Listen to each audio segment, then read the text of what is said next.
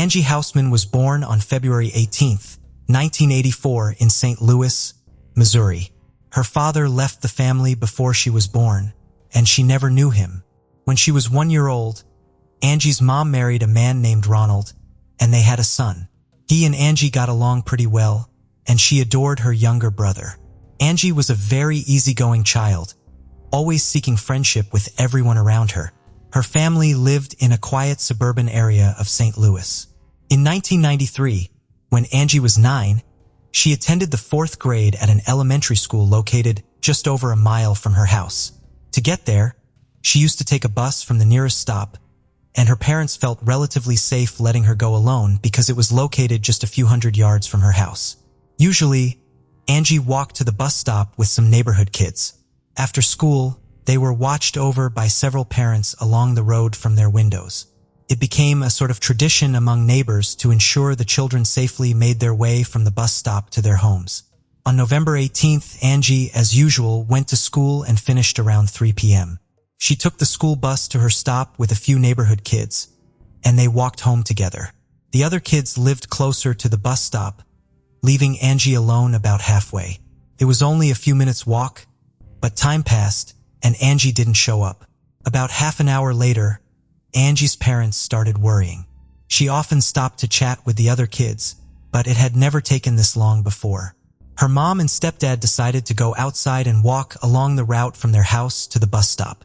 They spoke with other kids from the same school, who confirmed that Angie arrived with them and headed toward home.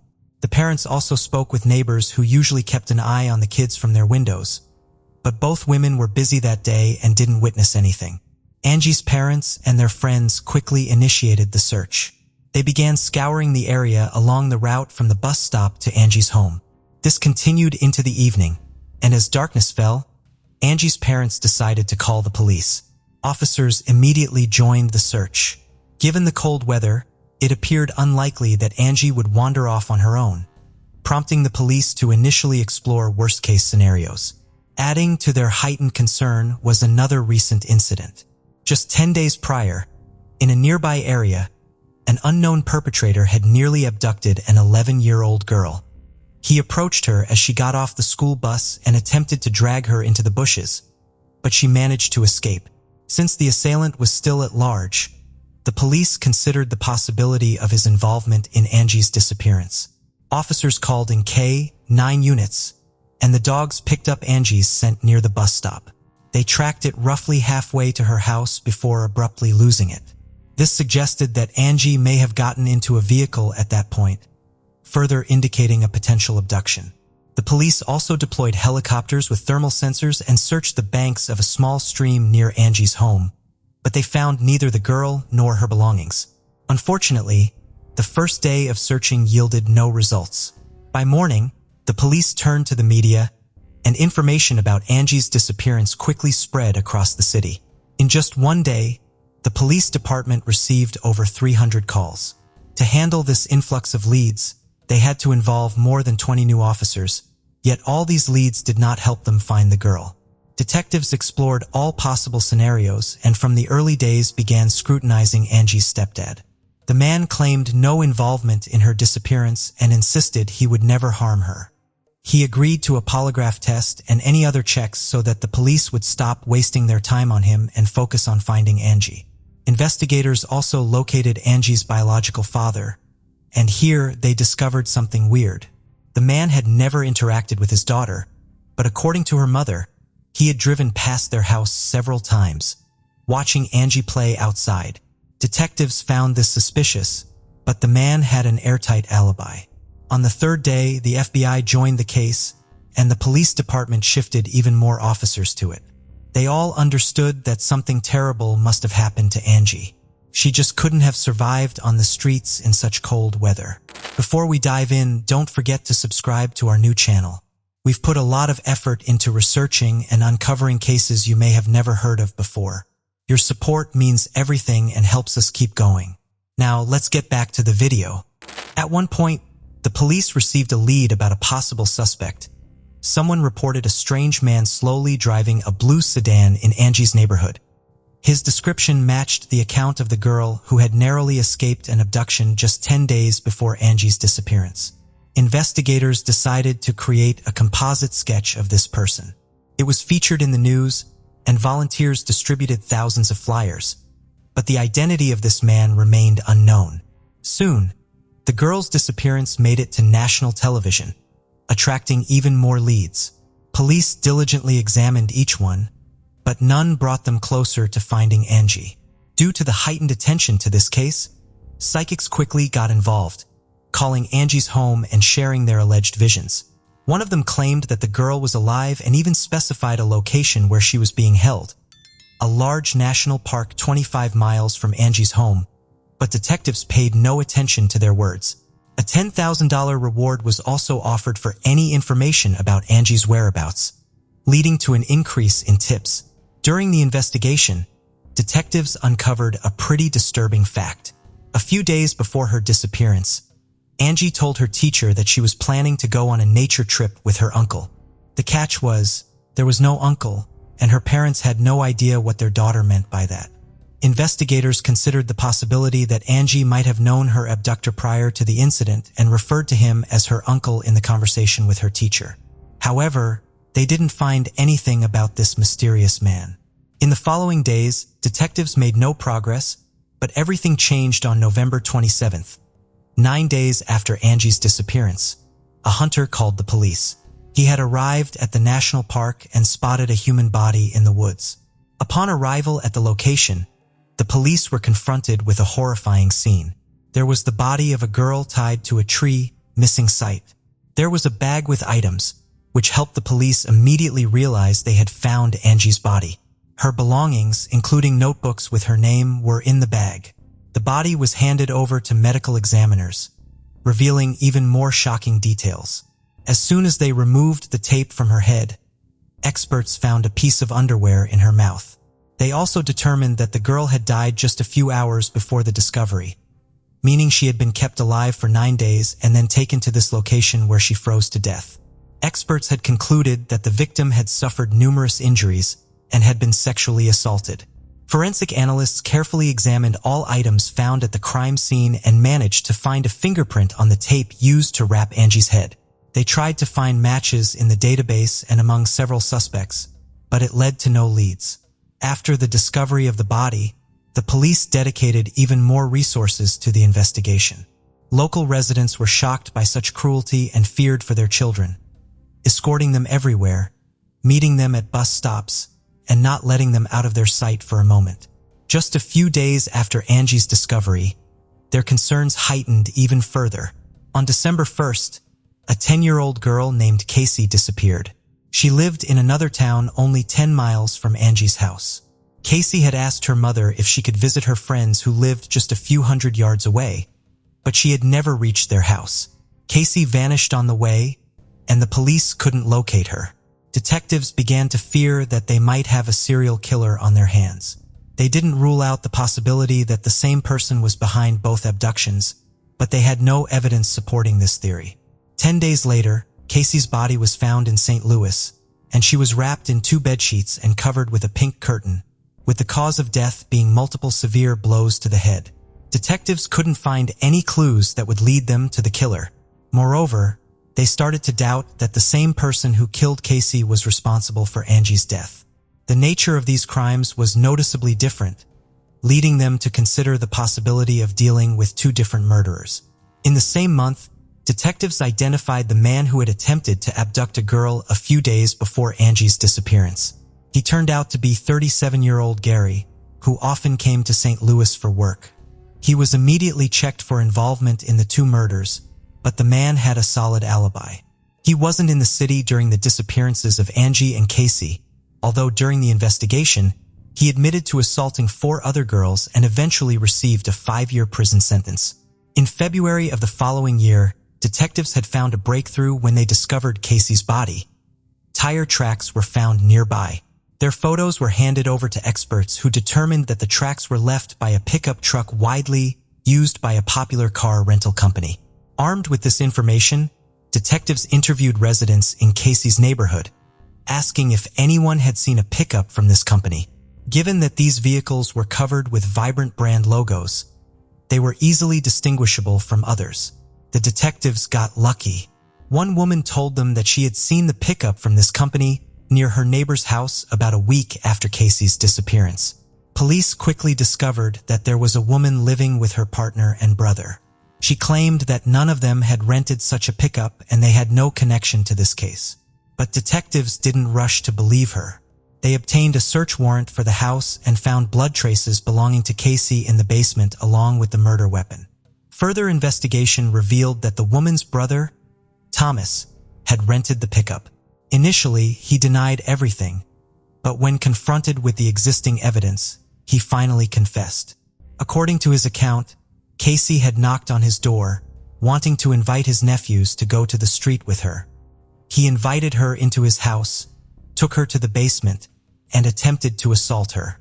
When she screamed, he struck her with a heavy object and covered the body with bedsheets. After the murder, Thomas went to work, and upon his return, his sister informed him that she had seen the body in the basement. However, she added that she didn't want to know what happened and demanded to get rid of it as quickly as possible. Casey remained in the basement for a whole week because active searches were underway, and Thomas was afraid to move her.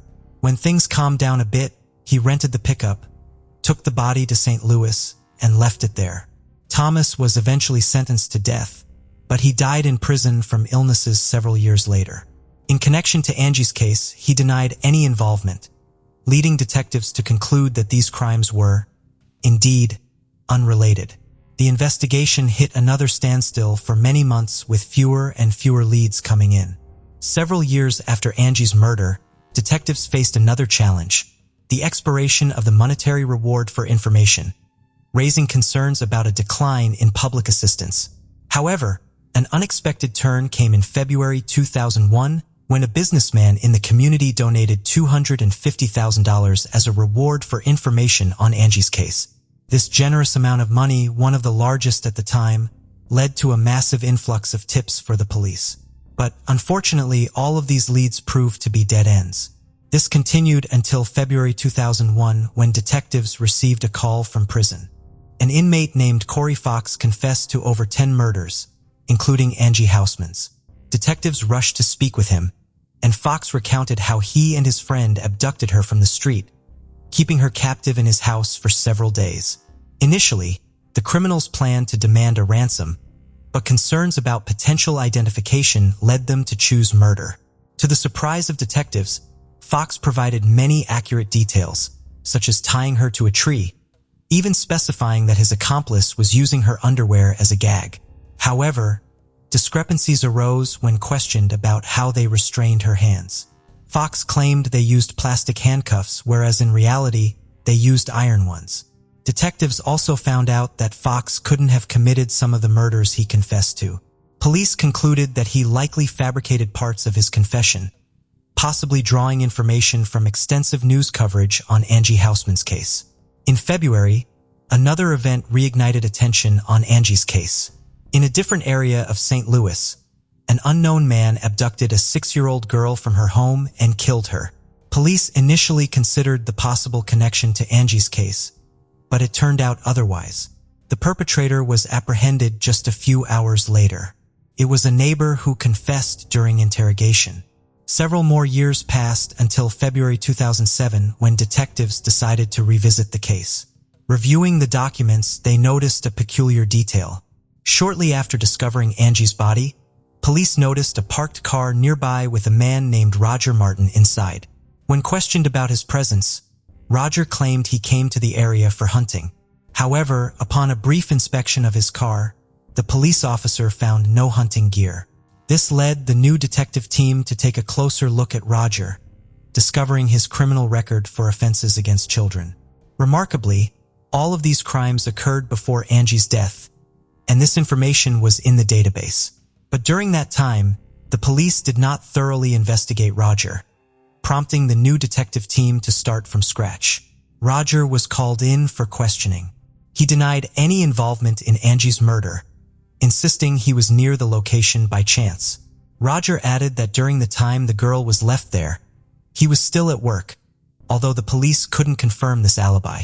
Despite a 9-hour interrogation, detectives couldn't reach any conclusive results. They took Rogers' fingerprints, comparing them with the one left on the tape from the victim's head. Experts determined they didn't match, leading to Rogers' release. While the police refrained from ruling him out as a suspect, they lacked substantial evidence to hold him. There was no progress in the case until 2018, when the St. Louis Police Department formed a dedicated task force. The new detectives aimed to re-examine all existing evidence. With significant advances in technology since '93, they hoped to uncover new leads. The detectives focused on 3 key pieces of evidence: the handcuffs, tape from Angie's head, and her underwear used to silence her. Despite repeated attempts since '93, experts struggled to find the perpetrator's DNA on them. Undeterred, they decided to re-examine these items with modern technology. Firstly, they attempted to find DNA on the handcuffs, but it was quite challenging as they were almost entirely covered in the victim's blood. They then turned to the tape from Angie's head, encountering another issue. When they opened the box containing this evidence, they found that the tape had literally disintegrated over the years. Finally, they examined the underwear. Despite having little hope for this particular evidence, as it had been in the victim's mouth for several hours, potentially erasing any foreign DNA, they pursued it as a last resort. Employing state-of-the-art technology, they meticulously inspected every inch of the underwear. And at last, there was a breakthrough. A tiny sample of unfamiliar DNA was discovered, sufficient for analysis. Experts confirmed the DNA belonged to a male, immediately uploading it to the FBI database. In such cases, it's pretty common not to find any matches, requiring additional efforts to identify the person. However, luck was on detectives' side this time. As soon as the DNA sample was uploaded, they received a full match. The DNA belonged to 58-year-old Earl Cox, who had been in prison since February 2003. Cox had never come to the police radar regarding Angie's case, but his criminal history was substantial. Earl first landed behind bars during his military service in 1982 in Germany. He had a part-time job as a babysitter until 4 girls reported that he had sexually assaulted them. Earl received an 8-year prison sentence in the USA and was discharged from the Army. After serving only 3 years, he was released early and relocated to St. Louis. For years later, Earl was arrested again when 2 7-year-old girls accused him of sexual assault. Despite the charges being dropped due to insufficient evidence, his arrest violated the terms of his parole, leading to an additional year in prison. Upon his release in '92, he resettled in St. Louis where his relatives lived. A year later, he seemingly abducted and killed Angie, but we'll delve into that shortly. In February 2002, Earl faced another arrest for running a major anonymous internet platform where predators shared materials depicting child abuse. The FBI had been investigating him for a while, and Earl took the bait when an undercover agent posing as a 14-year-old girl contacted him. Earl expressed intentions to make her his slave, sent money for a bus ticket, and showed up at the agreed meeting place. Instead of a girl, Earl encountered armed FBI agents, resulting in his arrest. On his computer, they discovered 45,000 photos of child abuse along with evidence that he was the mastermind behind the perverse platform. This information led to the arrest of 60 more individuals associated with the site, marking one of the country's largest operations against pedophiles. In 2003, Earl was sentenced to 10 years in prison. But when his term ended, a judge refused to release the offender, using a legal loophole allowing the detention of individuals deemed a serious threat to children. As a result, he remained behind bars, and in February 2019, his DNA matched the sample from Angie Hausman's case. Detectives went to prison to speak with him. However, Earl denied his involvement and promptly asked for a lawyer.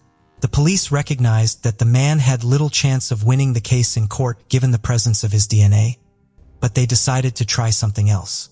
Investigators reached out to Earl's lawyer, stating they would seek the death penalty for Angie's murder. However, if the perpetrator confessed, the prosecution would abandon the death penalty in favor of a life sentence. Apparently aware that he would likely lose the case, Earl agreed to the deal. Detectives returned to the prison where he provided his version of events. It's worth noting that some parts of his story sounded outright implausible. But the crucial thing for investigators was the confession to the murder. Earl claimed that on November 18, 1993, he was driving through the area where his mother and sister lived. His car stalled in the middle of the road, and while he was trying to figure out what was wrong with it, a school bus pulled up and several kids got off. They all went into their houses except for one girl, Angie. According to Earl, when she approached him, they had a brief chat, and he noticed she looked freezing. He offered her a ride in his car, and as he claimed, she agreed. He then took Angie to Burger King, fed her, and brought her to his home, where he sexually assaulted her for several days. After some time, he decided to get rid of Angie, took her to the location where her body would later be found, and tied her to a tree. Allegedly, she was still alive at that moment. Detectives doubted the truthfulness of certain parts of this story. Angie clearly couldn't agree to go anywhere with a stranger, especially considering she only had a short distance to walk home. Investigators also questioned the car breakdown in Earl's story. He claimed the car stalled, but as soon as Angie approached, the car surprisingly started again. More likely, the perpetrator noticed Angie and immediately decided to abduct her. He could have lured her into the car with some lies or even threats. It appeared much more realistic than Earl's version. Nevertheless, detectives obtained what they needed: the confession to the murder. In August 2020, he appeared before a judge who sentenced him to life imprisonment without the possibility of parole.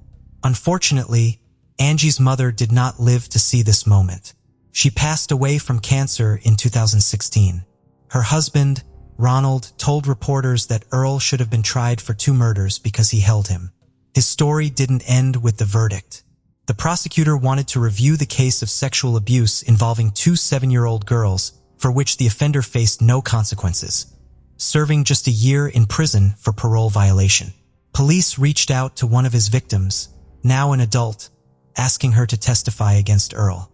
The man, already destined to spend the rest of his life behind bars, admitted his guilt, and he was sentenced to an additional 10 years in prison. After the sentence was announced, his victim spoke in court. She expressed that despite Earl's heinous crime, she would lead a happy and fulfilling life while he rightly fades away in prison. The case of Dalia Dippolito.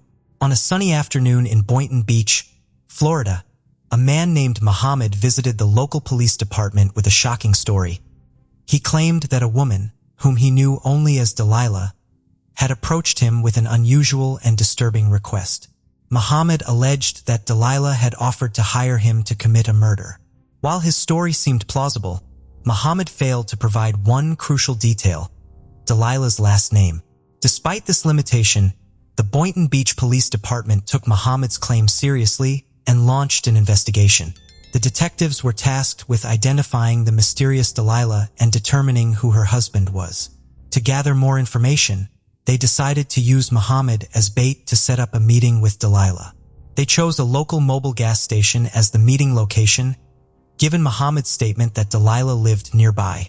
At the designated meeting spot, the police set up several surveillance vehicles to monitor the encounter, hoping to gather evidence and piece together the puzzle surrounding Delilah's identity and motives.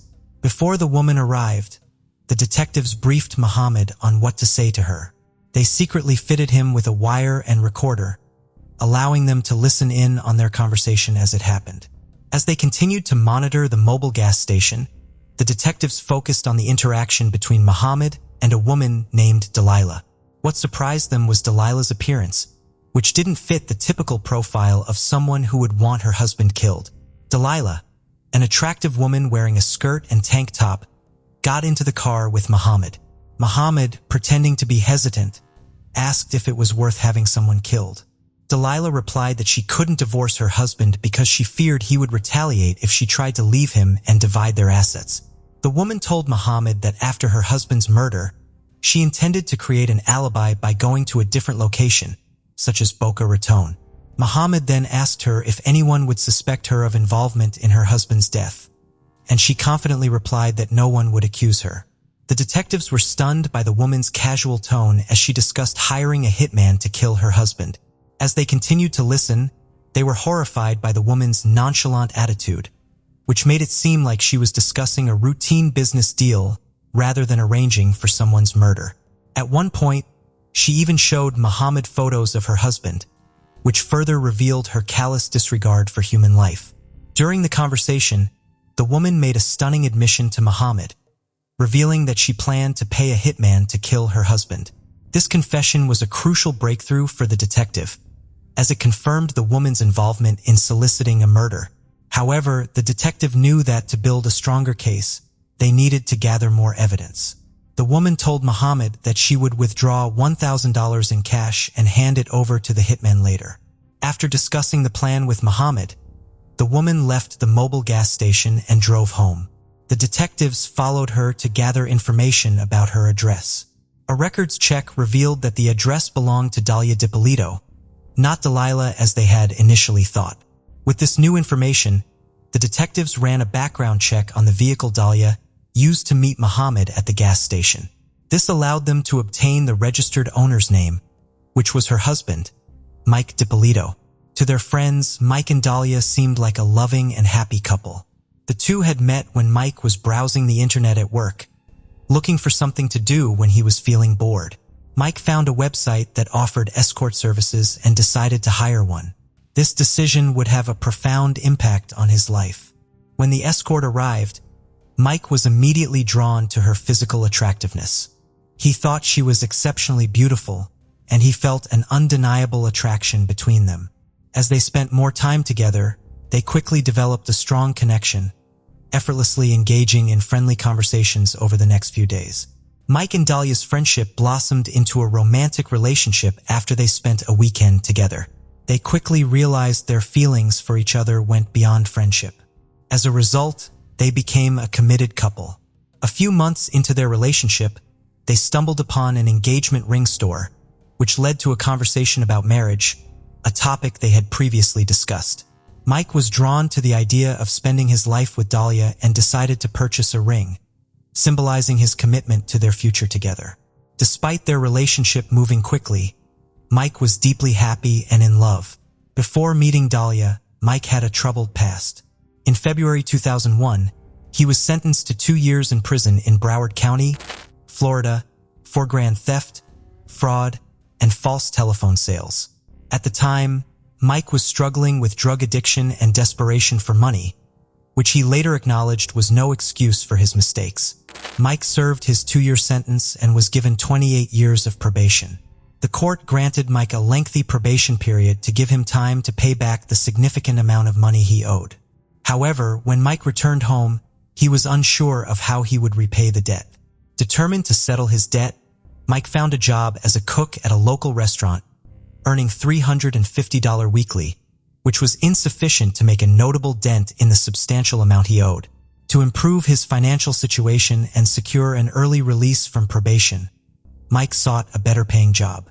A friend offered him an office job near his home, allowing him to transition from cooking to email marketing.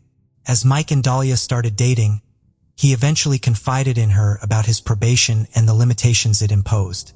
Mike explained that he required permission to leave the state while on probation. Dalia, who had a strong desire to travel, expressed her wish to explore the world with Mike. To help Mike become debt-free, Dalia offered to provide $91,000 if he paid the remaining balance, enabling them to clear the debt and start the life Dalia had envisioned. Dalia, a successful real estate agent, was financially stable and able to help her partner Mike pay off his debt and clear his name. Mike consulted his attorney to understand the process, and the attorney advised him to gather the necessary funds to be released from probation. To facilitate the payment, Dalia and Mike agreed that she would send the money from her Bank of America account to the attorney. Dalia informed Mike that she had transferred the funds. But when Mike followed up with the attorney, he was told that the payment had not been received. Mike waited a day and then asked Dalia about the status of the transfer. However, Dalia insisted that she had sent the money, leaving Mike frustrated and unsure about what was happening. Mike's concern grew, so he contacted his attorney again, only to be told that they still hadn't received anything. Dalia claimed to have sent the money to the attorney but couldn't explain the delay. 2 days had passed since the transaction, but the attorney remained without the funds. Mike asked Dalia for proof of the transaction, needing the receipt to verify the details. However, Dalia suspected foul play, suggesting the attorney might have stolen the money. She vowed to find the missing sum, while Mike sought to move past the misunderstanding. Meanwhile, a supervisor at the Boynton Beach Police Department reached out to Sergeant Whitey Jean for assistance. Sergeant Jean met with a detective working on Dalia Dippolito's case. The detective briefed Sergeant Whitey Jean on the case, revealing that Dalia wanted to hire someone to kill her husband. The detective explained that Dalia was waiting for a call from the would-be hitman and asked Sergeant Whitey Jean to pretend to be the hitman and arrange a meeting with her.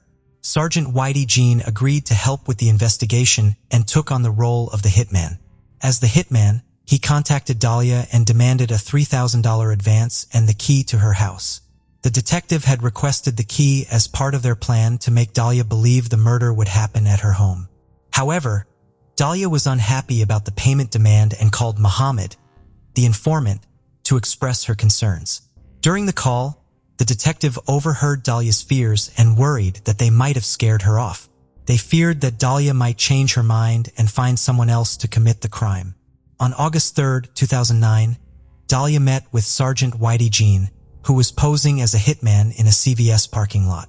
However, Dalia didn't bring the agreed-upon payment, which led Sergeant Whitey Jean to warn her that if he had to wait until after the murder to get paid, she would need to give him $7,000 in cash up front.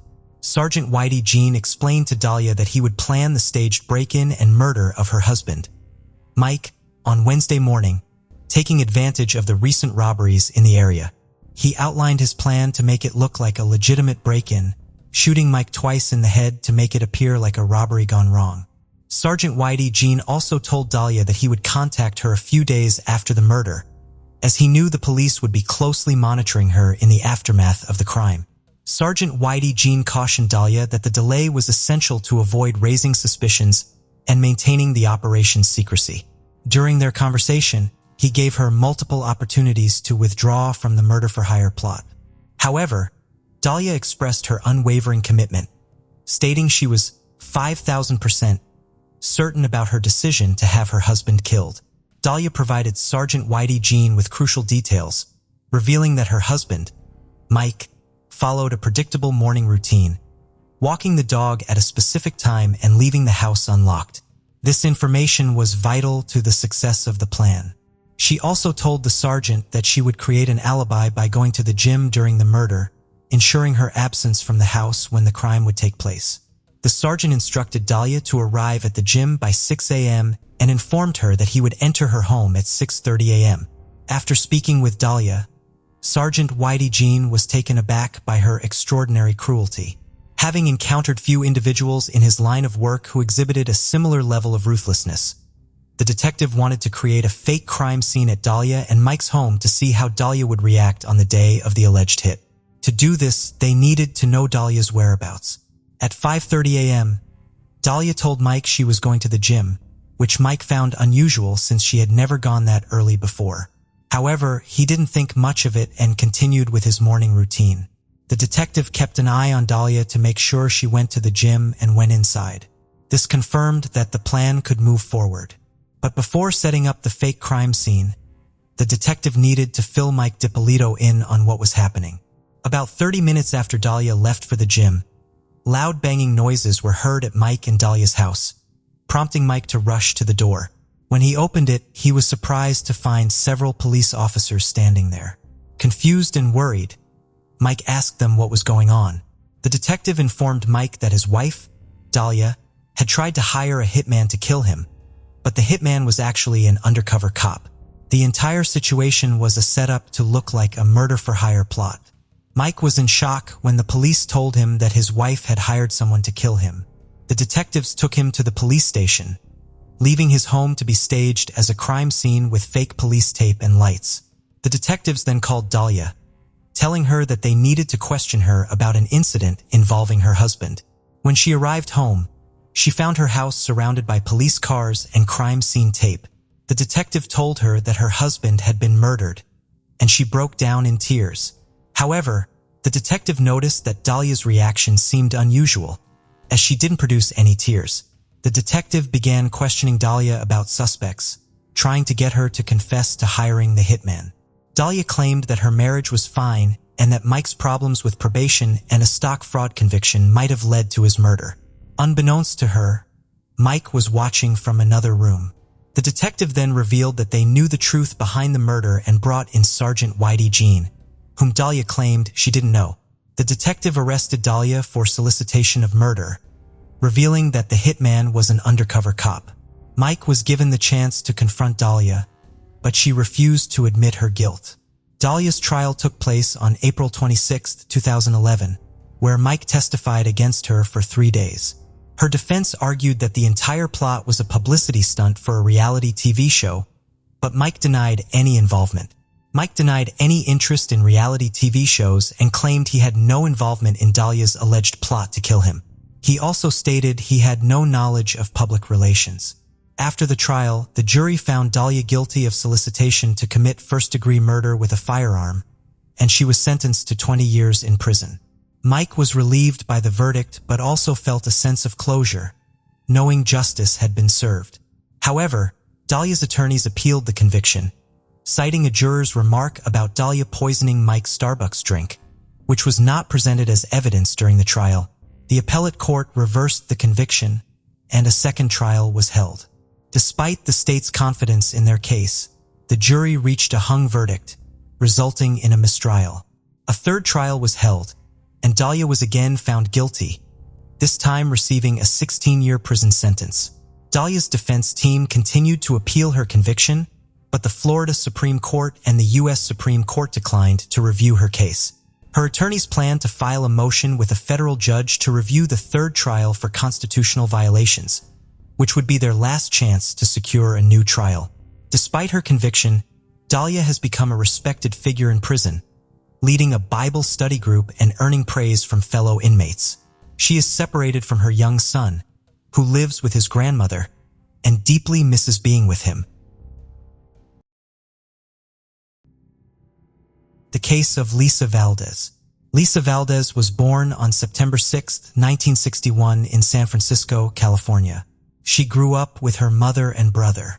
Lisa and her mother had an exceptionally close relationship, rarely arguing. As a teenager, Lisa developed a passion for dance and an interest in modern technology.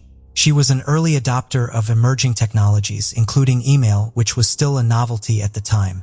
This interest in technology would later shape her career path. After graduating from college, Lisa found a job as a software analyst in San Francisco. Her mother then used her savings to buy Lisa an apartment in a desirable neighborhood. Lisa lived alone in the apartment, progressing in her career and spending time with her family whenever possible. She also continued to pursue her passion for dance.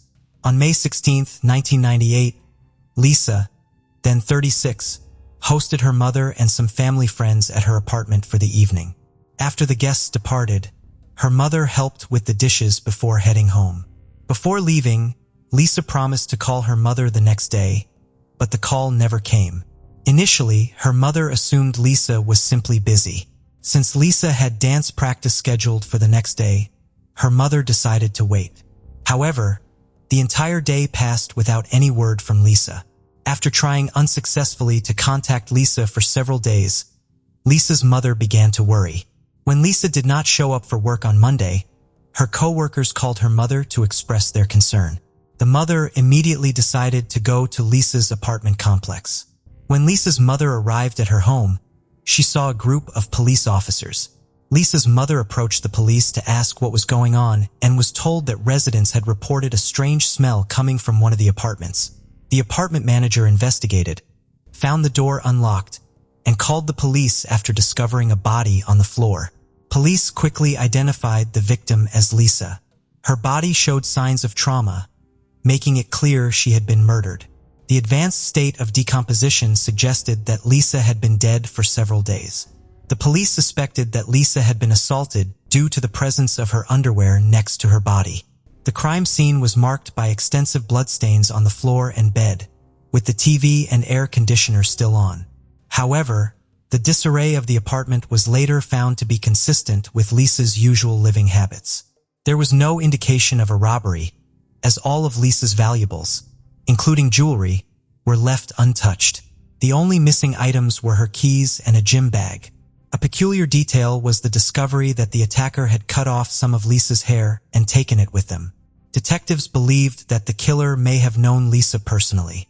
This theory was supported by the lack of forced entry into the apartment complex, which was secured by a fence and required a key or resident approval for access. Police investigating Lisa's murder began by interviewing her neighbors. Their first lead came when a neighbor mentioned discovering a bent metal door frame and faint bloodstains on her door 2 days before Lisa's body was discovered.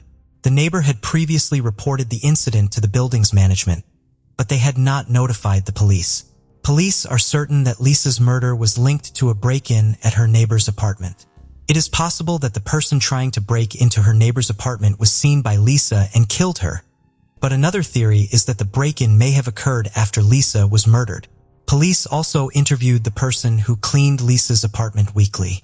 She said that 2 days before Lisa's body was found, she tried to open the apartment door with her key but found it locked from the inside. When she looked through the door, she saw a naked woman lying on the floor and heard a male voice talking. Assuming it was a private situation, the cleaner quickly left without doing anything.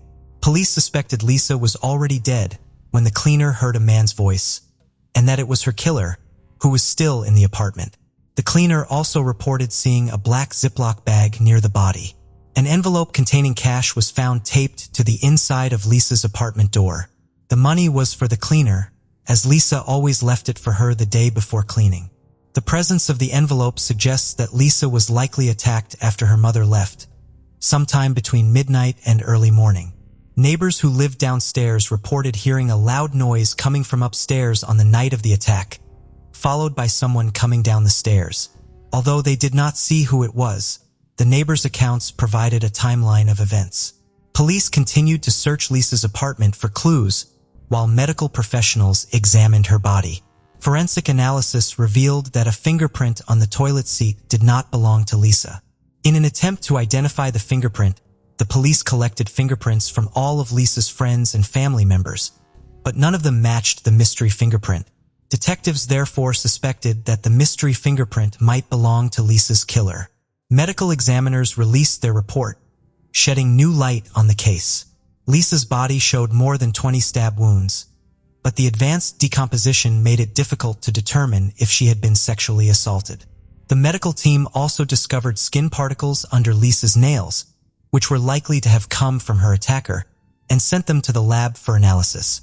One of the pillowcases showed multiple bloodstains, which upon analysis were found to be a mixture of Lisa's blood and another person's.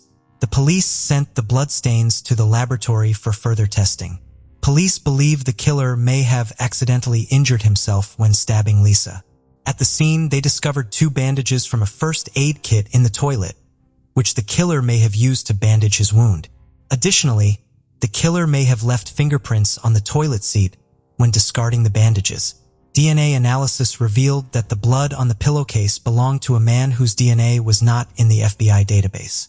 Furthermore, the skin particles found under Lisa's fingernails and the blood on her knee were from the same person. Although the DNA did not match anyone in the database, detectives now had a DNA profile of the killer. The police compared the DNA evidence with samples from criminals in the area. They also began to scrutinize Lisa's acquaintances. Lisa's mother mentioned that Lisa had met a man named Albert Quito and that they had planned to go on a date the day after the murder. However, Albert Quito had canceled their plans just days before. Police brought Albert Quito in for questioning and noticed a large cut on his hand. Police considered Albert Quito a potential suspect. However, Albert Quito denied any involvement in the crime. Police collected Albert Quito's fingerprints and DNA samples for further analysis. However, the test results showed that none of Albert Quito's samples matched the blood found on the pillowcase. Additionally, the skin particles under Lisa's fingernails belonged to someone else. This new information led investigators to expand their search for other suspects. Police decided to look at messages left on Lisa's answering machine in the days before she was killed. Police compiled a list of 40 callers but discovered one unusual message. It came from a man who had called Lisa just hours before the murder. He left a message saying, You know how it goes. Hey Lisa, are you home? When police played the message to Lisa's friend, the friend recognized the voice as Albert Robinson, a co-worker of Lisa's. Lisa and Albert Robinson worked together. However, Albert Robinson had expressed romantic feelings for Lisa, but she did not return his feelings. Albert Robinson appeared at Lisa's memorial service a few days after the murder. Albert Robinson claimed that he and Lisa were in love, saying that they planned to get married and start a family. However, Lisa's friends and mother objected to this. Lisa had told them that she had no feelings for Albert Robinson and that the relationship between the two was just friendship. During questioning, Albert Robinson denied any involvement in Lisa's murder, claiming that he loved Lisa and would never hurt her. However, he refused to provide DNA and fingerprint samples to the police, which aroused suspicion and made him the prime suspect. Police obtained a search warrant for Albert Robinson's home, where they discovered something unusual. Albert Robinson's home contained many photos of Lisa. However, despite the evidence, he continued to deny his involvement. He eventually cooperated by providing his fingerprints and DNA samples to the police. However, they were surprised when Albert Robinson's test results did not match the samples collected at Lisa's apartment. Police eliminated Albert Robinson as a suspect. Due to lack of evidence, the case remained unsolved for many years. The investigation continued, with police waiting for the suspect's DNA or fingerprints to be matched in a database. Over the years, Lisa's mother has used social media platforms to plead for information, but the police have yet to uncover any new clues, leaving the case even more unsolved. In February 2010, the FBI used new DNA technology to identify suspects by matching their DNA to relatives in a database. This method was limited to close relatives. On September 2nd, police received a call from the FBI with news. Although the FBI did not compare the DNA to possible relatives in the database, they did retest the original DNA sample as part of the process. Amazingly, 13 years after the murder, the retested DNA sample was a perfect match. DNA from blood and skin particles found under Lisa's fingernails matched a 52-year-old man named Anthony Hughes, whose DNA had recently been added to the FBI database. Although Anthony had a lengthy criminal record, his DNA was not in the database because he had committed only minor crimes. However, a change in California law required DNA samples from all convicted felons, regardless of the severity of their crimes. As a result, Anthony's DNA was collected after he was arrested for petty theft. The investigation revealed that Anthony's fingerprints were also on file and matched those found on the toilet seat in Lisa's apartment. Experts were able to identify the specific finger that left the fingerprint. Prior to the arrest, police searched for additional evidence that linked Anthony to the crime. 13 years ago, police reviewed calls to Lisa's phone before she was killed, but they ignored calls made after her death. Recently, police discovered a call made by Anthony to Lisa's phone just one day after her death. He left a message, the content of which seemed normal and did not arouse any suspicion at the time. If the police had investigated Anthony at that time, they would have found his extensive criminal record. When they went through Lisa's belongings, detectives found Anthony's phone number in her address book, indicating that she knew him. After talking to Lisa's friends, the police learned that Lisa had dated Anthony in high school. The police now had all the information they needed to question Anthony. Since Anthony was homeless at the time and had no fixed address, the police approached cautiously to avoid Anthony fleeing. They arrested him under the pretext of investigating a series of robberies in San Francisco, and he surrendered without resistance. Police began asking about a series of robberies, gradually bringing up Anthony's previous convictions. Eventually, police asked him if he knew a woman named Lisa Valdez. He initially denied knowing her, but when shown a photo, he admitted that they had been high school acquaintances. Anthony also claimed that he had not seen Lisa since the late 1980s. The police pressed Anthony for information about his relationship with Lisa. Eventually, the police produced evidence of his DNA found in Lisa's apartment in 1998. Upon hearing this, Anthony burst into tears. Anthony was restrained as he cried and screamed. He was eventually charged with murder, and detectives informed Lisa's family that her killer had been arrested. However, the trial did not begin until 4 years later. During the trial, Anthony initially appeared confident, but as the trial progressed, his demeanor changed. He began appearing in court with a Bible and wearing a cross. Anthony's lawyer argued that his client was incapable of committing the murder due to a medical condition that weakened his muscles, making movement extremely difficult. Despite the defense's argument, the prosecution presented strong evidence linking Anthony to the crime scene. This included his skin cells found under Lisa's fingernails, his blood on a pillowcase, and his fingerprint on the toilet seat. Anthony maintained his innocence, claiming he had not seen Lisa since the late 1980s. The prosecution, on the other hand, proposed a different scenario. They believed Anthony had contacted Lisa, visited her home, and attempted to engage in intimate relations with her. When she refused, he became enraged and killed her. As part of the crime, he cut off a portion of her hair and took it with him before fleeing the scene. Ultimately, the jury delivered a unanimous verdict, finding Anthony guilty of first-degree murder. However, the prosecution faced challenges in securing a conviction for sexual assault due to the advanced state of Lisa's decomposition, which made it difficult to gather sufficient evidence. The charges were reduced from first-degree murder to second-degree murder, which carries a lighter sentence. Anthony was sentenced to life in prison with the possibility of parole after 16 years. Anthony has been in prison since then and continues to maintain his innocence. Anthony will be eligible for parole in 2031 at age 72. However, Anthony's chances of being paroled are slim, as parole boards typically view refusal to plead guilty as a lack of remorse. Jessica Knott was born on June 22, 1986 in the city of Alamo Springs, Florida. She had an older brother, a younger sister, and loving parents. Her father worked as a construction worker, often traveling to other states for several days, leaving the kids alone with their mother. Jessica was a cheerful and lovely child. She liked to spend a lot of time outdoors with friends, play with her siblings, and she also had a deep love for animals. On April 5, 1996, when she was 9, Jessica's family decided to visit her grandparents for Easter.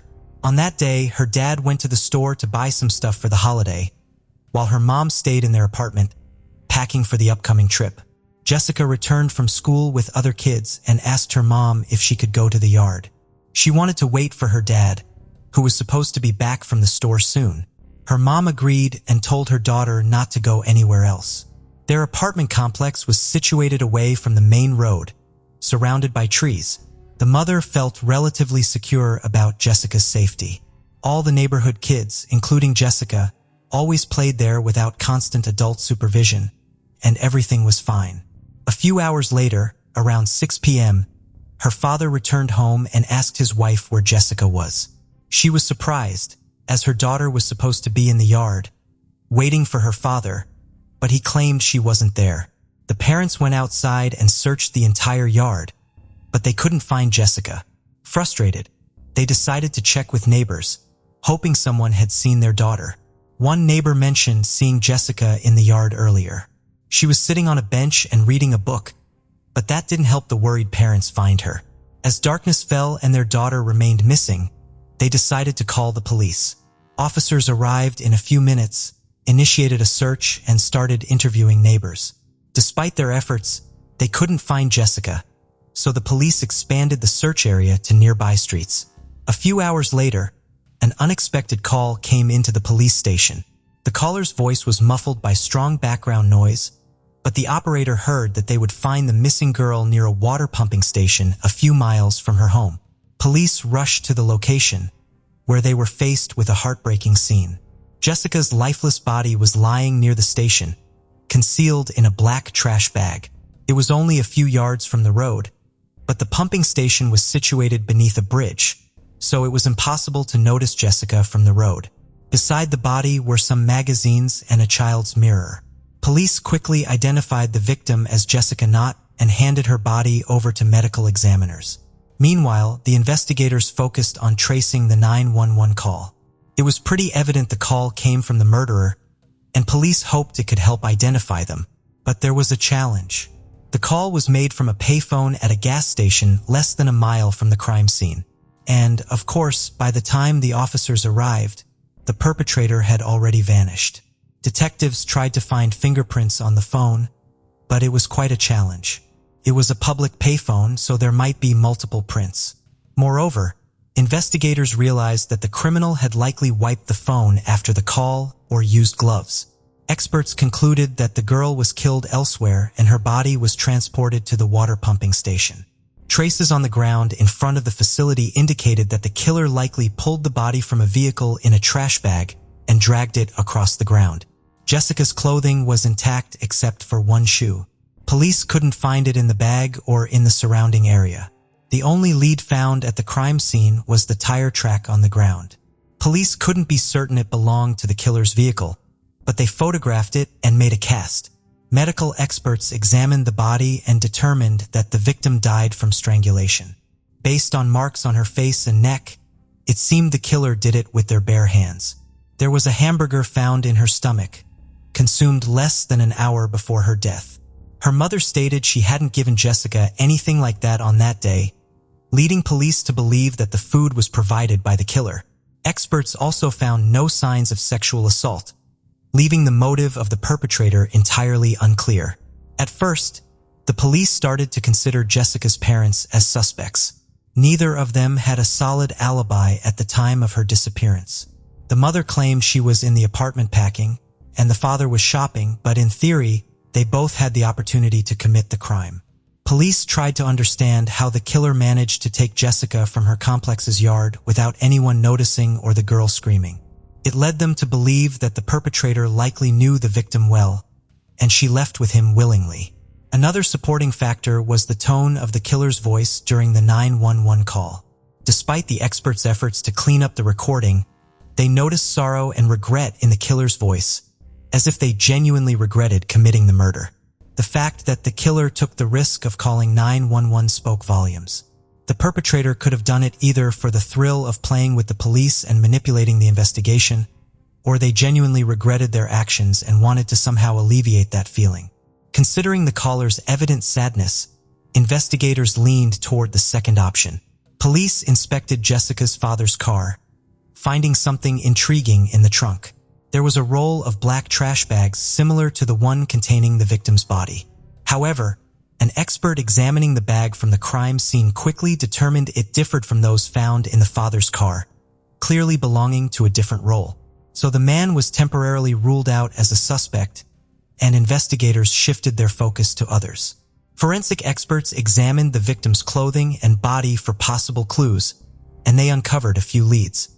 There was a substantial amount of dog hair.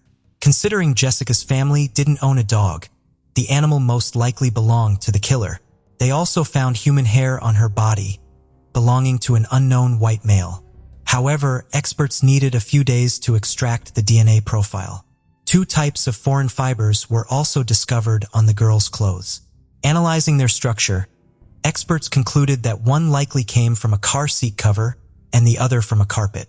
This further supported the theory that the victim was killed elsewhere and transported to the water pumping station by car. Regarding the dog hair from Jessica's clothing, experts attempted to determine the breed using the FBI's database, which contained microscopic photos of hair from various dog breeds. This database has proven helpful in criminal cases where dog hair could be a key piece of evidence. Experts compared the hair with samples from the database, eliminating one breed after another. In the end, they concluded that the hair on the victim's clothes belonged to a Shar-Pei. Apparently, the killer owned such a dog, and the hair ended up on Jessica's clothes, either in the perpetrator's car or at their house. According to the preliminary theory of investigators, the killer might have lured Jessica into his car, taken her to McDonald's for a hamburger, and then brought her to his home and murdered her. Meanwhile, the experts attempted to enhance the phone call recording, but it proved to be a challenging task. They decided to try a different approach. Detectives sought assistance from NASA and sent them the audio file. NASA had advanced tools for clearing audio recordings, originally designed to enhance recordings from space. They agreed to help and provided the police with a higher quality audio track. However, the experts still needed a voice sample from the suspect to compare it with the call recording and establish a match. Based on the detective's assumption that the killer might have known Jessica, they decided to play the call recording for her mother, hoping she could recognize it. She listened to it for the first time and said that the voice sounded familiar, but the mother couldn't remember whose voice it was. However, during a second attempt, it clicked. She recognized the voice as their neighbor who lived in the same complex. Although she couldn't remember his name, she told the detectives that the man often walked his Shar Pei in the yard. Police swiftly identified the man as 35-year-old James Crow. During the initial hours of Jessica's disappearance, investigators already questioned him along with other neighbors. He mentioned that he saw her in the yard while walking his dog. They spoke briefly and he left. Detectives dug into his background and found that Crow had no criminal history. He lived with his wife, who was a nurse. The man was a former truck driver, currently unemployed. He spent most of his time strolling the streets with his Shar Pei, named Pumpkin. The detectives realized that merely the similarity in voice and owning a dog of a specific breed wasn't enough for an arrest, so they obtained a search warrant for his car. There, they discovered two disturbing clues. Under the front passenger seat, there was an empty Happy Meal bag. Considering Jessica had a McDonald's hamburger in her stomach and James didn't have children, this seemed highly suspicious. Experts also noticed that the car had brand new tires, as if they had barely been used. Police found out that Crow replaced them on the day of Jessica's murder, even though his previous tires were not particularly old and could have lasted for several more years. Crow claimed to have left the old tires at a car service, which was quite unusual considering they were not old at all. So the police headed to this service building. By the time they arrived, there was only one tire from James' car left. They compared its tread pattern to what was found near the body, but detectives faced an unexpected twist. They didn't match. However, they initially weren't 100% sure that the tire mark on the ground was left by the killer's car and not some other vehicle. For example, maintenance staff regularly visited the building, and this tire mark could have belonged to their vehicle. The police also searched James' apartment, where they found a new lead. There was a box containing several rolls of trash bags matching the size and color of the one found on the victim's body. Obviously, this couldn't be considered strong evidence, so detectives had to figure out if there was a way to establish that the bags had come from the same roll. At first glance, this task seemed impossible. The bags themselves had no markings or distinctive features, and there were hundreds of manufacturers of such products. But even the detectives were soon surprised by the creativity they could display in such a complex challenge. They contacted Noel Roberts, the man responsible for quality control at the company that produced the bags found in the suspect's apartment. At first, he identified the specific factory where the bags were produced. There was a special code on the cardboard box containing the rolls, indicating that the product was made at a facility in Virginia. The expert then explained that a tiny amount of iron or titanium is included in the composition of the bags, depending on their color. Considering that the factory produces bags of various colors, the materials in the production are constantly changing. The ratio of plastic to iron or titanium literally changes daily since such tiny amounts cannot be measured with 100% accuracy, and there's no need to do that. In other words, experts could take bags from the suspect's apartment and the crime scene, measure the presence of the elements in the plastic using high-intensity X-rays, and get a very precise ratio. Through this analysis, they found that the ratio of iron and titanium to plastic in both bags was absolutely identical, indicating that they were manufactured on the same day and should belong to the same batch. But that's not all. During the production of trash bags, a small amount of microscopic debris ends up on the machines, which is acceptable within production standards. However, this results in small streaks visible to the naked eye when the plastic sheets, later cut into bags, are rolled out. These streaks are present on every bag in large amounts, forming a unique pattern for each roll of fabric. The debris particles on the conveyor belt are constantly moving, falling off, and being replaced by new ones, so the pattern of similar streaks is preserved for a maximum of a few hundred feet of fabric. This means that it can be understood from this pattern that two different bags were not just made within the same batch but within a few hours of each other. Experts compared the bags from the suspect's apartment and the crime scene, and the lines on them matched with astonishing precision. But that's not all. The experts also explained that after the bags are manufactured, they are rolled into a bundle using a machine, which often does this somewhat unevenly. But if you don't look closely, these deviations are almost imperceptible, and the rolls appear smooth. However, examining the edges of the bags reveals tiny folds and creases forming a similarly unique pattern, as with the streaks. In the end, the experts compared the bags again and found that the pattern on the bags from James' apartment matched the one from the crime scene.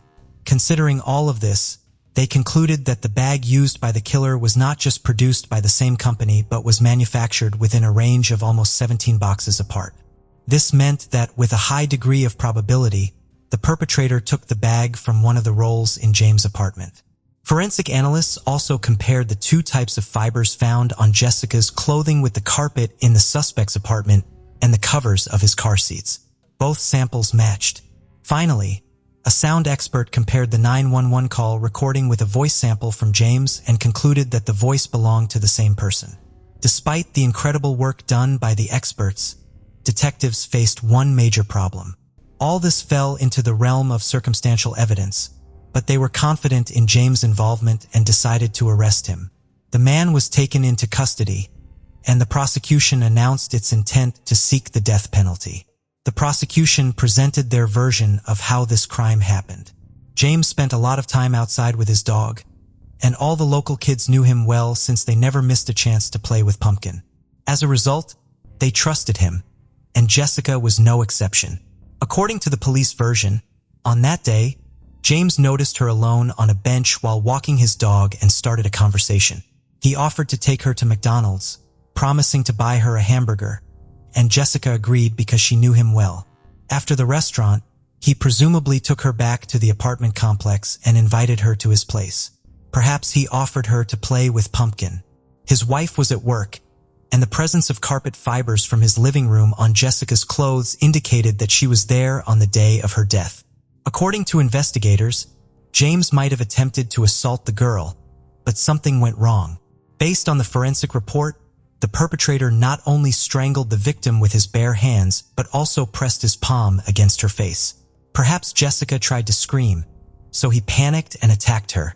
After the girl passed away, he placed her in a garbage bag to transport the body, avoiding suspicion from the neighbors. He drove a few miles and left the body near a water station, made the 911 call from a nearby gas station, and returned home. During preliminary hearings, James' lawyers attempted to challenge all available evidence, arguing that there was no solid proof of their client's guilt. Despite the fact that the judge accepted it, the defense was right. In cases involving the death penalty, the standards for evidence are much higher. And in James' case, there was a significant chance of avoiding this sentence. In light of these circumstances, a plea deal was proposed to the suspect. Under the terms of the deal, he would admit guilt to second-degree murder and receive a 40-year prison sentence without parole, thus avoiding the death penalty. In the summer of '98, 2 years after the murder, James agreed to the deal. He wasn't required to disclose any details of the crime by its terms. However, he mentioned that part of his decision was to spare Jessica's family and save them from going through the trial. The prosecution believed the perpetrator genuinely showed remorse, citing his 911 call, the purpose of which remained unclear. The only logical explanation in this context was that James sincerely wanted to alleviate his guilt for such a heinous crime. Jessica's parents were not pleased with the deal, as they had hoped for the death penalty. They also wanted the killer to confess, but James remained silent. Nevertheless, he didn't live to see the end of his term. James passed away in November 2011 at the age of 49 due to health problems, taking the details of his actions and motives with him to the grave. Jessica's case involved truly unique work by experts and detectives. The amount of information they gathered by examining ordinary garbage bags astonished even the judge, who had never encountered such evidence throughout his career.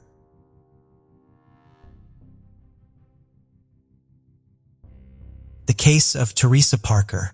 Teresa Parker was born on September 9, 1965, to Claire and William. The family initially lived in San Diego, California. They later moved to a home in Lafayette, Georgia, where they settled permanently. Teresa had 5 siblings, She was the middle child. Her friendly and kind nature made her popular with all her relatives. In 1984, Teresa graduated from high school. Soon after, she married her first love. After a while, the couple separated in the early 90s. Teresa completed her training and became a switchboard operator for the city police department, quickly becoming a favorite of the police officers. One of those who loved her was Sam Parker, born in 1956 in Lafayette. He had an older sister named Caroline and a younger brother named Kenneth. Sam had a close relationship with his father. Overall, he was a kind and intelligent person. In his spare time, he enjoyed exploring the outskirts of the city, hunting, and fishing in the many freshwater bodies nearby. When Sam turned 18, he joined the military and later became a police officer. In the early 1980s, his younger brother Kenneth admired him and chose a similar career, serving in the Marine Corps before joining the police department. Inspired by Sam, Kenneth decided to go to law school. For Sam, becoming a police officer was a lifelong dream. During his career, he once saved a child from a burning building.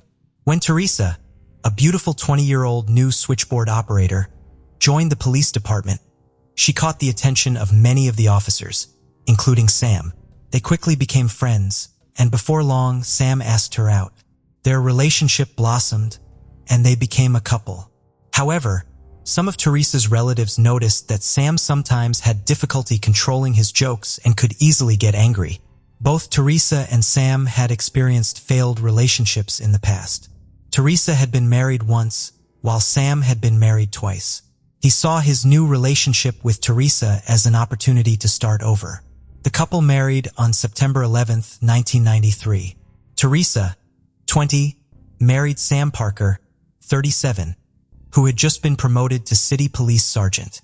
Although the early years of their marriage were happy, their relationship began to deteriorate over time.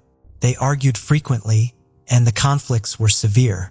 There were concerns that Sam might have violent tendencies. They later filed for divorce in August 2006, after nearly 13 years together. However, by February, they had reconciled and decided to continue their relationship. In March 2007, Teresa decided to end their relationship and went on vacation to Mexico without her husband. After returning from vacation, Teresa started looking for a new place to live in another city, while Sam would stay in their old house. She took a few days off to move and settle into her new home.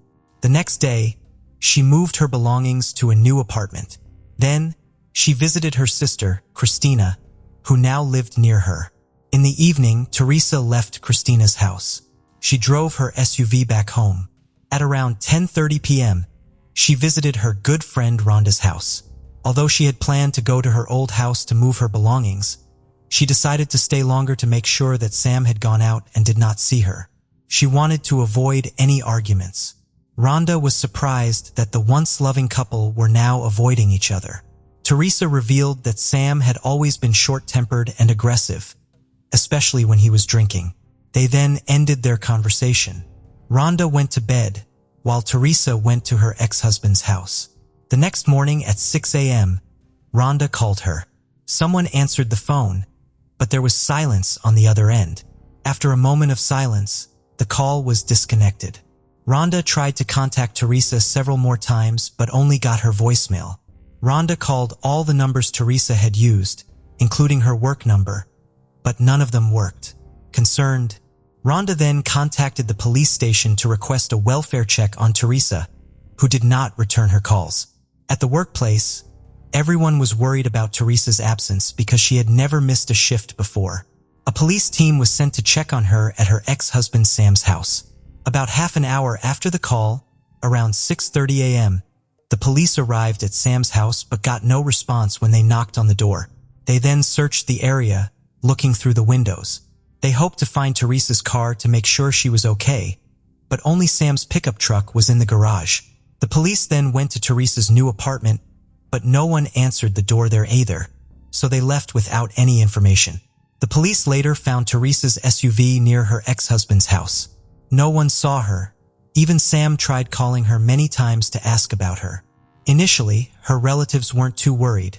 thinking that Teresa was busy arranging her new apartment and might not have heard her phone while cleaning. However, it was unusual for her not to answer any calls, as that was not her typical behavior. The day passed without any updates on Teresa. Christina had a hunch that Teresa was in danger. Teresa's family then officially reported her missing to the sheriff. From the beginning, the police treated the case as a top priority. They sent several officers to talk to Teresa's ex-husband, Sam, to gather information about the events leading up to her disappearance. The Georgia Federal Bureau of Investigation became involved in the case. They had known about Teresa's family's domestic violence for years. On May 4, 2002, police were called by Teresa's neighbors to report that Sam was drunk and extremely aggressive. He had been drinking all day and was violent toward Teresa. The patrol officer observed a bruise on Teresa's face, indicating that she had recently been beaten. Despite this, she chose not to file charges against her husband. The next incident occurred on April 27, 2003, while they were on vacation in Florida. They were dining at a restaurant when her husband became intoxicated and began threatening to kill Teresa in front of others. She then attempted to leave the parking lot in her car. At that point, Sam pulled out his service weapon and fired several shots into the car. Even after the police arrived, he continued to verbally abuse her and denied firing his weapon. When Teresa accused him of something, Sam threatened to end his own life. As a result, Sam was taken to a mental health facility in Florida, where he was held for 72 hours for evaluation. Doctors were particularly concerned about his disturbing statements, such as his claim that he knew how to dispose of a body without leaving a trace. Additionally, Sam had extensive experience concealing evidence. He was very familiar with the local area, including the least frequented locations. Kayla, Sam's ex-wife, described him as an alcoholic. When he drank, he became aggressive and violent. She recounted an incident where he smashed a glass on the floor in a fit of rage, then grabbed her by the hair and dragged her through the broken pieces. He then chained her to the bed and only released her in the morning when he left for work. He also strangled Kayla and threatened her with a gun. She eventually escaped the abusive relationship by moving to another city to get away from him. The police were eager to solve Teresa's case quickly, especially since it involved 2 police officers, which would affect the reputation of the police department. They began by investigating Teresa's new apartment and Sam's house. When police arrived at Teresa's apartment, they found a note on the door from the courier saying that Teresa's order could not be delivered. Inside the house, everything appeared normal, with several cardboard boxes filled with Teresa's belongings. The police then searched Sam's home 5 times, which frustrated him, especially when they confiscated his hunting weapons for examination. Ultimately, the searches yielded no clues to Teresa's disappearance. All of her belongings, including her money and phone, were left behind. There was no activity on her bank accounts, so the possibility of her running away was rejected. By March 2007, the entire Lafayette community was in confusion. Teresa had disappeared, and no one knew where she was. This left everyone worried, and many avoided going out after dark. Those close to her suspected that Sam had something to do with it. However, Sam also expressed concern about Teresa's disappearance. He explained that she wanted to avoid divorce proceedings, so she ran away. However, this explanation did not seem reasonable. Hundreds of residents volunteered to assist police in searching for Teresa. Police made numerous attempts to locate her. Divers searched all local waters, and areas such as underwater caves were explored with robotic cameras. Posters with Teresa's image were placed on billboards, and flyers were distributed throughout the community. During the search, police found no sign of her. The situation was further complicated by the rugged terrain, which included dense forests, numerous small lakes, and mountains. The police questioned everyone who knew Teresa. Within a week, the police had interviewed over 100 people. During these interviews, it became clear that Sam had a volatile personality, was extremely jealous, and lost control when he drank. Meanwhile, Teresa was determined to save their marriage. She kept her husband's abuse a secret and did not share it with anyone, although her relatives suspected that there were serious problems in their marriage. In March 2007, Everyone was relieved when Teresa decided to divorce her husband, and they supported her decision. However, Sam's family had a different view of him. They described him as cheerful and kind, although he struggled with alcoholism. Sam's brother claimed that most of their conflicts were actually caused by Teresa's actions, rather than by Sam. Only Sam's younger sister spoke up, saying that he did have a quick temper and, unlike Teresa, he often escalated conflicts instead of stopping them. On March 25th, police interviewed Sam. At the time, he was not considered a suspect. However, during the interview, he provided information that contradicted what police knew. Sam claimed that he saw Teresa's car in the parking lot when he went fishing that morning. This claim was dismissed by police, as they did not find her car at the house at the time. The car later appeared near the house, but no one witnessed how it got there. He also falsely claimed that he had not contacted Teresa, but police discovered several calls he had made to her that morning. While this may seem like a small lie, it aroused suspicion, leading the investigation to take a closer look at Sam. Sam presented a different version of events. He suggested that Teresa may have run off with her boyfriend, Elvis, whom she had allegedly met on a recent trip to Cancun, Mexico. To investigate this claim, police traveled to Mexico. They interviewed hundreds of people, including tour guides, hotel staff, and local residents. However, they found no clues or evidence to support the story, nor could they identify her boyfriend, Elvis, which led them to doubt his story. Despite growing concerns about the case, Sam continued to deny any involvement in the crime. On April 3rd, police arrested a man in connection with Teresa's disappearance. To the shock of many, it was not Sam who was arrested, but his colleague, Ben Chapin. Police kept the details of the arrest secret. Ben was eventually released and cleared of any wrongdoing. Meanwhile, Sam was fired from the police department after 25 years of service due to his abusive behavior toward his ex-wives. He was permanently banned from returning to the force after his suspension. An internal investigation into Sam discovered explosives in his personal locker. The investigation into Teresa's case took months. Police were initially puzzled when Teresa's car returned to a parking lot near Sam's home. They discovered bloodstains and signs of thorough cleaning in the car. Additionally, the trunk mat was missing. DNA analysis showed a sample belonged to Teresa, while they also found Sam's DNA in the same location. The police decided to arrest Sam. On February 4, 2008, nearly a year after Teresa's disappearance, police arrived at Sam's home, opened the door, and arrested him without resistance. The next day, he faced multiple charges, including murdering Teresa, invasion of privacy via computer, violation of public servant's oath, and invasion of citizen privacy. He was held without bail. Despite these charges, Sam maintained his innocence. Teresa's family, meanwhile, continued to insist that Sam was responsible for her disappearance, insisting that she feared him and did not want to return home. Despite the murder charges against Sam, police had yet to find her body. Under state judicial practice, the chances of the prosecution winning the case are slim. Traditionally, few murderers have been convicted in cases where the victim's body is missing. As a result, the prosecution relied heavily on witness testimony, including Sam's ex-wives and Teresa's relatives. On August 17, 2009, in Walker County Superior Court, the prosecution alleged that Sam Parker had a history of violence against all of his ex-wives and was involved in an attempted murder. Sam had once confessed to his doctor that, as a police officer, he knew how to effectively hide a body. The prosecution detailed an incident that occurred when Teresa came to Sam's house to collect some of her belongings.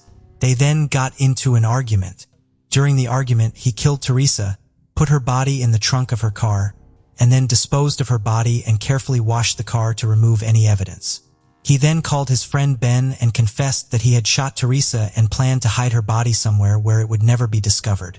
He asked Ben to keep this conversation a secret.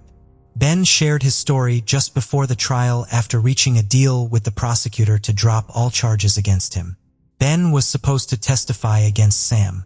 The prosecution said that during the time Teresa was missing, Sam suffered scratches on his hands and face.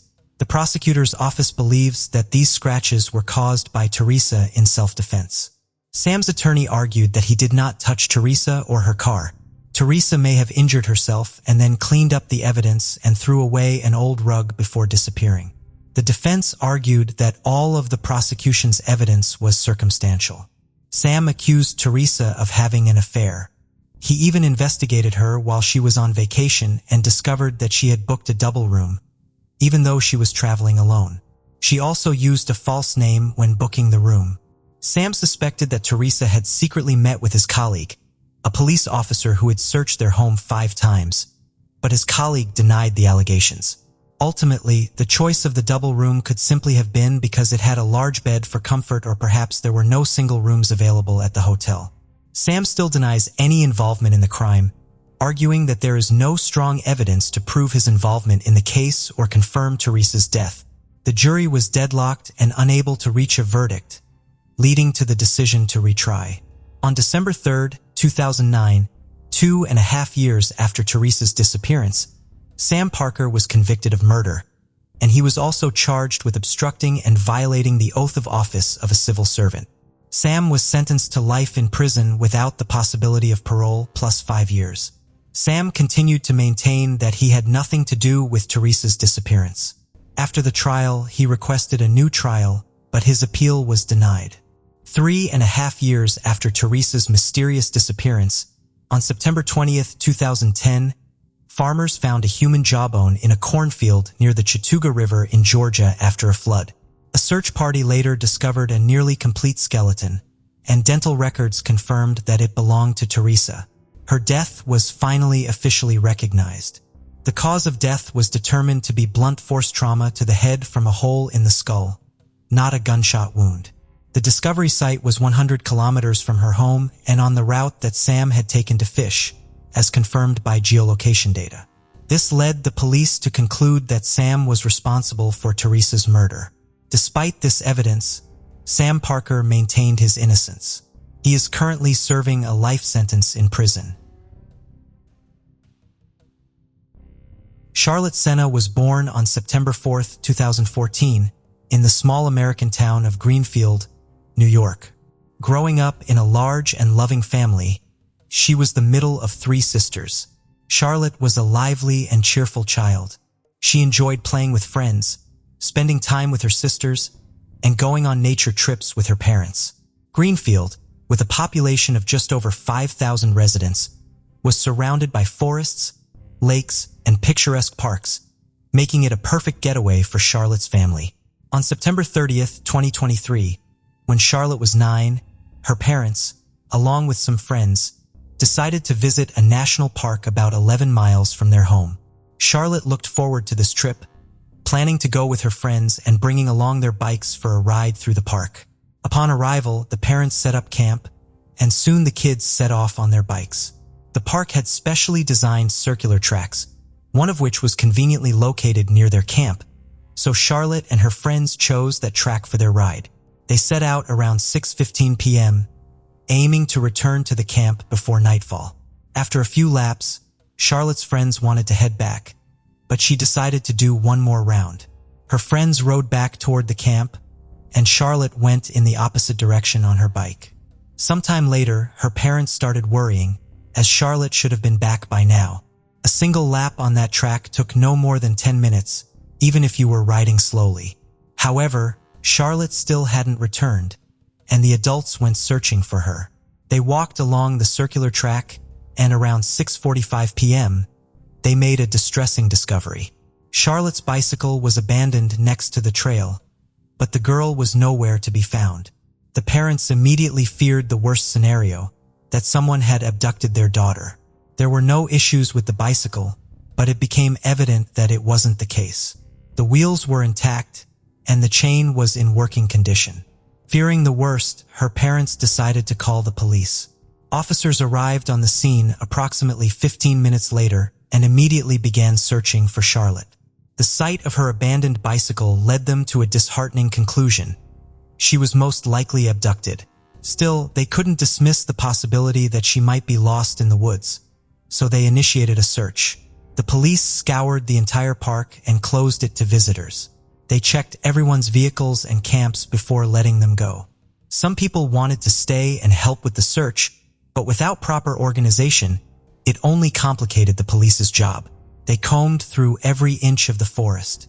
Initially, officers focused on the area along the circular trail Charlotte had been riding but found no leads. They then expanded the search to cover the entire park. However, it proved to be quite challenging. The park spanned about 15 square kilometers.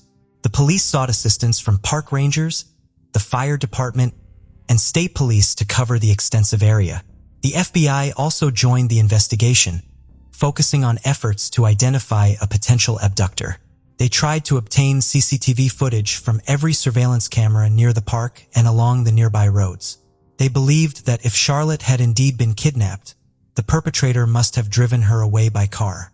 FBI agents also requested information from the Park Service about all visitors. Since everyone had to register and pay to enter the park, their personal information was stored in the database. However, examining it took time due to the considerable foot traffic in the park that day. They also obtained data from cellular providers regarding the location of all phones present in the park when Charlotte went missing. Considering the possibility that the abductor might have entered the park without registering, the FBI agents aimed to match visitors' data from the Park Service with the cell phone locations, potentially identifying a suspect. Yet, gathering all this data was a time-consuming task. It also involved approximate phone location tracking via cell towers, not precise GPS tracking. The search continued until late night without yielding any results. Early the next morning, officers returned to the park, and the search team grew larger. In total, over 400 people participated in the search for the missing girl. Police also reached out to the public through the media, urging people to share any information related to Charlotte's disappearance. The case quickly gained widespread attention, with the state governor addressing the issue at a dedicated press conference and showing support for the family. That same morning, the police activated the Amber Alert system, allowing them to quickly notify residents about the child's disappearance. They hadn't used it on the first day to ensure Charlotte wasn't simply lost in the park. Now, it was almost certain she had fallen victim to abduction, as she should have been found by now if that wasn't the case. Unfortunately, the searches once again yielded no results, and the FBI's attempts to identify the abductor were unsuccessful. By the evening, the police began to realize that finding Charlotte alive was becoming more and more unlikely. The crucial first few hours after a child's abduction are vital, and within that time frame, there's a high chance of locating them alive. However, as the search for Charlotte surpassed this critical window, the statistical likelihood of a positive outcome significantly diminished. Yet, both the police and Charlotte's parents weren't ready to give up. Early on the third day, they returned to the park to continue their efforts. Meanwhile, around 4:20 a.m., a man approached the Charlotte family's house in a car. He walked up to the mailbox, dropped in a letter, and quickly drove off. A police officer was observing the house from a distance but didn't approach the man, thinking he might be a family acquaintance expressing support for Charlotte's parents. Throughout those days, various people had visited the house, leaving letters and food. But despite the officer's initial hesitation, he found the man suspicious and decided to check the mailbox. Inside was a note that instantly changed the course of the investigation. There was a letter written by the kidnapper stating that he had been holding Charlotte and was willing to let her go in exchange for $50,000. The note was immediately sent to the lab, where experts urgently began their analysis. Soon, they uncovered several fingerprints and ran them through the databases, but there were no matches. Around 2:30 p.m., they made the second attempt, and there was a breakthrough. The fingerprint matched a 47-year-old man named Craig Nelson Ross Jr. He had been in the New York State database since 1999 following his arrest for DUI. Ross lived just a few miles from the Charlotte family's house, and the police quickly headed there. However, they encountered a problem. The police quickly learned that he had been residing in a trailer on his mother's property. The woman's house was located 14 miles away from Greenfield. The police swiftly obtained a warrant and sent over 30 officers to the scene, with a helicopter covering them from the air. They found no signs of Charlotte inside the trailer, leading officers to believe she might not have been there. They thoroughly searched the entire trailer and looked into a locked closet. Under a pile of rags, they found Charlotte. She was alive and immediately rushed toward her rescuers. She was promptly taken to the hospital for examination, where doctors confirmed there was no threat to her life. Family members were immediately brought to the hospital, where they reunited with Charlotte, and soon she was taken home. Her parents, along with hundreds of people participating in the search, were overjoyed. It is worth mentioning that just 10 minutes before her release, Charlotte's mom shared a strange premonition. At that moment, she was in the park where active searches were ongoing. She expressed a strong feeling that hinted her daughter would come home that day. And 10 minutes later, the police informed her of Charlotte's rescue. Meanwhile, detectives arrested Ross without bail and took him in for questioning. Given the fact that this case is still ongoing, the police haven't disclosed any details of the interrogation. However, it appears he did not admit guilt, so the case will be forwarded to court. But some information about the suspect and his motives is already known. Ross's ex-girlfriend told journalists that in 2017, she obtained a restraining order against him. At that time, she lived with him, his 12-year-old son, and 4-year-old daughter in his mother's house. During an argument, he attacked her and attempted to strangle her, leading her to report the incident to the police.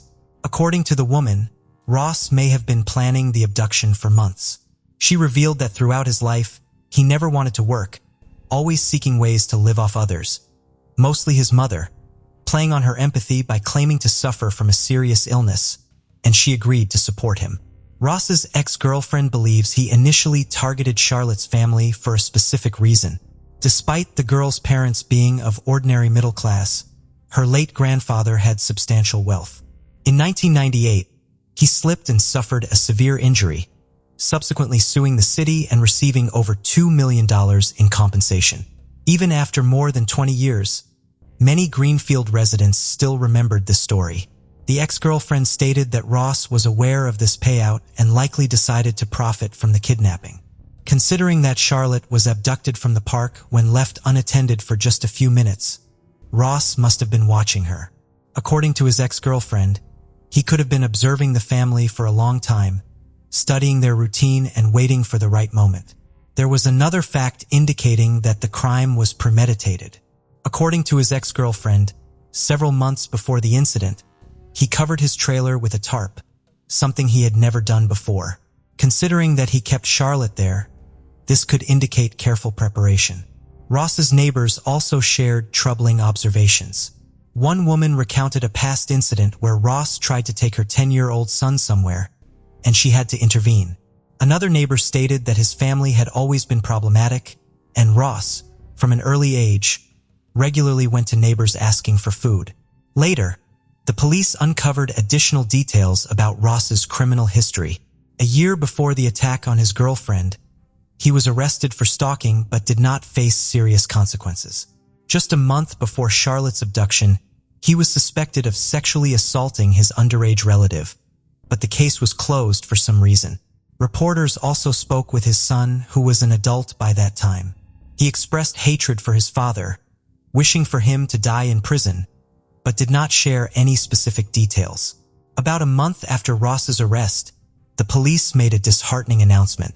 In addition to kidnapping, he faced charges of sexually assaulting Charlotte.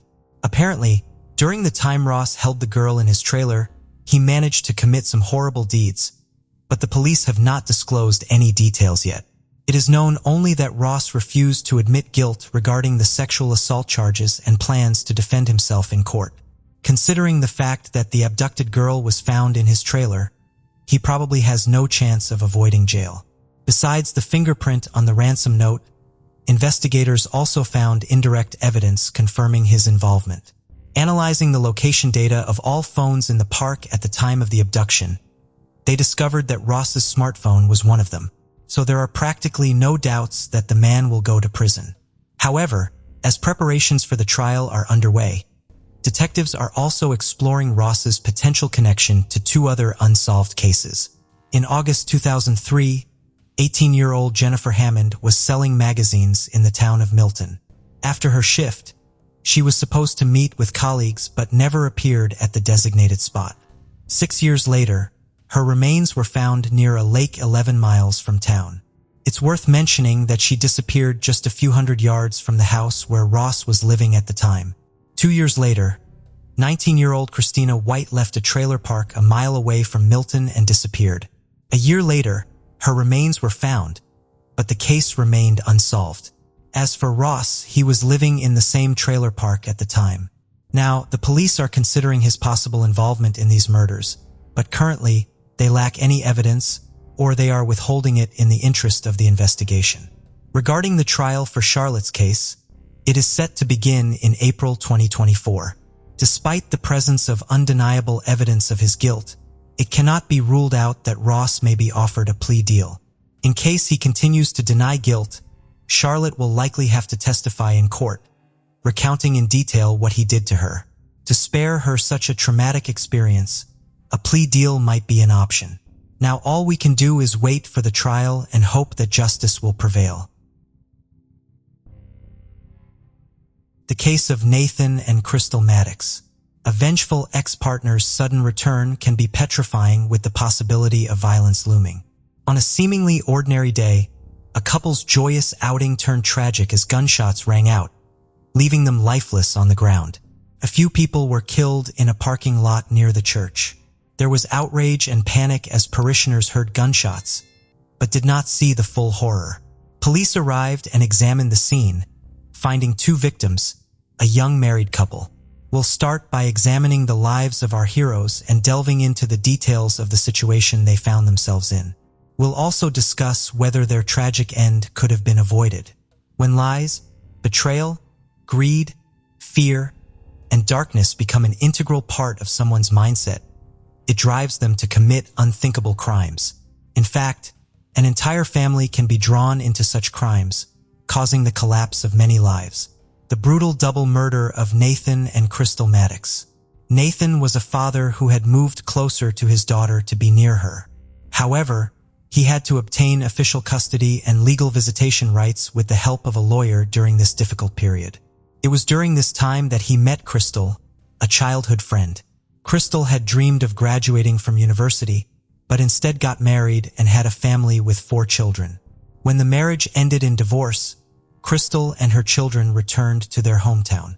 Nathan and Crystal met at a time that was ideal for both of them. Nathan was drawn to Crystal's children and her positive outlook. They got married in 2013, with Nathan working in a warehouse and Crystal starting a thriving clothing and jewelry business. The family prospered, and they were able to hire a lawyer to assist Nathan in obtaining visitation rights with his daughter from a previous relationship. The daughter, Madison, was excited about her father's new wife and siblings. However, Madison's maternal grandparents, Lita and Paula Westfall, were resentful and worried about losing their only grandchild. In 2012, Kristen Westfall, Madison's mother, had applied for full custody with the support of her parents. The custody battle continued for 2 years, but Crystal's arrival in Nathan's life altered the entire situation. The judge granted Nathan visitation rights in October 2013. On January 14, Nathan and Crystal arrived at a church service, planning to take their 6-year-old daughter, Madison, for a walk afterwards to retrieve pre-prepared gifts. As they left the church, they were shot and killed in a brutal execution-style attack. The investigation revealed that Nathan had been shot in the head with a .30 caliber rifle and also in the thigh with a 20-gauge shotgun, suggesting the involvement of 2 shooters. The investigators were surprised by the reaction of Nathan's ex-wife's family, the Westfalls, who seemed to be overly dramatizing the tragedy while concealing their satisfaction over the deaths that had occurred. Paul Westfall even went into a seizure, seemingly unable to accept the news of Nathan's death. A grown man who had spent years trying to remove Nathan's influence from his daughter's life was so distraught that he had a seizure. Kristen was the first person interviewed, and her interview came across as a little unsettling. She was the only member of the family who maintained a very composed and natural demeanor, despite the fact that she and Nathan had been together for a long time and had a child together. Kristen continued to provide some rather peculiar details about him, seemingly trying to emphasize only the negative aspects of her ex-husband. She reported that she knew who killed him in Montana. Nathan was listed in dangerous motorcycle gangs, and one day, One of the gang members showed up at Nathan's mother's house and threatened to kill him. This story checked out, but it remained an empty threat because of an accidentally broken motorcycle, and the gang itself turned out to be a common exaggeration to confuse the investigation. As an alibi, Kristen said that on the day of the crime, she was at the grocery store with her father Paul, a couple of miles from the church, after which they both went home. Surveillance footage at 10:57 a.m. confirmed their presence at the grocery store. Paul Westfall told the exact same story, but Paul was a hunter and had a firearm in his arsenal, so his hands were tested for traces of gunpowder, but the result was negative. However, until now, his reaction to the death of Nathan, whom he sincerely hated and never hid, seemed to the investigators very strange, and played it left a sliver of doubt in his sincerity. Interviews with loved ones over a short period of time helped investigators discover that Nathan Maddox was involved in a custody battle over his daughter with his ex-wife, Kristen Westfall, and her family. After a long and bitter dispute in court, he was close to retaining custody, something that none of the Westfall family members strongly wanted. Such a desperate battle between the parties may well have been cause for reprisal, but the police had no concrete evidence to arrest any member of the Westfall family. The family consisted of 4 people, and 2 people were the shooters. Investigators had yet to be convinced of their story and figure out which family member pulled the trigger, taking the lives of 2 people or whether a hired killer did it. The researchers took a different approach and decided to act through the main protagonist of the controversy, little Madison Maddox. After all, her safety was at stake since she was still with a family that could pose a threat to her. The police, along with Child Protective Services, CPS, went to remove the child from the home, but they faced a wave of protests and outrage. The behavior of the older Westfall family entailed a search of the home. What the police later found in the house shocked them. A gun was stored on a shelf in an easily accessible place in the room, and the culmination of the search was the illegal drugs scattered around the house. It turns out that in 2013, Kristen Westfall was charged and arrested for possession of a controlled substance. The arrests were repeated, which clearly indicated that Kristen couldn't be a good mother to Madison. When Kristen went to jail in early 2013, her parents were granted temporary custody of their daughter and would not allow Nathan to see her while their granddaughter was in their custody. However, despite Child Protective Services prohibitions, Kristen continued to live in the house with her young daughter in the same room and slept in the same bed with her even in 2014 with the injunctions in place. After a search of the Westfalls' home, where a used syringe with residue of illegal substances was found on a dresser and a gun on the nightstand next to Kristen's bed, little Madison was taken into temporary custody, and additional evidence found led to the Westfalls' arrest. State authorities wanted the girl placed in foster care and said they found supplies for illegal drugs in the Westfalls' home, as well as a gun on a nightstand within easy reach of the girl. Child Protective Services was involved in the Madison Maddox custody case in March 2014, less than 2 months after the tragic murder outside the church. Authorities made 4 arrests. Kristen Westfall, 29, her younger brother Cameron, and her parents, Paul and Lita Westfall, were arrested. There was no direct evidence of their guilt in the Maddox murder, and cross-examinations didn't produce the desired result either. The police used some deceptive tactics to put pressure on the most vulnerable member of the Westfall family, 18-year-old Cameron. He was told that if found guilty, all his family members would be sentenced to life in prison, while the direct perpetrators would face the death penalty. Cameron, being young compassionate, became very afraid and quickly agreed to cooperate with the investigation, disclosing all the details of the incident. The crime against the young couple, the Maddoxes, turned out to be a carefully pre-planned attack by the Westfall family gang. Their motive was to permanently exclude Nathan from the role of father.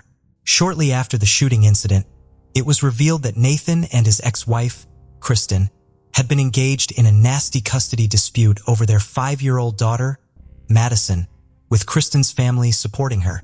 The prolonged and expensive legal battle was expected to end favorably for Nathan. However, the Westfalls were concerned about this outcome and meticulously plotted a scheme to remove him from Madison's life. Nathan wanted to take care of his daughter alone, but the Westfalls were not interested in letting her go even to see her father, let alone give him the girl permanently. The Westfalls were very hurt by the fact that the former son-in-law had settled down in life and was living a good life. Thus, when the judge allowed him multiple visitations, it became obvious that he could win the trial, which led Kristen to come up with an original idea to get rid of him once and for all. Kristen initially attempted to find someone to kill her ex-husband, but when that plan failed, she and her father decided to take matters into their own hands. On a typical Sunday, the family attended church, and January 18th was no different. Lita Westfall, accompanied by young Madison, arrived at the scheduled service time. Afterward, Lita had to hand the girl over to her father. Meanwhile, Kristen and Paul went to a remote store where they posed as customers to be captured on CCTV cameras, aiming to establish a solid alibi. However, they misjudged the timing. Each family member had their own responsible role to play for the entire interval. They communicated by text message, updating each other on the Maddox's movements. Letha, who had attended the service, informed Paul as Nathan and Crystal prepared to leave the church. She also called 911 immediately after the murder. Cameron took an active role in concealing the evidence. He discarded the gun used after his sister and father shot the newlyweds in the head near a remote church. He drove to a lake where he discarded the bag of weapons. Cameron soon agreed to cooperate with authorities and revealed that Kristen originally came up with the idea, and the family went along. He also pointed out to investigators the location where he had discarded the murder weapons, which divers later retrieved, confirming Cameron's words. The police detained 29-year-old Kristen, her brother Cameron, and her parents Paul and Letha Westfall, and charged them with organized crime. Thus, Kristen and Paul pulled the trigger with Cameron and Lita acting as willing accomplices. Given that Lita was at the church at the time of the incident, it was obvious that she was not responsible for the shots that killed Nathan and Crystal Maddox. However, phone records showed that she was responsible for informing her daughter and spouse of the couple's whereabouts as they left the church, while Kristen and Paul were the ones who fired the bullets. Lita and her son Cameron participated in the crime intentionally. The trial was very loud and lengthy, with each member of the Westfall family tried separately. Paul Westfall continued to exhibit seizure-like behavior, so he was found mentally unfit and remained in a state psychiatric hospital for evaluation. In May 2014, a judge found Paul incompetent, but that verdict was overturned 4 months later. With Paul and Lita facing the death penalty for the murders of Nathan and Crystal Maddox, they had little choice but to agree to a plea bargain with the district attorney's office to avoid the death penalty. Paul pleaded guilty to the charges and was sentenced to life in prison without parole. Letha also pleaded guilty to participating in organized criminal activity instead of going to trial. Letha will not be eligible for parole until 2046 and is currently incarcerated at Mountain View Prison in Gatesville, but will be eligible for parole in 2044. Kristen is the third member of the Westfall family to stand trial in this case. Throughout the entire court hearing, Kristen pleaded not guilty to all the accusations against her, stating that her whole family was crazy, and she was the only one who was sincere about it. When her entire family, Letha, Paul, PA, and Cameron, came to the trial and testified against her, she couldn't say anything to their faces. In August 2016, the final trial and sentencing for Kristen Westfall began. The motive for killing Nathan and Crystal Maddox was the custody of their daughter, Madison Maddox. Kristen adamantly did not want Nathan to see Maddie whenever he wanted, as she wanted to control her daughter and father's communication herself and through the child. The trial took over a week, and with overwhelming evidence against her, the jury found her guilty of capital murder after 8 hours of deliberation. Kristen Westfall was sentenced to life in prison without the possibility of parole nearly 9 months before her father pleaded guilty and received an identical sentence in May 2017. Kristen Westfall is currently incarcerated at the William Hobby Women's Prison in Falls County, Texas.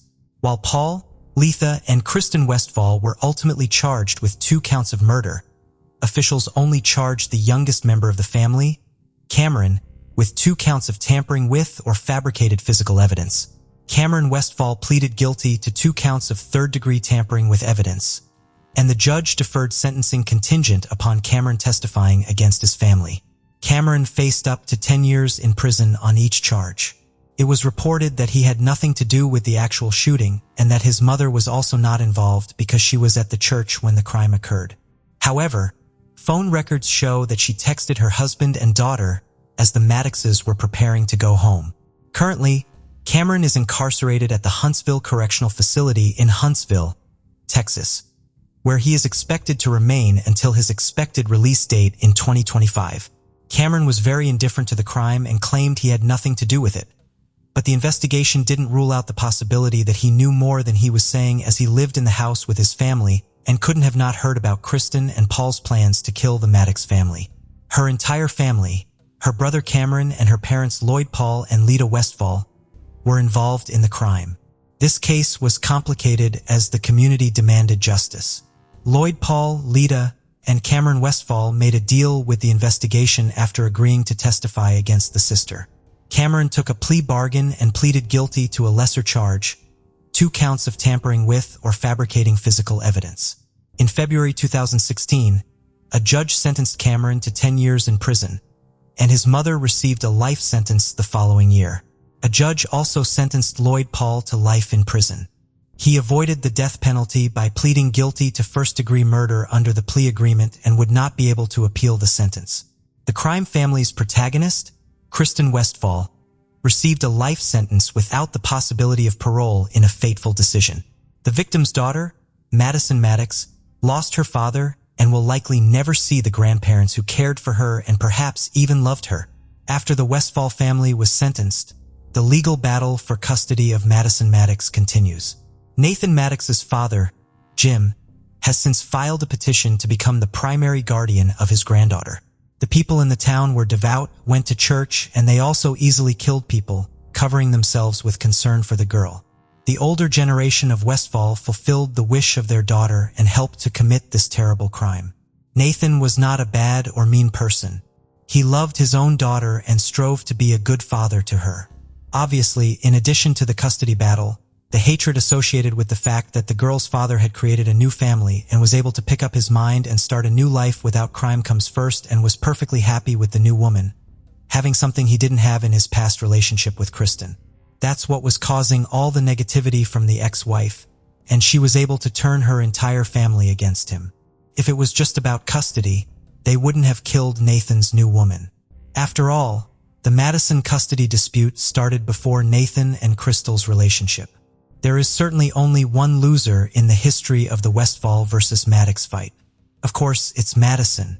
I'd like to believe that when she grows up, she won't remember the wild selfishness with which adults tried to take advantage of her by saying words about love.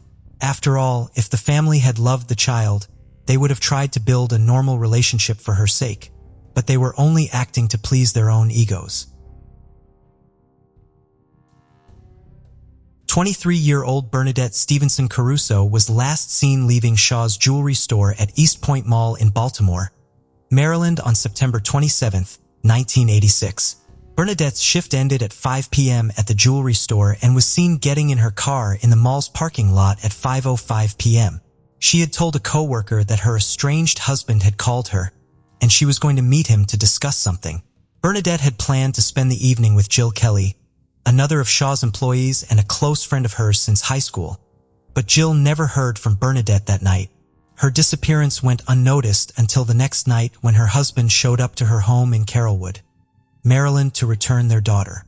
When she didn't answer the door, he called Bernadette's mother, Patricia Stevenson, and stated Bernadette wasn't around, so he would just keep their daughter until she turned up. Patricia knew immediately something was wrong. She then summoned Bernadette's 6 siblings and they began searching. The vehicle she was driving was her grandmother's gray and green 1982 Chevrolet Cavalier with Maryland license tags numbered, and it has never been recovered. It has been said that recovering her car will be the crucial lead in finding out what happened to her. Bernadette was separated from her husband, a Baltimore County police officer at the time of her disappearance.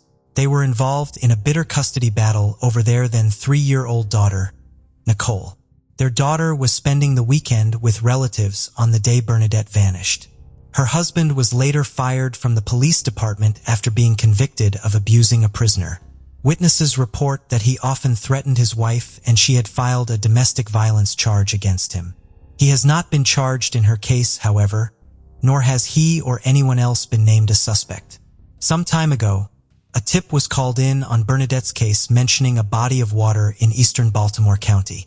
This area was originally checked by police and divers when Bernadette first disappeared in the 1980s, but was ruled out when tag numbers of vehicles in the water did not match Bernadette's car. The original vehicles discovered were never removed from the water. Due to information uncovered in February 2008, her family believes this area needs to be reinvestigated with modern water sonar technology that may prove beneficial in uncovering clues in Bernadette's disappearance. However, the police department has stated their budget cannot afford this equipment. Therefore, her family has asked for help to thoroughly check this body of water.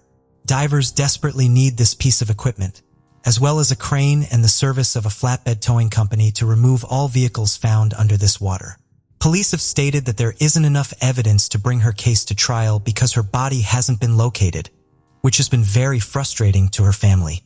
Bernadette's husband was granted a divorce and has since remarried.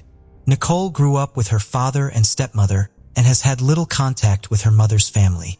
Foul play is suspected in Bernadette's disappearance due to the circumstances involved. Her loved ones describe her disappearance as uncharacteristic of her, and they believe she was met with harm. As of today, her case remains unsolved. The case of Lynette Vonda Pontius. Lynette Pontius was born in Battle Creek, Michigan, USA. She was the youngest child in her family, with two brothers who were 2 and 3 years older than her. Lynette was very active, sociable, and cheerful, so she was always popular in every group of friends. She was also very attractive and caught the attention of the opposite sex. She never lacked boyfriends and led a somewhat carefree lifestyle. As a result, Lynette became pregnant and had to leave school in the 9th grade. When Lynette turned 16, she gave birth to her first child. She lived with the child's father for a while, but they eventually broke up.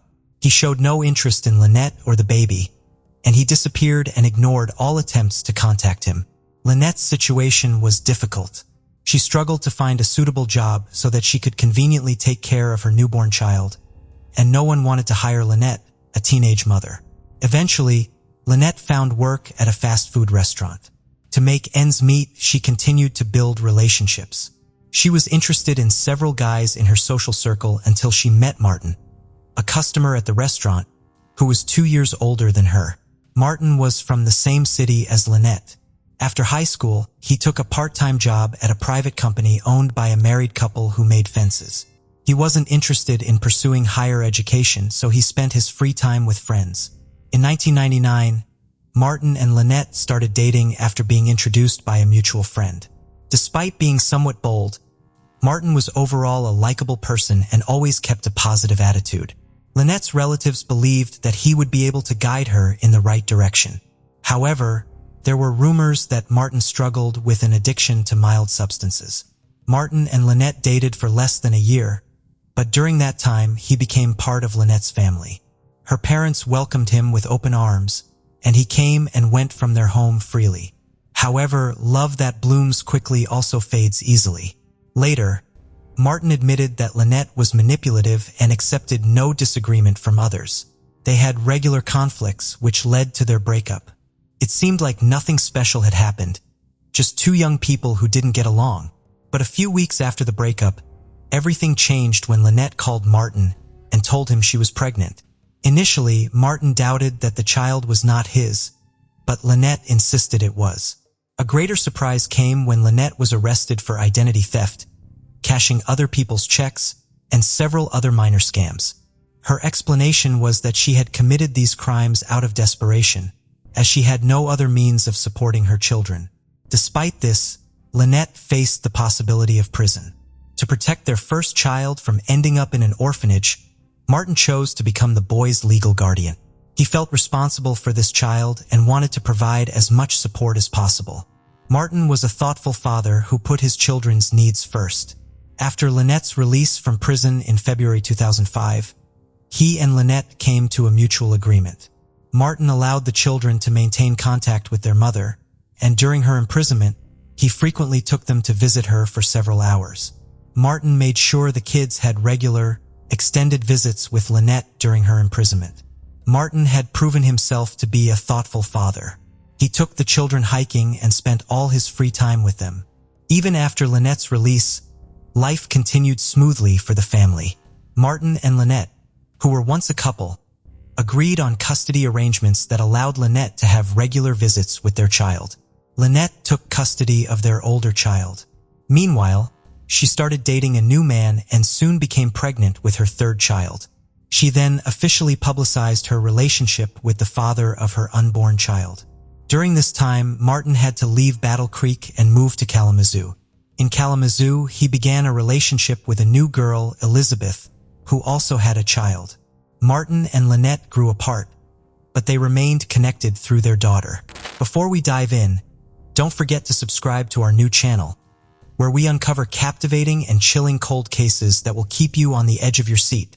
You won't want to miss the twists and turns we have in store. Let's continue. First, everything in the family seemed fine. However, Lynette became concerned as the distance between her and her daughter grew.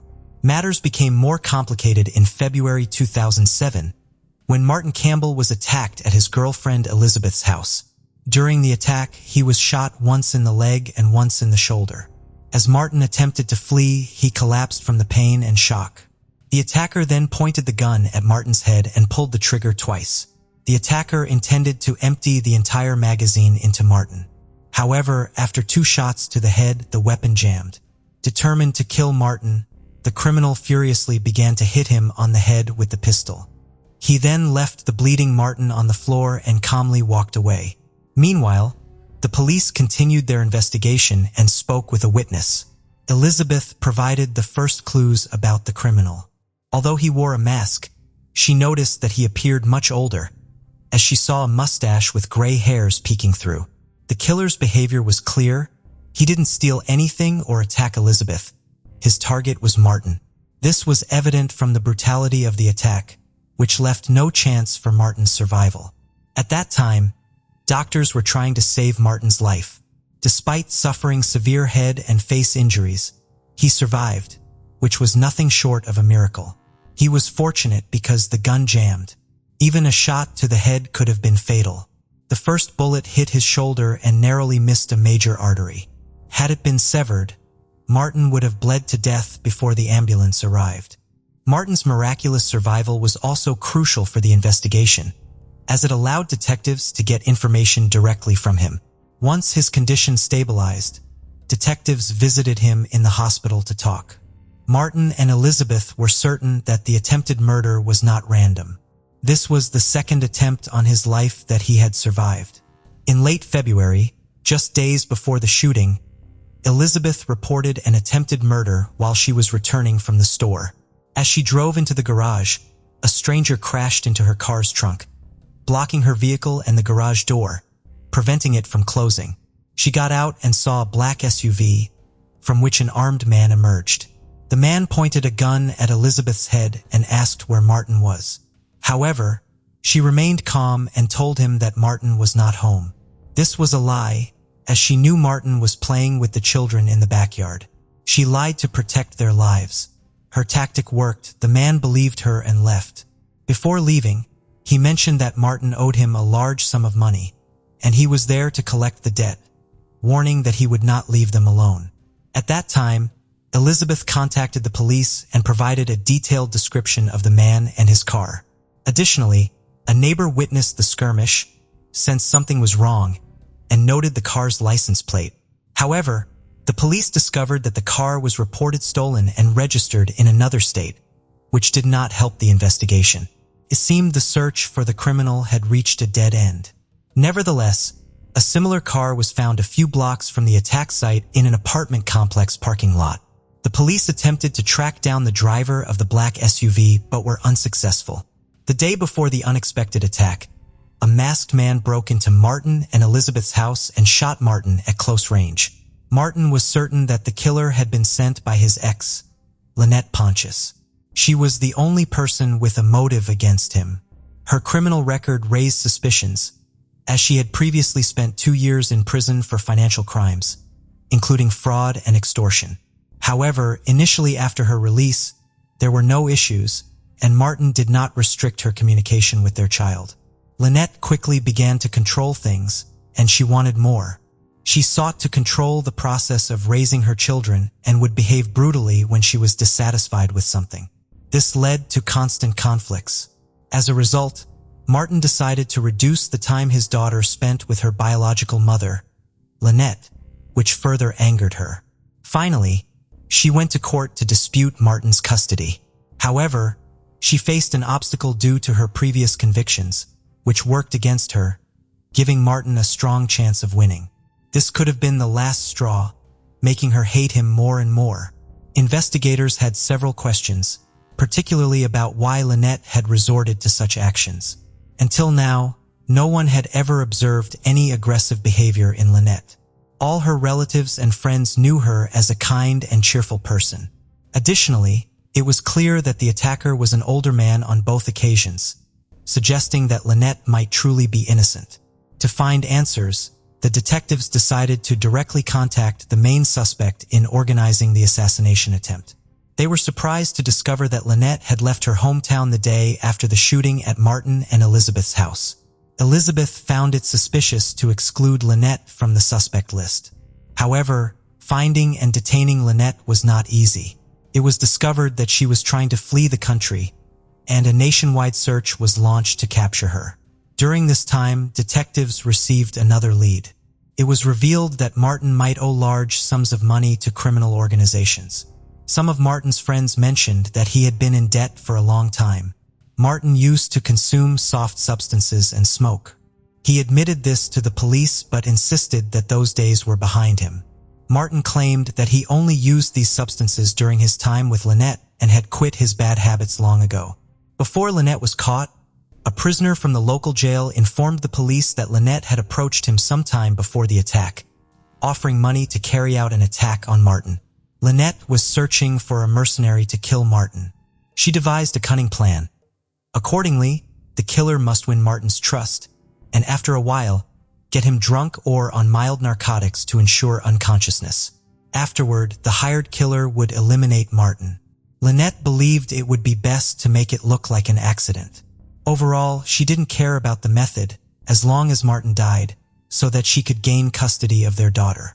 Later, the police gathered evidence from various individuals who reported receiving similar requests and provocations from Lynette. Many people claimed that she had tried to hire them as mercenaries, but none of them were actual shooters, and they all declined the offer. Fortunately, the police quickly identified the killer, who was likely the person who agreed to help Lynette. This suspect was a 59-year-old man named Joseph Lover, who was romantically involved with Lynette. He had a history of involvement in numerous serious crimes. Joseph fit the description of the attacker and was capable of carrying out such a bold attack in broad daylight. The brutal massacre aligned with the style of Joseph, a man who had spent most of his life in prison. However, when the police attempted to locate him, they discovered that he had left the city around the same time Lynette disappeared. It is likely that they fled together. Lynette and Joseph managed to stay hidden until February 13, 2007, when they were discovered near the Mexico-US border. They had been planning to escape to another country to avoid facing justice. However, Lynette realized she needed to retrieve some important documents she had left behind in Mexico and had to return for them.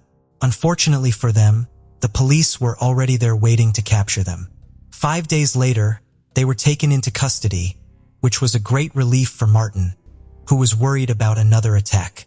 Although he was pleased with the arrest, the investigation struggled to communicate with the criminals. Surprisingly, Joseph was very cooperative with the detectives. He admitted to driving a stolen car and having a pistol, hoping for a reduced sentence. However, he consistently denied being involved in the attack and attempted murder of Martin. Lynette partially backed up his claims, stating she had hired a mercenary to confront Martin. Her intention, she said, was not to kill him but to scare him into relinquishing custody of their daughter. Being separated from her daughter made Lynette extremely miserable. She claimed that Martin did not allow her to see her daughter. Additionally, she alleged that she found evidence of Martin abusing her daughter. Lynette accused Martin of substance abuse and domestic violence. She also shared details about their relationship, stating that Martin had repeatedly beaten her, which led to their breakup. Lynette did not see him as a benefactor, saying that he took advantage of her difficult circumstances when their daughter was born. He allegedly forced her to sign documents and formalize guardianship while she was helpless in prison. She believed Martin acted shamelessly in taking advantage of her situation. The interrogations of the two suspects, Lynette and Joseph, happened at the same time but in different rooms to compare their stories. The investigators, having received information from Lynette, decided to confront Joseph. Initially, Joseph refused to tell the truth. However, once he learned that Lynette was trying to turn him in to the police, Joseph changed his story. He claimed that Lynette had first approached him in February 2007 with a request to kill Martin. Lynette didn't care how Martin died. She just wanted him gone forever. The plan was for Martin to disappear without any witnesses, and his body would be disposed of discreetly. But Lynette didn't expect Joseph to act in a dramatic manner. Joseph's story matched what the police already knew. During the investigation, the police chose to disclose this information to observe Lynette's response. Lynette, however, cleverly refused to give a statement and asked for a lawyer. Prosecutors claimed that Lynette's main motive was her dissatisfaction with the decisions regarding her child's upbringing and restrictions on communicating with her. She tried to challenge custody in court but was unsuccessful. After that, Lynette didn't stop and decided to hire a hitman. Joseph Lover, 51 years old, was also charged with attempted murder. This man admitted his guilt and provided the police with a detailed report. The trial was full of surprises, starting when Joseph unexpectedly changed his earlier testimony during the hearing. He retracted his previous statements and took full responsibility for the incident, claiming that Lynette was not involved and that he was solely responsible for planning and executing the assassination attempt. It seemed like Joseph loved Lynette so much that he wanted to protect her. However, before the next stage of the hearing, Joseph shocked everyone again by reverting to his original story, asserting that Lynette had hired him as a hitman. To obtain these confessions from Joseph, the prosecution suggested a plea deal. In this case, the prosecutor's office re-entered the proceedings, aiming to demonstrate that Lynette had a justified motive. Lynette clearly disliked Martin due to dissatisfaction with custody arrangements. However, the prosecutor's office relied on very limited evidence. In reality, there was nothing concrete to directly implicate Lynette in the crime. There were no phone records or messages, and Joseph, the sole witness, was unreliable, which weakened the prosecution's position. Lynette's lawyer effectively used these weaknesses to persuade the jury of her innocence. On October 3rd of that year, Joseph confirmed to the jury that Lynette was the mastermind behind the plan to kill Martin. He confirmed that she had formulated the whole plan. However, his numerous contradictions and retractions during the testimony made the jury question his credibility. The defense then made a surprising move. According to Lynette, Martin was an abusive father who often physically harmed his daughter. She presented photos showing bruises on the child's arms and back as evidence. In response, Martin's family defended him by disputing these accusations. They suggested the photos only showed minor abrasions that a child might get accidentally, arguing they did not resemble signs of abuse. They even implied that Lynette herself might have caused the bruises. Despite the defenses put forward by Martin's relatives, Lynette successfully raised doubts in the jury's minds, portraying herself as a victim. This tactic aimed to make Martin's murder seem like an act of kindness in protection of the child. In the end, the lawyers portrayed her accomplice, Joseph, as a true hero. They argued that Joseph was protecting Lynette and her daughter. Lynette did not ask for Martin to be killed. She only wanted to scare him. However, Joseph, a seasoned criminal, believed he was rescuing the girl from cruelty and tyranny, which led him to attempt to kill Martin. Additionally, the defense argued that Lynette could not have planned the murder herself because if that had happened, she would likely have faced life in prison. This was inconsistent with the image of a loving, caring mother seeking custody of her child. Now, the jury had to make a decision in this complicated case. On October 5, 2007, after lengthy discussions, the jury announced the verdict in this case. Lynette was found guilty of orchestrating the attack. Her extravagant lifestyle and criminal record worked against her. The jury didn't believe the lawyer who portrayed Martin as an abuser involved in domestic violence against the child. In fact, there was no evidence to support these claims. Lynette's family was shocked by the jury's verdict. Initially, Lynette was sentenced to life imprisonment with the possibility of parole after 50 years, but the sentence was later changed. However, the judge considered Lynette to be a socially dangerous person. He sincerely expressed his hope that no parole board would ever decide to release the woman. Lynette remains in the Huron Correctional Facility for women. She has served enough of her sentence to apply for parole and has submitted a petition. Lynette is hopeful about being released soon, but no decision has been made yet. Martin's family hopes she will never be released. Her accomplice, Joseph, received a life sentence without the possibility of parole. 34-year-old Krista Lewis lived in Lansing, Michigan in February 2008. She had recently broken up with her boyfriend, Brad Cornea. Krista went to Michigan State University to get a second degree. In November 2008, Krista finished her classes, then took the bus home to a rented house on Eureka Street. Since she broke up with her boyfriend and he moved out, Krista was worried about making ends meet. Krista talked to one of her friends just after 5 p.m. That would be the last time she was seen or heard from. She was supposed to attend a class at a greenhouse half a mile from her home just after 6 p.m., but she never showed up. Her friends tried calling her, but she did not pick up. They then entered her home. Inside, they found her beloved cat alone. It also appeared as if she had been interrupted while cooking. Krista was nowhere to be seen.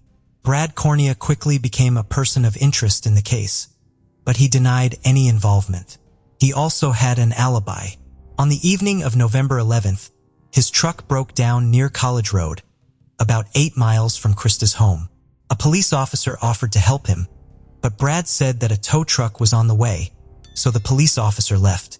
Krista's father, Roy, went to the police station every day to ask if there was any more information and to make sure they did not forget the case. A few months later, while searching for Krista, investigators found Krista's driver's license, debit card, and her broken cell phone near College Road, exactly where Brad's truck had broken down. Investigators also found that Brad had lied to them. He said that he was not in the area of Krista's home on the day she disappeared, but his cell phone pinged very close to her home around the time she was last seen. Brad was then named the prime suspect, but he was not arrested. Brad's criminal history began when he was 18 years old. He broke into the apartment of a woman and a soldier. In 1986, he was sentenced to serve 10 to 15 years in prison. He was released in February after serving 14 years, but he was soon in trouble again. He assaulted a female family member and was sentenced to up to 8 years for child abuse. He was paroled in February 2007. It was then that he met Krista and they started dating. I also don't know what she saw in him.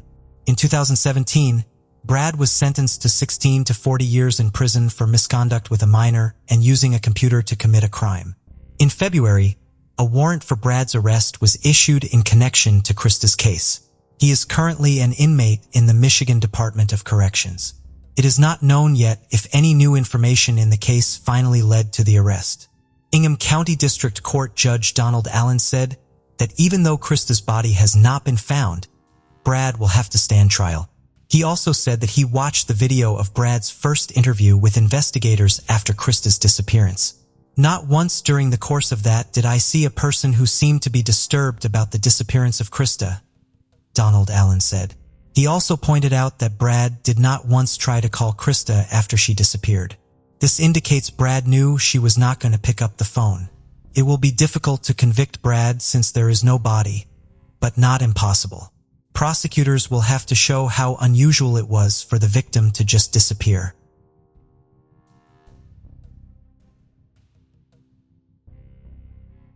Christopher James Bush lived in Waikato, New Zealand, in 1987. He had a wife and 2 daughters. Christopher owned the Red Fox Tavern. On the evening of October 24, 1987, he found himself in his office busy counting the money they made that night. A few of his staff members were busy closing up. Just after 11 p.m., two heavily disguised men came running into the tavern. One of them had a shotgun and the other had a bat. Christopher tossed a glass at the head of one of the attackers, but he missed and hit a framed photo behind him. Christopher was then fatally shot. The two attackers made off with almost $40,000. Investigators were quickly on the scene. They collected some pieces of evidence that they believed could be useful later. Over 200 persons of interest were identified by investigators based on witnesses. Most of them were ruled out as they had alibis. On Christmas Eve 1987, a man by the name of Philip Dunbier came forward, telling investigators he knew who committed the crime. He agreed to wear a wire and go talk to one of the attackers. In their conversation, the attacker admitted he was involved in the robbery. Investigators, however, did not believe it was enough to make an arrest at the time. They did question the two men that could potentially be the attackers. One of them was Michael Hogod, and the other had not been named yet. The unnamed man had just been released from prison for an armed robbery a few days before Christopher's death. Michael was also no stranger to committing such crimes. Over the years, investigators found more evidence against these two men. They had far more money to spend directly after the crime, and they were also seen near the tavern. The unnamed man also had the same shotgun that was used, and he tried to get rid of it shortly after the crime. In February 2021, investigators believed they had enough evidence, and the case went to trial that month. In February, Michael and the unnamed man were found guilty of murdering Christopher.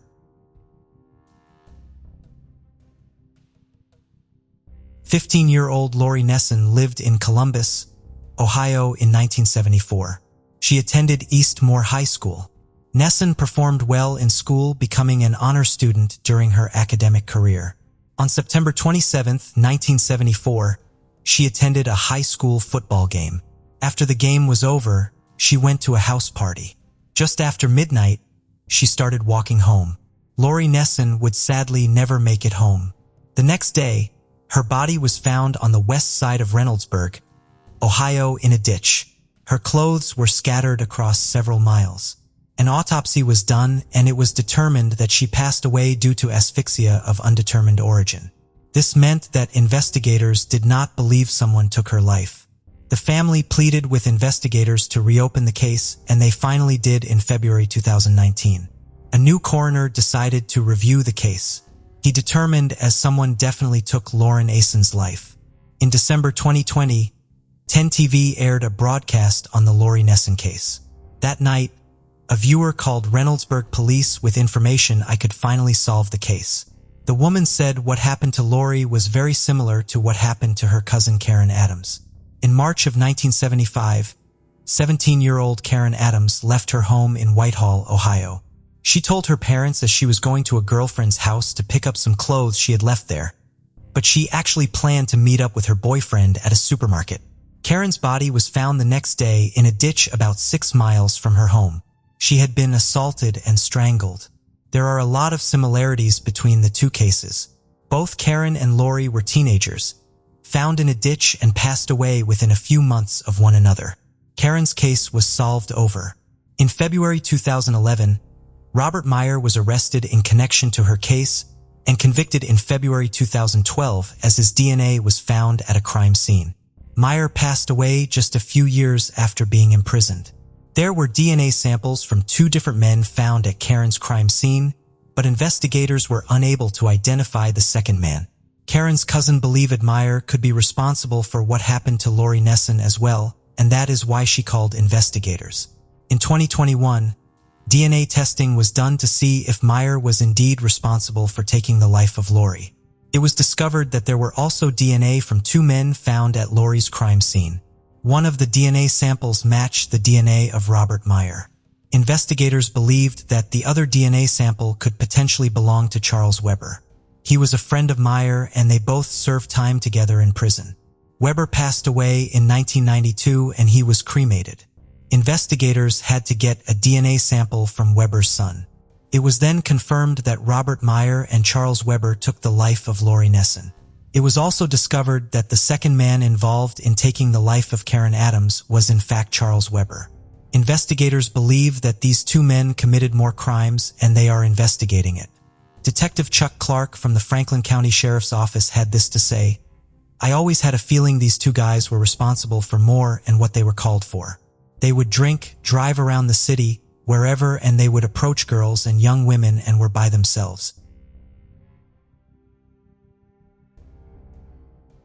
22-year-old Lloyd Perkins lived in Seaside, California in 1995. On September 21st, Lloyd was fatally shot by an unknown man on Amador Avenue in Seaside. The Seaside Police Department worked the case aggressively in the 1990s, and a lot of information came in, but there was never enough to pin down the suspect. In the early 2000s, the case was looked into again. Detectives made a little more headway and started to pin down people who were in the area at the time of the crime. In February 2010, Seaside Deputy Police Chief Nick Borges was working on a different case. During his investigation, he met Lloyd Perkins' mom, Gloria. She told him that her son's case was still unsolved. He promised her that he would not forget and that he would do everything in his power to make sure the case got solved. Recently, the Seaside Police Department joined the newly created Monterey County Cold Case Task Force. In April 2021, 40-year-old Anthony Randall was booked into the Monterey County Jail in connection to the case. Nick Borges said that people involved in the case had gotten older and were more willing to talk and share what they knew. The current detectives followed up on some leads, and they were able to identify several additional witnesses and get more information, really narrowing in on the suspect that they arrested. Some of these people had been interviewed in the past and things didn't go very far, so they really did some good follow-up on it and were able to corroborate what some of the witnesses were saying.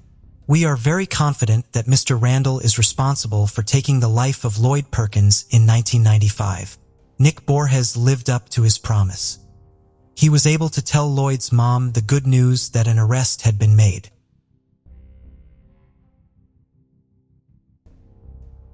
The case of Eva Blanco. Eva Blanco was born on February 17, 1981, in Spain. Her father is Manuel Blanco, and her mother is Olga Puig.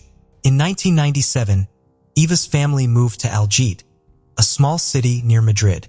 They chose this place to enjoy a peaceful life, away from the hustle and bustle of the capital. Of the three sisters, Eva, Rebecca, and Maria, Eva is known as the quietest girl when she is with her close friends and relatives. However, Eva always radiates as a cheerful, trustworthy, and wonderful companion. She is also very active in sports activities, and this passion brings Eva endless joy and happiness. At school, she is admired by many people for her charm and warm, friendly personality. Eva is a good example for her younger sisters and is a responsible girl. She always followed all the rules set by her parents, including the curfew, so that they did not have to worry or be upset. However, on a fateful day, things did not go as planned. On the afternoon of April 19th, Eva and her friends were playing tennis, enjoying the carefree moments of youth. They had no idea that this seemingly normal afternoon would soon turn dark and sad. On Saturday evening, as the sun set, they decided to go to a local disco to enjoy their strong friendship and spend time together until late at night. Eva asked her mother for permission to come home later than usual. Olga, seeing that her daughter was always responsible, agreed to let Eva stay until midnight before going home. It was late at night, and the clock struck 11:30 p.m. One by one, the group said goodbye to each other and returned home, including Eva. Little did she know that her journey home would lead to dangerous mysteries.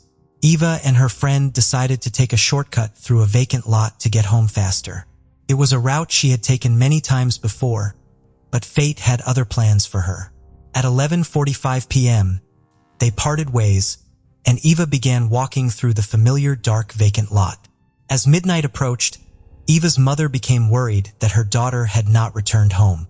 She contacted Eva's friends for information, but they said they had split up and that Eva was supposed to be home by then. This made her even more worried.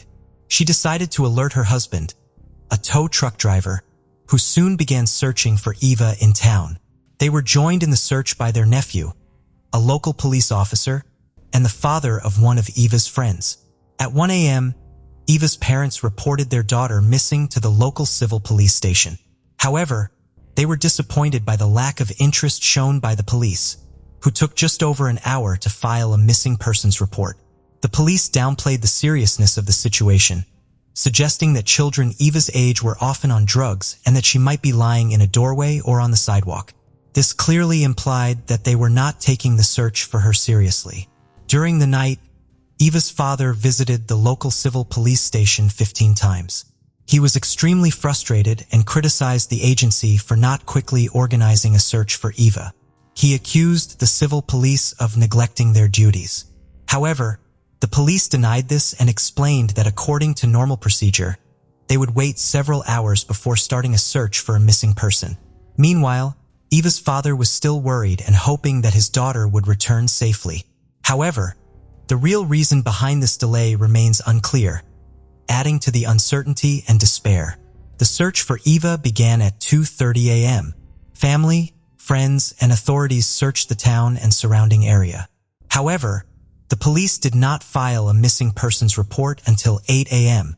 By noon, Eva's family had contacted local television station Telemadrid, asking them to report on the incident.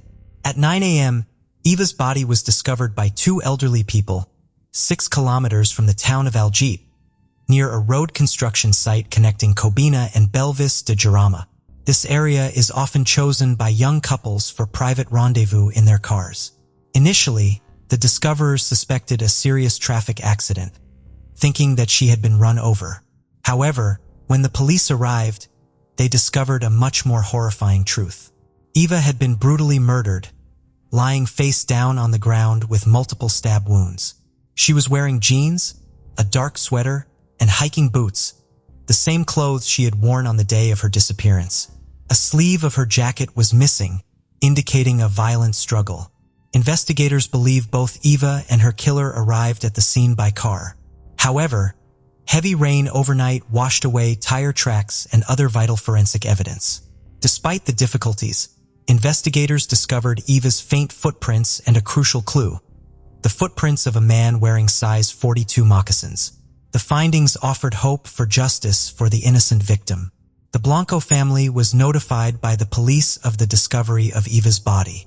According to the autopsy report, Eva was stabbed 19 times in the back and died of blood loss at around 4 a.m. The weapon was a Navaja knife, 8 to 10 centimeters long and 1 centimeter wide. Eva's death was a heartbreaking tragedy for the community. The attack began while the victim was still in the car and continued as she tried to escape up the side of the road. The wounds, especially to the ear and the back of the head, showed the brutal nature of the crime. The first wound was severe enough to cause death. Forensic evidence showed that the victim was also sexually assaulted. DNA samples from the same attacker were found on the victim's body and clothes, proving this barbaric crime. The discovery of a red cloth in the victim's mouth was determined to be from a regular car seat cover. This suggests that Eva was taken into the car after being kidnapped. This detail reflects the painful final moments of the innocent victim. However, since the body was found fully clothed and there were no obvious signs of violence, investigators and police initially thought it might have been a consensual sexual encounter that led to a dispute. They did not agree with the view that Eva committed suicide. The police expected the case to be solved quickly. They suspected that an acquaintance of Eva's offered to drive her and took her to a secluded place, a popular spot for couples, where the tragedy occurred. Police initially suspected Eva's ex-boyfriend in Fuente El Saz, but he was cleared after questioning. The investigation then focused on men known to Eva's family, specifically people she might have trusted enough to take a ride with. Nevertheless, as the case became more complex, police could not dismiss the possibility that the perpetrator was a complete stranger. But Eva's friends were adamant that she would never take a ride with a stranger and believed that she had been forced into the car. Adding to the mystery, some neighbors linked the incident to an unknown blue car that was seen in town around midnight following another girl. The driver was described as a blonde man in his 20s. Unfortunately, no one recorded the license plate number, leaving a vital clue in the case untraceable. During the investigation, investigators discovered unidentified male bodily fluids on Eva's body and clothing. However, this information was kept secret and not disclosed to Eva's family or the public. Simultaneously, the police secretly collected DNA samples from men who were related to or knew Eva to compare with the DNA found in the fluids. Eva's father, Manuel's DNA, was taken from a cigarette he had smoked while drinking coffee and discussing the case with the police. Other samples were discreetly collected from alcohol tests or from cups used by the suspect in a bar. Although no matches were found, the civil defense police still believe that the perpetrator is an adult male living in Algiers or the surrounding areas. The investigation continues while Eva's family yearns to find out the truth. 8 months after Eva died in a tragic incident, her mother found 2 secret diaries in her daughter's room. The diaries were dated 1995 to 1996 and 1996 to 1997, in which Eva recorded details of her daily life up until the day she was murdered. Most of the entries revolved around Eva and her ex-boyfriend Miguel. Their names were repeatedly written in different colors of ink throughout the pages. Near the end of the book, Miguel's name was suddenly replaced by the number 343110, while Eva's name remained the same. Despite many attempts to decipher the meaning of this number, no one has found a satisfactory explanation. The true meaning of the number remains a mystery, leaving Eva's family and investigators haunted by this puzzling clue. After Manuel's DNA was ruled out as that of a suspect, he launched a campaign calling on Algiers residents to voluntarily provide DNA samples to help with the investigation. With the mayor's support, in November 1999, an official notice was issued asking all males over the age of 16, about 5,000 people, to provide hair or saliva samples. However, Spanish judicial authorities rejected the proposal, considering it naive, inappropriate, and useless. Additionally, it could stigmatize those who refused to provide DNA, a legal right without a court order. They also believed that the perpetrator would not voluntarily provide his DNA sample. Eva's father collected 2013 DNA samples from residents of Algiers and surrounding towns and sent them to the local court for a decision. The judge requested an opinion from the Madrid chief prosecutor on the legality of the testing. On March 30, 2000, the chief prosecutor stressed that only those suspected in the investigation should be tested, not all volunteers. Consequently, only 45 samples were tested, including 12 from Eva's relatives, acquaintances, and people with criminal records, especially cases involving sexual crimes and knife violence. Time passed and the case went cold. But the turning point of the case occurred when a woman reported to the authorities that she saw a suspicious man at the construction site around 8 a.m. before Eva's body was found. The man was sloppily dressed, walking in the rain without an umbrella, looking as if he had been up all night, and appeared to be searching for something before getting into a white Renault 18. Police considered her testimony credible as several other witnesses had also reported seeing the Renault 18, matching the fibers found on Eva's body. On October 28, 2013, police released a sketch of the suspect, made with the cooperation of a new witness. The man was described in 1997 as being about 35 to 40 years old, 170 to 180 centimeters tall, weighing 75 to 80 kilograms, obese, with short brown hair, a square face, hard features, and deep-set eyes. He was wearing a white shirt, a V-neck sweater, and was driving a white Renault 18 with red upholstery. A secret telephone number and email address were set up to collect information, receiving 100 emails by January 1, 2014. In late 2013, the investigation took a major step forward when DNA from the fluid suggested the suspect was of North African origin. Police asked 300 North African men who had lived in Algiers in 1997 to volunteer their DNA samples. A former neighbor of Eva's, now living in the south of France, had a close match to the killer, suggesting the DNA in question could belong to the neighbor's sibling. Subsequent DNA analysis revealed a man named Ahmed Chell. On October 1, 2015, Ahmed was arrested outside his workplace in Villemomble, France, in a joint operation by the civil police and the French gendarmerie. Ahmed Chell was born on March 1, 1963, in Taza, Morocco. He married a 20-year-old Spanish woman in 1989 in Madrid and became a Spanish citizen in the 1990s.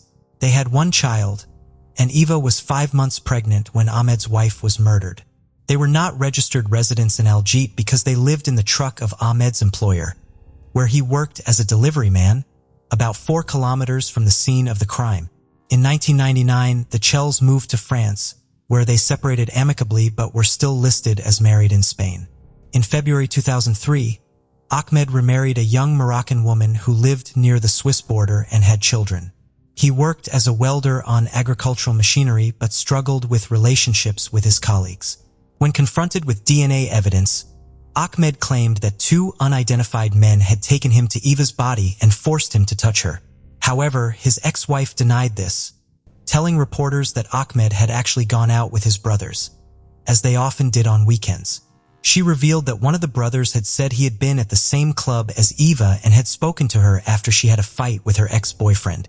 Eva returned to the club at 11 p.m. with friends instead of her brothers.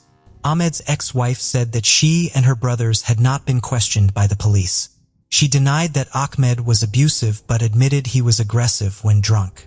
Female colleagues and clients found Ahmed unapproachable, aggressive when drunk, and unsuitable for women. Eva's family had little contact with Ahmed's brother and had not met Ahmed. On October 5, 2015, Ahmed attempted suicide but failed, after which he agreed to be deported to Spain for trial. At a hearing on October 13th, he remained silent but provided DNA. He was detained until DNA testing confirmed his involvement. In January 2016, the prison psychiatric unit removed Ahmed's anti-suicide measures. Ahmed claimed he had been forced to touch Eva, denied any penetration, but could not explain why his bodily fluids were present in her genital area. On January 29, 2016, Ahmed was found dead in his cell, having committed suicide by hanging himself with his shoelaces. The trial officially ended on February 15, 2016. Eva's family, despite finding their daughter's killer, were disappointed that he was not held accountable for his brutal actions.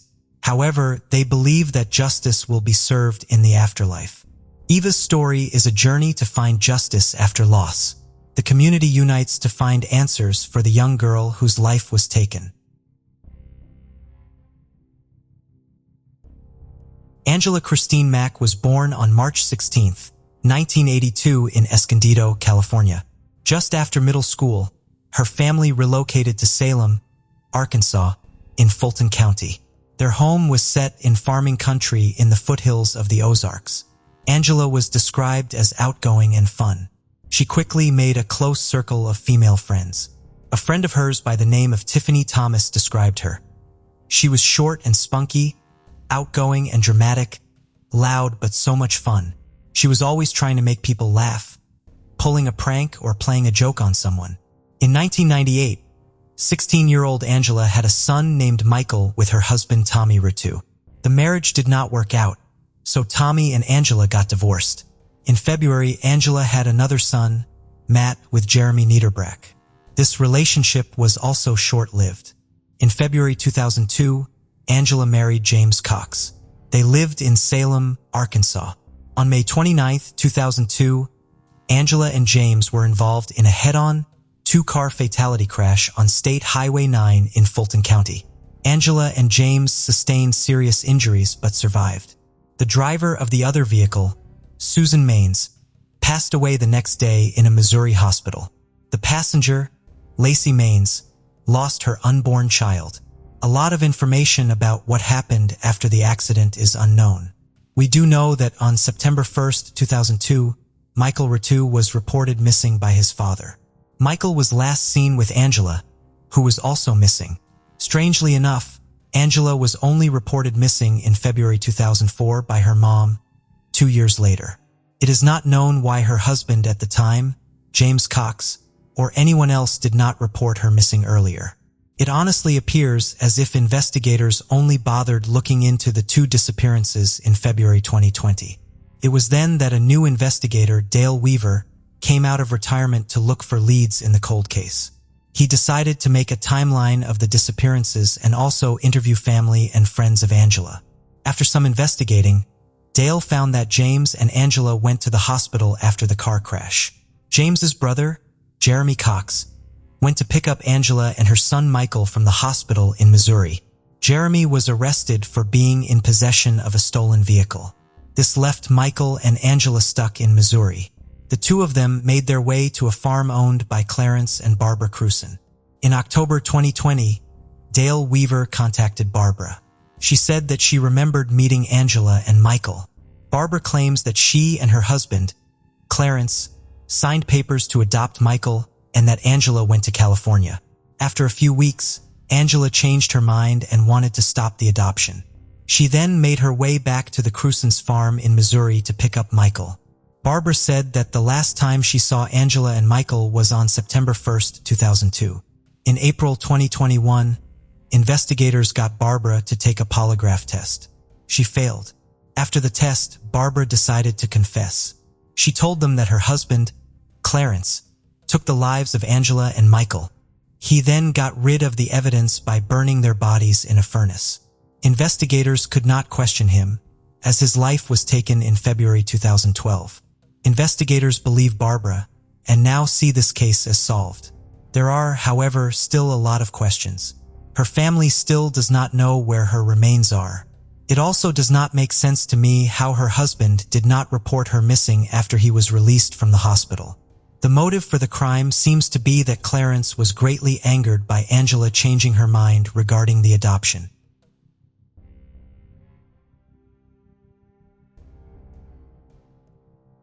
29-year-old Carrie Watson lived in Johnson County, Kansas.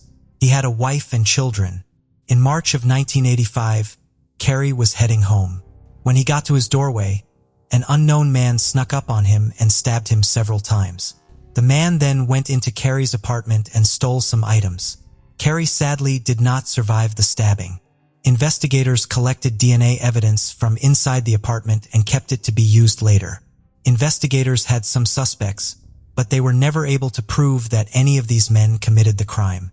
Carrie's sister, Audrey Walker, always made sure that investigators never forgot Carrie Watson's case. In February 2021, with advances in DNA and a new set of eyes on the case, investigators finally found their man. In April 2021, 60-year-old Keita Rimes was arrested in connection to the case in St. Louis, Missouri. Kate Meyer, who is a crime scene investigator for the Johnson County Sheriff's Office, said that forensic evidence collected at a crime scene back in 1985 was tested again in February 2020 and then led to the arrest in February 2021. Due to the quality of the original scene processing and subsequent evidence storage, it was possible for additional analysis to be performed and actionable results to be obtained all these years later. Carrie's sister Audrey said that when she heard the news, the tears just started flowing. It was just an overwhelming sense of, "Thank you, God. There's some closure, like true healing can begin." She also said that Carrie was a loving, caring, and compassionate spirit toward other people.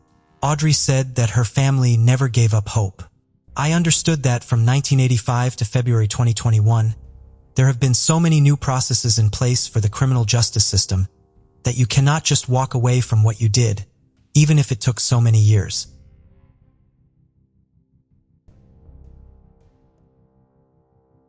47-year-old Deborah Delile lived in Sarasota, Florida in 1999. She worked as an office manager at a company called KMC Telecom. On March 28th, Deborah talked to her sister at around 4 p.m. That would be the last time anyone saw Deborah alive. She lived alone at 5356 Colony Meadows Lane in Sarasota, Florida. On March 29th, Deborah was supposed to be at work at 8 a.m. However, she would never arrive. Her manager was concerned and drove to her house at 10:45. He found that her house was locked, her car was still in the garage, and her TV was on. He also found that the screen to the pool area had been cut. This really concerned him, and the police were called. Officers entered the home using a window. Inside, they found Deborah's body. She had been assaulted and strangled. Investigators concluded that an unknown man scaled a 6-foot wall, cut a screen to the pool area, then went on to assault and strangle Deborah. DNA from the man was collected from her body. It was submitted to the National Combined DNA Index System, also known as CODIS. However, a match could not be made. Since then, Numerous detectives and crime scene personnel have spent thousands of hours investigating this case. They collected nearly 100 DNA samples that were compared directly to the suspect's DNA. In February 2015, detectives began to research the viability of phenotype DNA analysis to help solve cold cases. Detectives contacted a company called Parabon Nanolabs. They can predict a person's physical appearance using their DNA. The system is called snapshot DNA phenotyping. In 2016, Parabon Nanolabs conducted a phenotype analysis of the suspect DNA collected from Deborah's body. This is the picture they came up with.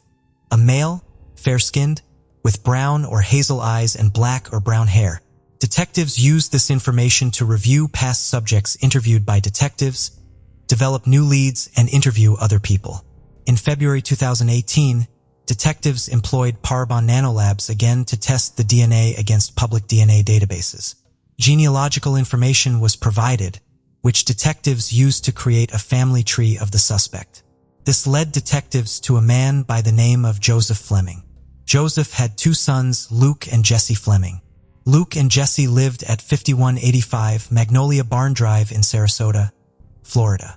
This is less than a mile away from where Deborah lived. Jesse is a convicted felon. His DNA was in the Cody's database. After DNA testing, he was eliminated as a suspect. Detectives were then able to obtain a DNA sample from Luke Fleming. After it was analyzed, it was confirmed that Luke Fleming took the life of Deborah Delile. On September 16, 2018, Luke Fleming was arrested in Manatee County, Florida. He was 20 years old at the time of the crime. On February 27, 2020, Luke Fleming was found guilty. Deborah's sister had this to say, "Finally, after 20 years, we have a guilty verdict in this horrific crime against our beautiful Deborah, who we all love so very much."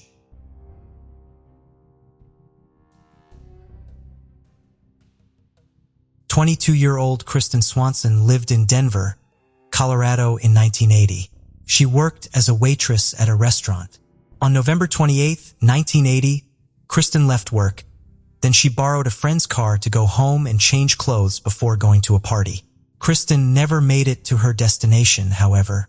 The next day, her body was found lying across the front seat of a 1968 Chevy Malibu in northeast Denver. Kristen had been stabbed in the chest. Investigators found male DNA at the crime scene.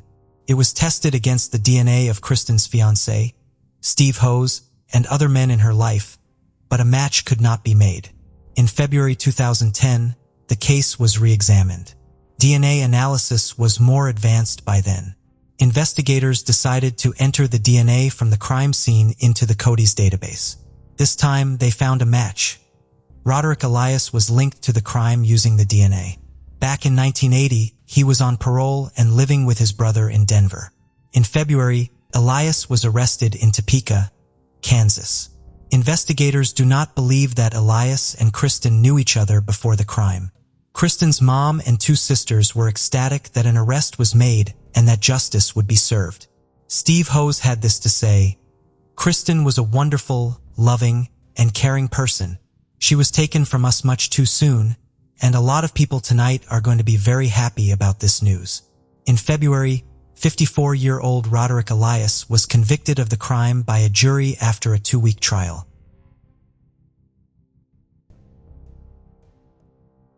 The case of Nicole Ford. Manipulation is a special psychological technique that allows one to achieve personal goals without considering the partner's interests.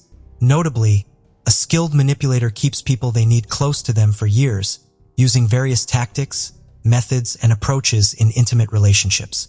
Such manipulation usually makes the other party doubt the correctness of their decisions, feel guilty, and can significantly undermine their self-esteem. Typically, relationships with a manipulator start off ideally, as these individuals know how to gain trust, charm, and win hearts. They appear caring, understanding, empathetic, and someone with whom one can share joys and sorrows at any time. Gradually, they probe your weaknesses and begin to exploit them. Sometimes, such individuals even commit serious crimes through others in such a way that the manipulated person believes they are acting entirely of their own volition or for the greater good. The case of Nicole is not unique. but it serves as a vivid example of how a man can skillfully manipulate the emotions of women who are in love with him. He kept one lover from leaving for many years, destroying her emotional state with his actions and convincing her that she could not live without him. He persuaded another lover to commit a crime, convincing her it was a righteous act to save a child.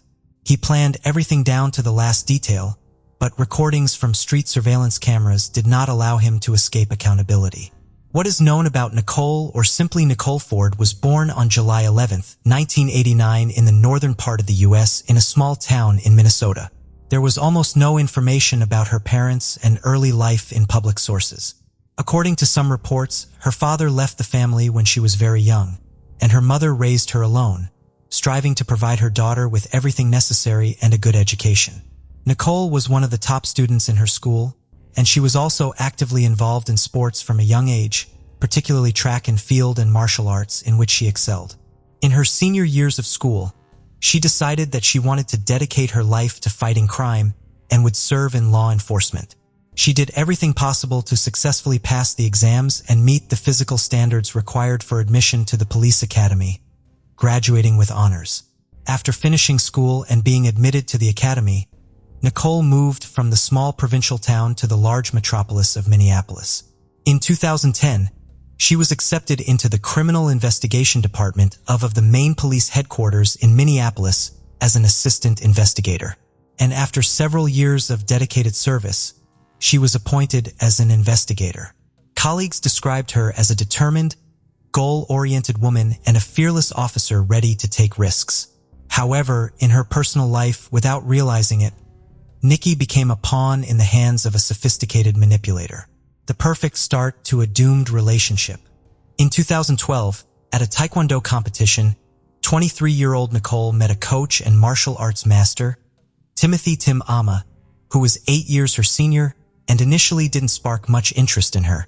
However, the slender young beauty with luxurious long hair and a charming smile immediately caught his attention. It's worth noting that Timothy was known as a ladies' man with numerous romantic partners, whom he frequently changed and sometimes dated several women at the same time. He was skilled in winning over women he liked and was not accustomed to rejections. Timothy also lived in Minneapolis, quickly found out where Nikki trained, and obtained her phone number. He initially offered her personal training services, but almost immediately began courting her, quickly winning over her heart. Nicole saw Tim as a kind, open, and charming man. She developed a sincere affection for him and, before she knew it, she had fallen deeply in love. Soon, they started a romantic relationship and began dating. Initially, the man behaved gallantly, showed care, and made every effort to demonstrate that he was a reliable person one could depend on. Amahara was strong, intelligent, eloquent, and had the ability to dominate the women who fell in love with him. The relationship progressed rapidly, and after a month and a half, they decided to move in together and live under the same roof. The first 6 months went wonderfully, and Nicole felt happy and loved next to this person. She opened up and trusted him, believing there were no secrets between them. However, Timothy's behavior gradually began to change. He revealed his true nature, but he did so subtly enough that his chosen one was not alarmed for quite some time. The sophisticated tormentor, Timothy was an attractive, witty, and charismatic man with a muscular build, enjoying success with the opposite gender. He took great pride in himself, and even after entering into a serious relationship, he did not stop flirting with other women, often doing so in Nicole's presence, which deeply hurt her and made her feel humiliated. At first, Nicole hoped that over time, her boyfriend would shake off his bachelor habits, become more restrained, and settle down. But months passed, and nothing changed. Meanwhile, Tim assured her that he loved only her and was passionate and tender as a partner. But outside the home, he did not miss a single opportunity to flirt and regularly engaged in affairs. Soon, Tim became openly annoyed by his girlfriend's jealousy. He began to snap at her, stating that he would behave as he wanted, and she had no right to tell him otherwise. However, he usually apologized afterward, telling Nicole that no one would ever love her as much as he did, and she forgave him, continuing to make future plans. In the fall of 2014, during a minor domestic argument, Timothy unexpectedly flew into a rage, grabbed Nicole by the throat, and squeezed so hard that she couldn't breathe and almost lost consciousness. Suddenly, he came to his senses, let Nicole go, and pushed her so hard that she fell, hitting a wall. At that moment, she realized that this was an unhealthy relationship that needed to be ended immediately. However, her emotional attachment to the man was too strong, and it only took another apology from him for her to forgive him. In addition to bouts of aggression and infidelity, another extremely unpleasant trait of Tim's came to light. He was extremely jealous and obsessed with control. The man monitored every step his chosen one took her phone without permission, checked her contact lists, messages in messengers and social networks, and kept a close eye on who she talked to and where she was. This continued for several years. Tim could cause a scandal out of nowhere, unjustly accusing his beloved of infidelity, while he himself did not miss an opportunity to be unfaithful. He often resorted to physical violence, but continued to convince Nicole that no one would ever love her, as he did if she ever attempted to leave. When ending the relationship, the man resorted to blackmail, claiming that he would end his life, and it would be on her conscience. In November 2015, after another argument that ended in violence, Nicole packed her bags, and with a suitcase in hand, left the house. Timothy, who until the last moment did not believe she would do it, saw his partner leaving, chased her down outside, grabbed her by the hair, and dragged her back into the house. But the woman began to scream and struggle, attracting the attention of neighbors, and the man was forced to back down, letting her go. After so many years in an abusive and manipulative relationship, Nicole could finally breathe a sigh of relief. However, Tim had no intention of leaving her alone. He merely switched tactics, moving from threats and blackmail back to romantic pursuits. He met her after work, sent flowers to her home, wrote messages filled with tenderness, and pleaded for a chance to start over. For over a month, Nicole was resolute and had no plans to return to her former lover. But in December of that same year, she unexpectedly discovered that she was pregnant. This was certainly not in her plans, but the thought of not keeping the baby never crossed her mind. She knew that if her ex-boyfriend found out about her pregnancy, it would provide him with perfect leverage for manipulation in an attempt to win her back. So she tried to hide her pregnancy, but was unsuccessful. They still shared many mutual friends and acquaintances. So by January 2016, information about her expecting a child reached Timothy. There was no doubt about who the father was, prompting him to urge her to return to him, arguing that their child should be raised in a complete family. Nicole, who had grown up without a father herself, understood how challenging it would be for her and the baby. But she also realized that a life with a manipulative and cruel person would not lead to anything good. She adamantly refused to return to her ex-boyfriend, though she still had feelings for him. But she noted that she would allow him to participate in the life and upbringing of their child as a nominal father. On June 20th, 2016, Nicole gave birth to a healthy boy, whom she named Callahan America, as her former lover acknowledged paternity and declared his readiness to raise the child with her. However, it soon became clear that giving the baby this man's surname and registering him as the parent was far from the best idea. Despite Tim's assurances that he would be a good father, and his pleas to reunite so that Callahan could grow up in a complete family, in reality, he showed no interest in his son. The man had hoped that the child would become a reliable tool for manipulating his ex-girlfriend. But Nicole was no longer susceptible, and Amir quickly lost interest in the baby. Nicole took nearly a year of maternity leave and devoted herself entirely to caring for her little son. She hadn't even thought about new relationships, immersing herself completely in motherhood. Meanwhile, Timothy continued his carefree life with numerous lovers and casual connections. It got to the point where he had a signal, a purple light in his bedroom, which meant that the homeowner was alone and expecting company. Any of his lovers could respond to this signal, and after which the purple light would go out, signaling to others that Tim's bed was already taken. It was like something out of a red light district, but the man and his numerous partners were quite satisfied with this arrangement. In the same year of 2016, Shortly after the birth of Callahan, 36-year-old Amher moved in and began living with his 18-year-old protege named Colin Ison.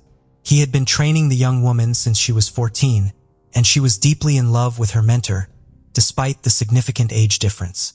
Initially, the couple hid their close relationship, and to outsiders, they claimed that Colin was just renting a room in his house. However, it soon became apparent to everyone that a fiery romance was unfolding between the coach and his ward. Timothy was thrilled with his young lover, and according to friends, the girl resembled a naive child, trying her hardest to impress the man she absolutely adored.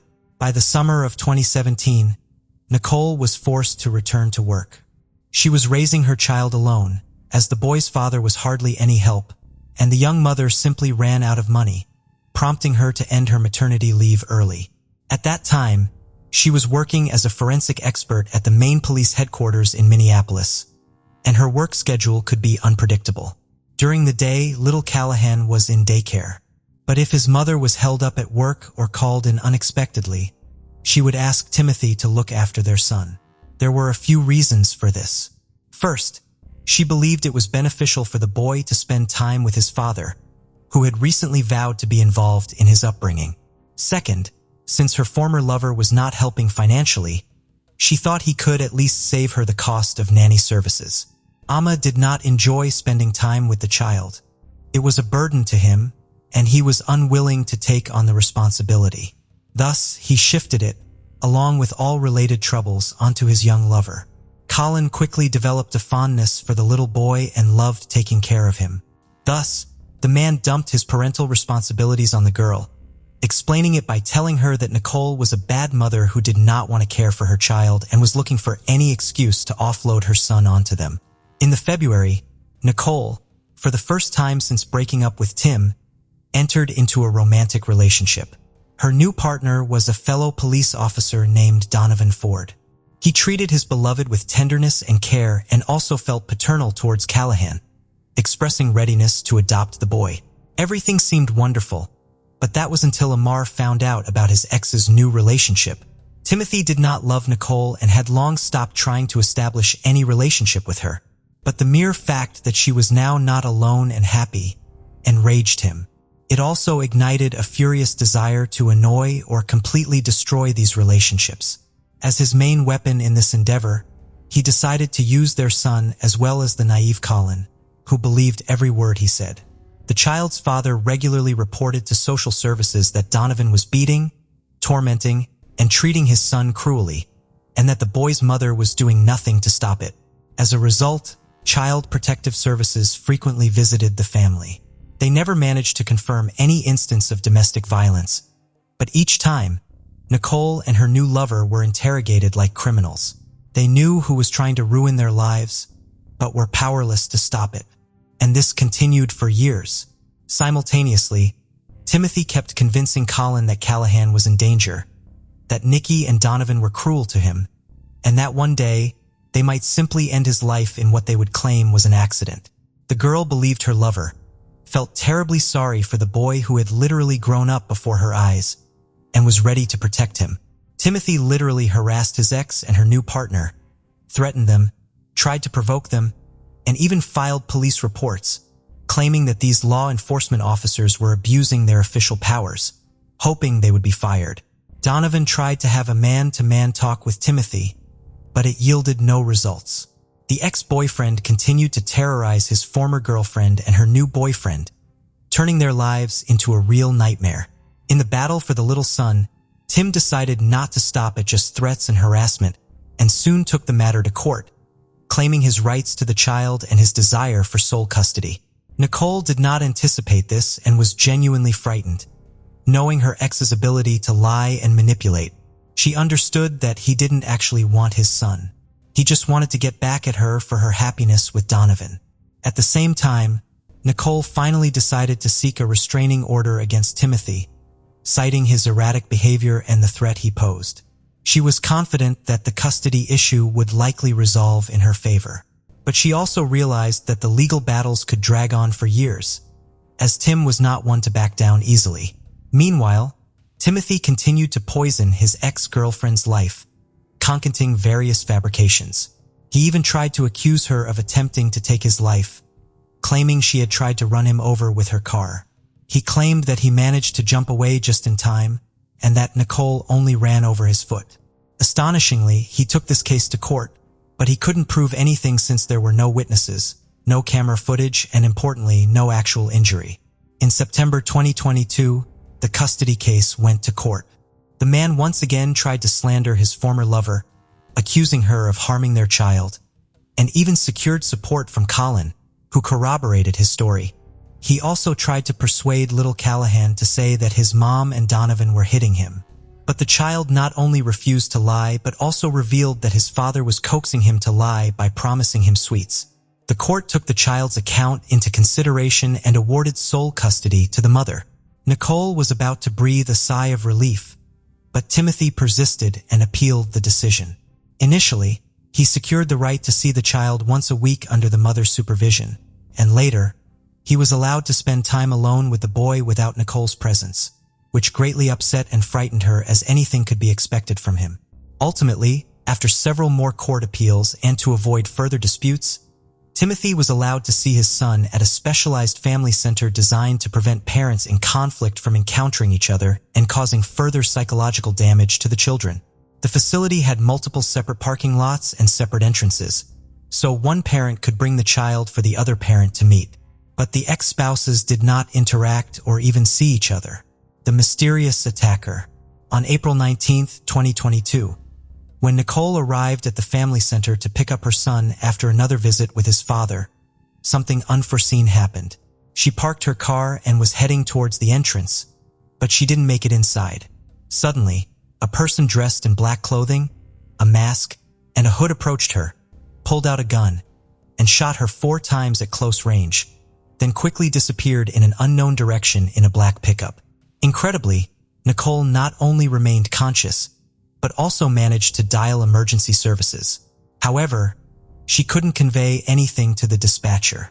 One of the bullets hit her neck, missing the carotid artery by a millimeter and damaging her vocal cords, so she could only make gurgling sounds. At that moment, a woman who happened to witness the event came to her aid. She was just passing by when she heard the shots and saw the fleeing black figure jump into a vehicle and disappear. The woman quickly pulled over, made sure the shooter had left, and then rushed to help the victim. She was the one who explained to the dispatcher what had happened, provided the address, and pressed her clothing against Nicole's wounds to stop the bleeding, saving her life. The victim spent several days teetering on the brink of life and death in a coma. She lost a lot of blood, and her vital organs were affected. But despite the severity of her injuries, doctors managed to stabilize her condition. Medical professionals believed Nicole was incredibly lucky, as death was only millimeters away from 2 bullets. One passed near an artery, and the other nearly struck her heart. The woman survived, and now it was necessary to figure out who wanted her dead. Prime suspect, Nicole had no doubt that her ex-lover was the one who had shot her, which she reported to the police as soon as she regained consciousness. Earlier, while the woman was in a coma, Donovan had also informed the police that apart from Timothy, the victim had no other enemies. Timothy was indeed interrogated and checked first, but he had a solid alibi, as he was at the family center with his son at the time of the attack, confirmed by staff and internal surveillance footage. Simultaneously, the theory was investigated that someone among the criminals she had previously arrested and helped incarcerate individuals who might have organized the attack on the police officer and investigator. Undoubtedly, due to her profession, she could have had ill wishes, but Nicole herself was convinced that Timothy was involved in the assassination attempt. At the scene, 4 casings were found, and a camera at the nearest intersection captured a suspicious black Dodge Ram pickup running a red light without license plates. This same vehicle was mentioned by the eyewitness, who had essentially saved the victim's life. Thus, it was necessary to check what vehicles Timothy owned. During another interrogation, the suspect mentioned that he had a Chevrolet Traverse SUV in his garage, and he also owned a Dodge Challenger. However, according to Timothy, he never had a pickup. Yet, the investigation showed that the man was lying, and a black Dodge Ram, identical to the one used by the shooter, was registered in his name. Once the truth emerged, Timothy was arrested pending further investigation. When shown the surveillance footage, he recalled that he did indeed have such a vehicle, but claimed he rarely used it and it mostly sat idle. Moreover, he noted that his pickup had colorful stickers on the doors and hood. This was verified, and indeed his vehicle had stickers, but they looked as though they had been applied just recently. Nonetheless, all the evidence was circumstantial, and law enforcement needed to find the weapon and the actual shooter to fully resolve the case. It turned out that Timothy's vehicle was equipped with a satellite navigation system, which allowed the tracing of the vehicle's entire route on that day. It was discovered that the car was brought to the back entrance of a school on the evening of April 18th. There it remained all night and almost the entire next day. Road cameras traced that the vehicle arrived there with license plates, but by the next evening, it left without them. The person who used the vehicle that day was of short stature, slight build, and from a distance, the silhouette appeared feminine. As a result, it was decided to immediately detain and interrogate Timothy's live-in girlfriend, Colin Larson. A search was also conducted at the couple's home. And although the weapon used in the crime was not found, law enforcement discovered ammunition of the same caliber used by the shooter. The frightened girl almost immediately began to give confessional testimony, confirming that Timothy was the mastermind behind the crime. However, Colin believed that her lover had acted with good intentions, thinking they were trying to radically save little Callahan from a cruel mother. Timothy had spent years manipulating his trusting young girlfriend, convincing her that the boy was being mistreated and subjected to violence, and she unquestioningly believed every word her lover said. She felt immensely sorry for the child, and believed that Timothy wished his son well and wanted to protect him. The trial of the conspirators began in November of the same year.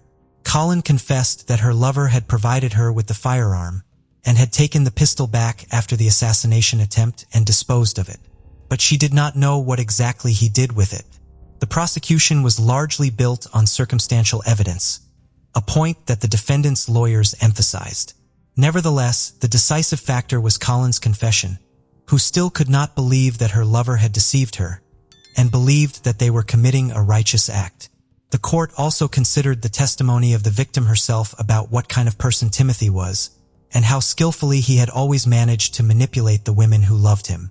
42-year-old Timothy was found guilty of organizing a first-degree attempted murder, as well as incitement and aiding and abetting. He was sentenced to 18 years in prison, the maximum term for such cases.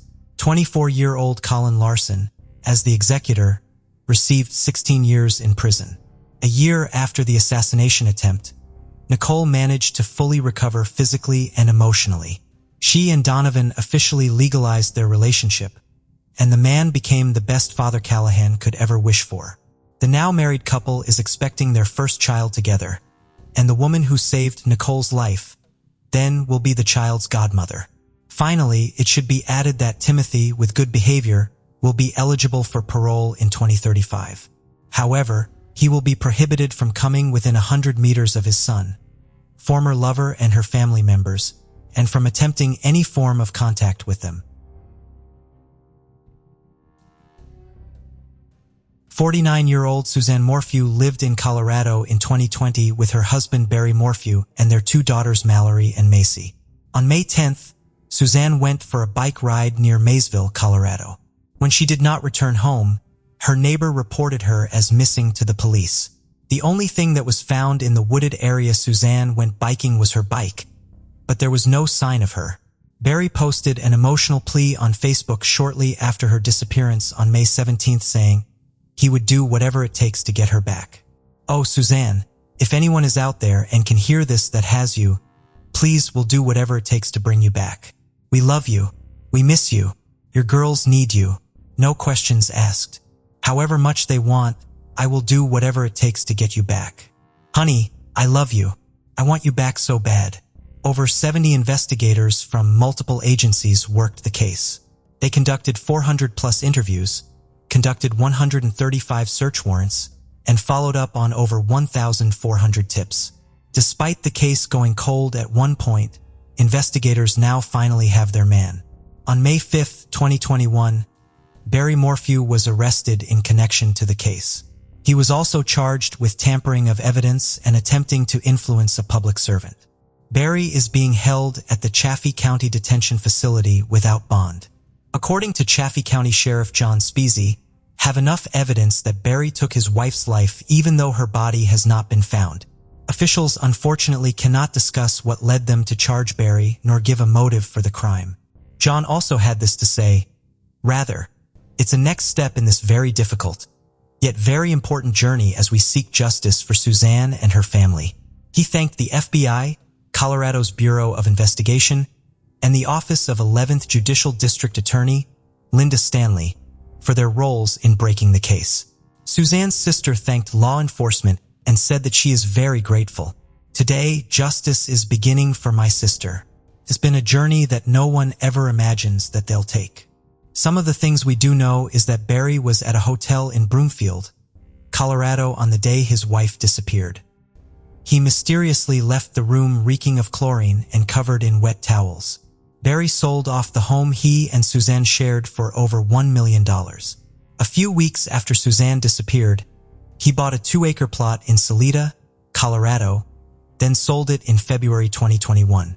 In November of 2020, a search was done at the plot after Suzanne's brother Andrew paid $18,000 for the search. Cadaver dogs were used and they did pick up the scent of human remains. District Attorney Linda Stanley also played an integral part of getting the case to the point it is in now. This is what she had to say. "Today is all about Suzanne and it's about her family.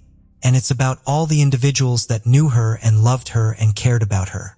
So far, these are the only details made available to the public. But for now, it seems the person responsible is behind bars."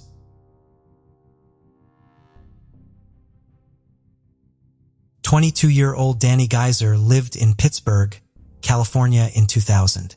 He was a talented young hairdresser and was about to start a new job as a custodian at Pittsburgh Unified School District. Sadly, he would never start his new job. On September 27, 2000, Pittsburgh police received a 911 call. A man had been shot while sitting in his car. The victim was Danny Geyser.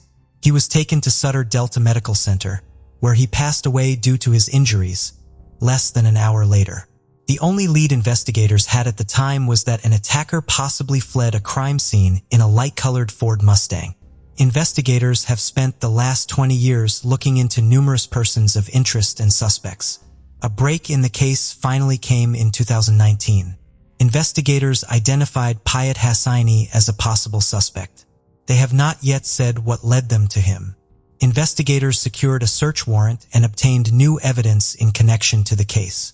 In 2021, investigators believed they had enough evidence to convict Hassaini for taking the life of Danny. In February 2021, 45-year-old Hassaini was arrested at his home in Alcove, California. He was not just arrested for taking the life of Danny, but also a man by the name of Kenneth Brown Jr. He is currently jailed at a Martinez detention facility on a $10 million bond. Investigators have not yet said what the motive for the crime is. A picture of Hassaini has also not yet been made public. There is not really a lot of information about a Kenneth Brown Jr. case. I could only find how it took place on January 4, 2000. Not much is known about his next case. 64-year-old Luis Massa lived in Orange County, Florida. In December 2016, his body was found in front of his car on his driveway in Terrell Road. He passed away due to blunt force trauma. Someone had hit him over the head using a large lawn ornament. Some of his rings and phone had been stolen. There was also a broken window in his house. This made investigators believe that Lewis interrupted the burglary. Neighbors told investigators that a man jumped a fence after triggering the house alarm just before police arrived on the scene. Witnesses helped investigators create the composite sketch. Investigators also found that another burglary took place, less than a mile from Lewis' home, a few days before his life was taken. Fingerprints were collected at a crime scene. Recently, these fingerprints were tested to see if it matches anyone in a Cody's database. This led investigators to Devin Hill. When questioned, he admitted that he took Lewis's life. He was arrested on January 29, 2021. He is currently being held in an Orange County jail without bond.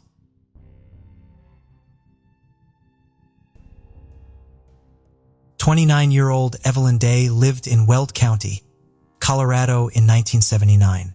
She worked at Ames Community College. Evelyn was last seen on the night of November 26, 1979, when she was locking up her office. The next morning, her husband Stanley realized she never returned home, and he filed a missing persons report. Later that day, Evelyn's body was found in a vehicle, parked on a side of the road, close to her office, by two of her co-workers. She had been assaulted and strangled, using a belt from the coat that she had been wearing. Investigators collected DNA from her body and questioned men they believed could have been involved, but the case went cold. In May of 2020, Evelyn's case was reopened by Weld County Sheriff's Office Detective Byron Castellan. He asked that the DNA evidence found at the crime scene be submitted in the National Combined DNA Index System so that it could be compared to millions of profiles. On August 26, 2020, Byron received a call notifying him that the DNA found at the crime scene matched the DNA of James Herman Dye.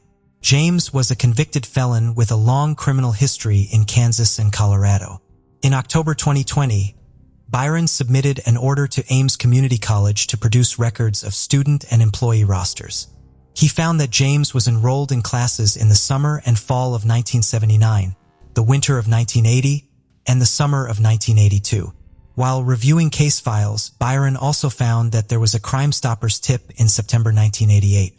According to the tip, James arrived home with blood all over his clothes on the night of the crime. He also knew a woman's life was taken before he made the news. No follow-up was ever made on the tip.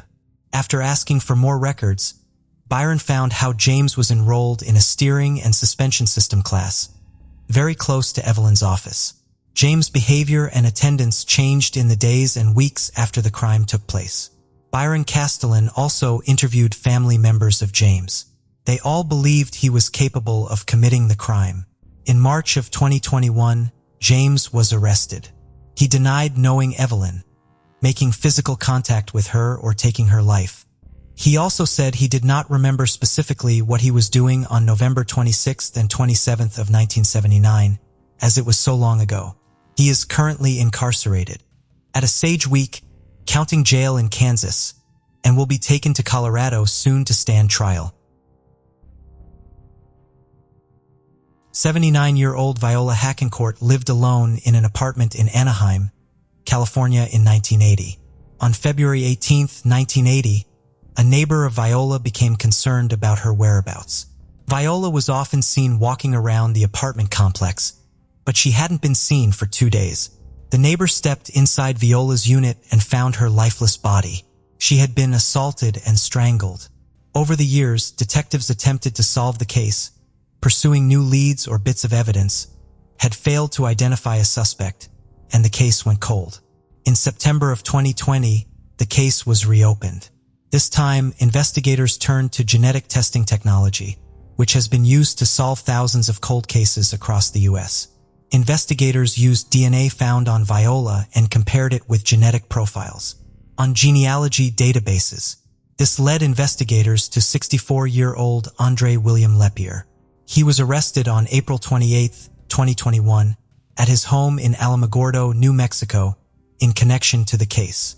He is being held without bail at a Nataro County jail. It is not believed that Andre and Viola knew each other.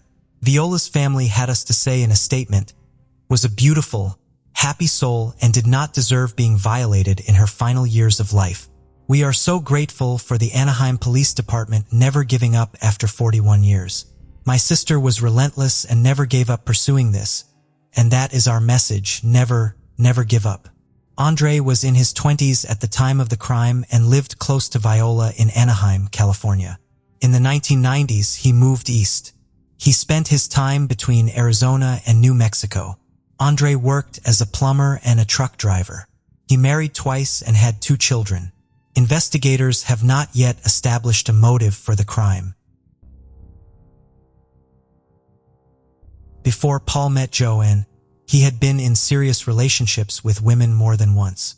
For example, in 1993, during his university years, he was with Carrie Thompson. Although he didn't stay with her for long, this relationship revealed his violent tendencies. Carrie told the police about how Paul could switch during an argument and become aggressive, beating the walls and holding Carrie by force. This was just the beginning. In 1999, Jenny Mary Clark appeared in his life. They wasted no time, and just 2 weeks after meeting, the wedding bells were already ringing. However, their marriage began with a real nightmare. On their wedding night, Paul attacked Jenny, and this was not a one-off incident. He continued to beat her and even strangled her into unconsciousness. Investigators claimed that this abusive behavior was repeated with Joanne. Despite this situation, Paul and Jenny decided to have a baby. Their daughter, Chloe, was born in 2000, and they divorced shortly after.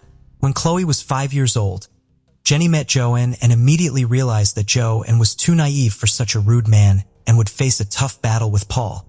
In 2002, he broke up with Jenny and began dating Joanne Nelson.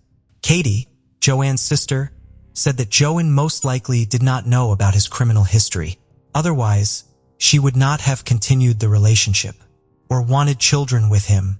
Their story began on the streets where Paul worked as a security guard in bars and clubs. He was 27 and already experienced in relationships, while Joanne was just starting her journey into adulthood at the age of 19. Despite the age difference, they found support in each other, running away from their parents' control and looking for their own space. At first, they lived with Paul's mother, and then they could afford to buy their own house. But happiness was slowly disappearing, fading away like smoke from a fire. The days turned gray and the tension grew between them. For Joanne, everything had become too mundane and boring. Their differences began to affect the relationship. She loved order while he did not give it much thought. On February 14, 2005, Joanne did not come to work. This was unusual and caused immediate concern. As the investigation revealed more and more information, the previously quiet and peaceful town was overtaken by a wave of shocking lies and deception. Joanne Nelson, a cheerful and bright young woman, always put the happiness of her loved ones above her own. As a child, she lived with her parents in the town of Hull, also known as Kingston upon Hull, on the east coast of Yorkshire, England. Her mother, Jean, was a teaching assistant, and her father, Charlie, worked as an engineer for the city council. It was in this town that Joanne grew up and became who she was. Joanne had a bright personality and was successful both academically and socially. She was an active athlete who loved netball, lacrosse, and swimming. She lived happily, enjoying her youth, but always harbored a deep desire to create her own family. She initially tried her hand at medicine, but the emotional toll of being a nurse proved too difficult for her. Her loved ones remember how she would come home saddened by the suffering of her patients. Later, Joanne considered working abroad, but ultimately chose to work at an employment center in Hull to be closer to her family and friends. She found fulfillment in making people's lives better by helping them find jobs and improve their skills. Joanne's dedication and kindness left a lasting impact on those around her, making her absence even more profound and alarming. When she did not show up for work that fateful February day. On Valentine's Day 2005, Joanne Nelson vanished without a trace, turning a day meant for love into a day of horror and mystery. Her disappearance was a nightmare for her parents. When her boyfriend reported her missing to the police, a sense of foreboding filled the air. That night turned dark and ominous, leaving Joanne's family and friends enveloped in fear and uncertainty. Instead of enjoying the evening with his beloved, Paul found himself speaking with the police. He claimed that the last time he saw Joanne was when she was asleep, and upon his return from work, she was gone. It was as if she had vanished into thin air, leaving only shadows of fear and hope behind. At 22 years old, Joanne's sudden disappearance caused great distress among her loved ones. The situation became even more perplexing. When she missed significant events, such as her best friend's father's funeral and her sister Katie's 19th birthday, the police swiftly launched a large-scale search operation involving numerous law enforcement officers, military personnel, and volunteers. Joanne's father was vocal about his suspicions regarding Paul, questioning how he could be involved in the disappearance of such a responsible young woman. Katie, although aware of her father's concerns, found it hard to believe that Paul had any role in Joanne's vanishing. The family's worry and confusion only deepened as days turned into weeks without any sign of Joanne. Paul threw himself into the search efforts, collaborating with volunteers, concerned relatives, and friends. Despite lacking family consent, he granted multiple interviews to the press, keen to aid in the search. When questioned by a reporter over the phone, Paul vehemently denied any wrongdoing in Joanne's disappearance. He adamantly professed his love for her, asserting that he could never harm her. However, discrepancies emerged between his spoken words and his facial expressions. Expert Cliff Lansley scrutinized Paul's demeanor during a televised interview, identifying peculiarities. Notably, Paul failed to close his eyes while discussing Joanne, an anomaly for someone grappling with grief. Moreover, he displayed no signs of tears, raising suspicions. Further scrutiny came from Ray Higgins, the head of the investigation team at Humberside Police. Higgins reported observing nail marks on the back of Paul's hand, leading authorities to consider his potential involvement in Joanne's disappearance or death. Eventually, Paul's mother, unable to bear the emotional turmoil any longer, divulged crucial information about Paul's actions to the authorities, potentially shedding light on Joanne's fate. Upon learning of the accusations, Paul didn't attempt to refute his culpability. Just 6 days after Joanne's disappearance, he found himself in police custody. During a grueling interrogation, the truth emerged. On that fateful Valentine's Day in 2005, Paul committed the unthinkable act of ending Joanne's life in their own home. Paul recounted a tumultuous argument that escalated to irreparable heights. Joanne's constant criticism, particularly regarding household chores, served as the catalyst. According to Paul, Joanne's request for help with the washing machine triggered his anger and shame at his perceived inadequacy. Matters worsened when Joanne declared her intention to leave him and demanded the sale of their home for €110,000, further fueling Paul's rage. In a fit of fury, Paul confessed to the police, admitting to strangling Joanne with his bare hands. Subsequently, he displayed chilling composure as he meticulously orchestrated the aftermath, intending to conceal his heinous deed. He craftily devised a plan, seeking to fabricate Joanne's sudden disappearance. With calculated precision, Paul proceeded to carry out his scheme. He engaged in casual interactions with neighbors and discussed banal topics like acquiring a pet, all while concealing the darkness within him. Surveillance footage captured his unervingly composed demeanor as he purchased supplies, a testament to his disturbingly calm facade. Armed with garbage bags, rubber gloves, and disinfectant spray, executed his plan methodically. He bound Joanne's limbs, encased her in bags, and sealed them with duct tape. Then, without hesitation, he transported her lifeless body to her vehicle, his audacity matched only by the magnitude of his crime. The audacious act unfolded in broad daylight, revealing Paul's cunning and deceitful nature. With chilling composure, he concealed his heinous deed from unsuspecting onlookers, demonstrating his ability to manipulate those around him effortlessly. After concealing Joanne's lifeless body in her own vehicle, Paul embarked on a calculated journey. Driving approximately 75 miles to the remote Bradbury woodland near Winteringham in North Yorkshire, Paul carefully orchestrated each step. With meticulous precision, he carried Joanne's body through the dense forest, seeking a secluded burial site among the towering pines. Utilizing twigs to obscure the makeshift grave, Paul buried what he perceived as the love of his life. Returning to the victim's car, Paul resumed his facade of normalcy, showing no remorse or acknowledgement of his monstrous actions. He even fabricated a fake phone conversation with Joanne to divert suspicion, further highlighting his cold-blooded demeanor.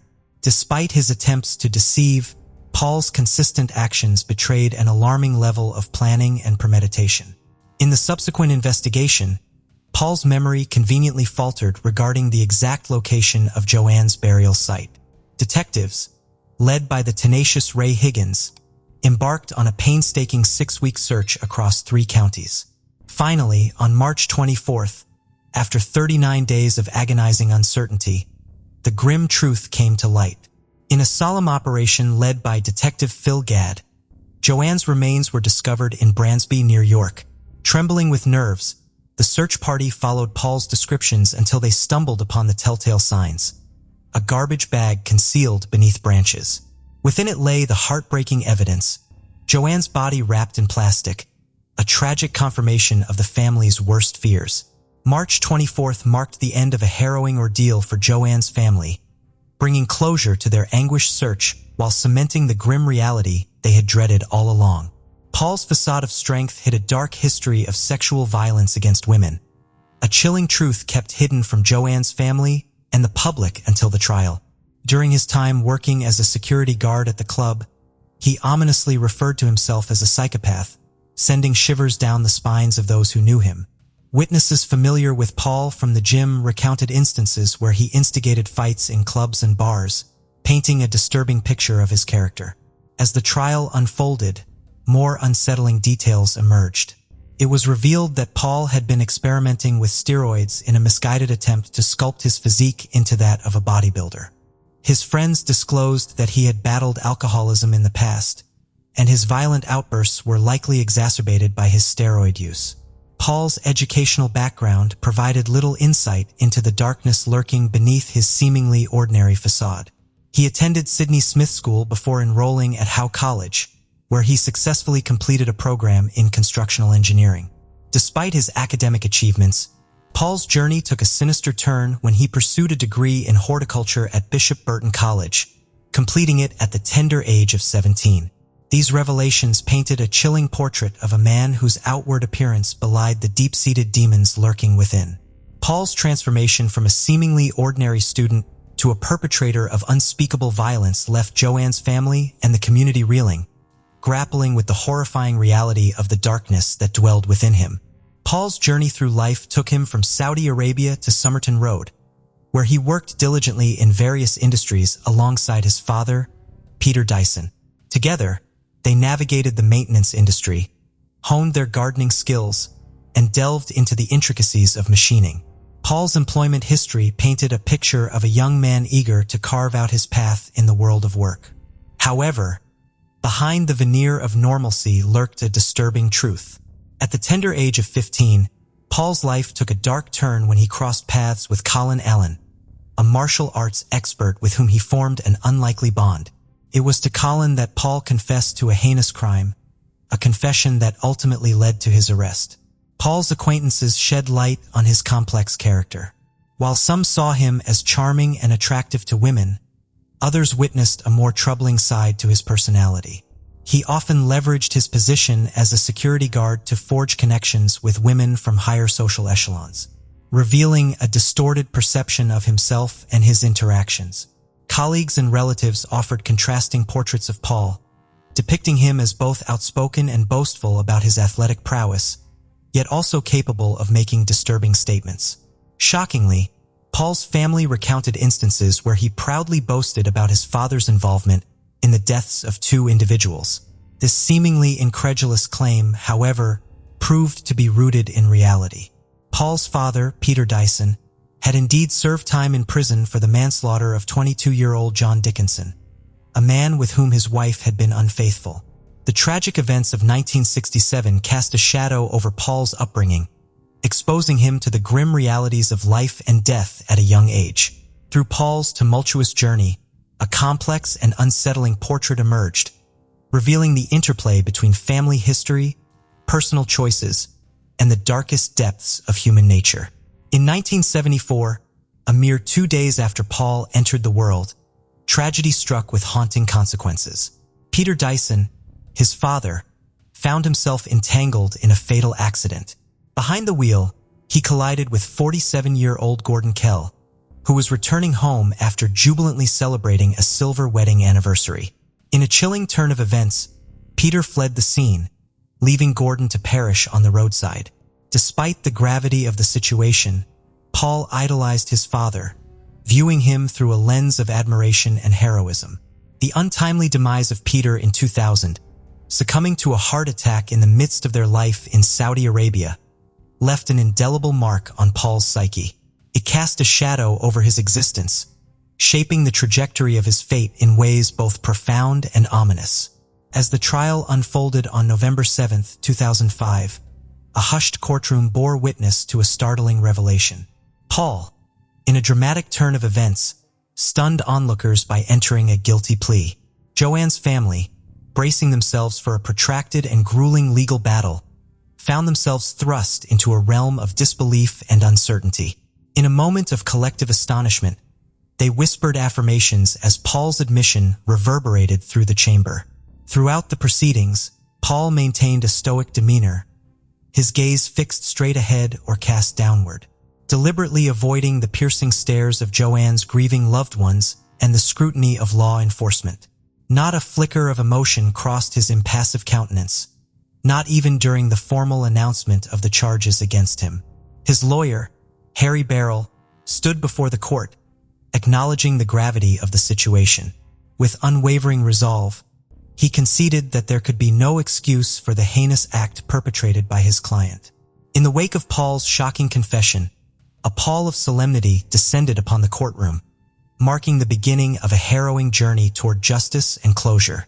On Tuesday, November 8th, nearly 10 months after the tragic murder, Paul received his sentence, life imprisonment with a minimum term of 16 years. Remarkably, just 14 years later, in November 2019, at the age of 45, Paul found himself transferred to an open prison and recommended for day release. The parole board cited Paul's active engagement in self-awareness programs and successful completion of an intensive interpersonal relationship improvement program. Recalling the day of Joanne's disappearance, Katie was struck by Paul's behavior. She now regrets offering him comfort when he appeared at her doorstep. Later, when Paul wandered off, Katie, consumed by worry, searched for him. Finding him at the bus stop, she squeezed his hands in an attempt to provide support as he sat there, overcome with emotion. She even embraced him, hoping to offer solace. Reflecting on the moment, admitted she hadn't initially noticed the scratches on his arm. But upon later reflection, she couldn't forgive herself for missing them. The easing of Paul's detention conditions and the prospect of day release stirred deep emotional turmoil within Joanne's family. Katie, speaking to the media, expressed their sense of loss and confusion in the face of this news. Paul's impending release dredged up painful memories of Joanne's untimely death, leaving the family grappling with a sense of injustice. Despite their belief that Paul didn't deserve such leniency for his heinous actions. Pamela Falcons lived in Faulkner County, Arkansas in 1990. She worked at a video store. On February 2nd, Pamela was the only clerk on duty at a Crossroads video store.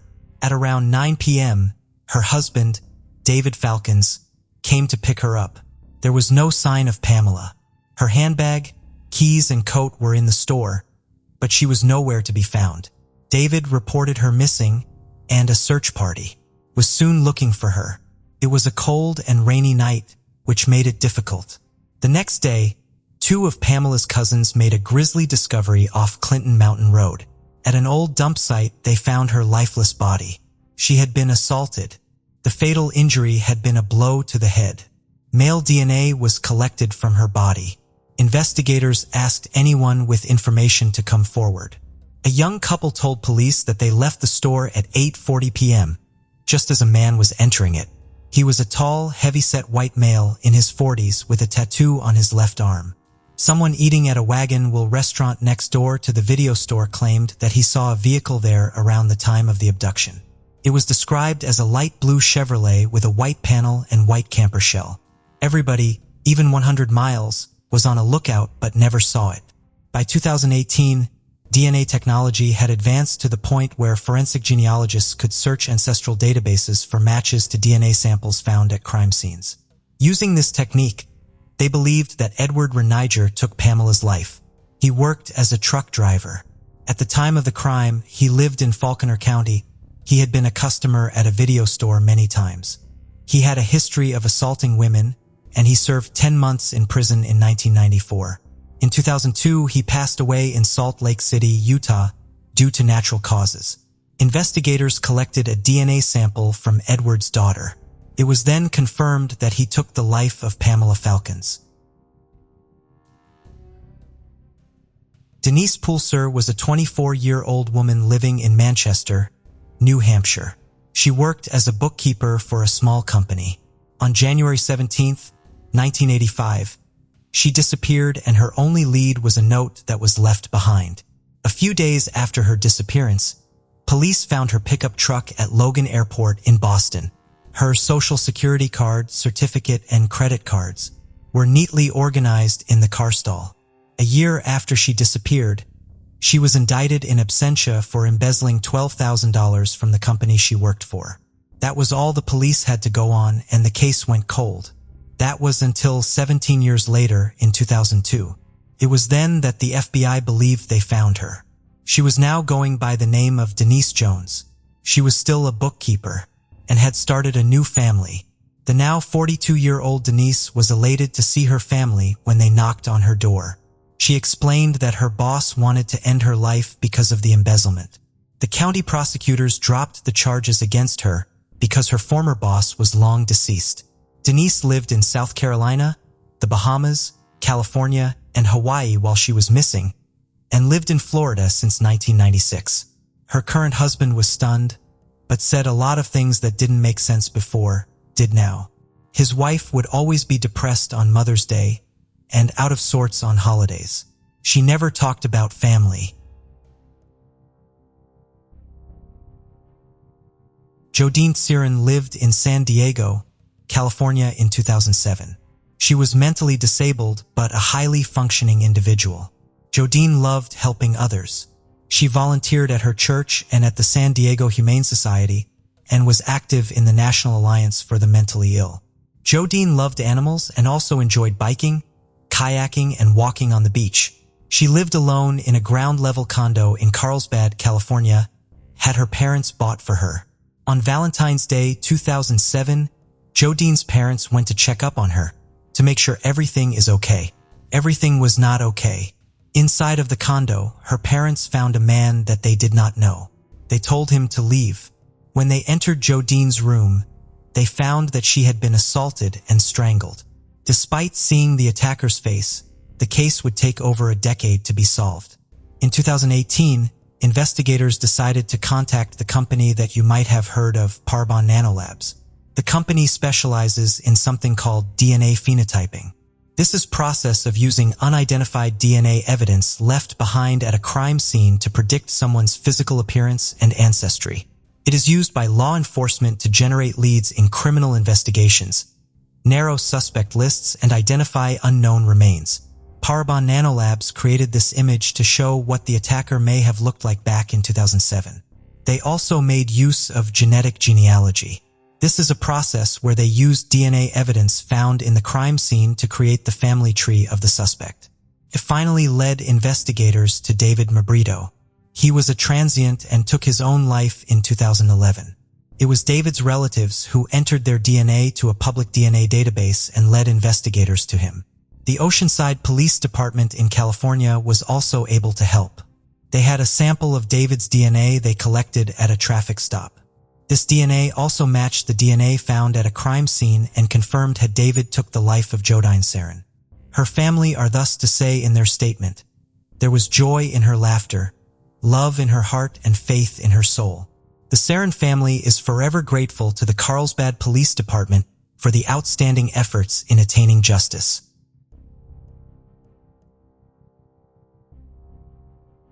Pamela Coahones grew up in Stillwater, Minnesota. In 1984, 25-year-old Pamela enlisted in the Navy.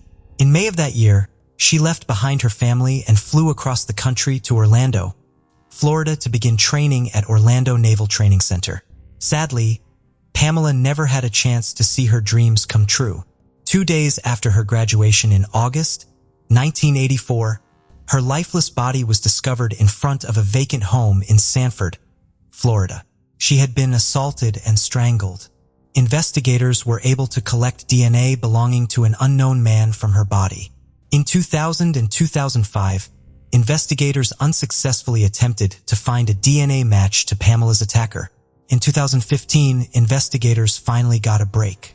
DNA from Pamela's clothing was submitted to a private forensic genealogy service. Investigators were able to access DNA profiles of individuals who submitted their DNA to genealogy websites. They found a match to a distant relative of Pamela's attacker. Investigators began to build a family tree and eventually led them to Thomas Lewis Garner. He worked as a dental hygienist in Jacksonville, Florida. Thomas was a classmate of Pamela back in 1984. Investigators had to make sure they had the right guy. They collected a cigarette that he had smoked. The samples matched the DNA found on skin collected from underneath Pamela's fingernails. He was arrested in March of 2019. A motive for the crime has not been made public yet. Pamela's family members were very happy to hear the great news when investigators told them about her arrest. Kristen Denise Smart was born on February 20th, 1977 in Augsburg, Germany. She and her family moved to Stockton, California when she was a child. In 1996, Kristen enrolled at a California Polytechnic State University.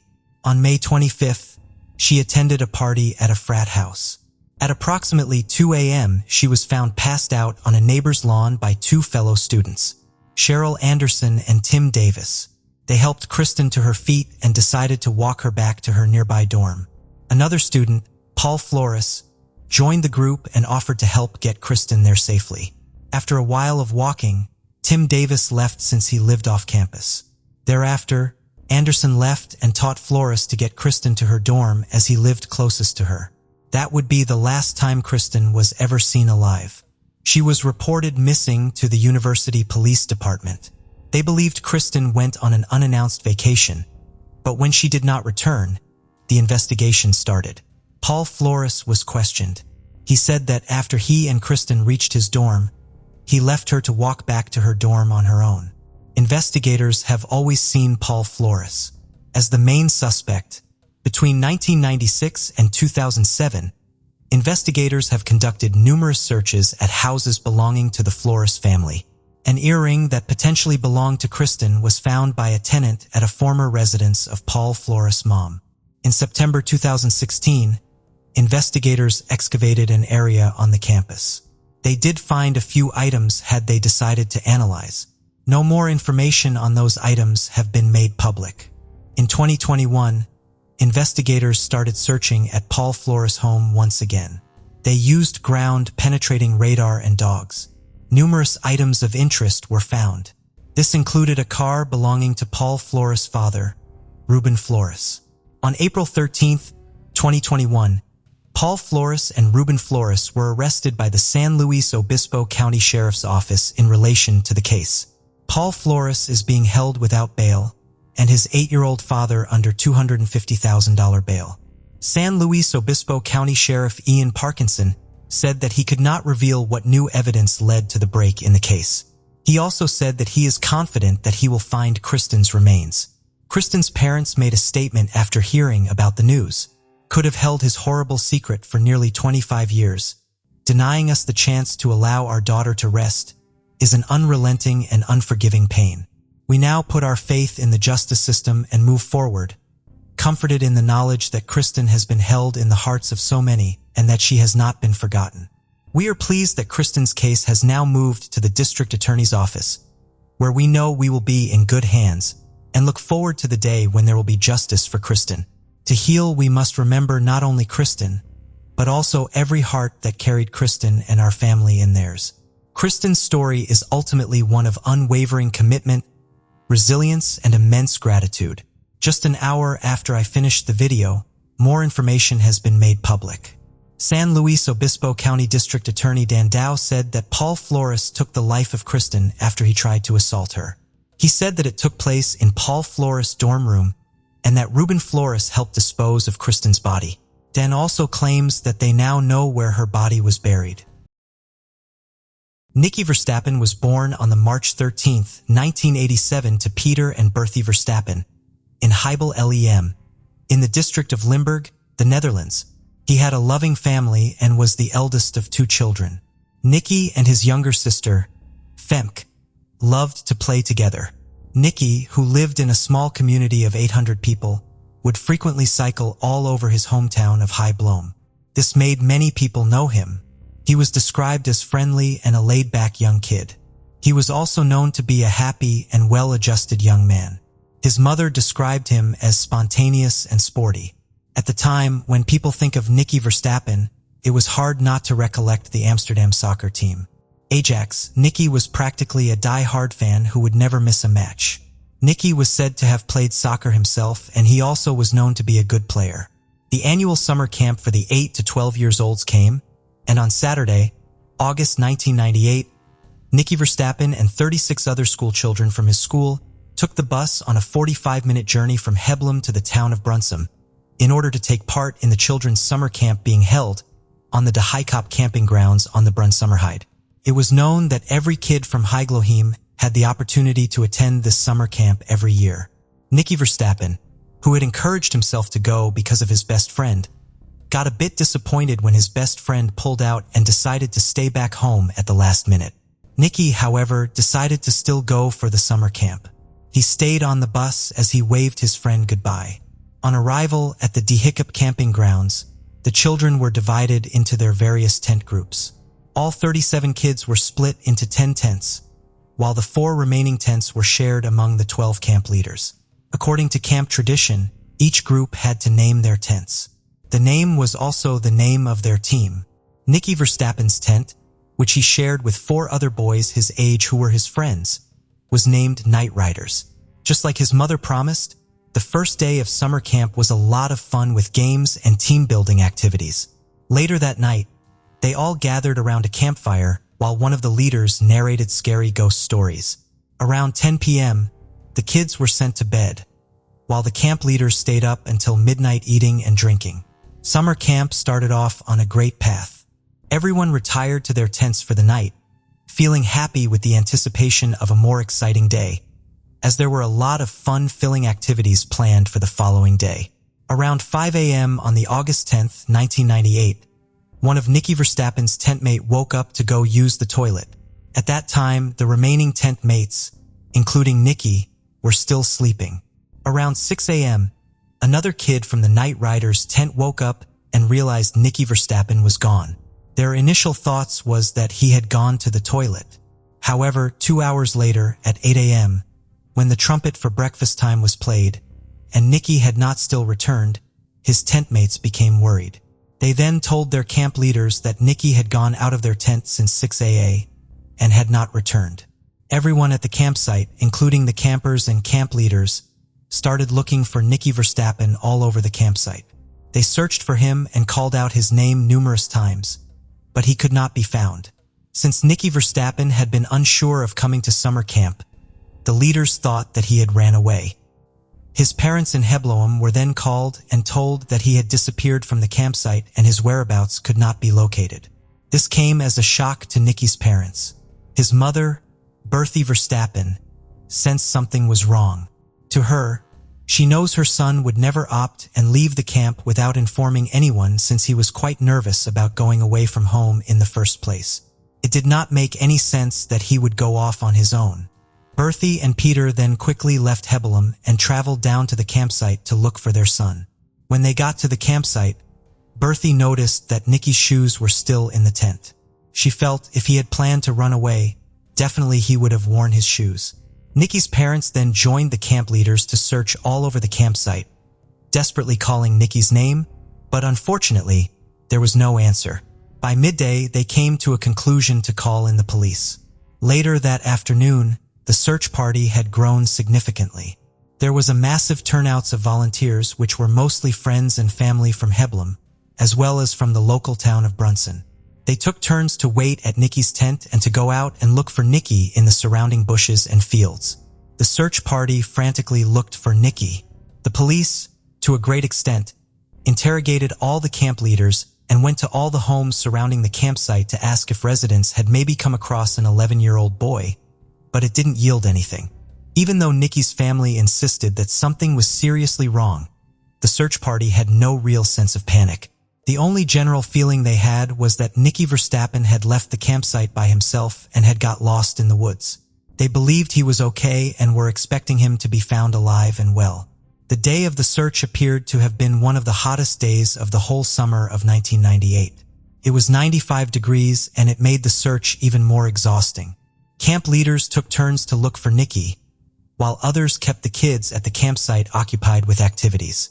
In the evening, armed forces were contacted to join in the search, while the kids were sent to their tents like nothing happened. While they slept, the military vehicles and searchers frantically called out Nikki's name into the darkness of the night. By the next morning, on Tuesday, Nikki was still nowhere to be found, so the camp leaders felt there was no need for camping anymore if one of them was lost.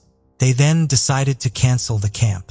Every kid was placed in a bus and taken back home to Hebelum, while the search party intensified their search efforts. The more they searched for Nikki Versstappen, the more it became clear that he didn't run away. The police used their dogs for the search as well, and an aerial search of the campsite was done using a plane. All efforts to find Nikki yielded no results, and by sunset, the search party was running out of daylight. Finally, around 9 p.m. on Tuesday, August 1998, Nikki Verstappen's uncle, who was part of the search party, noticed something laying underneath a small pine tree. On getting closer, he saw the lifeless body of 11-year-old Nikki Versstappen. Nikki was found in a pine grove on the Schinwaldeweg in Landgraf, less than a mile away from the campsite. He was wearing his red Ajax pajama pants and blue underpants, and was naked from the waist up. His pajamas pants, which he got as a Christmas present from the previous year, were turned inside out and the front was placed to the back.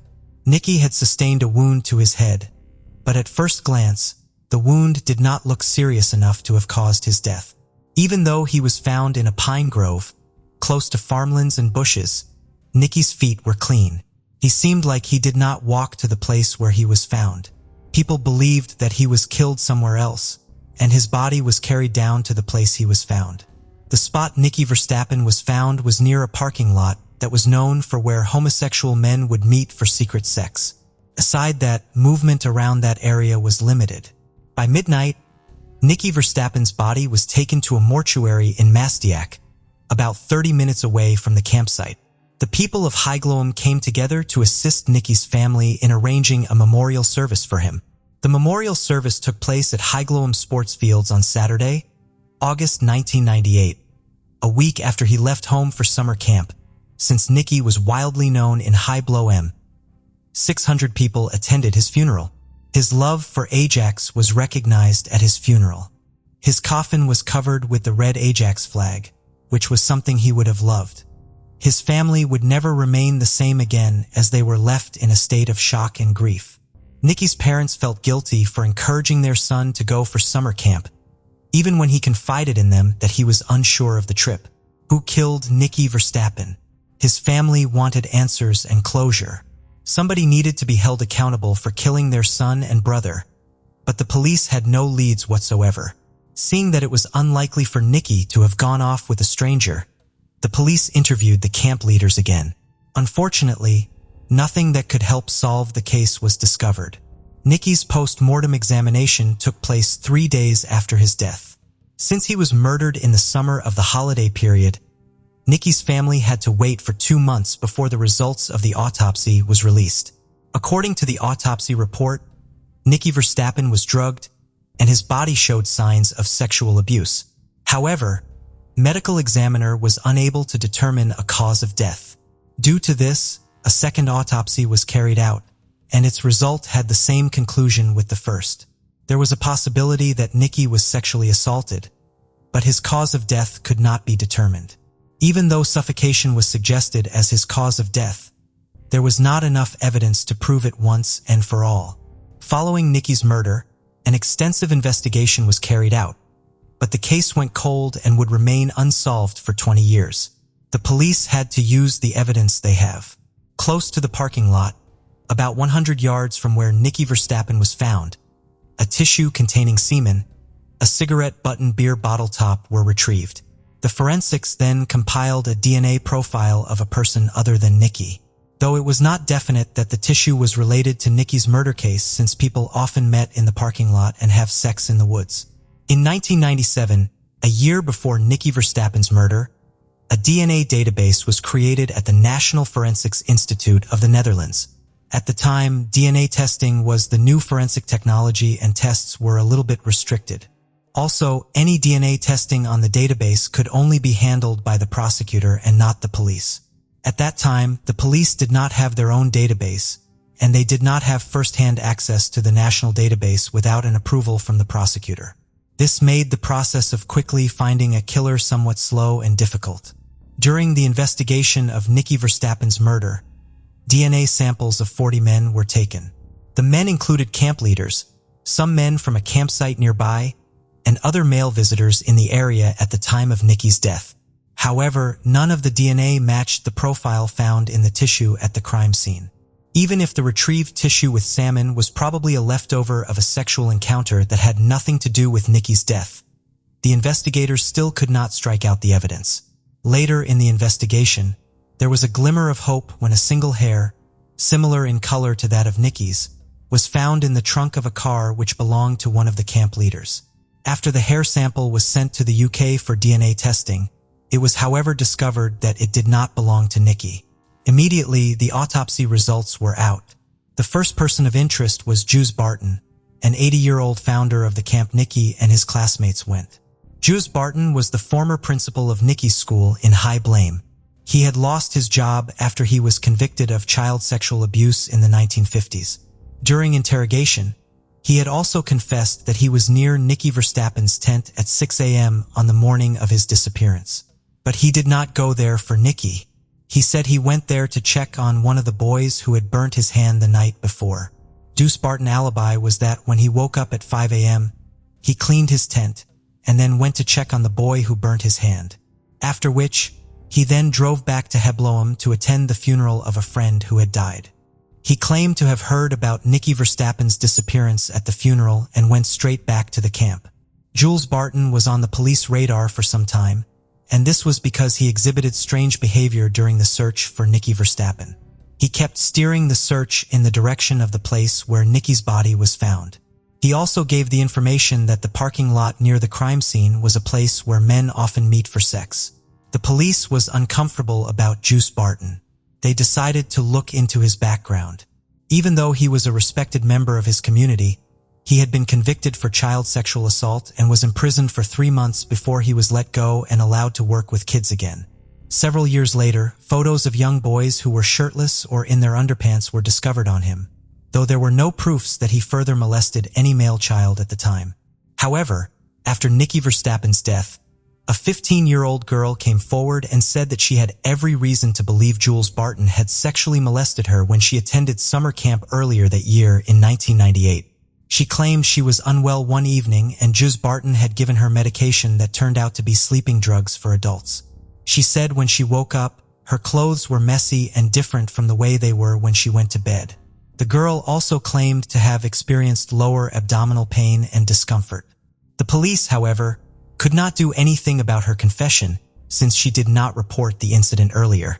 After much interrogation, Jules Barton could not be arrested due to lack of sufficient evidence to pin him to the kidnapping and murder of Nikki Verstappen. A reward of 250,000 guilders was offered for any lead that could bring the suspect to justice. As time went, Nikki's family became frustrated as they sensed lack of urgency in solving their son's murder. They resorted to a well-known television crime reporter at the time, Peter DeVries, and asked him to help them to solve the mystery surrounding their son's death. Peter DeVries agreed to help them look into the case. Over the years, his involvement in the case turned out to be a salvation for Nikki's family. Peter DeVries launched a campaign on behalf of the Verstappen's family, and the reward money was doubled to 500,000 guilders by unknown business people. In April 1999, the first in-depth documentary about Nikki's murder case was broadcast nationally. The documentary talked about Jules Barton's child sexual assault in the past. It brought up questions like, why was he allowed to work with children after being a convicted sex offender? The documentary seemed to put pressure on the police to investigate Jules Barton further. This divided the small community of Hebloem.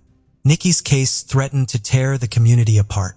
While some people wanted to protect the founder of the camp, some people supported Nikki's family in their quest to find out the truth, even if it meant asking confronting questions. As time went by, majority of the people in High Blome chose to stay away from Nikki's family. They believed the Verstappens were out on a witch hunt. Nikki's family only held on to a handful of faithful friends who supported them through the case. In July of 1999, Nikki Verstappen's case was ruled unsolved. The next month, in August, Bertie and Peter Verstappen had an opportunity to meet with Queen Beatrix, the former Queen of the Netherlands. They handed her a letter, which was an official complaint about the slow investigation in the death of their son. Due to this, efforts were subsequently intensified by the prosecutor in Maastricht to solving the case.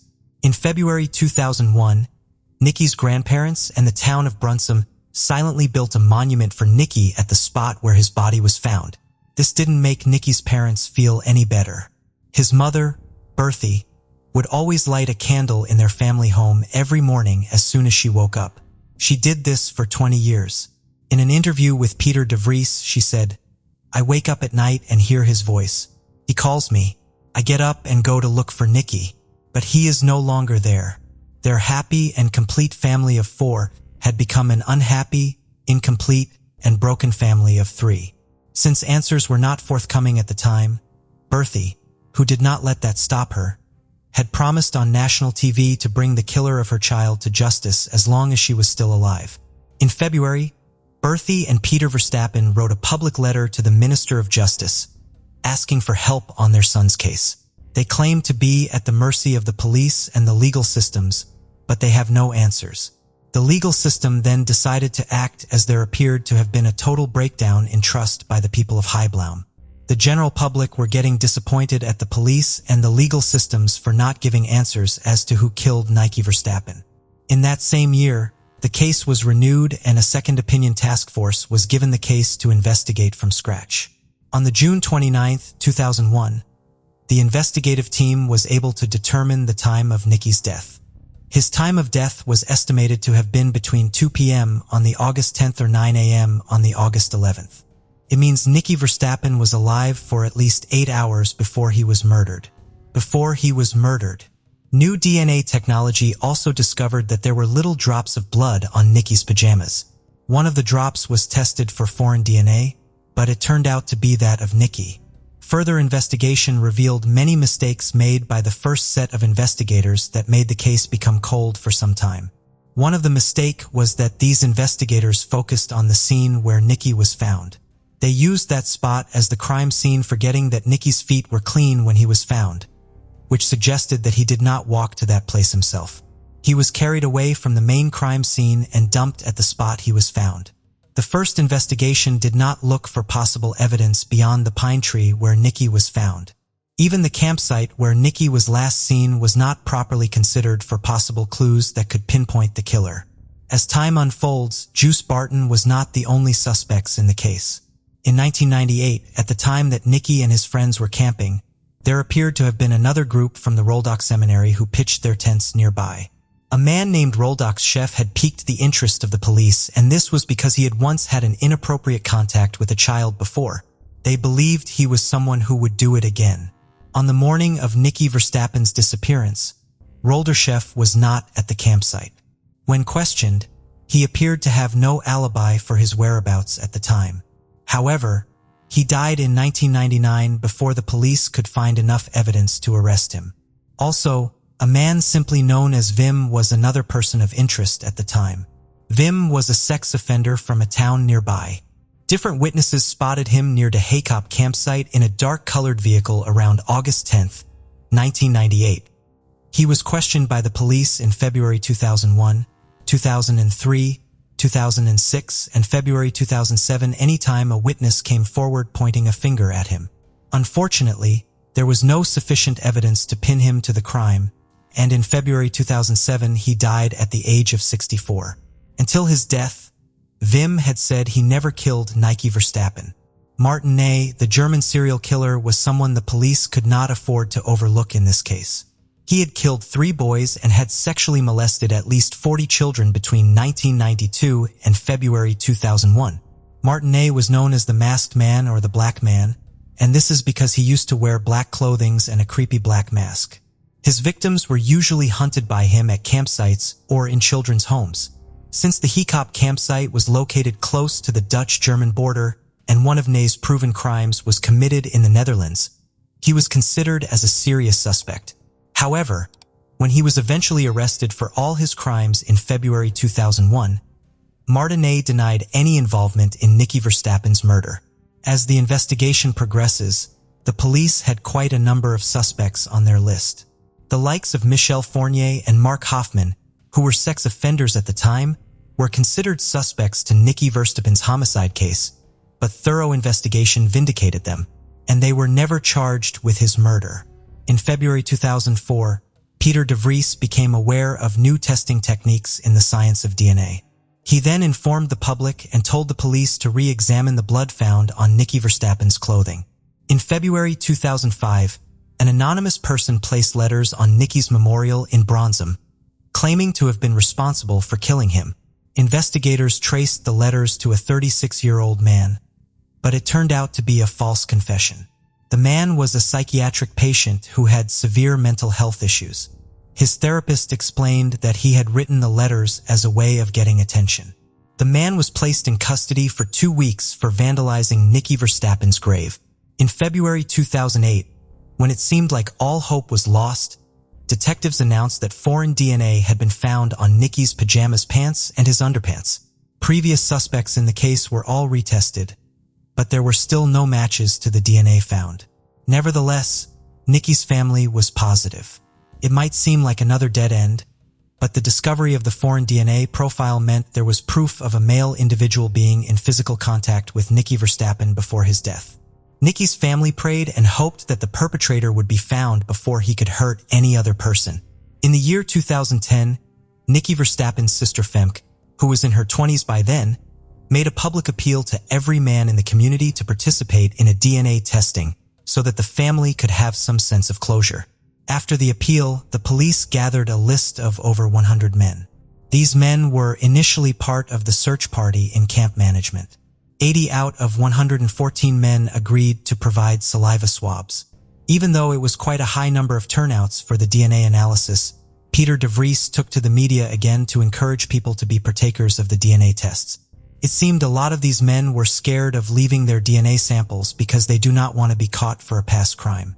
However, after Peter DeVries explained that their DNAs would only be used for the Nikki Verstappen's case, additional 40 men came forward.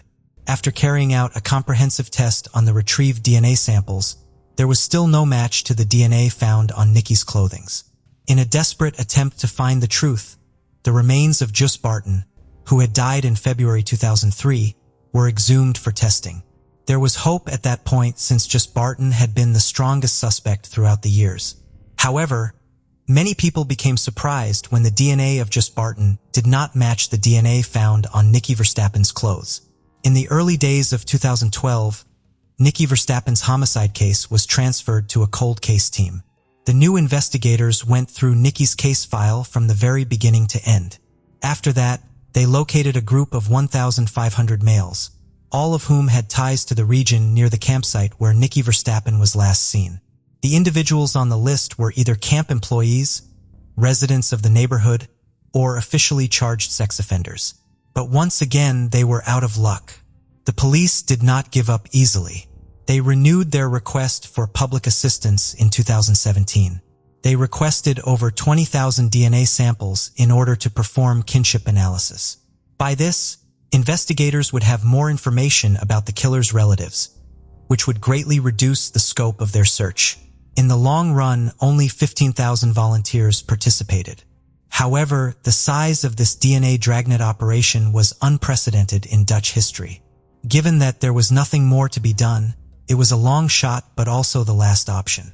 Bulk DNA sweeping is a significant project, and numerous ethical issues have been brought up in relation to it.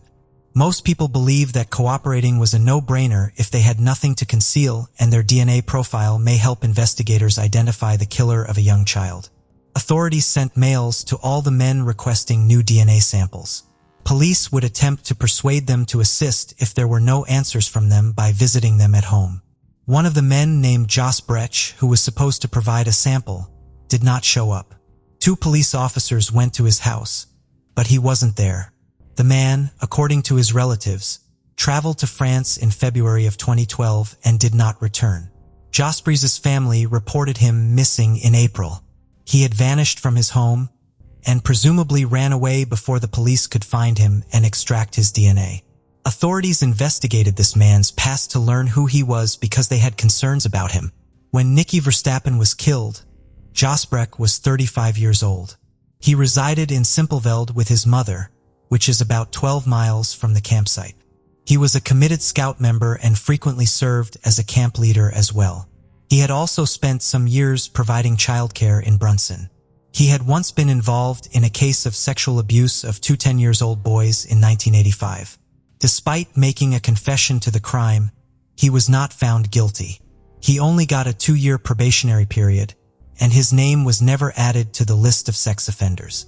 That was why he evaded detection when local police conducted a DNA search of all sex offenders. His name was never mentioned. On August 10, 1998, Jos Breck was in the immediate area of Nikki's disappearance. Around midnight on Tuesday, August 11, 1998, police stopped him while he was cycling on a road close to the crime site.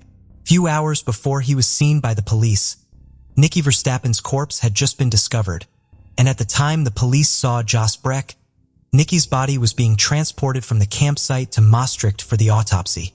When the cops questioned him about why he was out cycling at that time, Jos Breck responded that he was delivering letters to scout members because it was too hot to have done so during the day. The explanation seemed reasonable to the officers because that particular day had been very hot. However, when he was questioned later during investigation, he provided a different explanation. Child pornography was discovered on his personal computer in August 1998, the same month when Nikki Verstappen was murdered, but once again, Jos Breck only got a warning. One of the 15,000 DNA samples provided to authorities during the bulk DNA search in 2017 revealed a close match to the foreign DNA found on Nikki Verstappen. The DNA sample belonged to a relative of the individual whose DNA was found on Nikki's clothes. That person happened to be related to the missing Jos Breck. In order to create a DNA profile, police asked Jos Brecker's family if he had left behind a hairbrush or toothbrush as they were getting closer to solving the case. His family assisted the authorities and provided them with some of his personal belongings. Finally, after 20 painful long years, all the effort paid off. At the start June 2018, the forensics discovered a 100 perfect match between Jos Breck Dedner and the DNA found on Nikki's pajamas and underpants. Detectives were, however, requested to keep the new information to themselves in order to avoid alerting the offender. The investigators now began a massive global search for Jos Breck. Jos Breck's last known location was in the Vosges mountain region of northern France, where he served as a survival expert who guided nature expeditions into the mountains. Keep in mind that he was an experienced scout member who knew what he was doing. When Jos Breck departed the Vosges, no one knew where he had gone because he had not used his credit cards or his phone. Police discovered that he had improved his survival skills and had made preparations to vanish and live off the grid.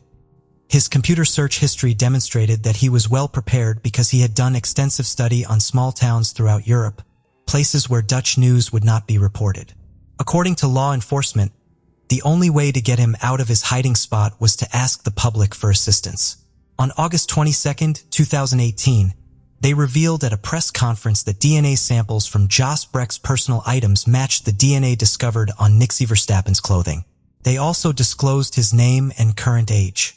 Due to privacy laws in the Netherlands and the rule that everyone is considered innocent until proven guilty, it is customary to only use the first letter of a surname. However, this instance was unique because it required assistance from law officials to find Jos Breck. The public appeal worked because the week following the press conference, a Dutch resident of northern Spain who had seen Jos Breck's picture in the newspaper recognized him and called the police to report his whereabouts. Jos Breck was living in a tent next to a commune house in the village of Casteltercal, north of Barcelona. 20 years after Nikki Verstappen's death, on August 26, 2018, Jos Breck was taken into custody. The passport he had with him at the time of his arrest served as proof of his name. He was returned to the Netherlands on September 6, 2018, and appeared in court for the first time in December 2018. Peter de Vries rejoiced with Nikki Verstappen's family following the arrest of Jos Breck. There was a strong feeling of relief and accomplishment. Jos Breck had been questioned in February 2001 regarding his presence close to the crime scene on the night Nikki's body was discovered, and he had confessed to child molestation in the past. In his words, he said, "Yes, I can imagine why you'd want to speak to me because I have had some brushes with the law in the past in connection with child abuse." This statement was not followed up on or a DNA sample taken. Jos Breck was not on the sex offenders list, but he had effectively placed himself on it. This case would have been long solved if only the police had thoroughly looked into Jos Breck back then. In December 2018, the trial commenced in Maastricht. Jos Breck was charged with manslaughter rather than murder. Manslaughter is a less serious charge. There isn't enough evidence to prove that the murder was premeditated, as there would be in a murder case. Jos Breck pled not guilty in court and defended himself, saying his DNA was found on Nikki's clothing because when he was walking close to the edge of a forest back at the camp area, he saw something in the distance and went to look out of curiosity, only for him to find Nikki's body. He said that he had checked for signs of life, brushed leaves off the body, and then left without any other action because of his previous convictions. However, the prosecutor argued that a total of 27 traces of Jos Breck's DNA had been found on Nikki's body, including on his underwear. Jos Breck still maintained his innocence, saying he had no idea how his DNA ended up on Nikki's underwear. Nikki's underwear. After trial, Jos Breck was found guilty, and on the January 28, 2022, an appeal court convicted him on a charge of manslaughter and sentenced him to 16 years imprisonment. Will Nikki Verstappen's family ever find satisfaction? Even though they may have some answers, their son will always be 11 years old, even as his peers age and progress through life. Every day, they are plagued by countless unanswered questions, such as, would Nike have grown up to realize his goal of playing professional soccer? They are wounded and they no longer believe in people. Femke Verstappen continues her mother's custom of lighting a candle for Nikki each day and keeping fresh flowers around the house, even though she is an adult with a kid of her own. The seaside town of Rothesay on the Isle of Bute is a picturesque place to live or visit. Located off the Scottish coast, it has a population of just over 4,500 people, and is popular with tourists, holidaymakers, and families alike. It's frequently voted a beautiful place to visit with some extraordinary scenery, and there is a wonderful sense of community spirit. Everyone knows each other, and people often leave their doors unlocked. However, the safety and security of this tight-knit community would be shattered one summer night in February 2018. Alicia McFale was born on October 22, 2011, to parents Georgina and Robert. Although her parents had separated when she was a baby, she remained their absolute priority, and they both doted on her. She was bright, inquisitive, and loved being around people. She was described by her teacher as someone who loved to learn and always took great pride in her own work. Alicia was very friendly and welcomed everyone first thing in the morning at Breakfast Club. She was a considerate child who loved being part of a group, and she was popular with all the other children. Her mother Georgina lived in North Lanarkshire with Alicia's younger sister Courtney, and her father Robert lived on the Isle of Bute with his parents. The island is where Alicia would frequently spend time. Her parents ensured that she would see as much as she could of Robert and his parents too. She would spend every other weekend on the island, and in the February, she made a trip over there to start her summer holidays. On the evening of July 1st at around 11 p.m., Toni McLaughlin, who was the girlfriend of Alicia's father Robert, said she checked on Alicia and saw that she was sound asleep in her bed. Knowing this, she too called it a night and headed to bed herself. As this community was small and close-knit, the key was left in the front door. While Toni was checking on Alicia, a teenage boy named Aaron Campbell was in the midst of a house party, getting drunk and celebrating the end of his exams. 16-year-old Aaron also lived on the island, having moved there at a young age from England with his parents, Jeanette and Christopher, and his younger sister. He would describe his home life as difficult. He claimed he frequently argued and fought with his mother, and alleged that she drank heavily. His father was often absent due to his line of work. However, people that know the family disagree and say that both parents were very kind and loving. Aaron Campbell, on the surface, was a popular and seemingly charismatic young man. He even had his own YouTube channel. He documented various things about his life, including his sporting activities. As he got older, he began dabbling with drugs and alcohol and having darker and more extreme thoughts and impulses, such as fantasizing about rape.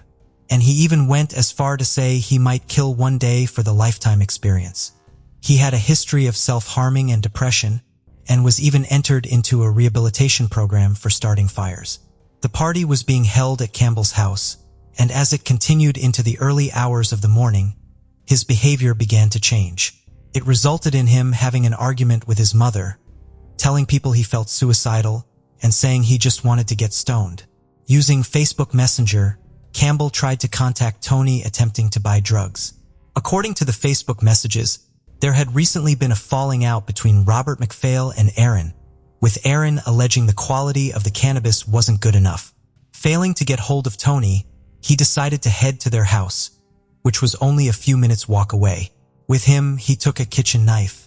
As Alicia's grandfather, Callum, woke up for work at 6 a.m., he went to check on his granddaughter, but found her bed empty. He immediately alerted Robert and Tony, who subsequently contacted the police. Upon checking her phone, Tony saw the missed calls and messages from Campbell and attempted to call him back. He messaged her back saying it didn't matter anymore with several laughing emojis. She quickly told him that Alicia had gone missing, and he replied, "Oh damn, I'm sure she's not went too far." Later that day, Aaron was sent to Snapchat out to his friends with the caption, "Found the guy that done it." It's not uncommon for communities to band together when cases like these arise, and Rothsay was no exception. A huge manhunt began. Members of the public, a helicopter, and the Coast Guard joined the search, and pleas for more help were sent out via Facebook. Shortly after the search began, they found what they were looking for. At around 9 a.m., the police were called as a local man had discovered Alicia's lifeless and naked body in a wooded area about 15 minutes from her home. Tragically, her mother Georgina would find this out via Facebook. The autopsy concluded that Alicia had sustained 17 injuries, and the pathologist would refer to these injuries as catastrophic. On the July 21st, Alicia's funeral was held with hundreds of mourners in attendance. One of the people grieving the loss of Alicia, and who was involved in the initial search for her, was Jeanette Campbell, Aaron's mother. Looking for answers and anything she could do to help, she decided to check her CCTV cameras installed outside her home in the hopes of picking anything up. Upon looking at the footage, her heart dropped. She watched her own son entering and leaving the house twice around the hours Alicia was believed to have gone missing. After asking him about this, she decided to turn the footage into the police as a way of eliminating Aaron. The police brought Aaron Campbell in for questioning as a witness, but he remained calm and collected, showing no signs of any wrongdoing. He told them he was simply heading out to buy cannabis. As part of the interview process, the police looked into Campbell's phone, which began to show the true, horrifying picture. They uncovered the Snapchat he had sent out, the Facebook messages to Tony, and evidence that he had been Googling how DNA would be uncovered at a crime scene. Following these discoveries, they would match Aaron's DNA to the DNA found on Alicia's body. The chances of it being anybody else were more than 1,000,000,000 to 1. He was swiftly arrested on suspicion of murder and charged the following day. First, he answered no comments, but later he would claim that he and Tony had been pursuing an affair, and that after having sex in the garage that evening, she had saved the condom and planted his DNA at the murder scene. After more interrogations, the horror initially he claimed to steal drugs. However, he found 6-year-old Alicia asleep. He would later tell a psychologist that once he saw her, all he thought about was killing her, referring to it as a moment of opportunity. He picked her up and left. Alicia began to wake up after a short time and asked him what was happening. He told her he was a friend of her father's, and even gave her his t-shirt to keep her warm. The events that transpired are nothing short of horrific. Alicia was raped and brutally murdered. Campbell then threw her clothes into the sea and dumped her naked body in the woodlands before heading home to have a shower and clean off any evidence. He returned to the murder scene a short while later to retrieve his phone. When it came time for him to enter his plea, Aaron Campbell pleaded not guilty. The trial began in February 2019 with Judge Lord Matthews presiding. Campbell's behavior would shock the courtroom. His lack of remorse showed as he struggled not to laugh as the evidence was being presented. He would eventually say he was quite satisfied with the murder and appeared to revel and take pride in what he had done. Following a conversation with a psychologist, Aaron Campbell would finally admit to everything shortly before his sentencing. The trial lasted 9 days, and the jury took just 3 hours to find him unanimously guilty on all counts. Aaron showed no emotion as the jury fed back their verdict. Because he was under the age of 18 at the time he was found guilty, his name and images were not printed. Media outlets argued it was in the public interest to know, and as a result, for the first time in Scottish criminal history, Judge Lord Matthews agreed to reverse the naming restriction. On the March 21, 2019, Aaron Thomas Campbell was sentenced to 27 years in prison for the abduction, rape, and murder of Alicia McFale. This sentence would later be reduced by 3 years after Campbell made a successful appeal. Upon sentencing, Judge Lord Matthews described Campbell's arrogance and callousness as breathtaking, and spoke of the profound effect the crime had had on the island's community. Since his sentencing, Aaron Campbell has been disowned by his family, and police officers and detectives have warned that he bears such a threat to society. He should never be released. However, should he be released at the end of his sentence, he will be just 40 years old. Almost a year after her death, in a huge public donation, Alicia's memory was honored by her old primary school. They built a large wooden playhouse decorated with unicorns and butterflies. They said it was inspired by how much Alicia loved her friends and loved talking to people. They wanted to create a safe space for children to be together and make friends. The murder of Alicia McFale was a crime that shook the United Kingdom, and her family and friends are determined that she will never be forgotten. Lena Reyes Gettys was born on the August 26, 1960 in a small town in Mexico. She had ambitions to pursue greater things in life. Lena was an accomplished ballerina and, with a degree in international business, she had hopes of breaking into the business world to become one of the greatest business tycoons across national boundaries. Her love for international business influenced her choice for a life partner. Growing up, she wanted to share her life with someone who would love her just as much as she does him, and also, she wanted someone who sailed the same career ship as her. In 1996, 35 years old Lena Reyes Gettys left her native town in Mexico to the United States in search of greener pastures and hopefully to get to meet people who shared the same business mindset as hers. While learning and developing her skills, she waited for her right type of man. That same year, in 1996, she met Edward Gettys in New Mexico. Edward Gettys was 25 years her senior and was everything Lena Reyes wanted in a man. Aside from his appealing physical qualities, he was a business owner and knew the in and out of the business world. Lena Reyes at that point fell in love with Edward and felt she could eventually have the future she had always wanted.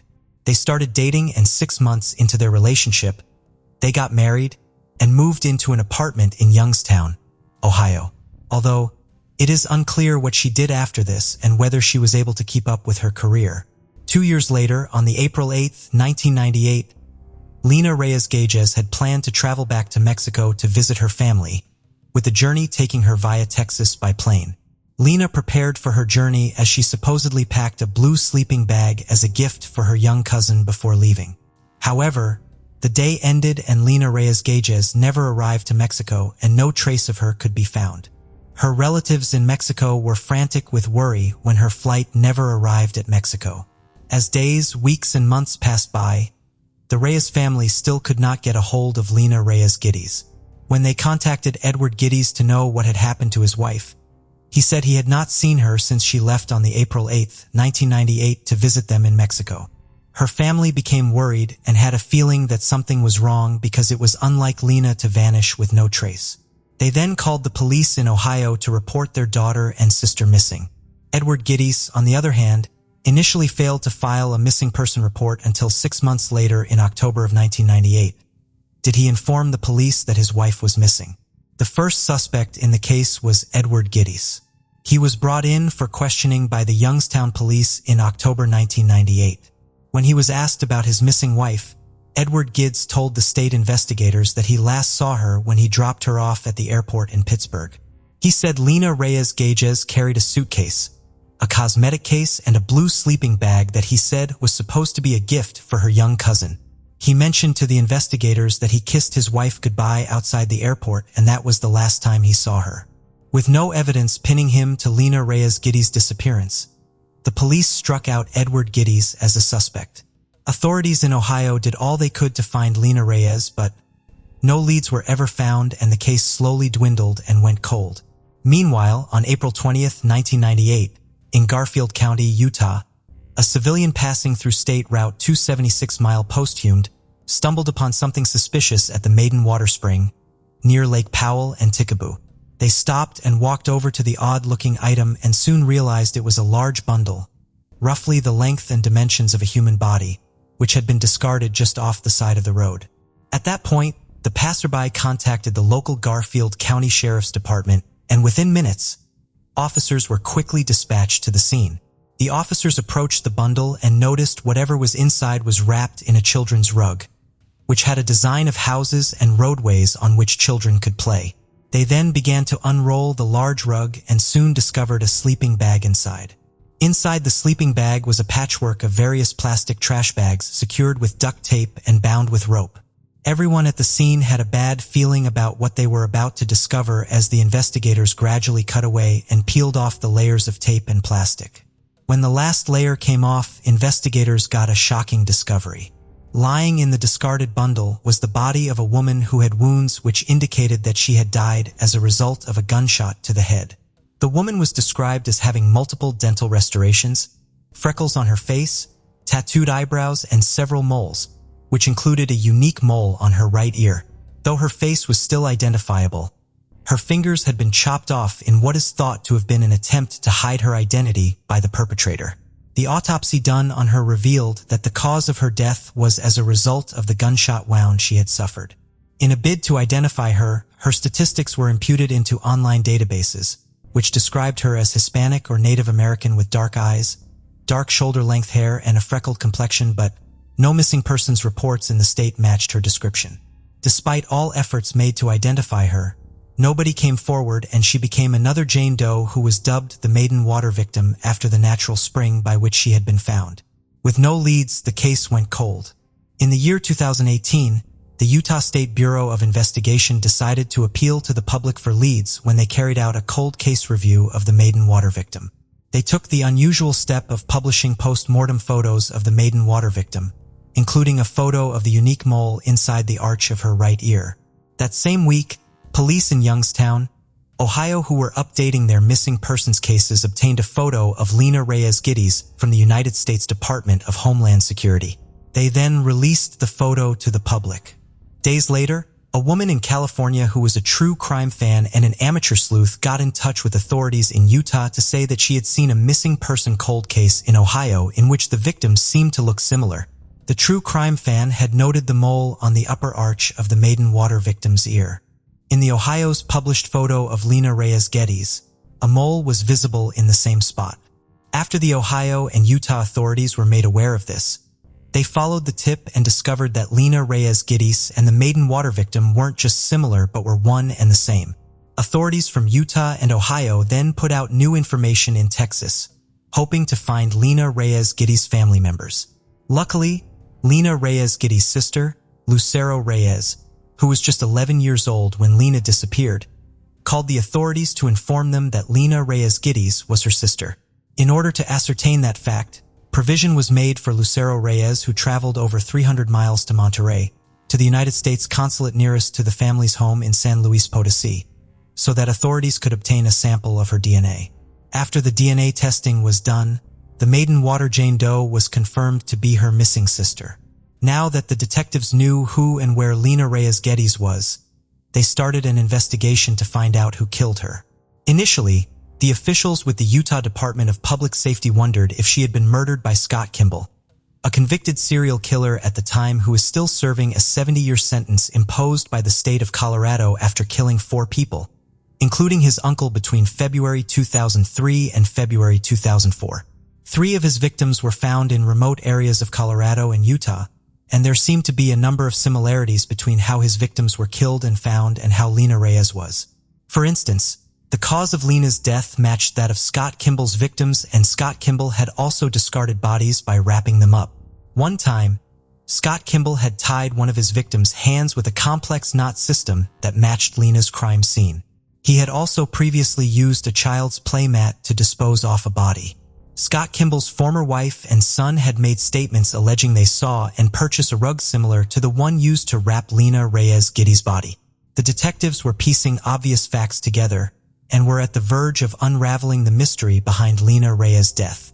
A warrant for his DNA was then filed in Logan County, where Scott Kimball told Colorado investigators that he had killed 21 people, explaining that one of them was a hitchhiker on a bridge near Haight, Utah, in 1998 or 1999. Haight, Utah was about 10 miles from the recovery site of Lena Reyes Gettys. Scott Kimball said he had been at a family reunion in Bryce Canyon, Utah, around the time of the murder. Detectives were hopeful that Scott Kimball could actually be Lena Reyes Gettys' killer. However, their hopes were quickly dashed when they interviewed Scott for over 2 hours and realized he did not know anything about the crime scene where Lena Reyes Gettys was found. The detectives, who were disappointed, were forced to rule him out as a suspect when his DNA didn't match with the one at the crime scene. The investigators then concluded that the glaring similarities between his victims and Lena Reyes Gettys were merely coincidences. After Lena Reyes Gettys was identified, people who knew her and her husband in Ohio came forward with some tips that suggested Edward Gettys as the murderer. In February 2019, investigators decided to try the new techniques in DNA analysis which were making headlines at the time, following the eventual solving of the Golden State Killer case. The West Jordan Police Department then used an MVAC, a device similar to a shop vac, to extract genetic evidence on the rope that had been used to bind Lena Reyes Gettys. During the genetic evidence extraction, 2 different genetic samples belonging to 2 different individuals were found on the rope. This caused confusion for a while until it was later realized that one of the DNA sample belonged to a not expert who detectives consulted on the case. He had accidentally added his own DNA to the sample on the rope and contaminated it. Regardless, investigators were able to isolate another piece of genetic material that appeared to have belonged to Edward Gettys. Unfortunately, Edward Gettys had died by suicide in Nevada in February 2001, 3 years after Lena Reyes Gettys was murdered. It became impossible to directly compare his DNA to the one found at the crime scene because, after his death, he was cremated. However, in order to ascertain that the DNA sample found on the rope really belonged to Edward Gettys, a company called Pure Gold Forensics used familial DNA from 3 of his living relatives, one of them being his son. The DNA testing came out a match to the DNA found on the rope used to tie Lena Reyes Gettys. In 2022, the Utah State Bureau investigation then considered the Lena Reyes Gettys case solved and Edward Gettys to be the murderer. Unfortunately, he died by suicide, taking the question of why he killed his wife to his grave. It is no doubt that Edward Gettys went to a great extent to cover up his involvement in the crime and to ensure Lena Reyes Gettys' identity remained a mystery, seeing that he had cut off her fingers and traveled over 1,800 miles to dump her body in Utah where she had no ties. Some people speculate that Edward Gettys might have been a controlling man who often abused Lena Reyes Gettys and made her uncomfortable. This photograph of the two shows Lena looking uncomfortable while Edward Gettys could be seen grasping her firmly by the shoulders. The video of Edward Gettys' interview with the police in October of 1998 portrays a man whose only interest is to cover up his own involvement in his wife's disappearance. Like a pro, he discussed the sleeping bag she was taking on her trip as a gift for her cousin, the one in which he had already concealed her dead body. He often laughed as he tells the investigator how he secured the bag and wrapped it up tight for the journey. Furthermore, to portray himself as a loving, attentive, and caring husband, he had told the detectives that Lena Reyes Gettys was wearing one of his favorite underwear that morning when she left. Some reports say perhaps Lena Reyes Gettys was actually planning to leave Edward Gettys that day, on the April 8, 1998, concluding that the trip to Mexico was more than a simple visit to families. We all will probably never know, but, thanks to DNA and an observant true crime fan, investigators and Lena Reyes Gettys' family finally have answers as to what happened to her 24 years ago. Following the resolve of the case, Agent Brian Davis from the Utah Department of Public Safety said, "To have this answered finally after 24 years is incredible. I know it's not the answer that Lena's sister would have wanted when she found her sister, but they had suspected. In fact, quite frankly, their family thought that Edward had done something to her. They just hadn't proved it. Lena Reyes Gettys' sister, Lucero Reyes, said, "I felt like for 20 years no one would listen to me, but now I know what happened. I'm here to bring her home. Not like I expected, but I'm bringing her back home with me." Lee Oki was born on the August 21st, 1979 to parents Donald Oki and Vicki Felton. Her parents had both served in the military, and after their divorce in 1981, Donald was relocated. He and his daughter enjoyed a close relationship and would visit each other whenever possible. While she was born in Honolulu, Hawaii, her and her mother eventually moved to Tupelo, Mississippi. In late August 1992, phenomenal rain and furious winds were raging throughout Tupelo. On the night of the 26th, Lee slept in her mother's bed due to her fear of storms. The following morning, they had breakfast together and discussed the day ahead of them. Lee was going to go to an open house at her middle school with her grandmother as the new semester hadn't yet started. Later that evening, Vicki and Lee were going to go out for a meal. Vicki left for work at around 7:30 a.m. This was a big step for her as it was the first time that 13-year-old Lee would be left alone at home. She'd only become a teenager the week before. When she arrived at work, Vicki heard on the news that Hurricane Andrew was heading their way, and so called the house to check on Lee. Lee never answered the phone. Panicking, Vicki tried again, but her call went unanswered. Knowing this was out of character for Lee, Vicki felt something was desperately wrong, and so left work at 8:30 a.m. and headed straight home to 105 Honey Locust Drive. Upon arriving at the house, she saw that the garage door was open and the light was on. The light in the garage would only activate within a few minutes of the door being opened. She also noticed that another door to the house was unlocked. As it was the first time that she had left her daughter alone, she had been sure to secure the house before she'd left. As panic began to set in, she went about searching the house for Lee. She called out Lee's name but was met with silence.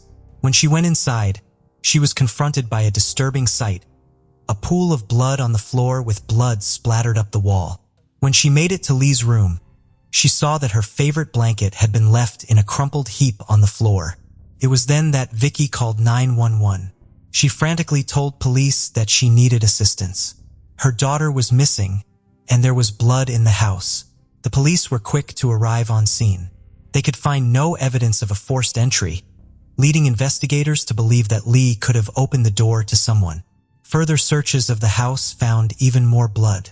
Along with the significant pool in the hallway, blood was also found in Lee's bedroom, the bathroom, and on her bedroom door. The blood was still wet, and the splatter pattern and hair strands on the door frame were consistent with a significant head injury to someone around 5 foot. Lee was 4'10". The blood in the bathroom led investigators to believe that whoever had been at the house that morning had made an attempt to clean up. Based on the evidence stacking up in front of them, the police believed that Lee had been murdered inside the home. Upon searching her bedroom, Vicki told police that several notable items were missing, including Lee's shoes, some underwear, a sleeping bag, and her glasses. In the laundry basket, they found her blood-stained nightgown, meaning that Lee must have been wearing something else when she either left or was taken from the house. In charge of the investigation was Tupelo Police Chief Bardaguerre, and he knew that the nightgown provided a vital insight into what could have happened to Lee. He said, because it looked like the blood had dripped down onto her nightgown, you would think that the injury had to be above the neck possibly. The police quickly mobilized and formed search teams throughout Tupelo in a desperate bid to find Lee. They had their description of her: 4'10", 95 pounds, with blonde hair and hazel eyes. The police trawled through the woodlands and the surrounding areas, but they could find no trace of her. Due to the weather, search dogs were unable to pick up a scent. While it is now the backbone of most police investigations, in the early 1990s, DNA testing was still in its infancy, so the police had to use blood typing. The investigators were able to determine that the blood was type O. Interviews were conducted with people throughout Tupelo. Family, friends, classmates, neighbors, and teachers were all questioned, but the police still had no credible leads. Rick Hammond, who wrote for the Daily Journal as a crime reporter, said the first few days it was very frenzied in terms of trying to find out if she might be alive somewhere and injured, looking for places she might have been hidden, injured, lost. Her father, Donald, who had been stationed out of state in Virginia at the time of her disappearance, could not contain his rage. This coward must have really felt like a tough man or woman to beat a little girl to death. Often, I cannot help but think of how horrified Lee must have been while this piece of garbage beat her to death and watch her bleed out in the hall. The small city of Tupelo was suddenly at the center of a media firestorm. The place famous for being the hometown of Elvis Presley was now famous again, but this time for a much more sinister reason. It was the kind of place where people felt safe leaving their doors unlocked. It had a strong sense of community, and it was a place that people were proud to call their home. Rick Hammond said that the people of Tupelo wanted some sort of reassurance that this wasn't a stranger smart, sweet little girl. She was a daddy's kid like all little girls are. She liked to be hugged. She liked pizza. She liked dogs. This idyllic city had suddenly been turned upside down with the disappearance of one of their own. Everyone knew a girl like Lee. A week after her disappearance, a worker in McDonald's said they had seen a girl in the drive-thru that bore a resemblance to Lee. The police were quick to pursue it. However, this would prove to be a false alarm. Rumors also began to swirl around Vicky's ex-boyfriend, Barney Yarbrough. He and Vicky had recently caught an end to their relationship, and Barney had allegedly been abusive towards Lee. There were also reports that Lee had arrived at school with a black eye and bruises, but this was not corroborated. He was immediately pulled in for questioning by investigators. However, he was able to provide a substantiated alibi, and he passed a polygraph test. The police were back at square one. On September 9th, 2 weeks after Lee vanished from her home, a package arrived at the house. It was an 8-inch envelope addressed to Barney Yarbrough, Vicky's ex-boyfriend, and the return address was the same as the mailing address. In it, Willie's glasses that had been taken from the house on the day she disappeared.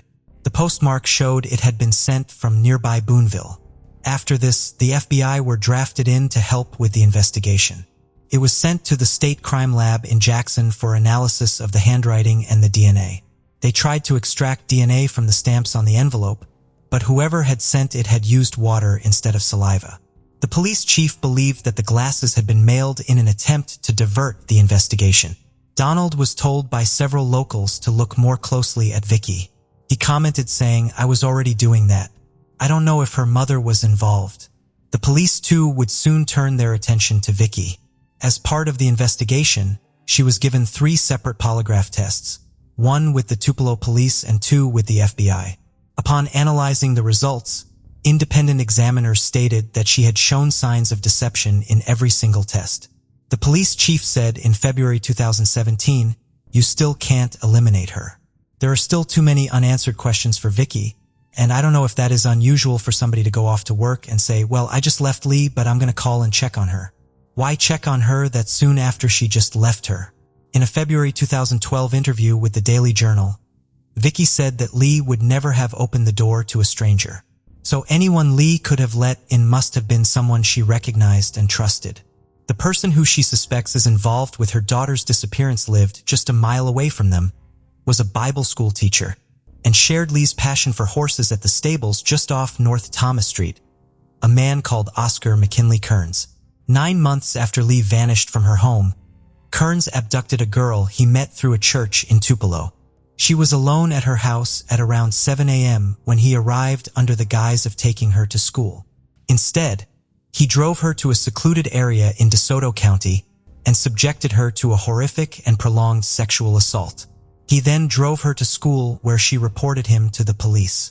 He was convicted and sentenced to 24 years in prison, suspended for 16. After serving less than 4 years in custody, he was freed. He was again convicted 1999 for kidnapping a couple and sexually assaulting the woman. On November 9, 1993, the Clarion Ledger reported that a skull had been found in a ditch in Monroe County and that it had been identified as Lee. A few days later, this was retracted. After further testing, it was revealed to be the remains of Pollyanna Sue Keith, who had gone missing in March of that year. In February 2009, Lee's mother, Vicky, said that she did not accept anything for sure, and until a body was found, she would remain hopeful that Lee is alive. Despite the suspicious circumstances surrounding the disappearance of Lee Oki, no trace of her has ever been found. Her father Donald said, "I don't know if we will ever find out what happened. If you have any information relating to the disappearance or whereabouts of Lee Oki, then please contact either the Crime Stoppers of Northeast Mississippi, the Tupelo Police Department, or the Federal Bureau of Investigation." Laurel Jean Mitchell was born on May 24, 1958 to Richard Dick Mitchell and Wilma Mae Mitchell in Whitley County, Indiana. At the time of Laurel's murder, Dick Mitchell was a well-known public figure in North Webster. He was a U.S. Marine Corps veteran. On the other hand, Laurel's mother, Wilma Mitchell, operated the North Webster Food Pantry at Augsburgers for several years. Apart from Laurel, Dick and Wilmer had two more children named Bruce and Sarah, who were 18 and 12 respectively. Laurel and her siblings had a tight-knit bond despite the occasional siblings' rivalry. Laurel grew up to become a loved personality in North Webster. Her friendly nature and heartwarming smile won over the hearts of everyone she met. She often went out of her way to make other people around her happy and feel loved. Laurel had many talents, in which one of them was her love for singing. This made her join the local church choir. Her love for music did not stop there. She was a good dancer who brushed up her skills by taking dance lessons at a local studio. She found a sense of accomplishment in singing and dancing. By the age of 17, Laurel Mitchell was set to begin her senior year in Wawasee High School. Before the school year began, she decided to take up a job at the Cokeysbury Inn, a small restaurant in Epworth Forest, located on the shores of Webster Lake. For her, taking up a job at the restaurant means having the opportunity to gather experience and add value to her life while she makes a couple of extra bucks. On the August 6, 1975, the Mitchells family started their day unaware that a tragedy awaits them by the end of the day. Laurel, Sarah, and a friend of Laurel, who stays with them, woke up to tackle their morning chores. Bruce, the oldest child and the only son, was not around at the time because he was already married and was serving in the Army in California. Dick and Wilmer got ready for work and bade their daughters goodbye as they headed out to their respective workplace. Later that afternoon, Laurel, who was on a night shift, also headed to work with plans of meeting up with her friends at Adventureland when her shift was over. Oftentimes when she works the night shift, either her mom or dad would pick her up after work. But on the August 6, 1975, since she had plans to meet up with her friends, she didn't see the need for her parents to come pick her up. Around 10 p.m., Laurel Mitchell began to wrap up her work for the day, and at exactly 10:15 p.m., she left her workplace and headed out to Adventureland, a once popular amusement park about half a mile away from the restaurant where she worked. On her way there, she passed by a classmate who waved at her as she walked by the entrance to the Epworth Forest, and that appeared to have been the last time Laurel was seen alive. She never made it to Adventureland. Neither her friends nor family knew she was missing or in danger. Her parents believed she was with her friends at Adventureland, when in reality, her friends for some reason had changed location and gone to the county fair that evening. Thinking that Laurel had just gone home after work, the midnight curfew for the Mitchells family passed, and Laurel's family became worried because Laurel had not come back home. They waited through the night, checking the door to see if she would walk in, but Laurel never did. In the early hours of August 7, 1975, at exactly 4:16 a.m., Dick and Wilma Mitchell called the police to report their daughter missing. Neighbors, friends, and the police started out for a search, but Laurel couldn't be found in all the areas they looked for her. However, few hours later, at around 10:30 a.m., a man named Glenn Dixon and his son, Hager Dixon, were about to start fishing in the Elkhart River near Diamond Lake Road Bridge in Noble County when they found a dead body floating in the water. The police were called to the crime scene and the body was quickly identified to be Laurel Mitchell. The news of Laurel's death shattered her family and the whole community of North Webster, who saw Laurel as a kind, decent, and beautiful person. Laurel was described as smart, boisterous, and motherly, often doting on the neighborhood children. Due to her involvement in the local church choir group, dance classes, and other community events, She was a well-known face in the small town of North Webster. And this was why residents in North Webster were shocked. They wondered who could kill such a sweet girl who wouldn't hurt a fly. On the day Laurel's body was discovered, Dr. Peel Sankey from the Goshen General Hospital in Goshen, Elkhart County, Indiana performed an autopsy on her. The cause of Laurel's death was determined to be drowning. She showed no obvious signs of trauma aside from several bruises on her hands and shoulder. She was said to have resisted her attacker, fighting for her life. When Laurel was discovered, she was fully clothed, however. The autopsy determined that she had been sexually assaulted. The police ruled the case to be homicide, and the search for Laurel's killer began. Indiana State Police, along with the Kosciuszko County Sheriff's Department, the Noble County Sheriff's Department, and the Noble County Coroner's Office opened an investigation into Mitchell's death.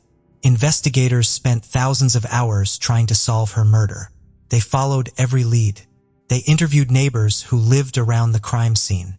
A woman named Catherine Flynn, who lived at the area at the time of Laurel's murder, told the police that around 10 p.m. on the August 6, 1975, that she heard a loud car turn around next door.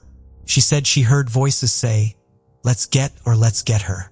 Another resident with the name Frank Overmeyer told investigators he also heard a loud vehicle in the neighborhood, possibly an Oldsmobile. The police followed these leads and tried all they could, but the killer of Laurel could not be found. Over the next 5 decades, numerous detectives continued to work on her case. With no improved DNA technology in the 1970s, the Laurel Mitchell's case was gradually getting cold. After waiting for years to get answers, sadly, Dick and Wilmer Mitchell couldn't cheat nature as they passed away from natural causes at the age of 82 in 2012. However, despite the case growing colder by the day, Laurel's sister, Sarah Mitchell, never gave up hope of finding answers.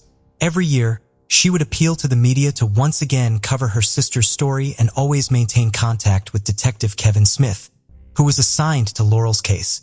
During one of her chats with the detective, Sarah mentioned that a family friend had told her a small band from Delphi, Indiana called Celebrate the Sun, consisting of several boys and girls around the ages of 16 to 20, had played a show that evening at the Cokesbury Inn and had left around the same time Laurel was last seen alive. The family friend also mentioned seeing the same group at the fire station later that evening. He described seeing a woman having a panic attack and hyperventilating outside of the fire station. He said the woman was accompanied by a group of guys, all around the ages of 16 to 20, who were trying to calm her down. The detective then told Sarah that this tip had never been reported and felt it was worth investigating. Investigators then tracked down the members of the band. It was, however, discovered that they were a performing church group who were not from Delphi and had never stopped at the fire station that evening. The case went cold again, but in June 2013, a year after Laurel's parents died, Renee Sexton, a Florida woman who was 16 years old and living in Noble County in 1975, contacted the county sheriff's department to inform them that she had gone on a date with a man called John Wayne Lefman, and as he was driving her back home, he admitted his involvement in a crime that he committed with his friend Fred Bandy. John Wayne Leafman had told the woman details that were consistent with the police findings when Laurel's body was found, including the anatomical findings from the autopsy results. In 2014, Bill McDonald, who was a high school sophomore at the time of Laurel's murder, told police that he socialized with a man named Fred Bandy while in high school, and that Fred Bandy told him after Laurel Mitchell's murder that he had committed the crime and also provided details of the location where her body was found. In 2019, another man told the police that he and Bill McDonald had attended a high school party with Fred Bandy, John Wayne Leafman, and others when Mitchell's murder came up.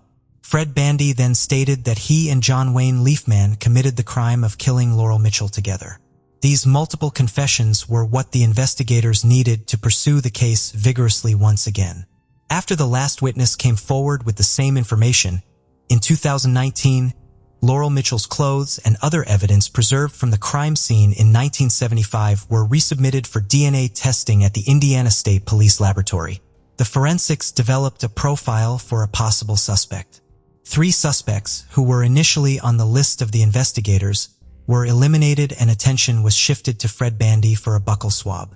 On December 5, 2022, authorities visited Fred Bandy at his residence, explaining to him the reason they were there and asking for a sample of his DNA. Surprisingly, Fred Bandy did not put up a fight. He voluntarily provided the DNA sample. Fred Bandy's buccal swab was then taken to the lab for testing, and the results showed that Fred Bandy is more likely to be the contributor of the DNA found in Laurel Jane Mitchell's clothing than any other unknown person. A search warrant on Fred Bandy's home was issued, and during the search, investigators later discovered that Fred Bandy had a 1971 Oldsmobile in 1975.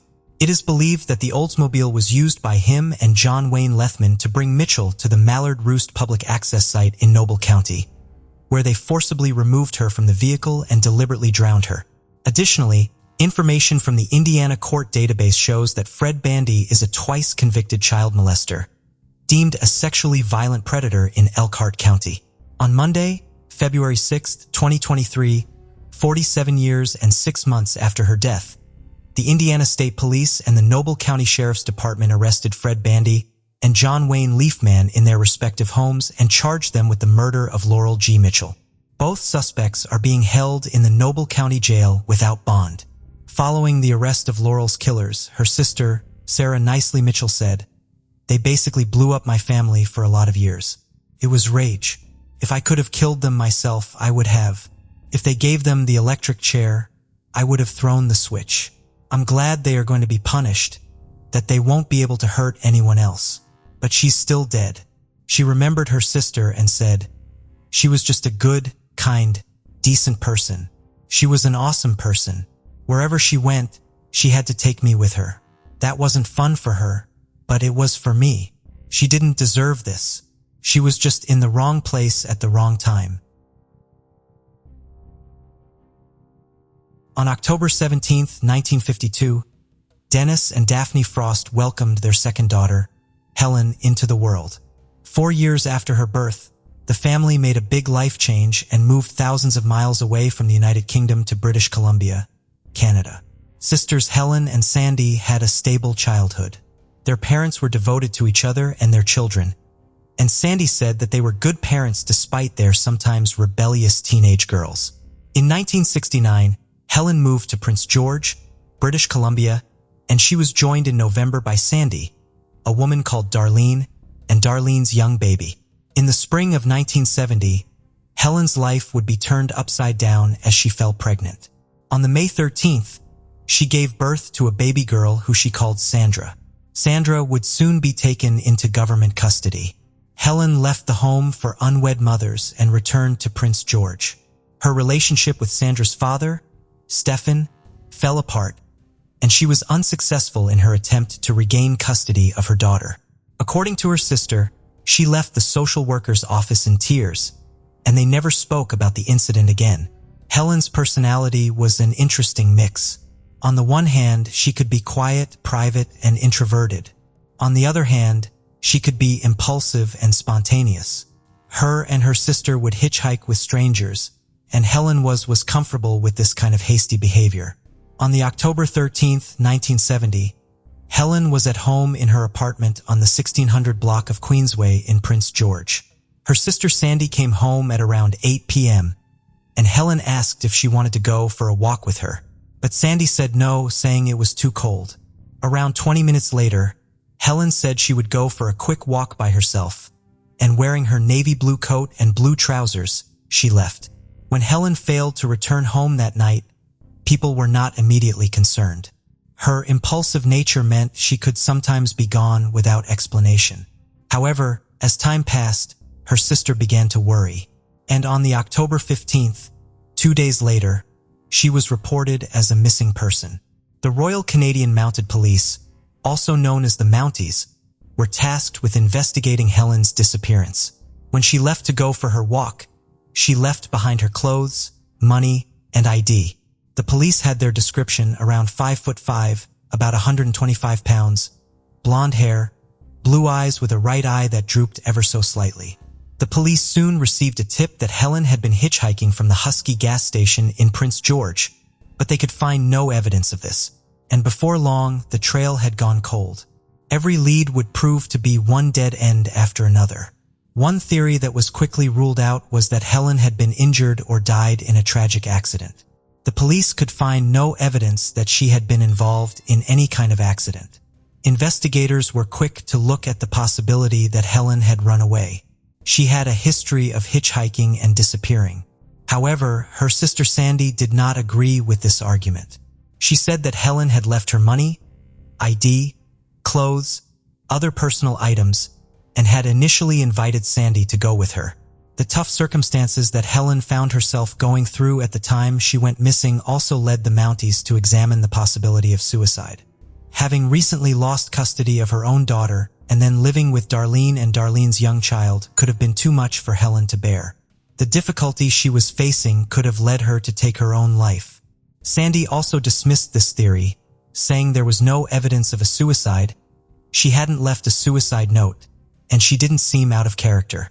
There was speculation as to whether or not Helen had met a friend after she left her Prince George apartment, and they were quick to interview her ex-boyfriend, Stefan.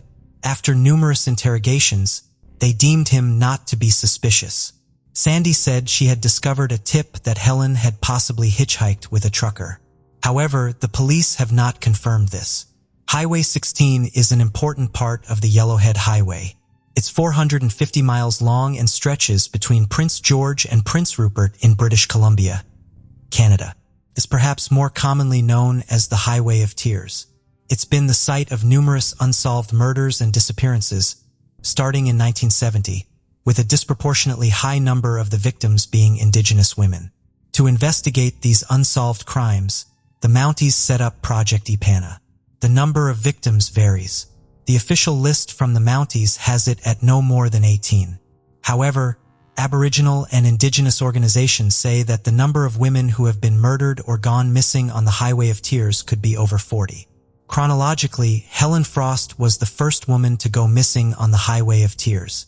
Helen's family have fought tirelessly to have her name added to the Ipana victims list, and despite the pleas of her family, the Mounties denied their request. They said she did not meet the criteria for being a victim on the Ipana list. May 30th, 1974.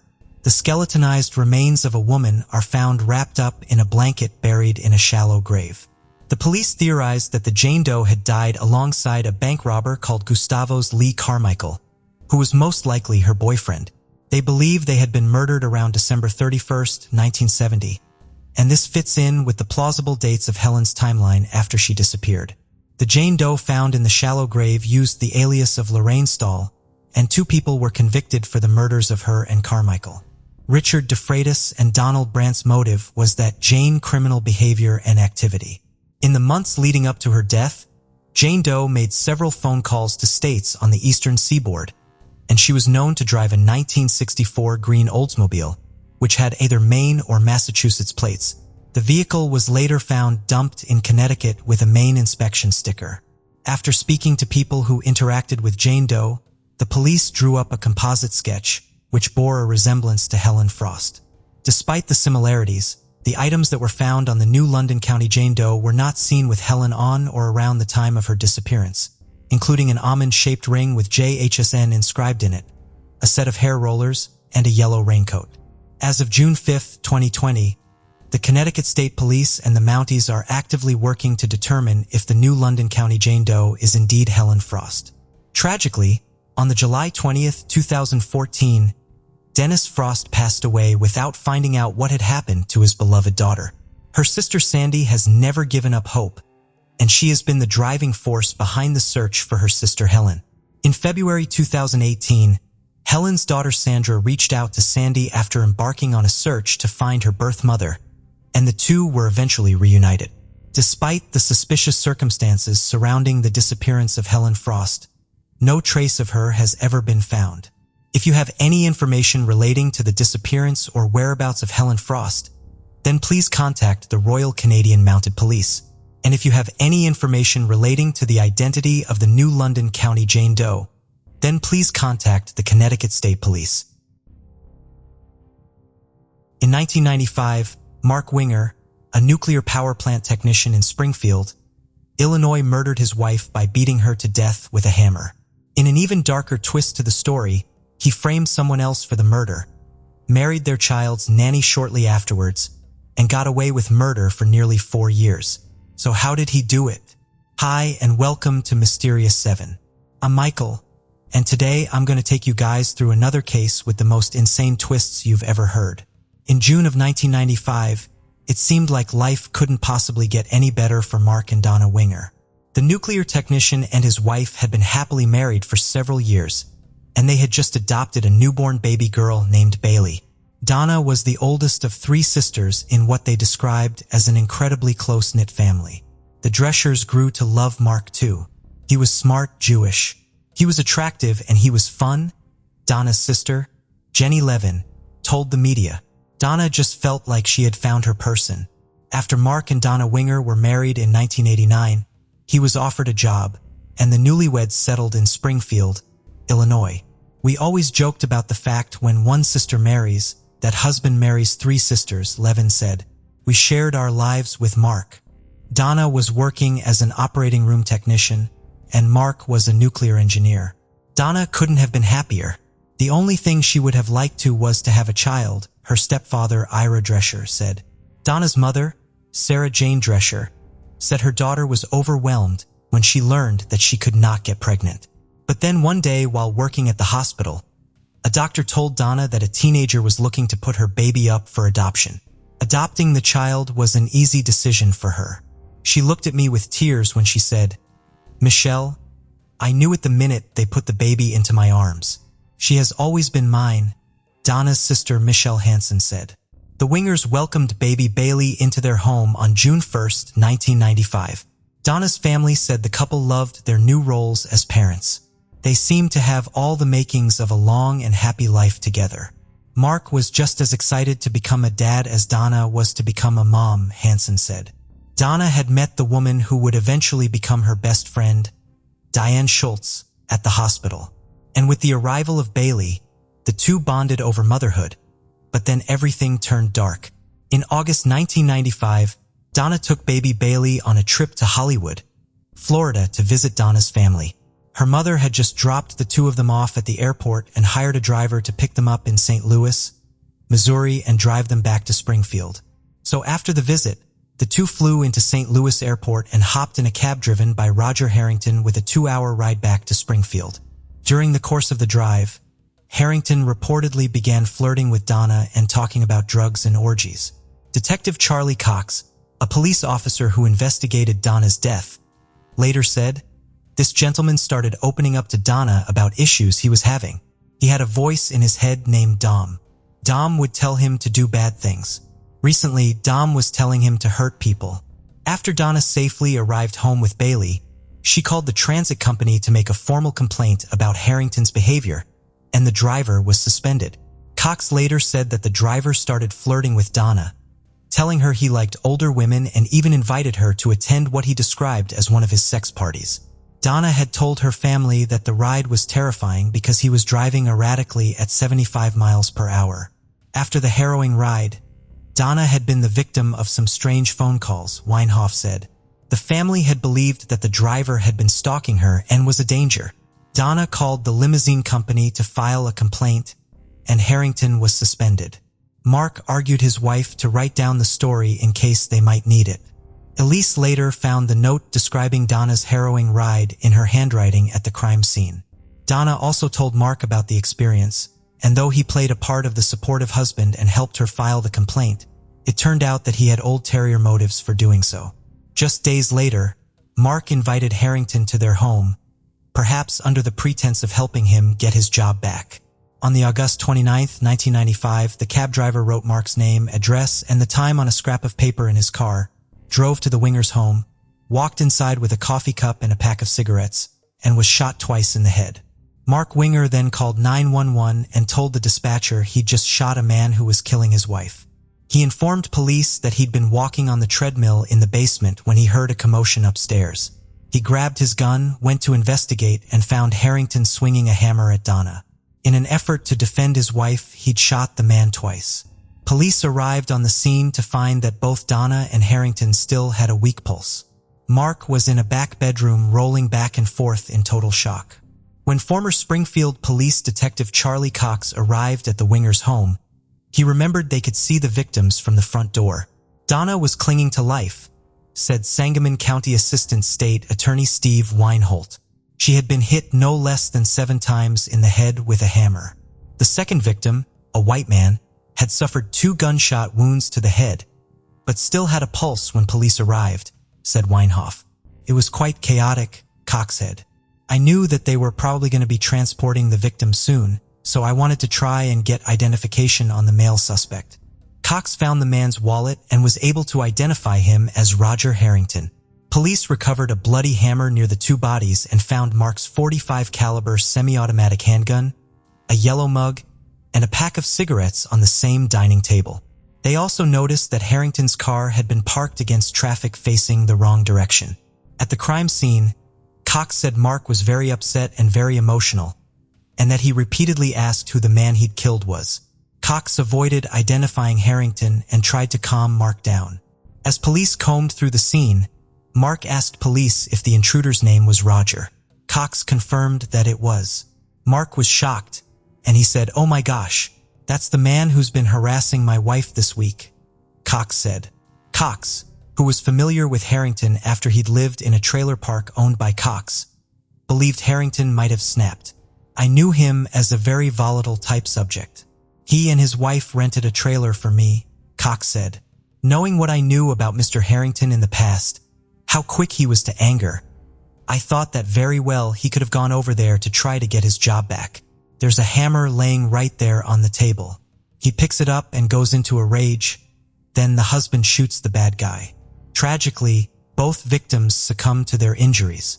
After learning about Donna's previous run-in with Harrington and listening to Mark's version of events, the police closed the case within days, listing Roger Harrington as the culprit. Because once police examined the scene and listened to Mark's story, detectives concluded that he had acted in self-defense. The case was closed in about 48 hours, Weinhold said. But Harrington's family insisted from the beginning that their son was harmless. He was no troublemaker. He was a good kid. He wouldn't even strike at anybody, his mother, Helen Harrington, said. "I don't think he would hurt anybody, and I don't think he was crazy." So it seemed like Mark Winger was going to get away with murder. Donna's mother spoke to the media about the evening, and the family received the news of her daughter's murder. "It was 4 a.m, and I said, 'Jenny, it's Mom. Something terrible has happened,' Sarah Jane Drescher said of her call to Levin. "We sat there in my room just crying at this unimaginable loss," Levin said. In the following months, Donna's mother and sister took turns traveling to Illinois to help take care of Bailey. "I loved Mark because he loved Donna, and that's what was important to me," Sarah Jane Drescher said. "But I had to be very careful because I did not want to ruin my relationship with him because I did not want to ruin my relationship with the baby. I wanted to be a grandma, and Bailey made me a grandma." Mark was now a single father raising his infant daughter on his own. Donna's family initially flew to Illinois to help out, but they couldn't stay and they suggested Mark hire a nanny. In January 1996, he met 23-year-old Rebecca Simic, who was searching for a nanny job in the area. Rebecca told reporters, "It just felt like Bailey was the one that really needed me the most. She had been through so much already at the age of 3 months." Rebecca was wonderful with Bailey, and even Donna's family agreed that she was like an angel sent to help Mark. While she felt a little uncomfortable in the house where 2 people had died violently, she was dedicated to giving Bailey a good childhood despite the trauma of losing her mother. "I didn't want to like Rebecca, but it was hard not to like her," Levin said. "Seeing her with Bailey, there was really nothing bad we could say about her." Meanwhile, Rebecca's role at Mark's home had begun to evolve. When you live with someone and you're taking care of a child together, it's very easy to kind of play house. Rebecca said later on. Rebecca told the media that she was blown away by what the infant had been through in such a short time. "Mark made me feel like I was like an angel sent to him from God or Donna, and it was my purpose to make this family whole again," Rebecca said. She lost 2 mothers by the time she was 3 months old, and she was so smiley, Rebecca said. "I wanted to get in there and say, I'm going to help, and I'm going to make this little girl's life better." Mark helped Rebecca feel at ease in her new role. After a few months, the 2 found themselves sharing conversation and a glass of wine at the end of a long day, and then one thing led to another as their relationship turned intimate. Within the year, Rebecca was pregnant with Mark's child. The couple eloped in Hawaii in October 1996, just 14 months after Donna's death. I remember asking him how he could move on so quickly, Rebecca later recalled. And he explained to me that when you have a good marriage, it's natural for you to just want that again. Rebecca said Mark had told her he wasn't able to have children, so she said she was very surprised when she found out she was pregnant with his child only months after moving in. Obviously, I wasn't careful. It was just kind of a shock, she said. Mark, on the other hand, was thrilled, Rebecca recalled. Felt like it was a victory to him, she said. Mark put pressure on me to marry him and have children with him. Rebecca said that Mark, who was Jewish when they met, even started going to church with her. She said he told her they could raise a family in a Christian home. I would be honored to be your husband and blessed if you were my wife, Mark wrote in a letter to Rebecca. March Rabbi Michael Datz asked him about his change in faith, and he said that Mark explained Judaism is just too difficult and unforgiving. Rabbi Datz didn't understand, asking, Mark, I don't know what you're talking about. What do you need forgiveness for? He said Mark didn't respond. But then it seemed like Mark was trying almost a little too hard to leave the past behind. 16 months after his wife's death, Mark told Sarah Jane Drescher that he was going to sell the house where her daughter Donna had died and buy another one just outside of town. He and Rebecca had started a family of their own, and he started cutting ties with Donna's parents. I received a letter from Mark one day saying to me I could not be called Grandma, Sarah Jane Drescher said. I wrote him back and I begged him, please let her call me Grandma. And he said, I'm sorry. There's no way I am going to allow her to call you Grandma. And that's the way it is. Sarah said she mourned that loss for a long time. Bailey Simic, now 25, told reporters that her grandmother and grandfather, Ira Drescher, would send a birthday card to her every year. I always remember asking my mom, who's Sarah Jane and Ira? She said. My mom would always explain, those are Donna's parents, and they just want to let you know that, they love you and that they remember you. Eventually, Mark sold the house where Donna had died and moved with his new wife to the suburbs outside of Springfield. Things seemed great on the surface. They had 3 children together and Rebecca raised Bailey as her daughter. Though chaotic, their life seemed almost perfect. Mark was a loving partner and a very involved father. That would all change quite soon. One day in early 1999, when Mark was feeling ill, Rebecca took him to the emergency room in the hospital where Donna had worked before her death. There, they saw Donna's best friend and co-worker, Diane Schultz. She seemed upset to see Mark, and Rebecca remembered that Diane had acted strangely when she first came on Bailey's nanny, as if she were anxious to stay involved in Bailey's life. After they returned home, Mark commented that that may not be the last they heard from Diane. He was right. In February 1999, Diane dropped a bombshell on the police, revealing that she and Mark had been having an affair before Donna's death. She said that at one point, he'd remarked to her that things would be easier for them if Donna was dead. She told them that after Donna's faithful ride with Roger Harrington, Mark said that he needed to get that driver to the house. All you'd need to do is find the body, he told her. Diane never thought Mark was serious, but when Donna turned up dead soon after, she knew he had done it.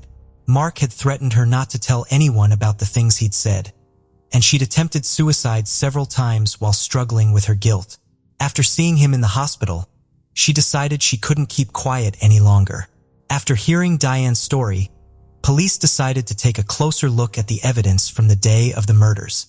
The more they thought about what they'd once assumed was an open and shut case, the more questions they had. Why were there no signs of forced entry into the Winger home that August day?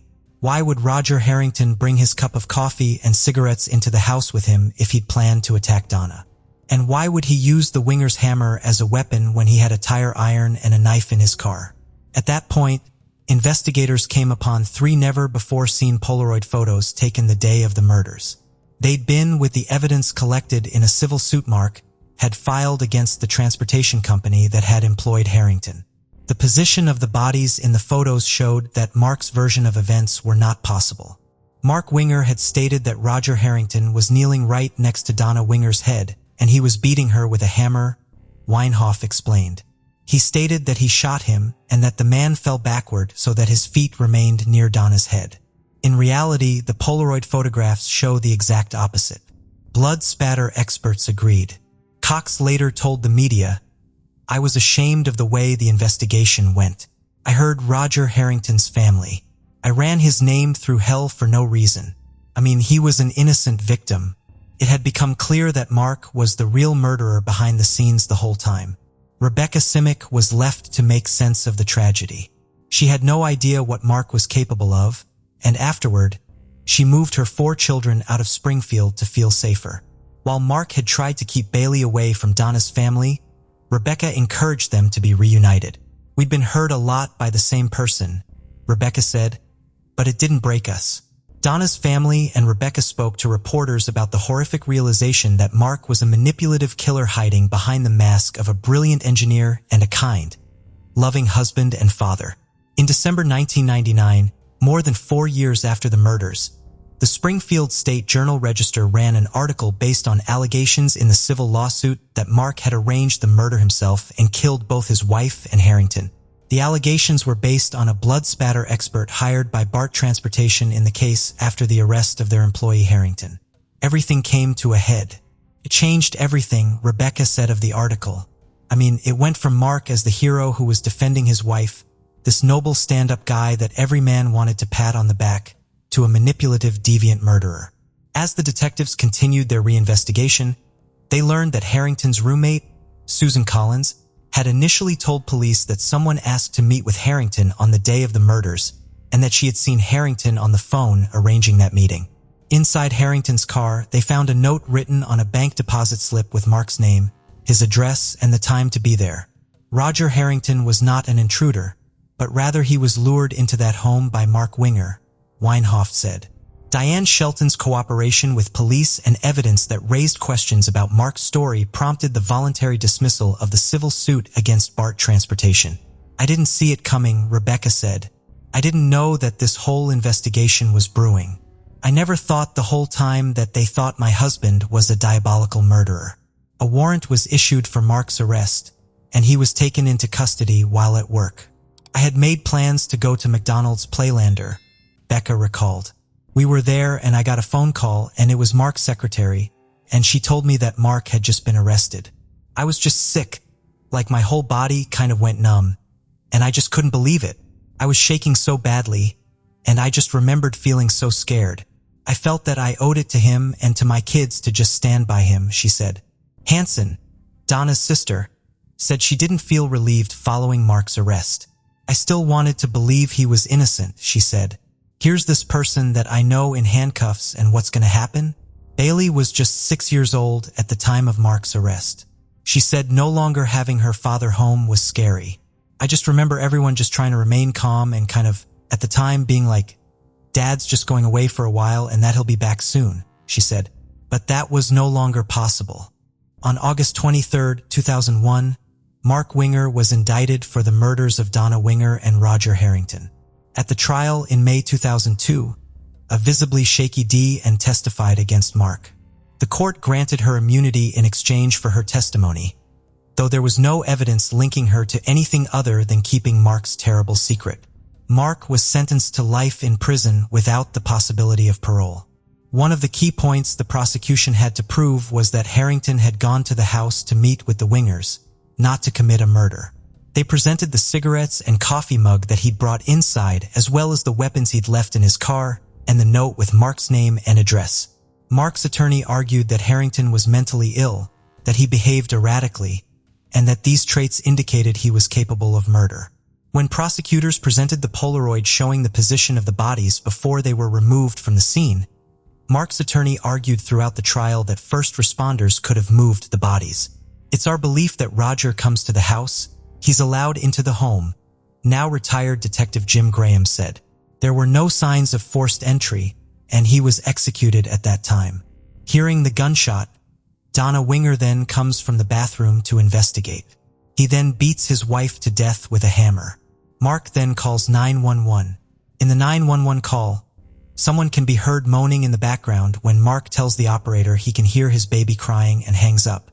He had told the operator there was a bullet in Harrington's head, but when police arrived, Harrington had been shot twice.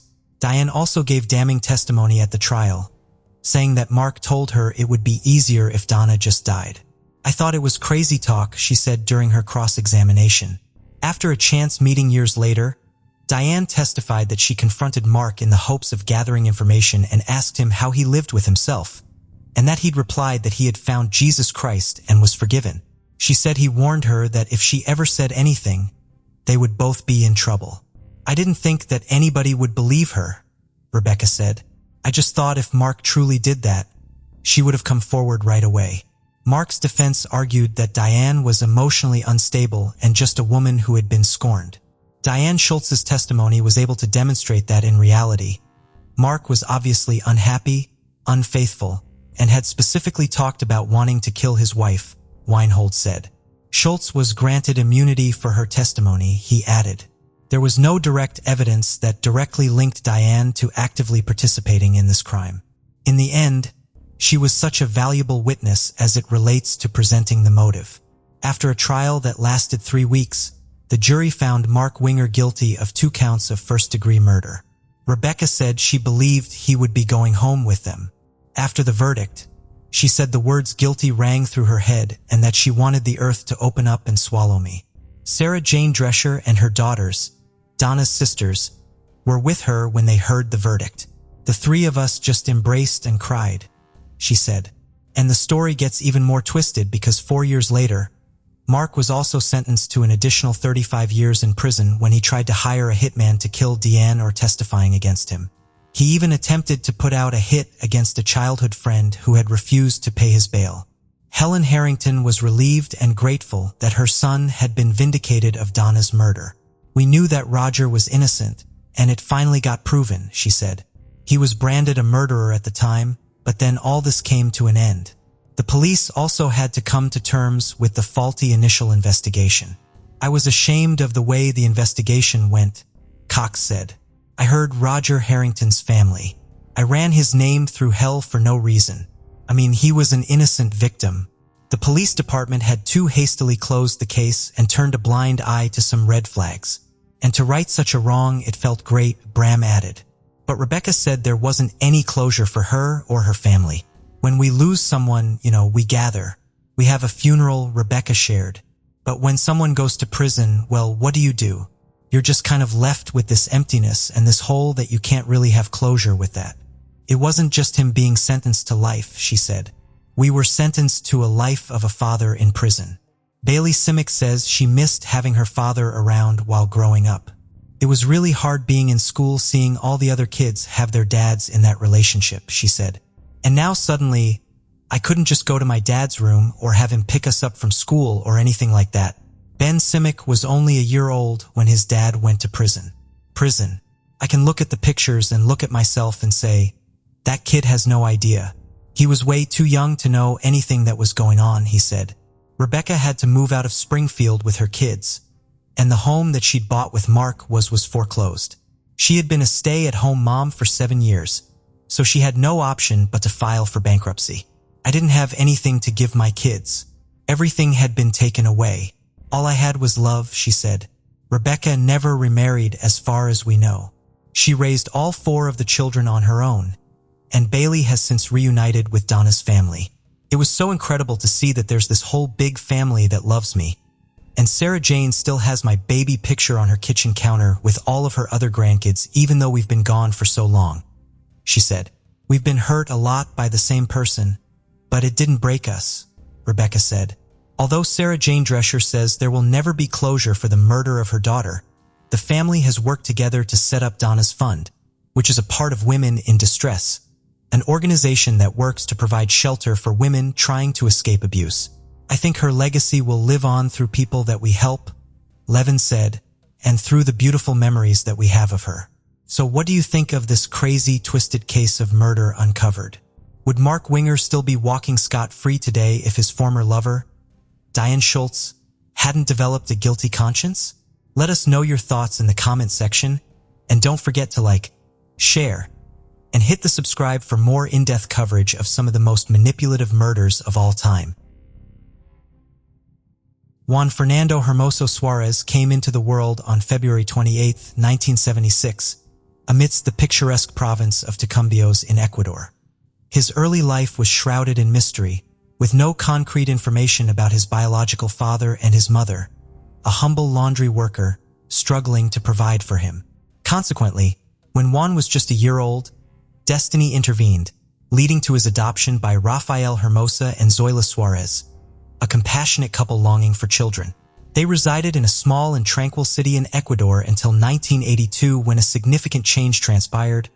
Rafael sold their farm, and the family relocated to Quito, the vibrant capital of Ecuador. Initially, Juan's life appeared to follow a typical trajectory. He experienced the ups and downs of childhood, marked by occasional erratic moods. However, a pivotal moment occurred when he was around 7 years old. A young girl named Gloria entered the Hermosa family's life, altering its course. Gloria, at the tender age of 14, unveiled a startling revelation. She was Juan's sister. Gloria sought refuge with the Hermosa family, as her stepfather had cast her aside. Rafael and Zoila, known for their compassion, welcomed Gloria into their home. As time passed, Gloria found herself alone with Juan and chose to share a life-altering secret. Juan was adopted. This revelation, delivered without much consideration for his age and emotional readiness, left Juan grappling with profound questions. Gloria's presence also brought strife into the household, as she frequently disparaged Rafael and Zoila to Juan. Her tales included speculations about theft and flight from their home.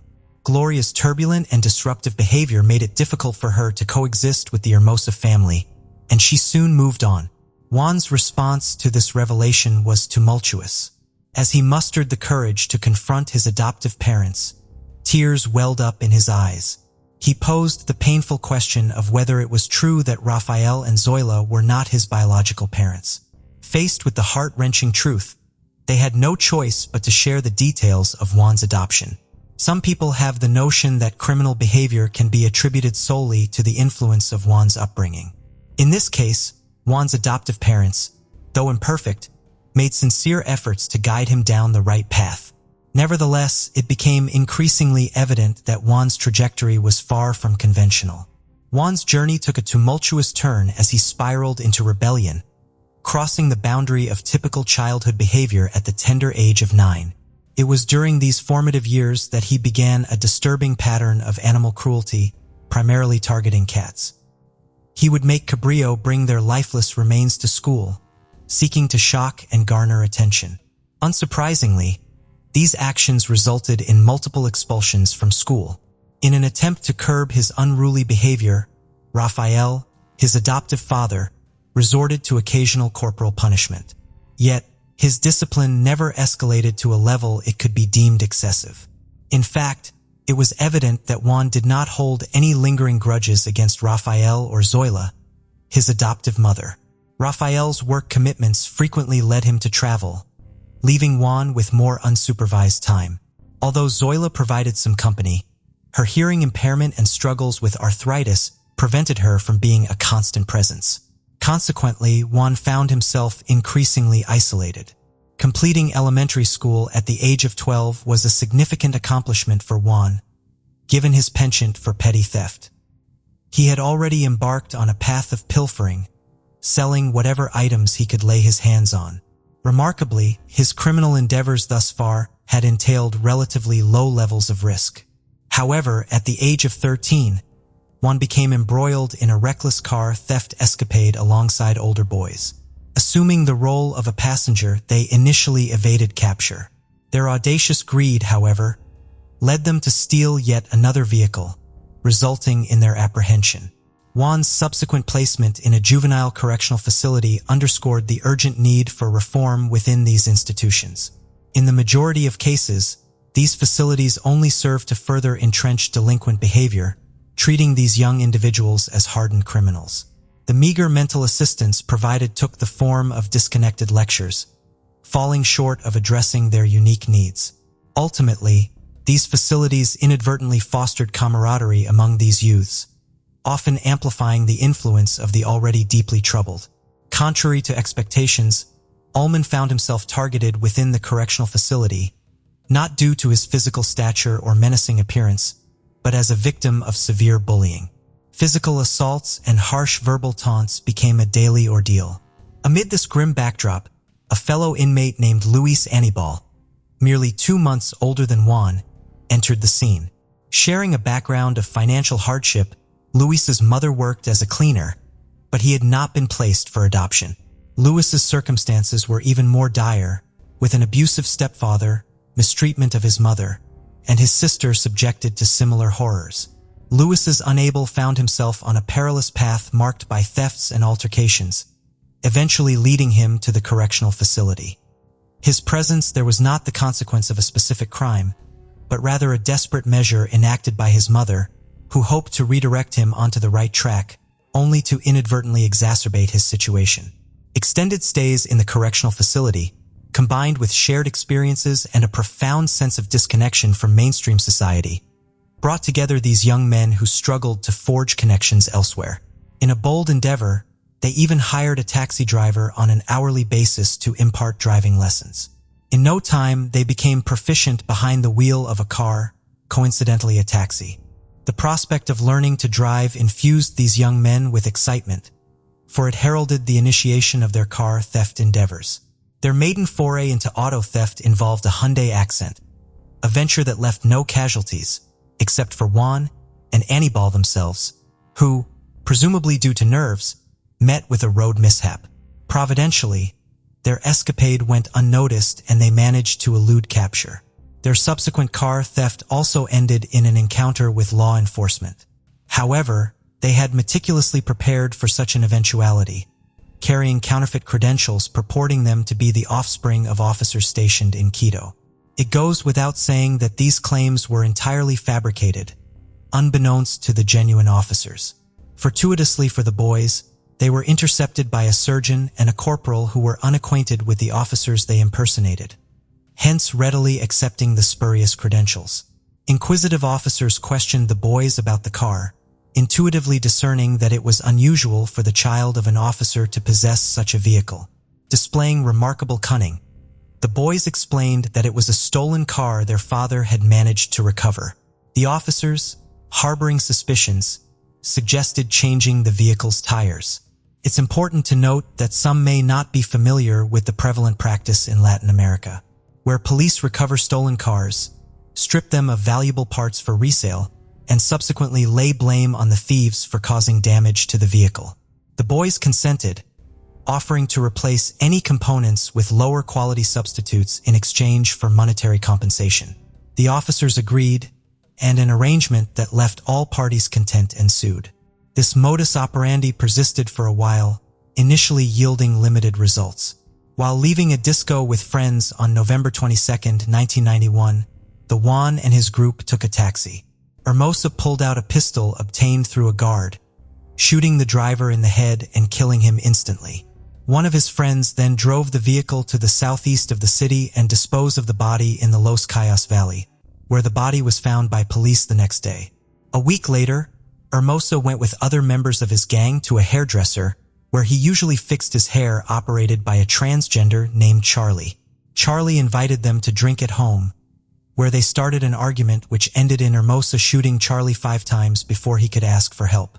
Hermosa's crimes totaled 22 murders, occurring in only 4 months, claiming the lives of 8 taxi drivers, 11 homosexuals, a truck driver and his acquaintance, as well as 2 others, earning him the nickname the Kid of Terror. The victims were shot to death with a pistol, the crimes occurring during the weekends, which caused a panic among the taxi drivers and homosexuals who lived in northern Quito. One fateful morning, patrolling officers were alerted by what sounded like gunshots, prompting them to initiate a strategic sweep of the vicinity. Guided by the direction of the gunshots, they arrived on an almost deserted street, where a taxi was observed traversing the area. Reacting swiftly, the officers accelerated, overtaking the taxi and discerning the presence of several minors inside. Recognizing that the police were in pursuit, the young individuals accelerated, yet the officers were undeterred, maintaining their vigilance. And when they realized that escaping in the taxi wasn't going to be possible, they stopped and opened all 4 doors to run in opposite directions. They were only able to capture one suspect, and that was Luis Anibal. Luis was taken to the police station and they began questioning him to get a confession, but he didn't utter a single word. Days passed, along with threats because the taxi he fled from belonged to a man who had been murdered a few hours earlier. Still, Luis remained silent, until a group of boys came to visit him to see what was going on with him. This seemed odd to the police because they had kept this capture hidden and only a few relatives knew that Luis was there. These boys, seeing that Luis couldn't get out, left the place. But the officers, seeing that the presumed suspects were minors and their profile matched perfectly, assigned an undercover officer to see what their next moves would be. Throughout the day, the detectives saw that these boys seemed to spend the whole day together, hanging out in the streets. In the evening, they entered a nightclub, and more agents were called to see if they would take the bait that was about to be set. In the early morning, when the boys left the nightclub, a taxi passed nearby and they stopped it. Several agents were already following the taxi, and indeed, these boys had the intention of assaulting the taxi driver, but he was also an agent and practically the whole gang of terror was captured. But their leader, Juan, had not been with them. Under pressure, the boys confessed, but they claimed they were not responsible for the murders and that Juan Carlos was the culprit. Juan Carlos was the name Juan Fernando used to have a different identity as a criminal and protect his real identity. In contrast, Luis used the alias Santiago. The police began to investigate Juan Fernando Hermosa and found his address. At that time, Juan lived with Zoila and Rafael was not at home. On January 14, 1992, in the early morning, several officers began to surround Juan's house and entered through a skylight. Juan realized this, grabbed his gun, and a shootout ensued. Unfortunately, since he was sleeping in the same bed with his mother, and she may not have heard due to her deafness, she stayed in bed. In the exchange of fire, Zoila was hit by 19 bullets, leading to her death. Juan attempted to escape, threw a grenade at the police, and when he was climbing out of a window to escape, he was captured. Subsequently, following Juan's grenade launch, testimony surfaced from both Juan and the neighbors, attesting that it was, in fact, the police who had lobbed the grenade. Countless enigmas enveloped the circumstances leading to Zoila's tragic fate. It raises questions about why she was swiftly transported away in an ambulance when it was patently evident that she had already departed from this world. Standard procedure dictates that when someone is unmistakably deceased, they should remain at the scene for forensic evaluation. Upon his arrival at the police precinct, Juan unambiguously declared, as I quote, "I want to clarify that my name is Juan Fernando Hermoso Suarez, and on February 28th, I will celebrate my 16th birthday." This stratagem was employed to exploit legal provisions given his status as a minor, and it elicited an explosion of media coverage. Juan ascended to a newfound level of notoriety, capturing the headlines in every newspaper. On numerous occasions, he participated in interviews for which he received compensation.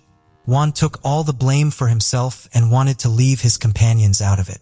However, seeing that he also didn't want to receive many years in prison, he began to create excuses, claiming that a supposed general who does exist had hired him to commit all these crimes because of the death of his daughter, which was attributed to a supposed taxi driver. This was taken seriously because the other kids also started saying the same thing.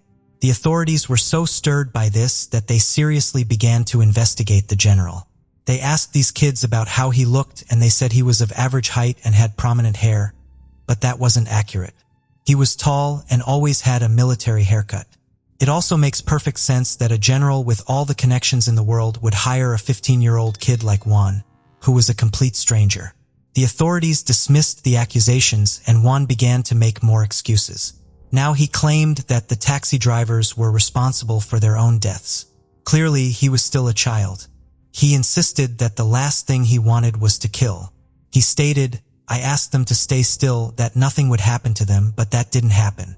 Once again, I was threatened with a revolver, so I used my weapon, and a taxi driver tried to hit me with a lug wrench, so I was also forced to shoot." But even if that were true, this excuse wouldn't hold up because he had murdered 22 people by that point. There was no way he could be saved because he was young. It's not like he was suddenly going to turn his life around, and Juan confirmed this. At the time of his trial, Juan was already 16 years old and was sentenced to just 4 years at an orientation center because that was the maximum penalty for a minor in Ecuador. Juan underwent several psychological exams, which mostly described him as an organized psychopath. This type of psychopath tends to be natural leaders, and it was within 16 months of being in that center that Juan formed a gang and devised a plan to escape. He had a girl who had accompanied him in a previous taxi robbery arranged to meet him on the day of his visits. They had agreed that she would deliver a pistol to him so he could escape. In a juvenile center, the security wasn't as high, and Juan knew that at some point, there would only be one guard watching the exit. When this happened, he seized the opportunity and shot the sole remaining guard with 5 shots, causing his death. Immediately, Juan and 10 other young people managed to escape from there. The news once again exploded, and somehow, Juan quickly managed to escape to Colombia, reaching Bogota. He began to live off the sale of stolen jewelry, but being in a new country where he was also being pursued, he couldn't steal as easily as he could in Ecuador. So, shortly after, he was found and tired of going hungry. He told the police, "Yes, I am Juan Fernando Hermosa," and he was sent back to Ecuador. He was temporarily placed in a high-security cell, but was soon returned to the same orientation center from which he had escaped before. However, this time he didn't escape again. He didn't even serve the initial 4-year sentence they had given him, despite having killed a guard and escaped to Colombia. Many couldn't believe it, but in January 1996, Juan was already free, and this obviously caused a lot of resentment in many people who saw the judicial system as a failure. Juan returned to his childhood town where he began to live with Rafael. In the early days, Juan seemed enthusiastic about finding a job, but no one wanted to hire him until Rafael contacted a friend who could give Juan a job in a bus collecting money. He started working and gradually began to enjoy the nightlife again, although it is assumed that he only went out to party and consume alcohol. On February 26, 1996, Juan had gone out with some friends to a bar around 10 p.m. At 12, the bar owner asked him to leave because the more the other customers consumed alcohol, the more they expressed their disgust for Juan, as his face and what he had done were known throughout the country. He had no choice but to board a bus and leave. 2 days later, Rafael received a call from the police, informing him that they had found what appeared to be his son's body near a river. The body was unrecognizable, not due to decomposition, but because it had been beaten, tortured, and assaulted in every possible way, even run over by a car with his hands tied with wire. He was only identified as Juan because he had his identification in his pockets, and next to the body, they had left a newspaper clipping that said, "The Hermoso Syndrome throughout the country."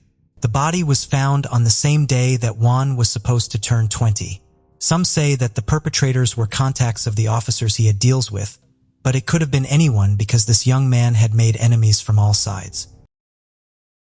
This is the story of 23-year-old Krista Bramlett from New Providence, Tennessee, who was found dead in her mobile home during the time when she struggled to find a roof over her head. It took 22 years to solve her murder. Krista Renee Bramlett was born in 1973 in California to Jim Langley and Kim Venable. She was known to be smart, caring, and funny. She was close to her family but chose to be financially independent and lived alone. Krista and her mother had lived together in Clarksville until 1995, when Venable relocated to Texas with Krista's 2 children. Krista remained in Clarksville to complete her GED. She lived alone in Clarksville as she worked toward her high school equivalency, so she could make a better life for her 2 young children. Her neighbors called her aloof, but her family called her warm and loving. On Monday, October 28, 1996, Krista's landlord stopped by her mobile home to check on fire damage from the week before, when a trash can caught fire. Instead of looking at smoke damage, he saw her shoeless body lying in the flickering glow of a small color television in the living room.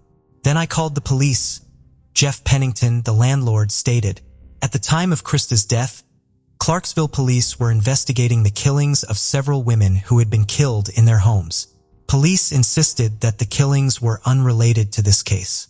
With Krista's death, the investigation started with the Clarksville Police Department Crime Scene Unit processing the scene and an autopsy by the Montgomery County Medical Examiner.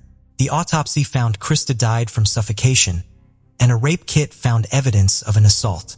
The Tennessee Bureau of Investigation developed DNA evidence, which was filed with the Combined DNA Index System. Around 6 detectives started with the neighbors, interviewing between 50 and 60 people to find potential witnesses. One neighbor said she saw Krista on October 27, 1996, sitting on her stoop like she always did. But Krista gave an aloof air, and people usually left her alone. Within a week, police had received nearly a dozen tips, and they hoped to have an arrest soon. But the leads didn't go anywhere. There were no potential suspects found, and the years flew by without any arrest. The investigation resulted in more than 1,500 pages of documents. After 22 years, in February 2019, Clarksville police got the call they had been waiting for so long for. There was a suspect in Arizona that matched the DNA from Krista's rape kit, 48-year-old Kenneth Hudspeth. Kenneth was unknown to police back in 1996, but they didn't suspect he could have had anything to do with Krista's death. CPD cold case detective Michael Ullery stated that Hudspeth's name had never surfaced in the initial investigation. Ullery interviewed Hudspeth, who admitted to being in Clarksville at the time of Krista's death and to being in her home on the day of her death. Further, Hudspeth did not refute any of the facts of the case as presented to him. Hudspeth lived in the trailer park at the time and moved just after Krista's death in 1997. He had been arrested several times over the years, but his DNA wasn't successfully processed until 2019. Hudspeth was taken into custody on April 16th by Phoenix police and charged with criminal homicide. He was extradited to Tennessee and booked into the Montgomery County Jail. He claimed he did drugs with Bramlett once before when he lived in the Sunnydale Mobile Home Park in Clarksville. Despite those claims, Bramlett's toxicology report came back clean, with a low blood alcohol concentration level. When he was asked if he had sex with her, he first refused. But when shown the autopsy results and the DNA found inside Bramlett and on her bra, he claimed that he was so doped up that he didn't remember if he killed or had sex with Bramlett. "I was on bad dope. I know her. Did I have sex with her? I mean, I don't remember that," said Hudspeth in the courtroom. He further added, "I just don't see myself raping and killing this woman. I hope I didn't." Bramlett's family members were notified as soon as the break in the case was confirmed. "I knew all along that it was just a matter of time. There was never any doubt in our minds that they would find who had done it," said Krista's grandmother. In January 2022, 50-year-old Kenneth Hudspeth was found guilty and sentenced to life in prison plus 20 years for the murder of Krista Bramlett. Before we dive in, don't forget to subscribe to our new channel, where we uncover captivating and chilling cold cases that will keep you on the edge of your seat. You won't want to miss the twists and turns we have in store. Let's continue. This is a story of 9-year-old Darilyn Johnson, whose murder almost resulted in a false execution of an innocent man. The mystery of her death was considered solved for most of 2 decades and then heart-wrenchingly re-emerged as a cold case in February 2001. It was 8 a.m. on the morning of February 24, 1982. Darilyn was walking 6 blocks from her home to Lincoln Elementary School, but she never made it. A massive search for the Nampa girl ended 3 days later when a fisherman found her body next to the Snake River in rural Canyon County. An autopsy revealed that the child had been sexually assaulted and had suffered blunt force injuries to her torso and her head. The police also collected male hair and male DNA from the crime scene. In September 1982, 34-year-old Charles Fain was arrested for Darilyn's rape and murder. Mr. Fain was arrested on the basis of a hair sample, which he gave voluntarily to the police. The fact that he lived a block away from the Johnson family added to his arrest. After being arrested, Fain denied any involvement in Darilyn's murder. He even passed a polygraph test.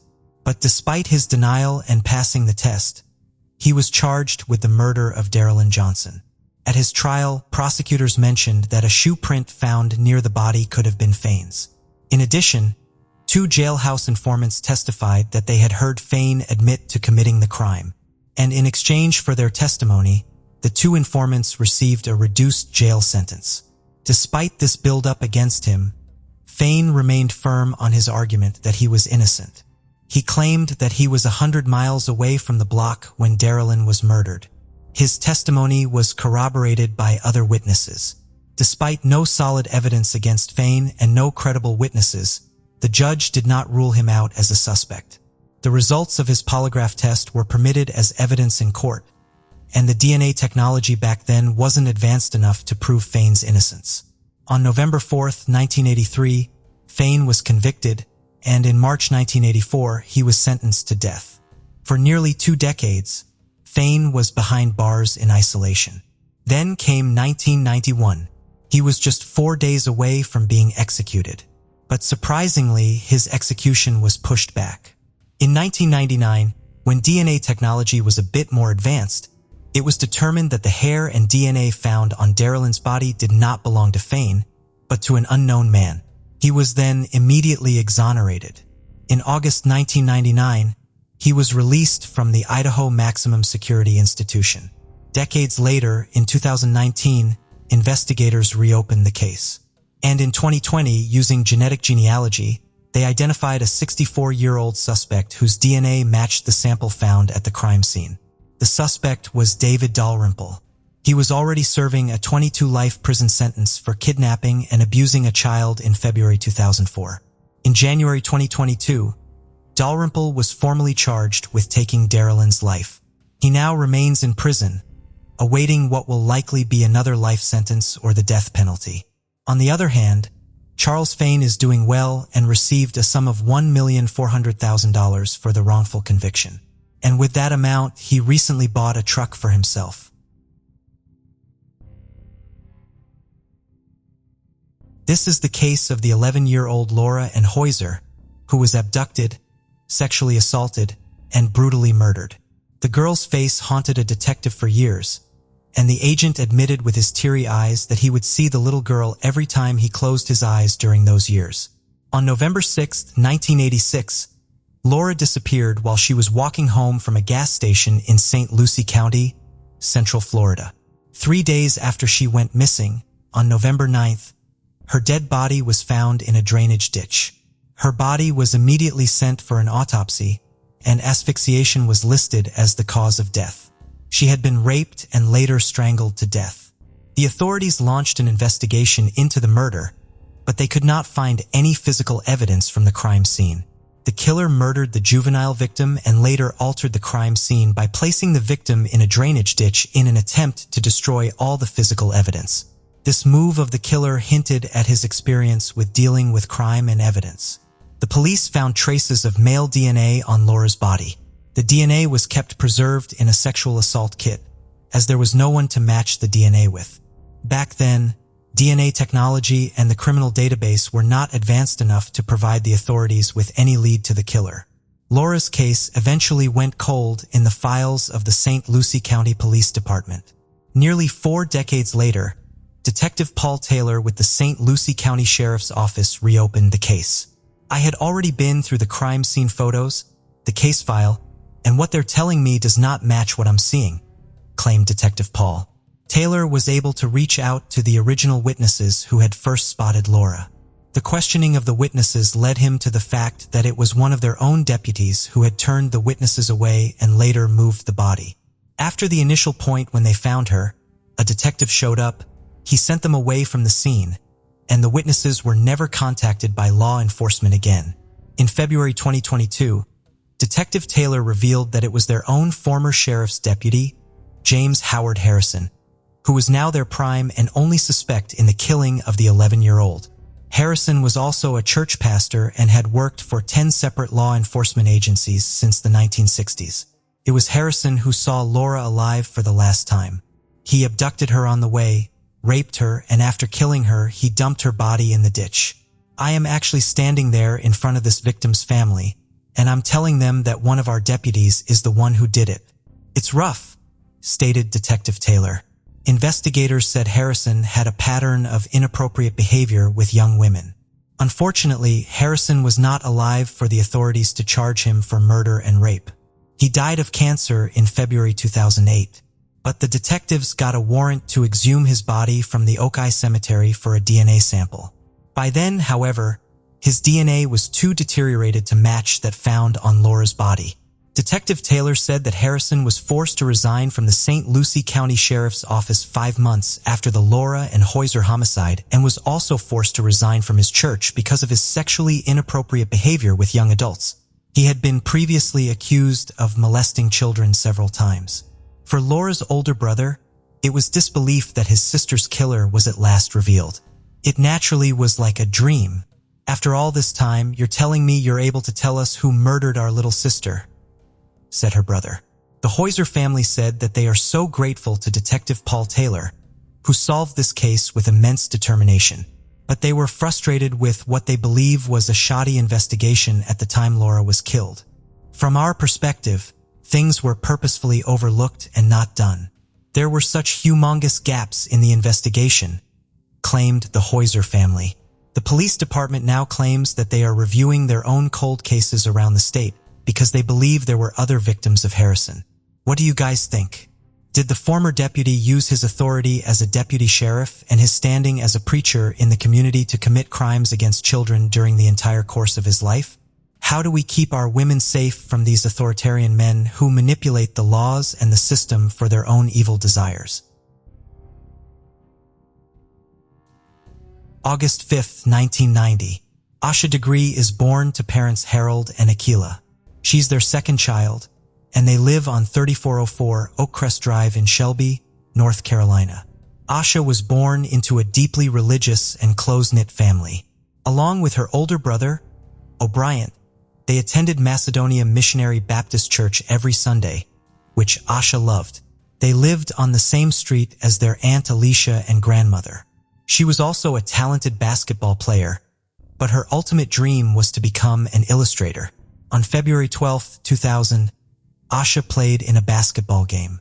It was important to her as it was the first game of the season, but her team suffered a defeat. Basketball was a big passion for Asha, and the loss upset her greatly.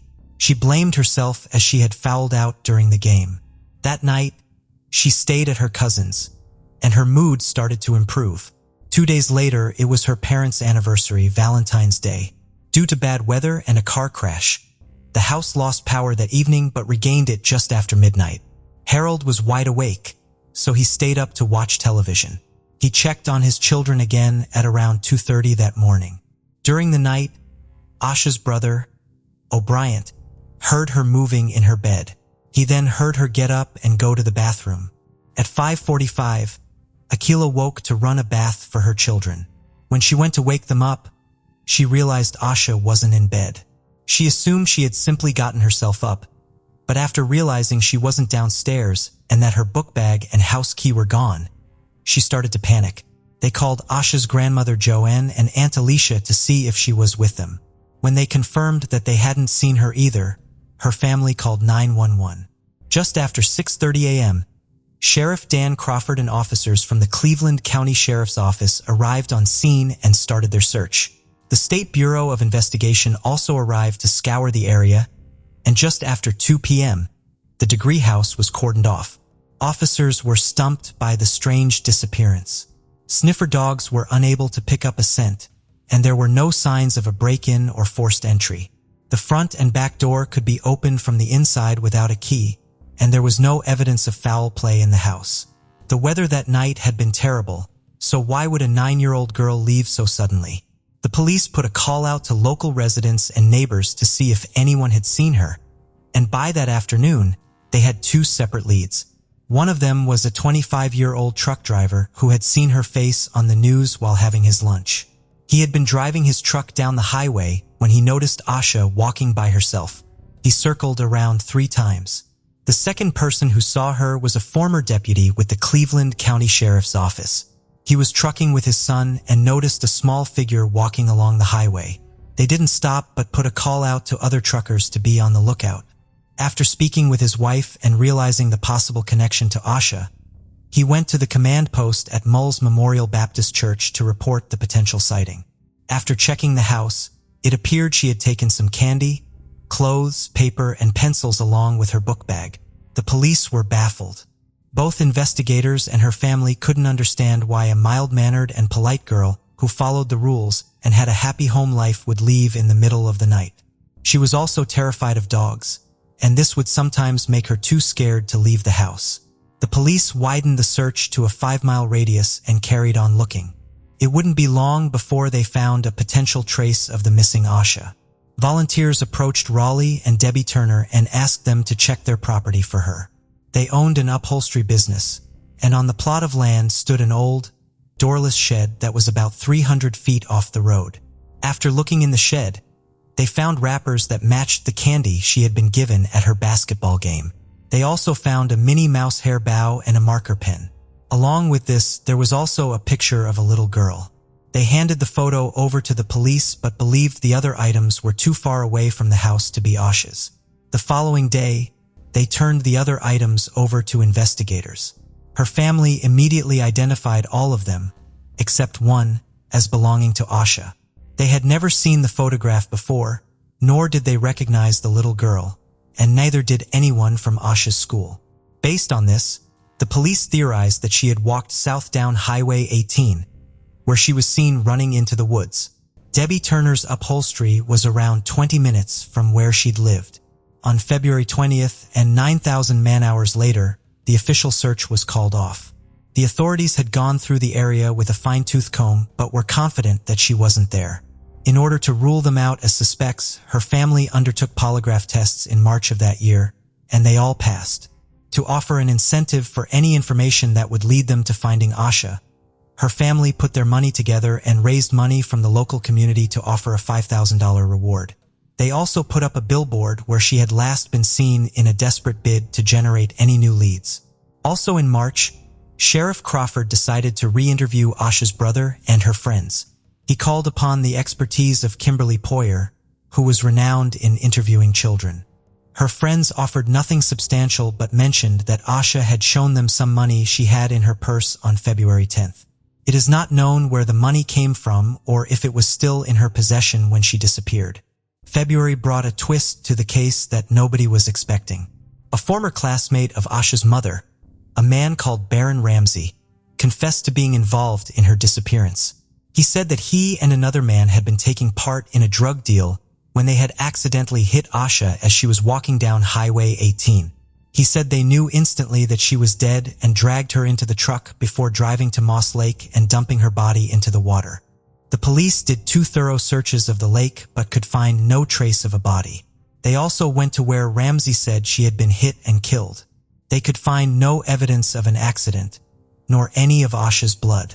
They believed he was trying to strike a better deal in an armed robbery case he was involved in, and as a result, he had made the whole thing up.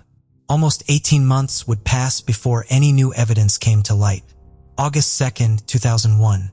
Terry Fleming, a contractor, was doing work on a driveway along Highway 18.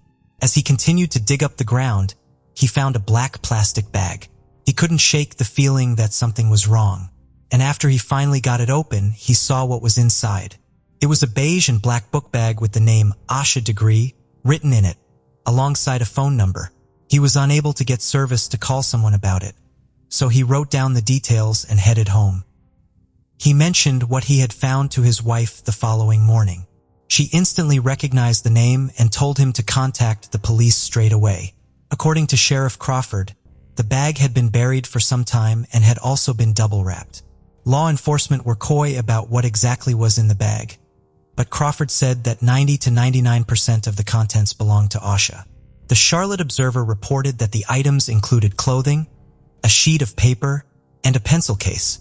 Authorities brought in cadaver dogs, which alerted to 3 spots close to where the bag had been found, but nothing would come of this. They also found a pair of men's khaki trousers, and it is unclear if they are related to the book bag. 1 year after Asha Degree had gone missing, Wayne Thomas, who was heading up the investigation into her disappearance, was fired. He had allegedly been withholding evidence relating to her case. He denied this and said he had been excluded from the investigation by other detectives. He would later be rehired after Dan Crawford's bid for re-election as county sheriff failed. More than 2 years after Asha Degree had disappeared, investigators started looking into a pair of brothers, who both had terrifying criminal records. Danny Ray Johnson had been charged with abducting a girl and raping her in the woods before leaving her tied to a tree. He also admitted to another attack on an 18-year-old girl days prior. His brother, Herbert Johnson, was also a convicted rapist and self-confessed murderer. After investigators found her bag, he was questioned. His violent track record and the fact he lived in the area at the time made him a person they wanted to talk to. He provided DNA and hair samples and said that when Asha had gone missing, his brother was in prison out of state and he had been in a psychiatric hospital. On September 16th, investigators said that Herbert and Danny Ray Johnson had, for now, been ruled out. January 12, 2015. A 52-year-old man called Donald Ferguson is arrested at his home in Spartanburg, South Carolina. He's being arrested on suspicion of a horrific murder from 1990. Shalonda Poole was a 7-year-old girl who had been sexually assaulted, strangled, and stabbed 19 times before her body was dumped behind Greensboro Elementary School in North Carolina. He had previously been arrested for the sexual assault of a 10-year-old girl in Spartanburg, but posted bail while awaiting trial and moved to Greensboro, where he met Shalonda. For 17 years, Shalonda's case would go unsolved. It wasn't until February 2007 that it was reopened. A forensics team pored over the evidence and were able to extract DNA. It was the DNA of Donald Ferguson. In February 2014, he pled guilty and was convicted of first-degree murder and sentenced to life in prison without the possibility of parole. The similarities between the cases of Shalonda and Asha led investigators to look at him as a possible suspect, but they have not yet officially linked him to her disappearance. In 2015, the FBI joined the case to try and find out what had happened to Asha Degree, and in February of that year, they joined forces with the Cleveland County Sheriff's Office. A new lead came in May 2016 when someone reported seeing a Lincoln Continental Mark IV, or possibly a Ford Thunderbird near the area where Asha was last seen. In September 2017, the FBI enlisted the help of the Child Abduction Rapid Deployment Team to assist in the investigation. On the 20th anniversary of her disappearance, investigators confirmed that more evidence had been found in Asha's book bag, a copy of Dr. Seuss McElligot's Pool, and a New Kids on the Block t-shirt. The book was from Asha's school, Falston Elementary, and had been checked out in early 2000. They do not believe that either item was in her possession when she went missing. There are several theories as to what could have happened to Asha Degree. One theory her parents put forward was that she could have been influenced by a book she had been reading in school. The Whipping Boy tells the tale of a boy whose job it is to take punishments for a prince. The pair decide to escape their trouble and run away during the night, embarking on an exciting adventure before returning to the kingdom by the end of the book. Maybe Asha had been inspired by this tale and wanted to take part in her own adventure. They also said that the basketball game from a few days before she had gone missing had been playing on her mind. While her mood had improved, she continued to talk about it, and it had obviously upset her a great deal. Maybe she had run away because she was struggling to deal with the loss of the game. Another theory is that Asha had possibly been groomed by an adult predator, posing as the girl in the photograph. Potentially, she had been lured out of her home by a trusted adult under false pretenses before going to meet them. The billboard still stands where Asha had last been seen running into the woods. It's to remind people of her and to encourage anyone with information to come forward. Every year, her family holds a walk in her memory and to ensure that her case is never forgotten.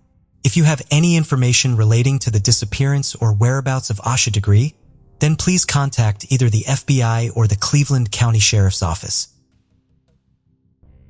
The tragic story began on the morning of March 18, 1964.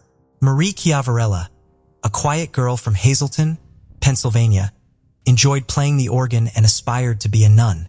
One day, she set out to bring some canned goods to her teacher at St. Joseph's Parochial School.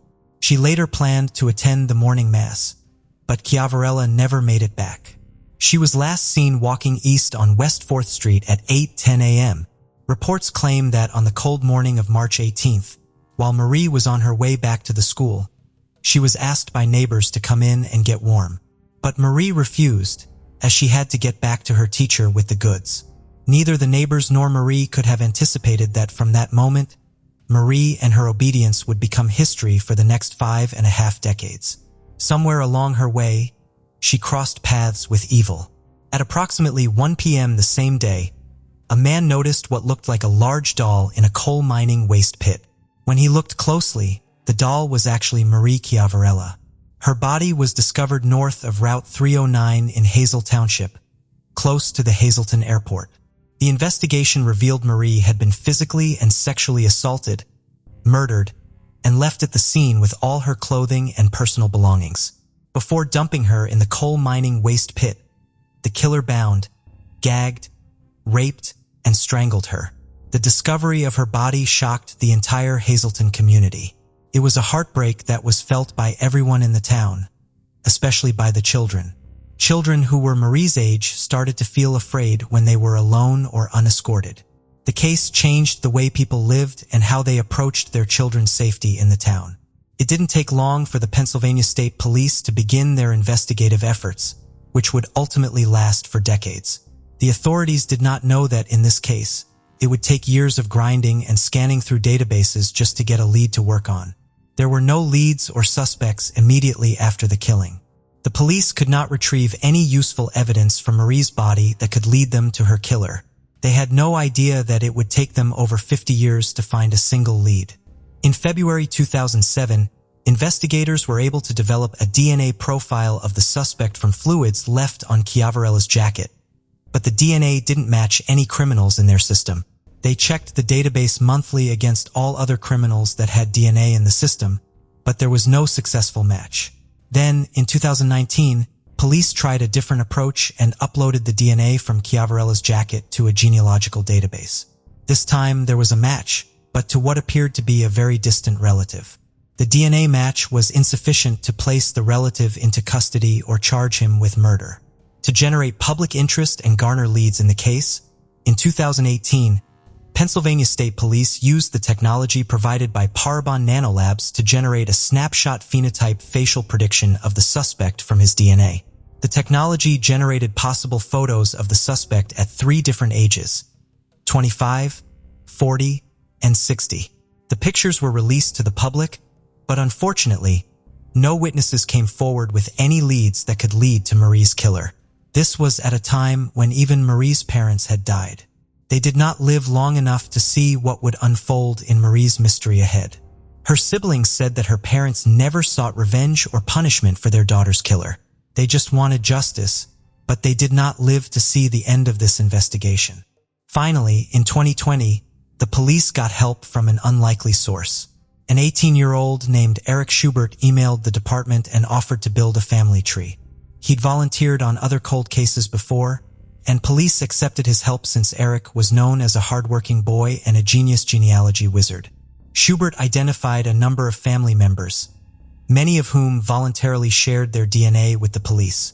The family tree eventually led the police to Marie Chiavarella's killer, James Paul Forte. Forte was 22 years old at the time and had a criminal history of sexual assaults prior to Chiavarella's killing. Unfortunately, police could not prosecute Forte because he had already died in 1980 of a heart attack. Police exhumed his body in January 2022. A month later, they confirmed his DNA matched the fluids left on Chiavarella's jacket. This information was released to the press in a lengthy press conference by Pennsylvania police. For Chiavarella's surviving family, the news was bittersweet. Her sister, Carmen Marie Radke, stated that their family would always feel the emptiness and sorrow of Marie's absence. She added that they would continue to ask themselves what might have been on that fateful day. Her family also praised the persistent efforts of the Pennsylvania State Police, which gave them a sense of closure and peace regarding Marie's murder. The grit and determination of the police to solve this case were applaudable. They left no stone unturned to find the killer, and this was also a success story for 19-year-old Eric Schubert, who utilized his genius for the right purposes. But the question still remains. After 5.5 decades of investigation, when the killer was already buried in his grave, was justice actually served for Marie and her family? Let us know your thoughts in the comments below. The city of Pocatello is located in the northwestern state of Idaho. It's largely made up of members of the Church of Jesus Christ of Latter-day Saints and is considered a safe, close, and tight-knit community. Known as the Gateway to the Northwest, for over 100 years, Pocatello has been home to tourists, travelers, and residents alike. It is a place that people are proud to call their home. However, in February 2006, the city of Pocatello would be at the center of one of the most horrific and disturbing murders in modern U.S. history. Just 4 days before Christmas in 1989, Cassie Joe Stoddard was born. She grew up in a secure and loving family who thought the world of her. She was a committed and straight-A student who kept out of trouble, had lots of friends, and was on the right path in life.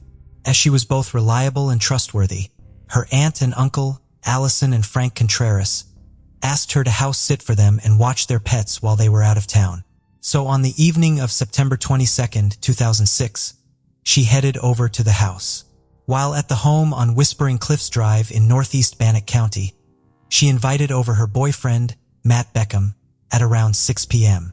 Later in the evening, her school friends, Brian Draper and Tori Adamczyk, who she went to Pocatello High School with, also visited. She gave them a tour of the house, and then they settled in to watch a film. The teens were halfway through Kill Bill Volume 2 when Brian and Tori said they were going to go to a cinema to watch a film instead. And with that, they left. While Cassie and Matt continued relaxing, without warning, the power went out. Unsure of what to do, Cassie became uneasy. But before long, the power came back on. Matt spotted one of the dogs staring down the basement stairs before it started to bark and growl, but he thought nothing more of it. Matt called his mother to see if he could stay with Cassie that night as she felt unsafe. His mother said no, but said that Cassie was welcome to stay with them. She declined, saying that she had been asked to look after the house by her family and felt obliged to stay. At around 10:30 p.m., Matt's mother arrived to collect him. Matt decided to see if Brian and Tori wanted to meet up, so he called them. As they said they were going to the cinema, Tori was whispering, so Matt couldn't hear what he was saying. Matt ultimately decided to stay at home. 2 days later, on Sunday, Cassie's family returned home to Whispering Cliffs Drive. Upon entering the house, Cassie's 13-year-old cousin was confronted by a horrific and traumatizing sight. Cassie was found on the living room floor, having been stabbed to death in a frenzied and brutal attack. The police quickly arrived on the scene and sealed off the area. An autopsy revealed that Cassie had been stabbed approximately 30 times, with 12 of the wounds being potentially fatal. 3 days after Cassie's body was found, the police announced they had made arrests in connection with her murder, and this would send shockwaves throughout this tight-knit community. Brian Draper and Tori Adamczyk had been taken into custody and were being interrogated by investigators. People were stunned. These were not only classmates but trusted friends who Cassie enjoyed spending time with. Both boys were considered social outsiders, but Cassie had embraced and befriended them. Brian had spent most of his childhood in Utah before his family moved to Pocatello. It was at Pocatello High School that he met Tori Adamczyk, and they soon bonded over their mutual love of film. They used a camera to document different aspects of their lives, and Cassie soon featured in many of their recordings. On September 27th, after hours of interrogation, Brian Draper agreed to lead officers to where he and Tori Adamczyk had gotten rid of the items they had used in Cassie's murder. Among the items were a pair of black fingerless gloves, several knives, a partially burned mask, a Sony videotape, and a partially burned handwritten note. Police tried to decipher what the note said and were able to determine a few sentences, parts of which read, "Is home alone, stop out the house, runs into Tori, we murder Cassie, Brian chases her, kill her." The terrifying picture was starting to become clear. This had not been a spur-of-the-moment murder. This had been a carefully planned and executed crime, a fantasy that they had been determined to carry out. As the investigation continued, they uncovered more disturbing evidence against Brian and Tori. The pair had filmed Cassie on the morning of the murder when they were at school. Investigators also found footage of them gleefully talking about what it was they were about to do. The full horrors of what happened to Cassie Joe Stoddard that night had finally become clear. While at the house and giving them the tour, Cassie had shown them the basement. And before they left, Brian unlocked the door to ensure that he and Tori could re-enter the house without being noticed. After they said they were going to head to the cinema, they left the house and returned to the neighborhood later, parking down the street. They left the car and put on dark clothes, gloves, and masks before heading back to the home. They let themselves in through the unlocked basement door and cut the power at the circuit breaker, plunging the house into total darkness. They hoped that Cassie and Matt would come down to the basement to investigate, but when neither of them did, they turned the power back on. The dog that was growling and staring down the stairs had spotted the pair of them hiding in the basement. When Matt called to ask if they wanted to hang out, Tori was whispering so he wouldn't be discovered hiding inside the house. After they were sure that Matt had gone, the pair cut the power again. Brian opened and slammed a door at the top of the stairs. The aim was to scare Cassie as much as possible. They then terrorized her before brutally stabbing her to death. The disturbing details did not stop there. The police soon found the following footage. Tori Adamczyk and Brian Draper, two seemingly unremarkable 16-year-old boys, were charged with first-degree murder. During the interviews, the boys turned on each other. Brian initially said that while he had been in the room when Cassie was murdered, it was Tori who had stabbed her and not him. He later confessed to stabbing her but said that it was under Tori's orders. As the pair went on trial, the small city of Pocatello became the center of a national media firestorm. Journalists from all over the country had gathered to follow this disturbing case to its conclusion. The damning video footage was shown to the court. Stunned onlookers watched in silence as they saw how Brian Draper and Tori Adamczyk had meticulously planned their crime and the glee they had taken in murdering their classmate and friend. One question that people wanted answered was why. Brian revealed that he had been inspired by Eric Harris and Dylan Klebold, who became internationally notorious when they carried out the Columbine High School massacre in 1999. Tori Adamczyk was said to be influenced by the classic horror film Scream. The first film focuses on a group of high school students who are terrorized and hunted by a masked killer. Part of the killer's modus operandi is they scare and terrorize their victims before brutally stabbing them. On April 17, 2007, Brian Draper was found guilty, and less than 2 months later, so was Tori Adamczyk. They were convicted of first-degree murder and received the mandatory life sentence of life without the possibility of parole. They also received 30 years to life for conspiracy to commit murder. The life sentences given to the pair could be reviewed, as the case of Miller versus Alabama declared that mandatory life sentences without the possibility of parole for juvenile offenders were unconstitutional. Since their sentencing, the pair have filed several appeals against their convictions. However, none so far have been successful. They are currently both serving their sentences in the Idaho State Correctional Institution. In the years following the murder, Brian and Tori have appeared in several documentaries about their crime. Tori Adamczyk was also interviewed as part of an episode of the true crime show Cold Justice.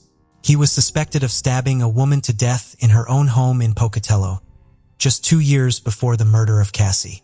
Although DNA evidence would eventually rule Tori out, the police were able to gain further insight into him while they were investigating. They conducted a telephone interview with Brian Draper, who revealed some disturbing details about Tori's personality. Tori's mother, Shannon, has also written a book about her son's case called The Guilty Innocents. The book takes the reader behind the scenes of the trial. She argues that the prosecutors did not care about the truth but more about public opinion, and that the defense team her son had, who had never argued a murder case before, lacked the experience her son needed to fight his corner. In February 2010, Cassie's family launched a civil claim against the District of Idaho. They argued that Brian and Tori had long posed a threat and danger to others, and that the school had been negligent in failing to notice. The civil court dismissed their claim, as did the state Supreme Court, saying that the actions of the pair were not foreseeable. The devastation caused by the murder of Cassie Joe Stoddard is both irreparable and immeasurable. The day she was found in her aunt and uncle's house, the family left and never went back. The police helped tidy up the crime scene and provided temporary accommodation, but they could not bring themselves to re-enter the home. They have repeatedly tried to sell it but have not been able to find a buyer.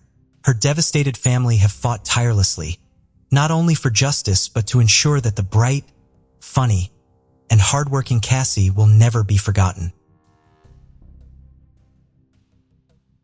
Sion Emma O'Callaghan was born on June 3, 1988 in Swindon, Wiltshire. She was described as a bubbly, friendly, and happy girl who adored her family and doted on her siblings. After leaving school at 16, She briefly attended her local college but quickly determined it wasn't the right path for her and went on to get a job as an office administrator, which she loved. March 18, 2011. Sion heads into town for a night out with some girlfriends. It's the start of the weekend and the end of the working week for Sion, and she's out to let her hair down and enjoy some drinks and dancing with friends. After some food and a few trips to local pubs, the last stop of the evening is the Sujo nightclub in Wiltshire, just half a mile from the flat she shared with her partner of a couple of years, Kevin. Early morning, Sunday, March 19th. Sion's mother, Elaine, is on a hotel mini break with her partner when she receives a concerning phone call from her son, Liam. Kevin has contacted him to see if he has heard from or seen Sion, as she hasn't come home. She's not answering her phone, and she's not active on social media. Although concerned, Elaine remains calm and decides to give it more time. She leaves several voicemails throughout the morning but receives no answer back from Sion. Just before 10 a.m., her partner, Kevin, raises the alarm with Wiltshire police. He is frantic with worry and desperate for answers. This behavior is totally out of character, and no one can make sense of it. She's officially reported as a missing person, and the investigation begins with Detective Superintendent Stephen Fulcher and his team in charge of the case. They begin with the people closest to her, her family and Kevin. Kevin tells the police that he returned home from some drinks with friends at around midnight. He called Sion to check on her, and she didn't pick up. Thinking nothing of it, he sent her a text message and then another at around 3:30 a.m. Phone records would corroborate this and would also confirm that Sion's phone was no longer ringing at all. Some of the friends that she was at Sujo nightclub with helped fill in the gaps. They said they had lost Sion at around 2:30 a.m. and, after looking for her, left shortly after, assuming she had simply gone home. After confirming what Sion was wearing that night, the police headed to Sujo to gather any camera footage they could. It doesn't take long for them to pick her up on the club's CCTV. Just before 3 a.m., they follow Sion as she is seen leaving the club and going down the street that would have been consistent with her route home. While the police were continuing to check the CCTV, missing persons flyers were being handed out, and the general public was helping in the search for Sion. Media outlets began to run the story, hoping to generate more witnesses and publicity for the case. Her family and partner made an emotional public appeal for answers, witnesses, and support. An anonymous donor offered a reward of £20,000 as the search intensified. Digging deeper into the footage along Sion's walk home, the cameras pick her up again. She is alone and walking down a deserted road.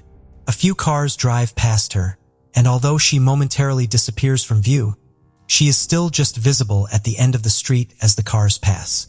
At 2:37 a.m., another car pulls into view, but this one does not drive past her. The flashing of headlights indicates that the car's hazard lights are on. The car pulls over right to where Sion would have been at the time. After a few minutes, the car eventually pulls off and Sion is no longer in sight. Not on this camera, nor on any of the others further down the road. It becomes clear to the police that Sion is in that car. The same vehicle is picked up on other cameras a couple of hours before Sion had last been seen. It is a dark-colored Toyota with taxi markings and appears to be circling around the same area. The police launch an appeal to find the car and its owner. The reward for Sion is now sitting at £40,000, and the community continues to throw themselves into the case in any way they can. Thanks to a police car that had been driving around the same area at the same time, miraculously, the number plates of this mystery car had been scanned. It confirms a dark green Toyota Avensis, and it is registered to a taxi driver, 47-year-old Christopher Hallowell. Although he has no criminal past, the police are deeply concerned. He hadn't spoken to them and told them that he was the one that evidently picked her up.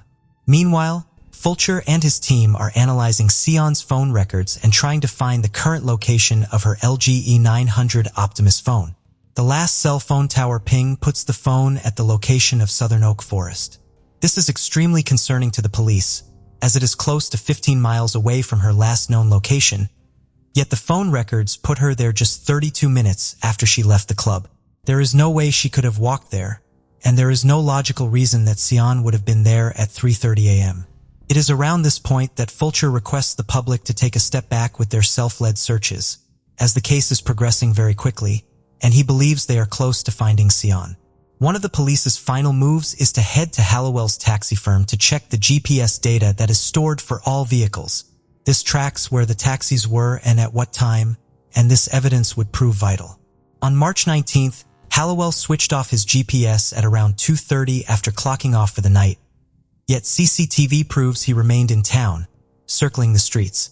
And just 2 days later, his GPS tracker shows him driving to where Sion lives.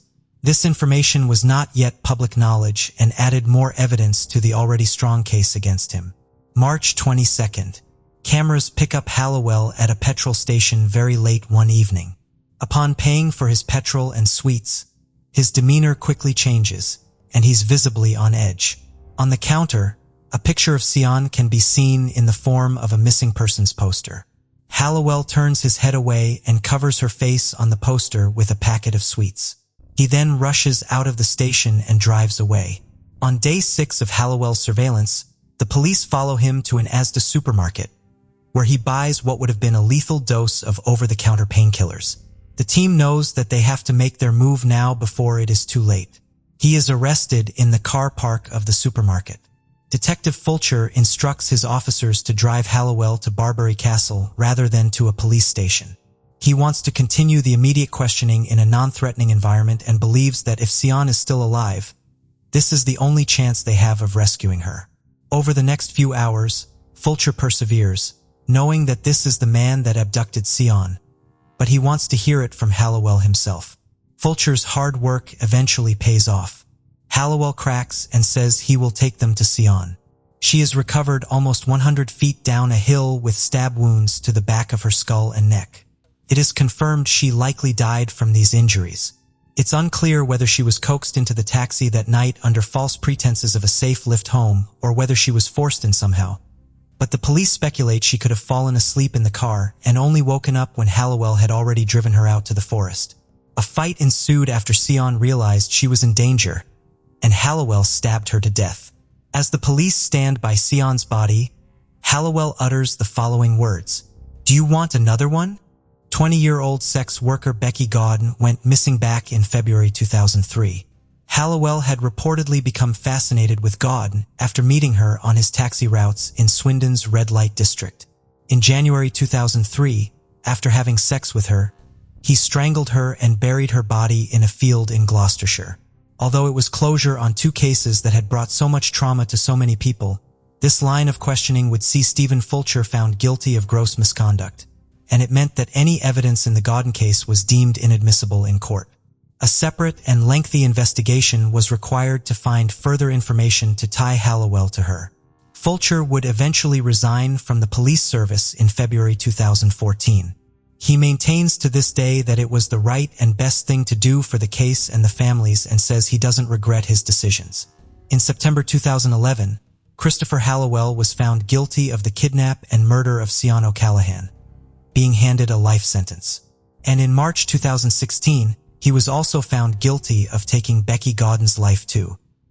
He is said to have laughed as the guilty verdict was read out, showing no sign of remorse, and grinned as he was led back to his cell.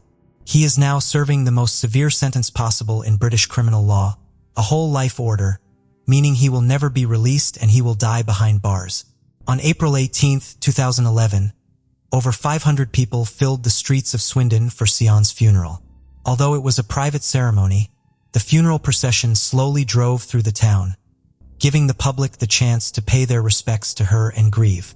Sion's vibrant, warm, and sociable personality was evident in how many people had turned out to pay their respects and honor her memory.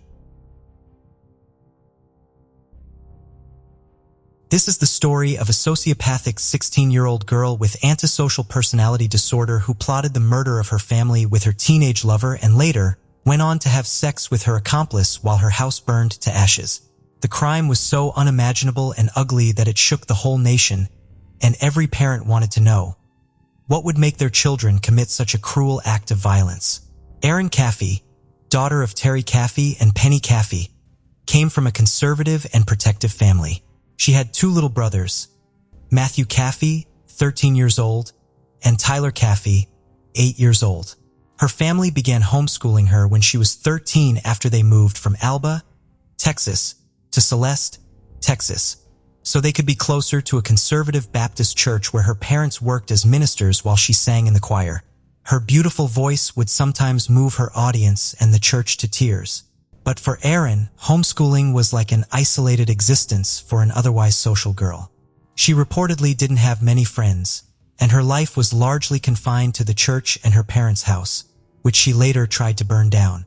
When Erin turned 16 in July 2007, she was allowed to work at the local Sonic. One of her co-workers observed that she was so sheltered, it was like she was seeing the world for the first time. That was where she met her soon-to-be boyfriend, 18-year-old Charlie Wilkinson.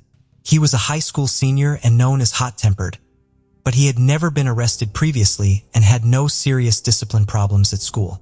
This was the first pivotal moment in her life. The kind and sweet Erin that her family and friends had known and loved so much slowly faded away. Nobody knew it yet, but at that moment, all their lives were changed forever. However, Erin's parents did not approve of Charlie. He had given them the impression of a rude, arrogant, and disrespectful 18-year-old, though it's debatable whether these traits might have been more Erin's than Charlie's. As time went on, Erin and Charlie's relationship grew intense and more passionate. They didn't care what anybody else thought about their relationship. They started spending more and more time together. It was almost like they became part of each other. In fact, they had only been dating for a few months when Charlie presented Erin with his grandmother's engagement ring. You know how it is to be young and in love. Your brain gets foggy, all common sense goes out the window, and sometimes it's hard to see what is so clear to everyone else around you. As Erin began to shut everyone out of her life except Charlie, secluding herself from the rest of the church and engaging in inappropriate PDA, her parents also began noticing these changes in her behavior. This absolutely infuriated Terry and Penny, and from then on, the Caffeys limited Erin's time with Charlie to once a week, in their home and under their watch. Charlie had to leave by 9 p.m., and Erin could use her cell phone to talk to him only until 10 p.m. These restrictions made Erin furious, and she planned to run away with Charlie. In February, Erin was grounded for talking to Charlie without permission and had her keys and phone taken away. Eventually, it became clear to her parents that this relationship would continue to cause problems as long as it continued. Penny put her foot down and asked Erin to stop seeing Charlie. Allegedly, this was the moment when Erin decided that drastic steps were needed so that she and Charlie could finally be together with nobody around to disrupt them. Maybe this was the moment when the seeds of a highly dangerous idea took root in Erin's mind, and her parents were unaware of the barbaric thoughts making a home in her consciousness. Terry and Penny thought that with grounding restrictions and ending the relationship, they had fulfilled their parenting responsibilities. But they had no idea they were ignoring Erin's increasingly obsessive antisocial behavior and what it would lead to. And so came the early morning of March 1st, 2008, when the Caffey family would not see the sunrise. It was 2 a.m. when a loud bang, their bedroom door being forced open, woke Terry and Penny. The two little kids, Matthew and Tyler, were asleep upstairs. Two intruders burst into the couple's bedroom and opened fire, shooting them several times. Bullets showered the bedroom, and before Terry and Penny could process what was happening, they were shot multiple times. It was a horror they had never imagined. To save Penny, Terry jumped on her and took 2 bullets to his face. Not only did the intruders break in shooting hysterically, but they also carried 2 samurai-style swords. After Terry was struck in the face, he was flung out of bed, and the intruder shot Penny several more times. Then, they shot Terry 3 more times in the back and once in the back of the leg. In total, Terry was shot 11 times. He couldn't feel the right side of his body, and when he tried to speak, nothing came out. Then, one of the killers took a sword and stabbed Penny in the neck, nearly decapitating her. Terry panicked, thinking of his children asleep upstairs. He knew they would wake up. As he tried to get up, he heard Matthew cry out, "No, Charlie, no. Why are you doing this?" It was Erin's boyfriend, Charlie, along with his friend, later identified as Charles Wade, trying to murder the whole family. When Terry heard Charlie's name, he knew who was in his house and why. Then he heard a gunshot. He tried to get up, but as blood rushed to his head, he collapsed. Matthew had been shot dead. Meanwhile, Tyler rushed to hide in the closet, but Wade found him, and both took turns stabbing him to death.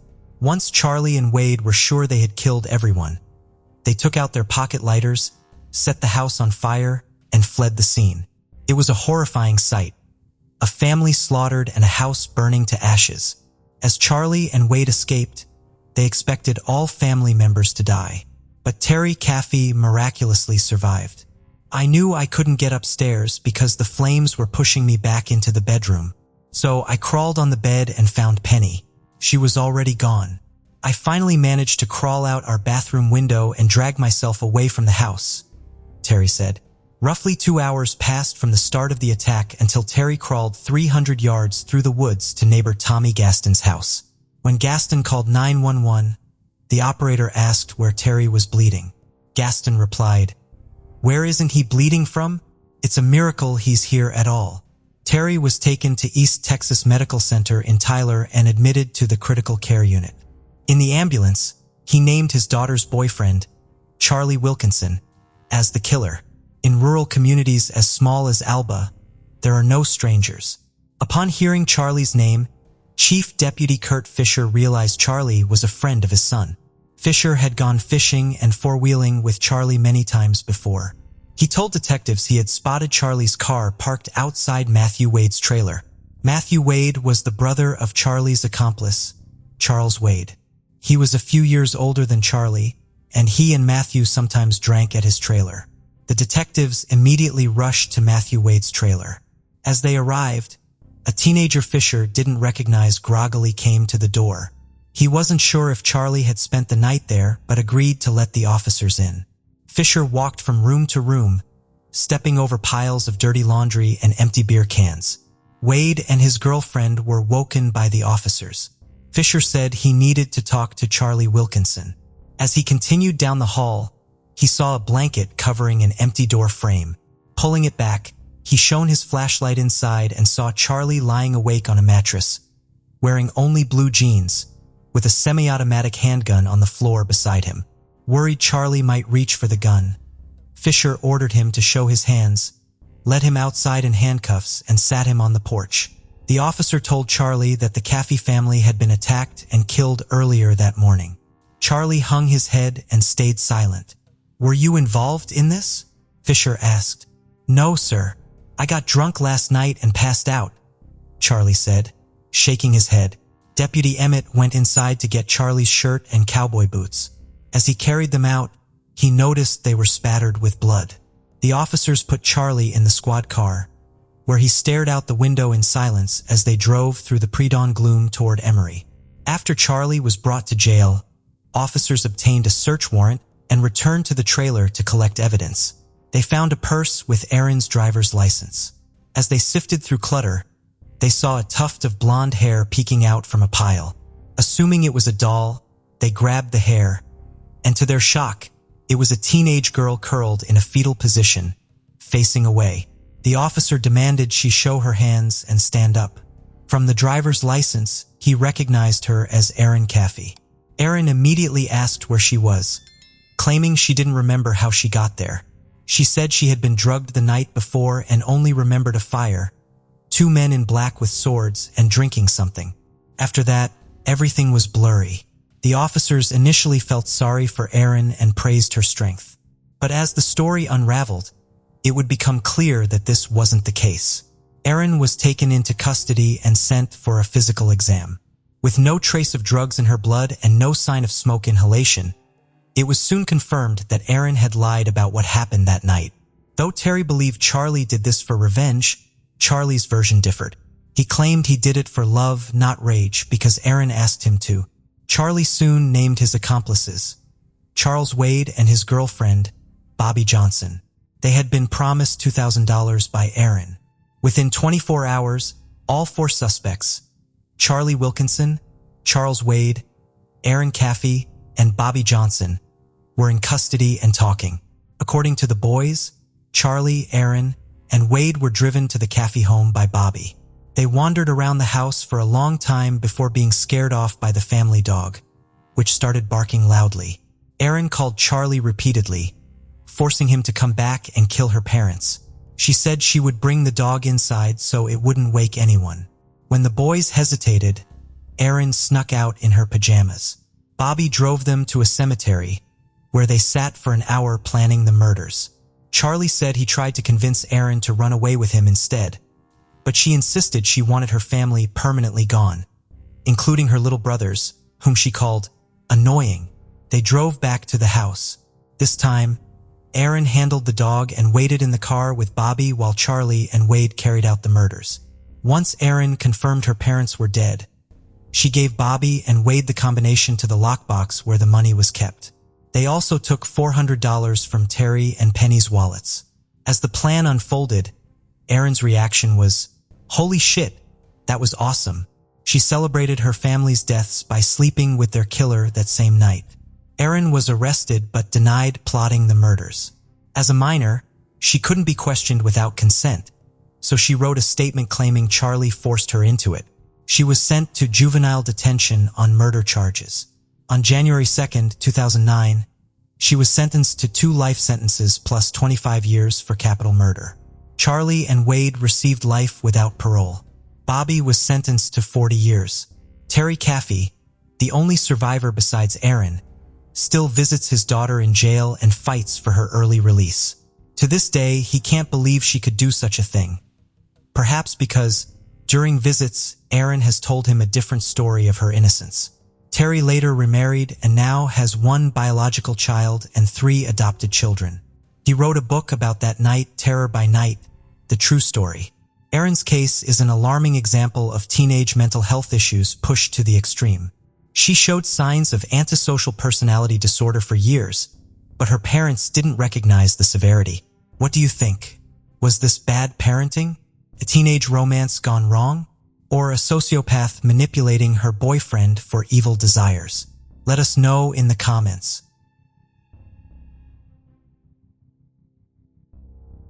Let us start the story with some background on Elizabeth's father, the Austrian pensioner Joseph Fritzl. He was an oppressive patriarchal figure in the family, and the fact that his daughter wanted to go out with her friends, party, kiss her boyfriends, and live her life bothered him to such an extent that he eventually took up criminal means to put chains around her.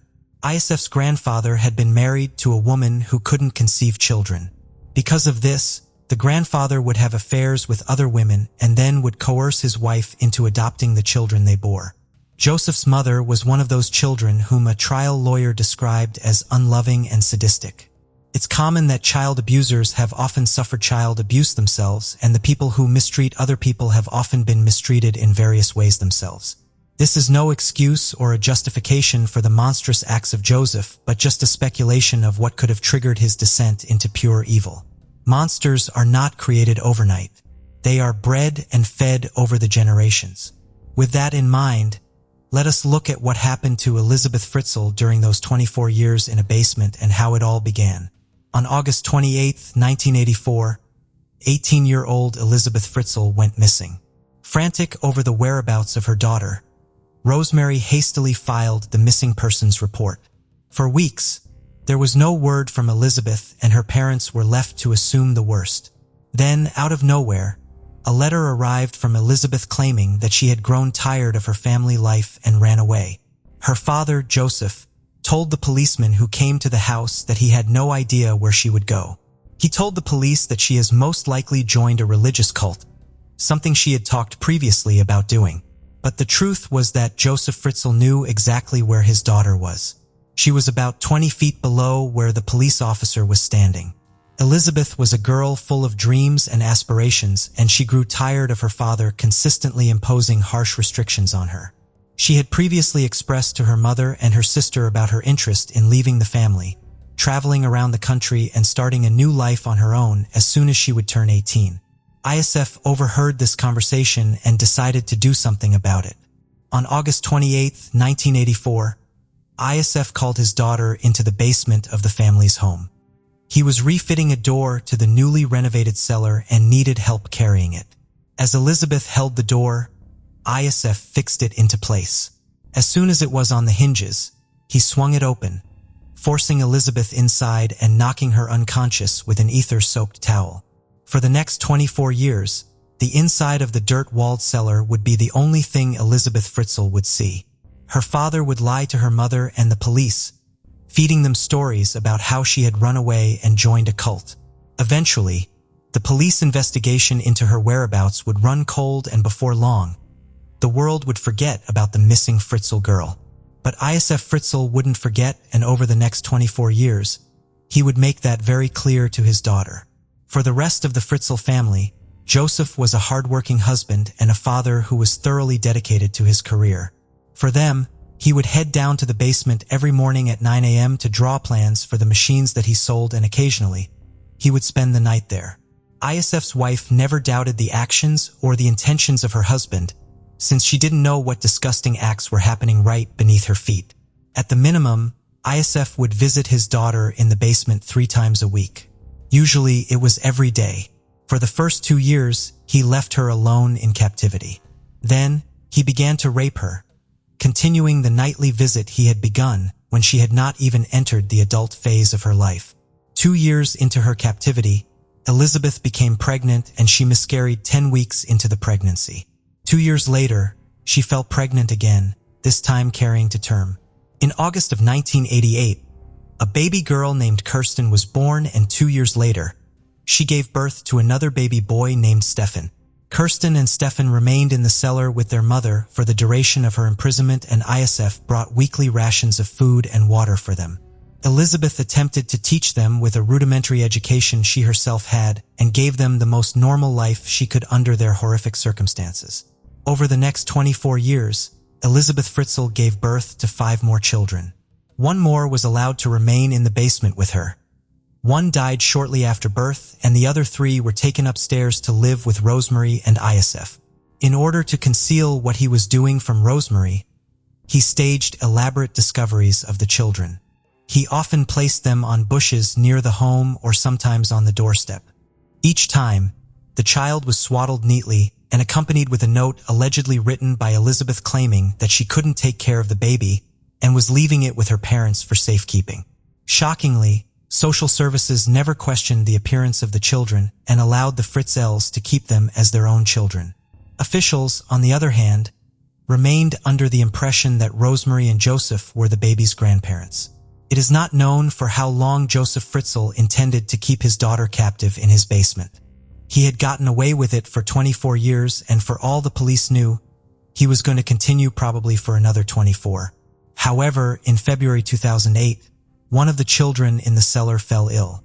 Elizabeth begged her father to allow her 19-year-old daughter, Kirsten, to get medical attention. She had fallen rapidly and critically ill, and Elizabeth was beside herself. Grudgingly, ISF agreed to take her to a hospital. He removed Kirsten from the cellar and called an ambulance, claiming that he had a note from Kirsten's mother explaining her condition. The police eventually grew suspicious of Joseph and reopened the investigation into Elizabeth Fritzl's disappearance. They began to read the letters that Elizabeth had supposedly been leaving for the Fritzls and began to see inconsistencies in them. Police questioned Kirsten and also asked the public for any information on her family. Naturally, no one came forward as there was no family to speak of. Whether ISF finally felt the pressure or had a change of heart regarding his daughter's captivity, the world may never know. But on April 26, 2008, he released Elizabeth from the cellar for the first time in 24 years. She immediately went to the hospital to see her daughter, where hospital staff alerted police to her suspicious arrival. That night, she was taken into custody to be questioned about her daughter's illness and her father's story. After making the police promise that she never had to see her father again, Elizabeth Fritzl told the tale of her 24-year imprisonment. She explained that her father kept her in a basement and that she bore his 7 children. She explained that ISF was the father of all 7 of them, and that ISF Fritzl would come down during the night, make her watch pornographic films, and then rape her. She explained that he'd been abusing her ever since she was 11. The police arrested Joseph Fritzl that very same night.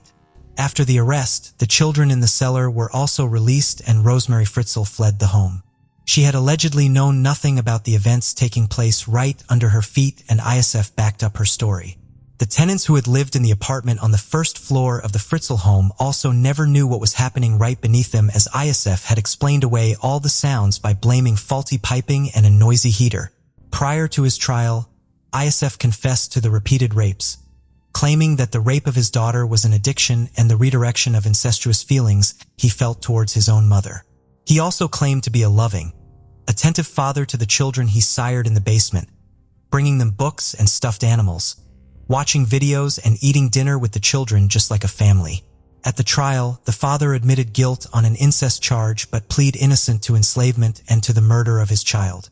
After he saw Elizabeth's taped testimony, he changed his plea to full guilt, acknowledging that his failure to secure medical care for the newborn may have directly contributed to the death. For his crimes, Fritzl was found guilty on all counts: negligent murder, enslavement, incest, rape, coercion, and false imprisonment. He was sentenced to life imprisonment in February 2009. He has been in solitary confinement in Austria's Kremenstein prison since that time. According to Austrian media, he now suffers from dementia and none of his family has visited during his decade behind bars. Today, Elizabeth Fritzl lives under a new identity in a secret Austrian village known only as Village X. The home is under constant CCTV surveillance and police patrol every corner. The family doesn't allow interviews anywhere within their walls and has declined to give any information about themselves. Though she is now in her mid-50s, the last photo taken of her was when she was just 16 years of age. How do you form an intimate relationship after the people who are supposed to protect you have done so many horrible things to you? What do you guys think? Let us know your thoughts in the comments below.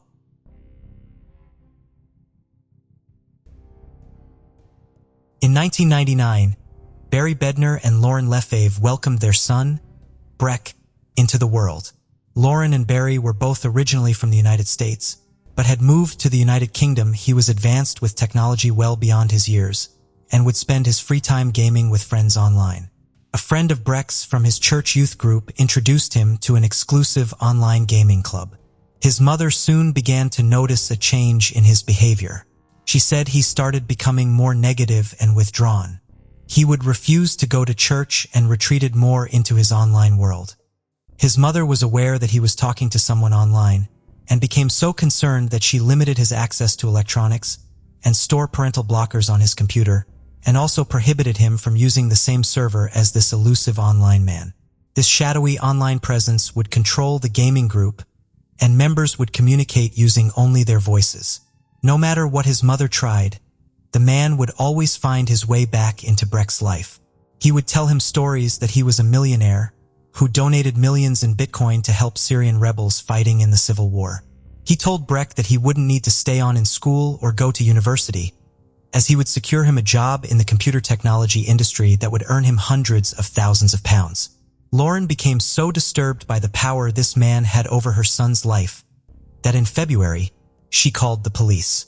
She explained that her son was being February 2nd in February 2014.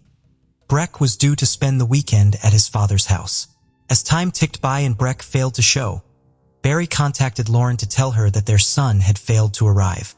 A few hours later, his younger siblings' phones began to blow up. The 12-year-old triplets were receiving messages that their brother had been murdered and that a photo of his body was circulating around social media. His death was later confirmed by the police after emergency services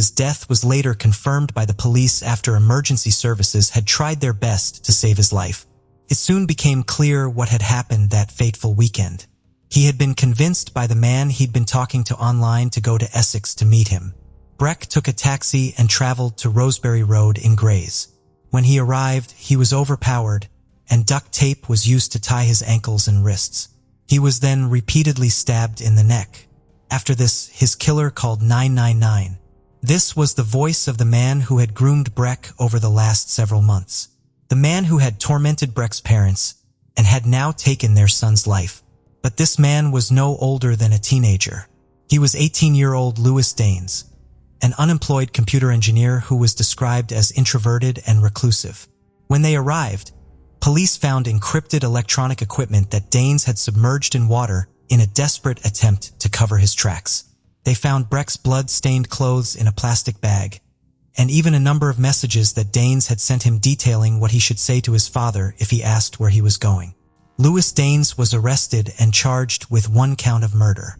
Before a jury could be sworn in, Danes confessed. He was given a life sentence with a minimum term of 25 years, which he must serve before he can be considered for parole.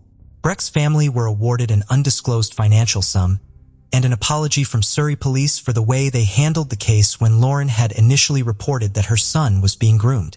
In the aftermath of his death, his family set up the Breck Foundation.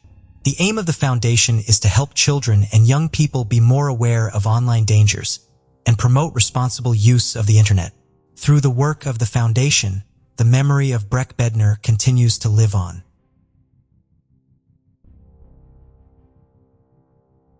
Christmas Day, 1976. Penny Cayedito and Antoine Montoya received the best holiday surprise they could have asked for: the birth of their daughter, Antoinette Christine. After her parents' relationship ended, Antoinette and her younger sisters, Sadie and Wendy, lived with their mother in Gallup, New Mexico. On April 6, 1986, Penny had been out having drinks at the local bar with friends. While her daughters were being looked after by a baby around midnight, she sent the babysitter home and headed to bed. When Penny awoke that morning, she went about getting her children up and ready for Bible school, and she realized that Antoinette was not in her bedroom. She checked the house and asked the neighbors if they'd seen her. When it became apparent that she was gone, Penny called 911. Police and volunteers searched tirelessly throughout the area, but could find no trace of the missing Antoinette. The police said they believed she had possibly been kidnapped, and there was little chance of her being found alive, and the trail soon went cold. 1 year after Antoinette had gone missing, the Gallup police received this 911 call. When Penny heard the call, she was certain that it was her missing daughter. She said the way that she pronounced her name was distinctive and knew instantly that it was her. She didn't recognize the man's voice that could be heard just before the call cut off. The police desperately tried to trace the call, but were unsuccessful, and this would prove to be another lead that went nowhere. As the investigation stalled again, 5 years after she had gone missing, the police released age progress pictures of what Antoinette could look like, and this led to a witness coming forward. She explained that she had been working as a waitress when she served a table consisting of a man, woman, and teenage girl, approximately 14 or 15 years old. Teenage girl, approximately 14 or 15 years old. She said they were all unkempt, possibly as a result of struggling with the teenager. She said that the girl repeatedly dropped her cutlery on the floor, and when she tried to pick them up for her, the young teen grabbed her hand. The waitress brushed it off, but when she went to clean their table after they had gone, she found a note. Hidden under her plate and written on a napkin, it read, "Please help me. Call the police." This potential sighting, coupled with the 911 call, brought renewed hope to the family that their beloved Antoinette was still alive. Investigators decided to re-interview key witnesses that were involved in the case. They spoke to her sister Wendy, age 10, who was 5 when Antoinette had gone missing, and she gave the police a new version of events. She revealed that she had actually witnessed Antoinette's abduction. She told the police that on the night she had gone missing, she and Antoinette were still awake after their mother had gone to bed. According to Wendy, they'd heard a knock at the door at around 3 o'clock in the morning. Her sister Antoinette went up to the front door and asked who it was. A man replied, "It's Uncle Joe." When she opened the door, she was grabbed by 2 men who dragged her out to a brown van. Antoinette kicked and repeatedly screamed at them to let go of her. She was then bundled into a van, and it drove off into the night. They asked her why she hadn't told them this at the time. She explained that she had been so traumatized by what she had seen and that she didn't want to get into trouble. The investigators realized that there was an Uncle Joe in the family. He was married to Penny's sister. He was cleared, but it led the police to think that the abductors knew the family and used a name that Antoinette would recognize in order to get her to open the door. The police also turned their attention to Penny. She had failed a lie detector test, and this led investigators to believe that she knew more about her daughter's disappearance than she'd let on. In the weeks after her daughter had gone missing, she'd made expensive purchases, including a new car, and was allegedly involved in selling drugs. They attempted to question her again in the late 1990s, but Penny died in hospital before they could interview her. It has been 33 years since the young girl made that desperate call to 911 saying that she was the missing Antoinette Caedito. But to date, no trace of her has ever been found. Her fate remains unknown. If you have any information relating to the disappearance or whereabouts of Antoinette Caedito, then please contact the FBI. As the February was coming to an end, a woman was walking her dog through the graveyard of St. Margaret of Antioch's Church in the East London district of Barking when she came across the lifeless body of a man. He was young, in his 20s, and propped up in the graveyard. 3 weeks later, she was walking through the same graveyard when she found another body. This too was a man in his 20s, propped up in the same position. The young men were named as Gabriel Kovari and Daniel Whitworth. Both were gay, and despite the near-identical circumstances surrounding their deaths, the police ruled them both as non-suspicious drugs overdoses. A suicide note was found with the body of Daniel Whitworth. It explained that he and Kovari had taken drugs together, and that Kovari had died of an overdose. Ridden with guilt, Whitworth had then taken his own life. In September 2015, another body was found. He was young, gay, and propped up against the wall in the same graveyard. He was named as Jack Taylor, and he too, like Gabriel Kovari and Daniel Whitworth, had died of a drugs overdose. 3 bodies in the same area, all young and all gay men. Before the bodies of Kovari, Whitworth, and Taylor were found, in June 2014, Barking. When they arrived, the emergency services found a young man, props up against the wall. He was declared dead on scene. There were no signs of foul play, but his shirt had been pulled up, as if he had been dragged in position there. His mobile phone was also missing. The young man was named as Anthony Walgate, a young fashion student studying at the University of Middlesex. The police were desperate to find the anonymous 999 caller, and they soon discovered he was a man called Stephen Port. They ran into his flatmates outside, and when the police entered 62 Cook Street, they found Port asleep in bed. He gave the police a witness statement, saying that he had come home from a night shift and found an unconscious man lying in front of his door. He said he had slapped him in the face to try and wake him up, but after getting no response, he propped him against the wall and called 999. He didn't wait for the emergency services to arrive. Instead, he hung up, went inside, and then fell asleep. The police found out that Anthony Walgate had been hired as an escort by Port. Anthony was cautious and had told his friends where he was going, and gave them a photo of the man he was meeting. After calling his statements into question, the police arrested him on suspicion of attempting to pervert the course of justice. They also believed that he had Anthony's missing phone. They searched his flat and seized his laptop, as well as taking samples of his DNA. Anthony's friends begged the police to look further into his death.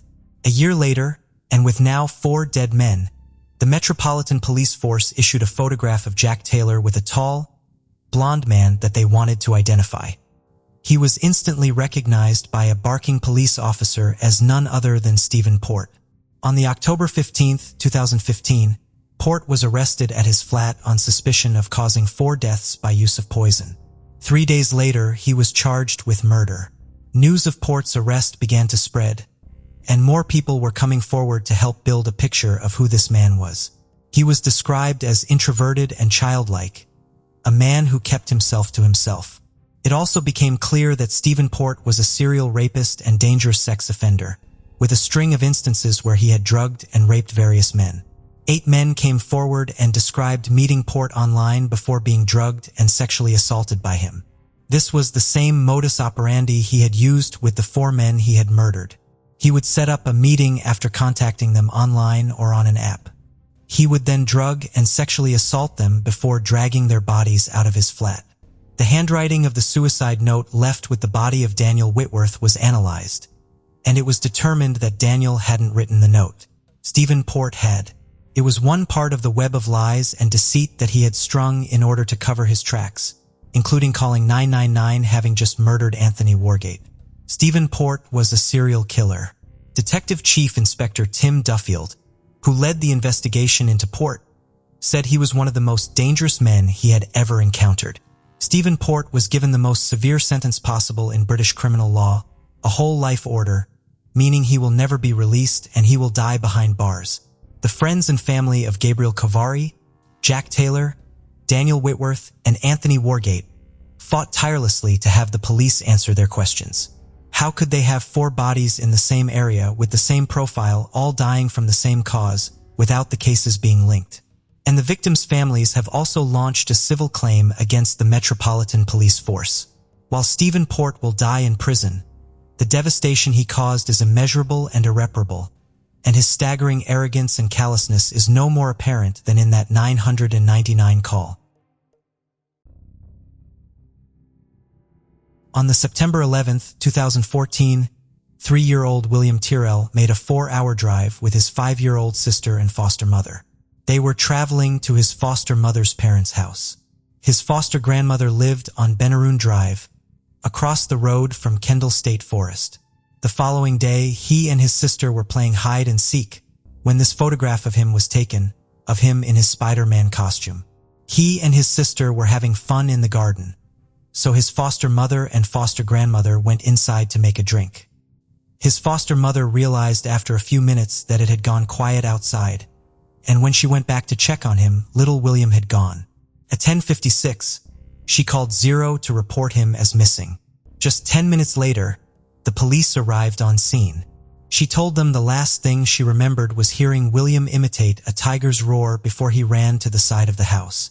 She explained that she had searched everywhere for him, but could find no trace. Hundreds of people made it by the police, state emergency services, and concerned members of the public joined in the search for William Tyrrell. Helicopters were drafted in to scour over the rugged surrounding area, and 200 volunteers searched throughout the night. After 5 days, the police announced they had no verifiable leads. Later, the police started looking into 2 cars that had been spotted on the road on the morning that William had disappeared. They were described as a white station wagon and a gray sedan. They were allegedly parked between 2 drive on the acre lot of land. They were seen with the driver's side windows down, and the neighbors didn't recognize either of them. Neither car has been seen again since William disappeared. At 9 a.m. the morning that William went missing, the sedan drove down the road before doing a U-turn and pulling away. Another Ford WD was spotted driving out of the road at approximately 10:30, around the time William is believed to have gone missing, and the same car was seen speeding down Kendall Street shortly after. More than 1,000 suspected sightings were reported to the investigation team in the 2 years after Willie and Tyrrell disappeared, as well as numerous false alarms.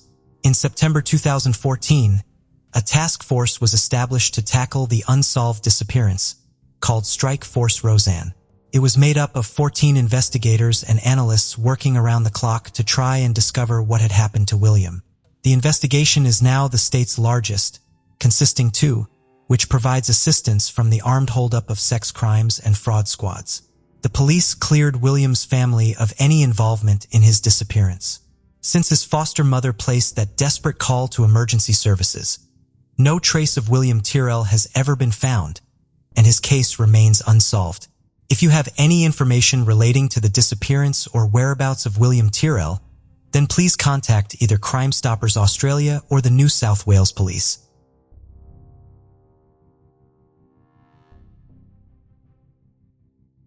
October 10, 2016. A 999 dispatcher receives a call that everyone in the emergency services dreads. It's a request for an ambulance for a 2-year-old girl. She's not breathing, and she's not responding. The call is made by her mother, 20-year-old Cody and Jackson. The police and paramedics rushed to the scene, and after breaking down the front door, they were confronted by a horrific sight. 2-year-old Macy was on the bedroom floor, and her mother had been attempting CPR.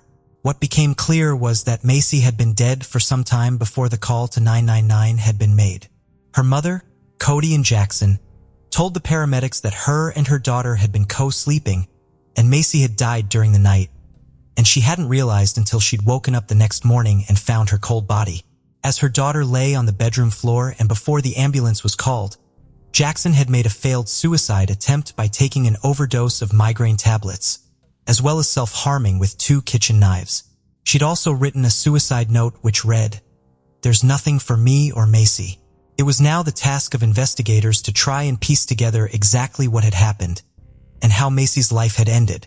Was it an accidental tragedy or something far more sinister?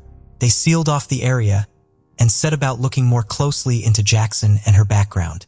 Jackson had recently split with Macy's father, Paul, just a few days before. They had met at a house party in February 2013, and while she had fallen pregnant within just a few months, they were delighted to be having their first child together. However, this happiness was not to last as their relationship proved toxic. Paul ended up leaving the family home as he did not want his daughter to see her parents fighting all the time. In the weeks and months leading up to Macy's death, Paul had been bombarded by abusive messages from Jackson, with threats that he would never see his daughter again. Hours before Macy was found dead, Jackson sent a picture of her to Paul. Along with the message, an autopsy revealed that Macy had not died from sudden infant death syndrome nor accidental suffocation. The report concluded that Macy had either been smothered or had pressure applied to her neck. It was clear that it was not an accident. And with that, Cody and Jackson was charged with murder. As her trial began, she maintained that Macy's death was an accident. However, on day 5 of her trial, she sensationally changed her plea. She admitted what she had done. She had smothered Macy and then made the call to the emergency services after her daughter had died, in an attempt to cover her tracks.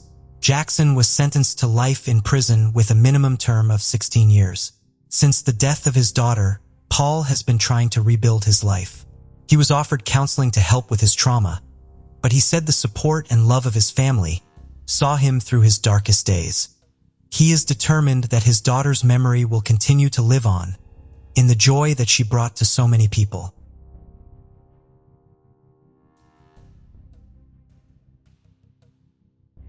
December 31st, 2000. People from all over the globe are getting ready to ring in the new year.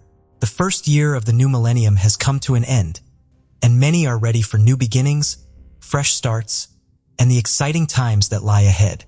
In the suburbs of Western Tokyo, a woman is trying to contact her daughter, son-in-law, and grandchildren. Within just a few minutes, her world will come crashing down around her, and an investigation into one of Japan's most sinister and infamous murders will begin. Mikey Miyazawa and his wife, Yusuko, lived in the Kamiso Shigeya neighborhood of Satagaya, Japan. He worked for a marketing company, and she dedicated her life to teaching. The couple were devoted to one another and shared 2 children, Nina and Ray. Nina was a bright and clever young girl. The 8-year-old was a year ahead in school and had a passion for dance. Her grandmother, Haruko, said she loved ballet and would often showcase her talents to her family. Her little brother Ray was a 6-year-old with a funny and inquisitive nature. He had special needs and required extra support, and he was adored by his family. Both children grew up surrounded by love and happiness. During the day on the December 30th, the Miyazawa family, like many others, spent their day relaxing. They went shopping, and then after eating dinner, they settled in to watch a film. Family was everything to the Miyazawas, so much so that Yusuko's mother, Haruko, lived in a house not far from theirs. She adored her daughter and son-in-law and doted on her grandchildren. Most mornings, Haruko would call the home to check in with her family, and on the December 31st, this is exactly what she did. Picking up the phone and dialing the number, something strange happened. The call wouldn't go through. The phone in the Miyazawa house had been disconnected. Haruko was immediately concerned. She went to the house but got no response. As her anxiety began to rise, she let herself into the home. Lying at the bottom of the stairs was the body of her son-in-law. He had been brutally stabbed to death. She then ran upstairs where she found her daughter and granddaughter. They too had been stabbed. As she searched the rest of the house, she found her beloved grandson in his bed. He had been strangled to death. Haruko's screams were apparently so loud, those in neighboring houses heard her cries. The police soon arrived on scene after the alarm was raised. Takashi Tashida served as an officer for 41 years before his retirement. He was a chief officer at Seiho Police Station, and they were in charge of the investigation. He and his colleagues were determined to get justice for the slain family. Takashi said that the scene was so traumatizing. The facial expressions of the family are still etched into his memory to this day. The news of the murders sent shock waves throughout Japan. Murders of this nature are extremely rare, and people could not believe that a family could be murdered in their own home in the most horrific way. When Makio's mother, Setsuko, found out that they had been killed, she said she went into such a state of shock, she blanked out. The first thing they had to determine was a point of entry. How had the killer gained access to the house? At the back of the house to the Sashigaya Park, this gave the perpetrators a different places to enter the house from whilst remaining undetected. One theory that the police thought was most likely was that the killer had climbed a tree by the house and entered the second-floor bathroom after removing the window screen. This is still, however, just a theory. The exact point of entry remains unknown. This was further complicated when Haruko initially told investigators she had used her spare key to let herself in, but then said she wasn't sure. As the door could have been unlocked, it was hard for detectives to determine exactly how the killer had gained entry. What is known is that the events that unfolded that night are nothing short of a nightmare. After entering Ray's room, the killer strangled the 6-year-old with her bare hands. Ray's father had heard the commotion and ran upstairs to investigate. Makia fought the intruder off with all his might. He was able to injure the assailant, but the attacker was armed. Using a sashimi knife, he stabbed Mikio in the head. He stabbed him with such force that part of the blade broke off. The killer then moved through the house and attacked Yusuko and Nina with a broken blade before using a santoku knife belonging to the family to stab the mother and daughter to death. The investigators believe that the killer carried on stabbing Yusuko and Nina even after they had died. Having just wiped out the Miyazawa family in the most brutal fashion, the killer did not leave. Police estimate that they remained inside the home for between 2 and 10 hours. The intruder ate food from the fridge and drank tea. They used the family first aid kit to treat the wounds they had sustained from Makio while attempting to fight them off. They used the family's computer to surf the internet at around 1:18 that morning within just a few hours of annihilating an entire family. The internet was also turned on at around 10 a.m. on the morning Haruko discovered the bodies. Whilst this could have been the killer, it could also have been accidentally triggered by Haruko when she entered the home. The killer also took a nap on the sofa in the second-floor living room, while the bodies of the Miyazawa family were scattered throughout the house. As the investigation got underway, police were able to determine several clues about the killer's identity. Before leaving the house, the killer not only left the knives used in the murder, but also several items of clothing. Investigators determined that the items had been bought in the Kanagawa prefecture. They discovered the sweater left behind was one of only a 30 ever made. It was a rare piece of clothing that only a select few had. Despite this being a major lead, it would prove to be fruitless. Despite the best efforts of the police, they were only able to find 12 of the people who had bought one of the sweaters. Another item that was left in the house was a hip bag. During the analysis, trace amounts of sand were found inside. After extensive testing, sand was determined to have originated in the Nevada desert, more precisely the area of Edwards Air Force Base in California. Crime scene examiners scoured the house and were able to find fingerprints and DNA belonging to the killer littered throughout. When they were put through Tokyo's police database, it came back with no matches. Either they had no criminal record, or they weren't a Japanese citizen. It was also revealed that the killer's blood was type A, which did not belong to the Miyazawa family. The blood revealed further clues about the murderer. It was revealed that the killer was male, possibly of mixed-race heritage. The killer's maternal DNA indicated his mother was of European descent, and his paternal DNA revealed a father of East Asian origin. The Y chromosome was scrutinized, and this showed the haplogroup OM122, common amongst people of East Asian heritage, present in 1 in 4 or 5 Koreans, 1 in 13 Japanese, and 1 in 10 Chinese International Criminal Police Organization, as the murderer could have left the country. When it came time for the funeral of the Miyazawa family, Setsuko Makio's mother said she was so traumatized that she cannot remember it. She was so stricken with grief that she had to be carried inside. The pressure was building on investigators to provide answers for the shattered family. The police released a mock-up of what the killer had possibly looked like and the clothes he would have been wearing. He was estimated to be around 5'5" and of slim stature. They also believed he was between the ages of 15 and 35 due to the physical fitness it would have required to enter the home and commit the murders. The wounds sustained by the Miyazawa family also indicated that he was right-handed. The investigation into the Miyazawa family massacre became the center of national news, and many theories started to circulate. One theory was that Mikio had been seen arguing with youth skateboarding in the park near his home, as the clothes left the scene could indicate a skater. Maybe someone had had enough of Mikio's complaints about the noise and sought revenge. It wasn't just the police who were conducting investigations. An investigative journalist named Fumio Ichihashi covered the case extensively. He wrote a book about it, and he argued that the murderer was a former soldier from the South Korean army who became a hitman. Ichihashi has said that the family was paid compensation when the park near the house had motive for the killer. He has also said that as the killer left behind not only clothes and the murder weapons, but also DNA and fingerprints, he would have had to have been sure he wouldn't be apprehended. He also believes that the initial investigation was not enough. All the special investigators for the Tokyo Police Department were working on different cases, so the reserve team was used instead. And due to it being New Year's Eve, many investigators were at home with their families, so valuable time could have been lost when sending officers to the crime scene. Investigator Shishida has dismissed these claims, calling it nonsense. The investigation into the murders of the Miyazawa family became one of the biggest in Japanese history. Nearly 250,000 officers were involved, and over 12,000 pieces of evidence were collected. Police scoured the local area with a fine-tooth comb. They interviewed friends and associates of the Miyazawa family to try and find a motive in this seemingly random case. But every lead would go nowhere. Despite the tireless efforts of the Tokyo Metropolitan Police, the countless hours spent investigating, and the very specific details they have been able to uncover about the killer, they have never been able to determine his identity, and he remains at large to this day.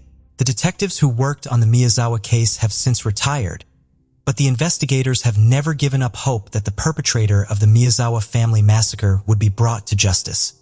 As of February 2019, there are 35 officers assigned to the case. There is a reward of 20 million yen for any information that could help solve the murders. Every year, the Tokyo Metropolitan Police Force make a pilgrimage to the house to renew their promise that the killer will be caught. Manabu Ide works for the Tokyo Metropolitan Police Special Investigative Task Force. He has vowed to carry on until the killer has been captured, and has said that his colleagues want to help the family rest in peace by finding their murderer. The house has stood empty since that fateful day, perfectly preserved. But due to its age, the police want to have it demolished. Superintendent Ide has assured that all evidence from within the house has been preserved, and tearing it down will not affect the investigation. Takashi Tashida, despite being retired, has never left the case behind. Even after his retirement, he made his own flyers to try and seek out new information, and he still visits the crime scene regularly so as not to forget the details. He remains in close contact with Mikio's mother Setsuko. Setsuko has a shrine to her son, daughter-in-law, and grandchildren in her home. And whenever Tashida visits, he always prays at the shrine, promising the family he will never give up hope that they will have justice. Setsuko has the toys her grandchildren loved in a cabinet on display. She has said that her greatest regret was that she never got to see them grow up into the amazing adults they would have been. The impact of the murders is both far-reaching and irreparable. For those who investigated, they remain unable to forget the crime scene and will not move on until the killer is caught.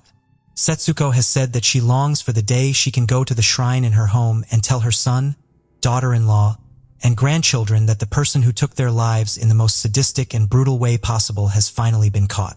If you have any information relating to the murders of Mikiya Miyazawa, Yusuko Miyazawa, Nina Miyazawa, and Rei Miyazawa, then please contact the Tokyo Metropolitan Police Force.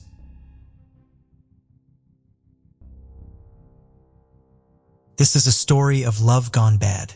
Ryan Poston was born on December 30th, 1982 in Fort Mitchell, Kentucky to Lisa Carter and Jade Poston. He had 3 younger sisters, Allison, Catherine, and Elizabeth Carter. He attended the International School Manila in Philippines and the International School of Geneva in Switzerland during high school. He later attended Indiana University, where he triple majored in history, geography, and political science, then went to law school at the Salmon P. Chase College of Law at Northern Kentucky University in Highland Heights. Poston was a promising American attorney who was working as an attorney in Cincinnati, Ohio, and 28 years of age when he had met his supposed lover. While his lover, Shane Michelle Ubris, was born on April 8, 1991, in Lexington, Kentucky, United States, she was 19 years old when they had met. Ubors was a student at the University of Kentucky, Lexington. She was majoring in psychology. In 2011, Shauna Ubors and Ryan Poston met on Meta, formerly known as Facebook. Poston had stumbled on a beautiful profile picture of Ubors on his mobile phone while surfing the social site. He was intrigued by the beauty of Ubers, which prompted him to further check her profile. Poston was sure he wanted to be more than a friend to the person he had seen in the picture. He sent her a friend request. The duo began talking and things were going on smoothly with their conversation. During their talking stages, there were arguments, but that didn't put off the relationship as the duo were so attached to one another. The reality between the duo differed from what it appeared to the public. However, the two shared an on-again, off-again romance for 18 months, often arguing over trivial matters. Poston and Ubers' on-off relationship was noticed by friends of the duo, which helped in figuring out what transpired when things got out of hand. Something bizarre happened which turned a supposed beautiful evening into a mourning evening.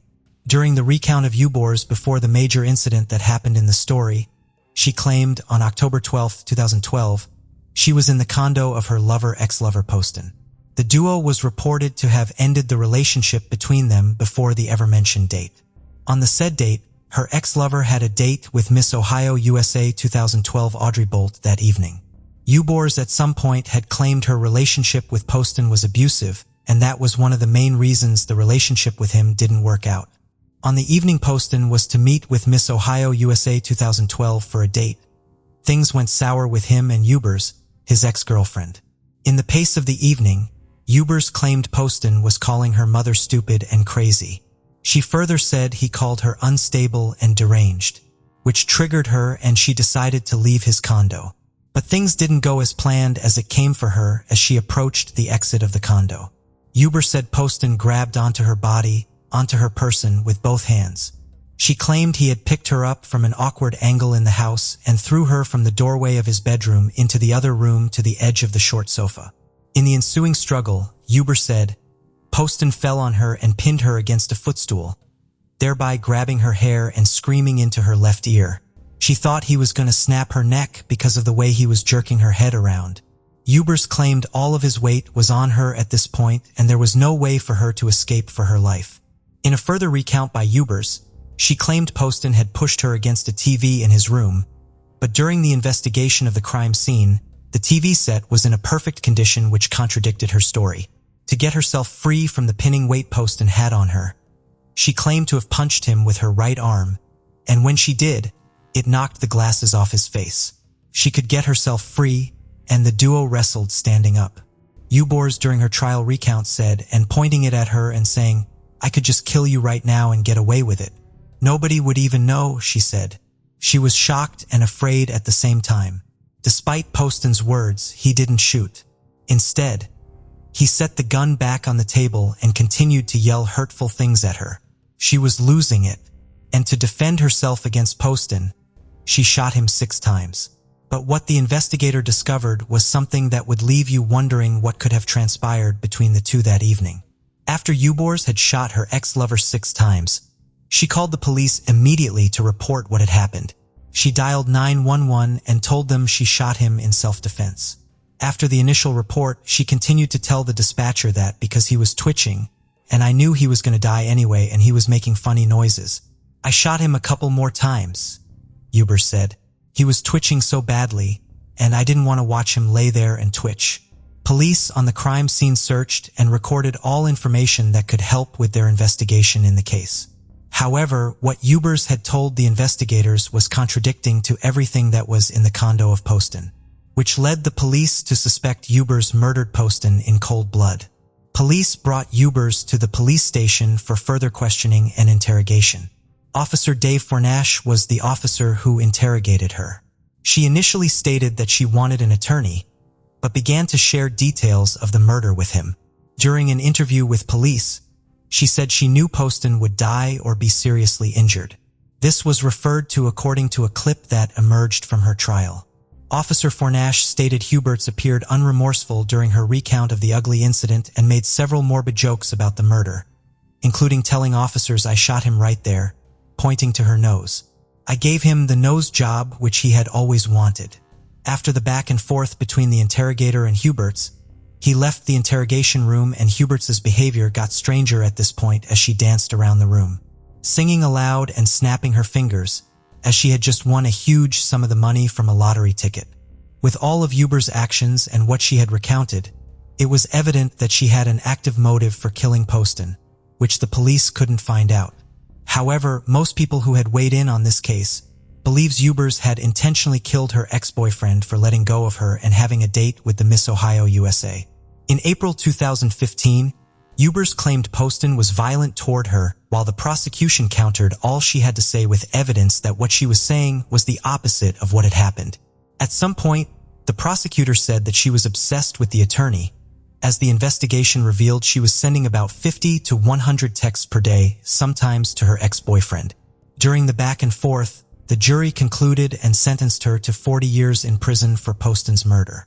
She appealed, and her sentence was overturned the following year because it was revealed that a convicted felon had served on the jury, which is not allowed by Kentucky law. While she was still in prison awaiting a conclusion to the case, Hubers was granted a second trial. Nivens and other former cellmates testified about her behavior behind bars, and what she allegedly told them about Poston and his killing. One inmate, Cecily Miller, discusses Hubers' behavior after being arrested and how she never expressed remorse about killing her boyfriend. During Shauna Hubers' second trial in 2018, texts the then 21-year-old sent to her friends before she murdered Ryan Poston seemed to display an escalation in violent ideation, one that by all appearances went virtually unnoticed at the time. The prosecution brought forward witnesses who testified that Hubers sent them a text message joking that she wanted to accidentally shoot Poston at a gun range. Another witness testified that she had heard Hubers telling a coworker that she was going to kill her boyfriend. Some texts read, "and play like it's an accident," read a text, which was received by Hubers' friend Christy Euler. Another one described Hubers' growing rage at Poston, with Hubers stating her belief in a thin line between love and hate, and that her love for Poston had turned into hate. Toward the end of their relationship, Shauna Hubers had conducted many internet searches for a woman which her ex-boyfriend had friended on Facebook in January 2012 named Audrey Bolt. Bolt, who was named Miss Ohio USA the same year, eventually agreed to meet up for a date with Poston, having ended things with Hubert at that time. According to the Cincinnati Enquirer, Hubert also added Bolt on Facebook, presumably to access more details about her. In an interview with a local Kentucky station via CBS, Bolt recalled her impression of Poston. She recalled, "Poston, it seemed, was also as excited and enthusiastic about the proposed date. But he reportedly told his stepfather, Carter, that he was struggling over how to tell the Hubers about it, effectively putting the final nail in the coffin to their year-and-a-half-long relationship. I told him to make sure that he was kind to Shauna and that he told her honestly what was going on," said Carter at Hubers' second trial in 2018 per CBS, before recounting how Poston had also expressed worry that Hubers would ultimately sabotage it, describing her as always around. Tragically, Poston would be murdered by Hubers the hours before he was due to meet Bolt in person. A psychologist testified that she suffered from PTSD and borderline personality disorder, and claimed the emotional abuse and distress caused by Poston led to her violent act of murder. Hubers was convicted of murder again in 2018. This time in August 28, 2018, she was sentenced to life in prison with the possibility of parole in 2032. In her most recent mugshot, taken in 2019, She is smiling. What do you think about this cold case? Let me have your thoughts or opinions in the comments section. Who burnt alive the Eastdell woman? In 1970, at the height of the Cold War, a burnt body of a lady was discovered in a remote part of Norway. She had taken sleeping drugs, ingested carbon monoxide, and had been burned alive, according to an autopsy. Luggage belonging to the woman was later discovered, containing money from several different countries. She was eventually detected traveling around Europe with several fraudulent passports using various aliases. A family trekking in the Eastdell Valley near Bergen in western Norway came across the woman's burnt body. She was badly burned in the front and discovered with her hands lifted to her chest in a defensive stance. Personal items such as a watch, an umbrella, some jewelry, and many empty bottles were strewn about the body. Authorities believed the things were unusually positioned around the body, almost as if they were part of a ceremony. Her clothes were composed of synthetic fibers and didn't have any tags on them. Initially, it was assumed that she was in her 30s. She had eaten between 50 and 70 tablets of phenobarbital and had bruises around her neck. She had also breathed carbon monoxide and soot, indicating that she had been burned alive. Her death was considered suicide by Norwegian officials due to the lack of identifying documents and the presence of a substantial amount of sleeping tablets in her system. A few days later, a pair of luggage containing fingerprints matching the murdered woman was discovered at a train station in Bergen. Inside were wigs, makeup, clothing, eczema ointment, non-prescription eyeglasses, maps, and small sums of money from Norway, the United Kingdom, Switzerland, and Belgium. 100 Deutsche Marks were also hidden inside the case's lining. Any identifying information had been disconnected, cut out, or rubbed off. Even the eczema cream, which usually included the name of the prescribing doctor on the packaging, couldn't provide a clue. The sophisticated dental work of the ISDF, as she claimed to be Claudia Tield from Brussels at one hotel. She was Elizabeth Leenhofer from a stand in another.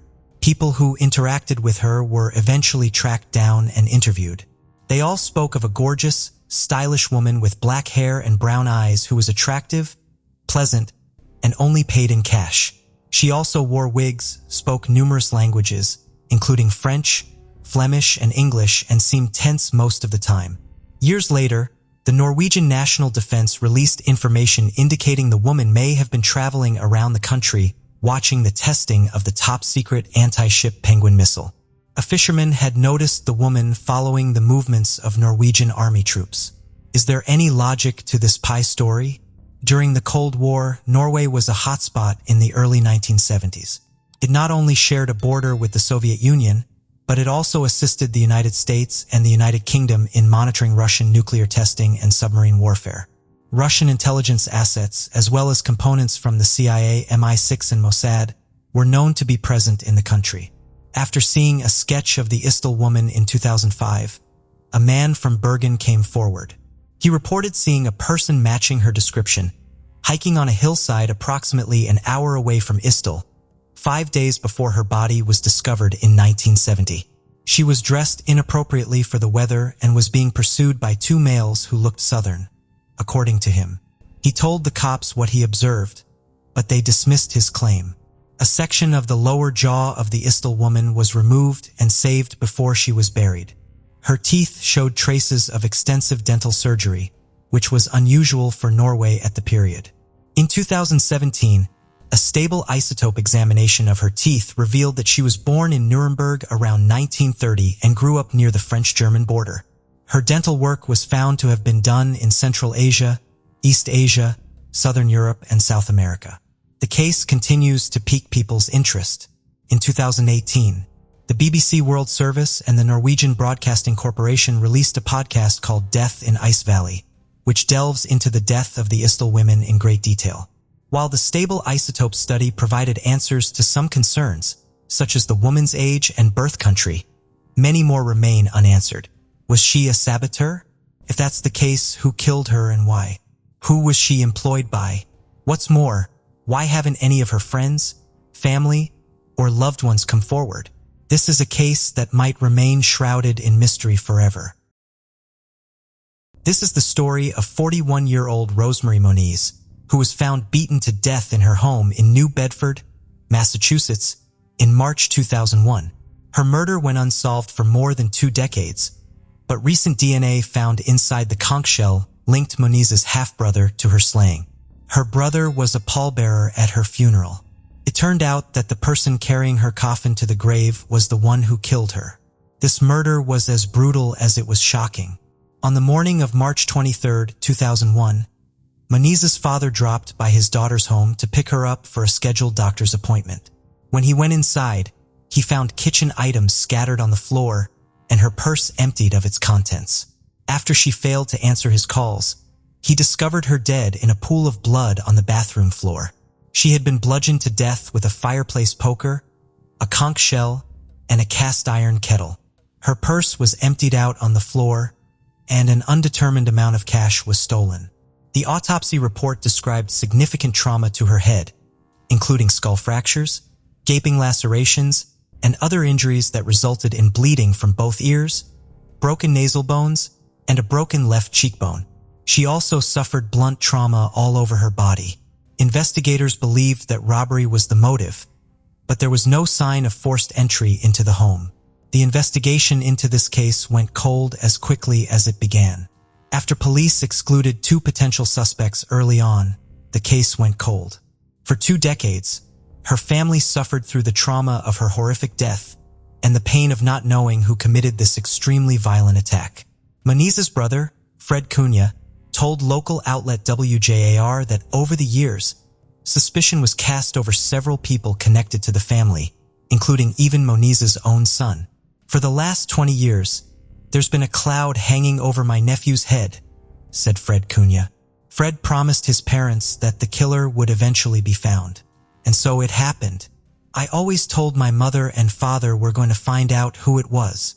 And eventually, Fred's positive outlook toward the investigation proved fruitful. In 2019, when investigators from the Bristol County District Attorney's Office and Massachusetts State Police Unresolved Crimes Unit reviewed the case, they found something that could lead them to Rosemary's killer. This time, the cold case detectives looked more closely at the conch shell. The autopsy photos of the victim's face showed that she had suffered numerous abrasions and contusions, which suggested that the spiny exterior of the conch shell made contact with her face. That further suggested that the perpetrator would have had to put his fingers inside the opening of the conch to hold it firmly enough to strike the victim with extreme force.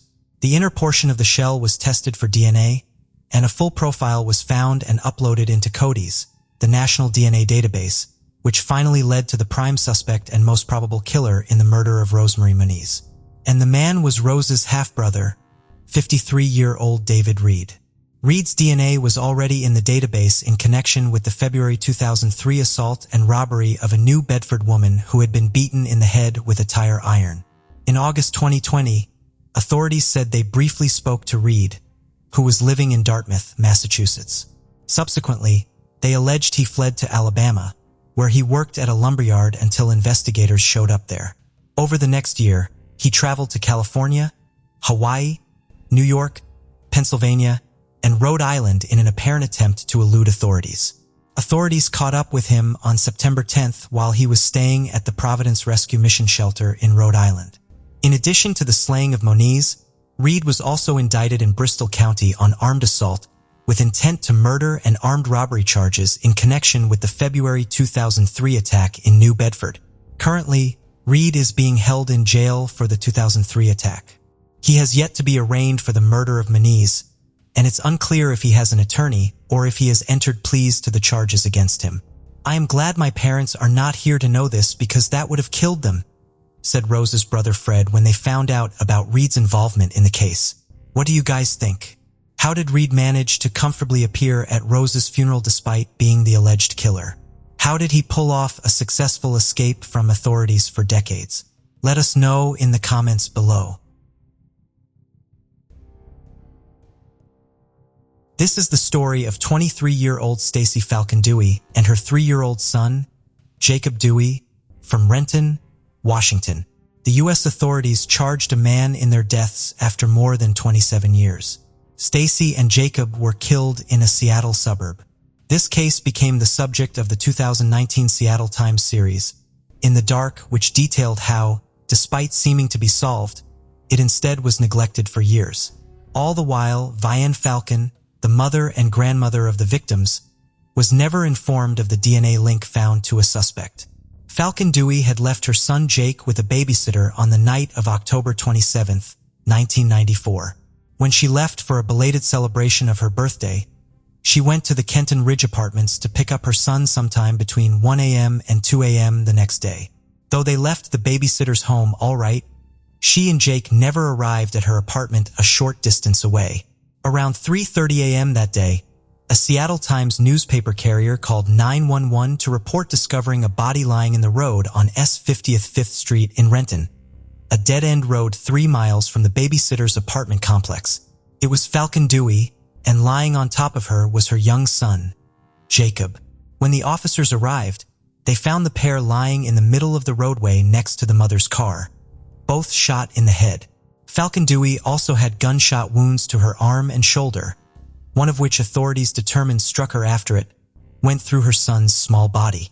In addition, Dewey had blunt force trauma to her head, bruising, and linear abrasions on her neck. Police said there was a struggle at the scene. Evidence collected and documented from the scene suggested that a struggle occurred both inside and outside of the vehicle, and that the killer may have been looking for something. For instance, some of the contents of Dewey's purse were strewn about the vehicle, including her wallet. The keys to the car appeared to have been dropped between the driver's seat and the door and were not readily visible. In the Buick, there were circular sections of brown packing tape that indicated they had been used as binding for Falcon Dewey's hands and feet. Dewey's belt was unbuckled, and buttons had been ripped from her shirt. Viola Falcon, Ms. Falcon Dewey's mother, told CNN that she was emotionally devastated by the loss of her daughter and grandson. "I couldn't believe it, and I went running down the street like a wild woman until I found a place where I could just collapse and cry," said Viola Falcon, referring to the day police told her about the killings. Swabs and fingernail clippings were taken from Falcon Dewey's body at autopsy. In February 2001, they were tested for DNA, which indicated the presence of semen in the victim's throat and on her hand at the time of her death. Subsequently, in February 2002, an initial connection was made to the suspect with the help of DNA evidence. This suspect was 51-year-old Jerome Frank Jones. Authorities learned after the February 2002 DNA match that Jones was already behind bars in connection with the Hebden, California, slaying. Detectives immediately flew south and visited Jones at the Salinas Valley State Prison.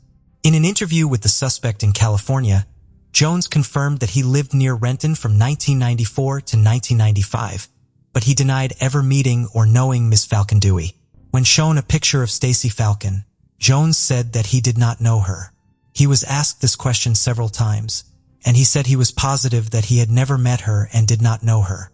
The manager of the Kenton Ridge apartments confirmed that Jones had lived there from 1993 to 1994. The records also show that Falcon Dewey lived at the same complex in 1994, moving elsewhere just months before she was murdered. However, detectives could not find a link other than the DNA results. None of her friends recognized Jones. He was also not seen with her on the night of her birthday celebration. The clerk at a convenience store Dewey visited around 1:20 a.m. on the morning of the murders reported seeing her with an unidentified white man, and contrary to that, Jones is black. In addition, no one who saw Dewey leave the babysitter's home with her son saw Jones or anyone else with her at that time. These reasons were enough for the police to stop pursuing Jones in connection to this murder. Over the subsequent years, additional evidence was submitted for DNA testing. Witnesses were questioned, and the hunt for more evidence carried on. But when the authorities were unable to find any significant leads, the case eventually went cold.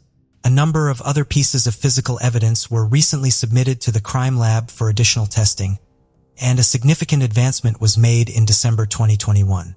The cold case detectives learned that semen had been found on the sleeve of Jake Dewey's jacket, and the DNA matched that of Jones. A subsequent DNA sample taken from Jones in prison confirmed the match.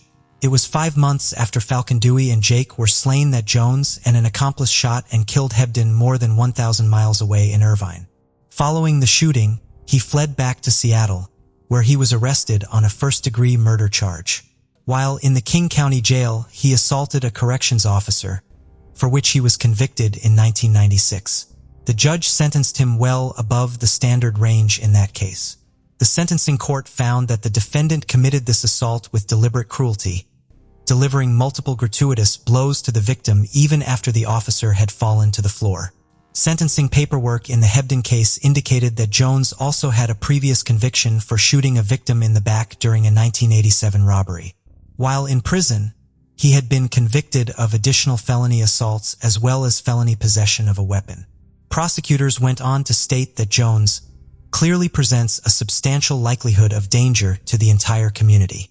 Once he is extradited to King County, Jones will be held without bail pending trial in the double murder of Falcon Dewey and her son.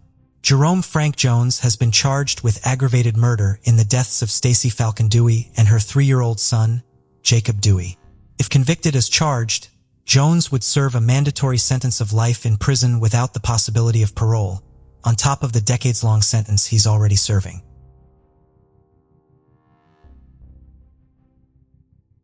Felix Verdejo, born on May 19, 1993 in San Juan, Puerto Rico, began his journey in the sporting world at a tender age, swiftly rising to prominence by the age of 19. Celebrated as Puerto Rico's gem, Verdejo quickly made a name for himself in the competitive arena, consistently triumphing over his adversaries, regardless of their reputation or prowess. In 2014, his career reached a significant milestone when a major sports network recognized him as the most promising athlete of the year. By this time, Verdejo's net worth had astonishingly soared to $1 million. This rise to fame was particularly evident during his unforgettable match against Laurel Alcantara, another undefeated contender.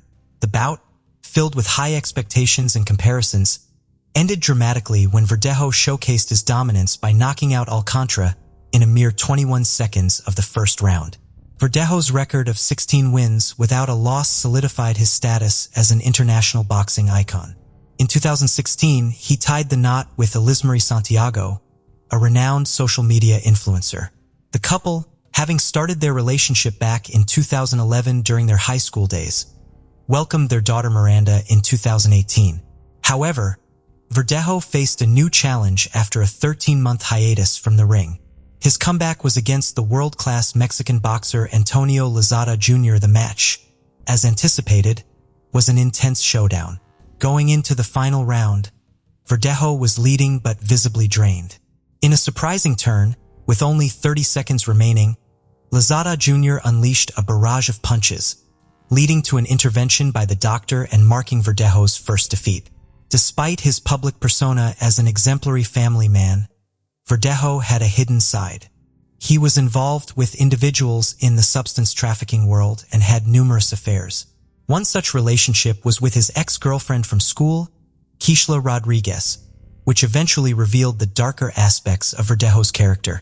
Keishla Rodriguez, sharing Verdejo's birth year and city, had a close relationship with her parents and her sister. Living in an apartment in San Juan, close to her sister, Keishla's life intertwined tragically with Verdejo's tumultuous path. She lived alone with her 2 little dogs, whom she treated as if they were her children. Keishla was a great animal lover, which is why she worked at a pet grooming salon. One of her qualities that always stood out was her dedication to caring for animals. She was also known for being quite shy, calm, and reserved. She would meet Felix Verdejo in 2010 when she was around 16 years old, and they both attended the same school. They started a relationship while still teenagers, and although many believed they were deeply in love, the truth was that Felix was seeing other girls behind her back, and he didn't make much effort to hide it. His own wife came from the same school, but somehow, both Keishla and Felix stayed together in a toxic relationship marked by temporary separations due to frequent fights. Initially, their relationship was normal until Felix began to rise in his boxing career and met Elis Santiago. He maintained relationships with both women in parallel. A few years later, out of nowhere, Keishla and her acquaintances were surprised to hear that Felix had proposed to Elis, which for many showed that he had finally made a choice. Keishla continued with her life, getting to know other people, But despite Felix being in a new family, it didn't take him long to find a way to continue seeing her in secret. This way, Felix would take Kishla on many of his so-called work trips, and they would stay in hotels together far from his wife. Even Kishla's family was aware of this, as he used to visit them as if nothing was happening. As a result of these unhealthy behaviors, Kishla's family always advised her to distance herself from Felix, as he was only hurting her and didn't truly value her. However, every time Kishla attempted to break away from Felix, he would seek her out with promises of love, swearing that she would always be the only woman he truly loved. And surely Kishla believed every word because, despite the years and all the harm he had done, she truly loved him, to the point of getting a diamond tattooed on her back as a symbol that he was her true love. On the other hand, Felix's adventures were no secret to his wife, as she had her suspicions.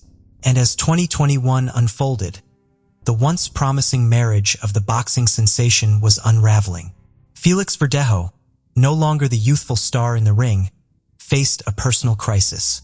His wife, Ellis, having grappled with her own challenges in life, found it increasingly difficult to overlook Felix's indiscretions.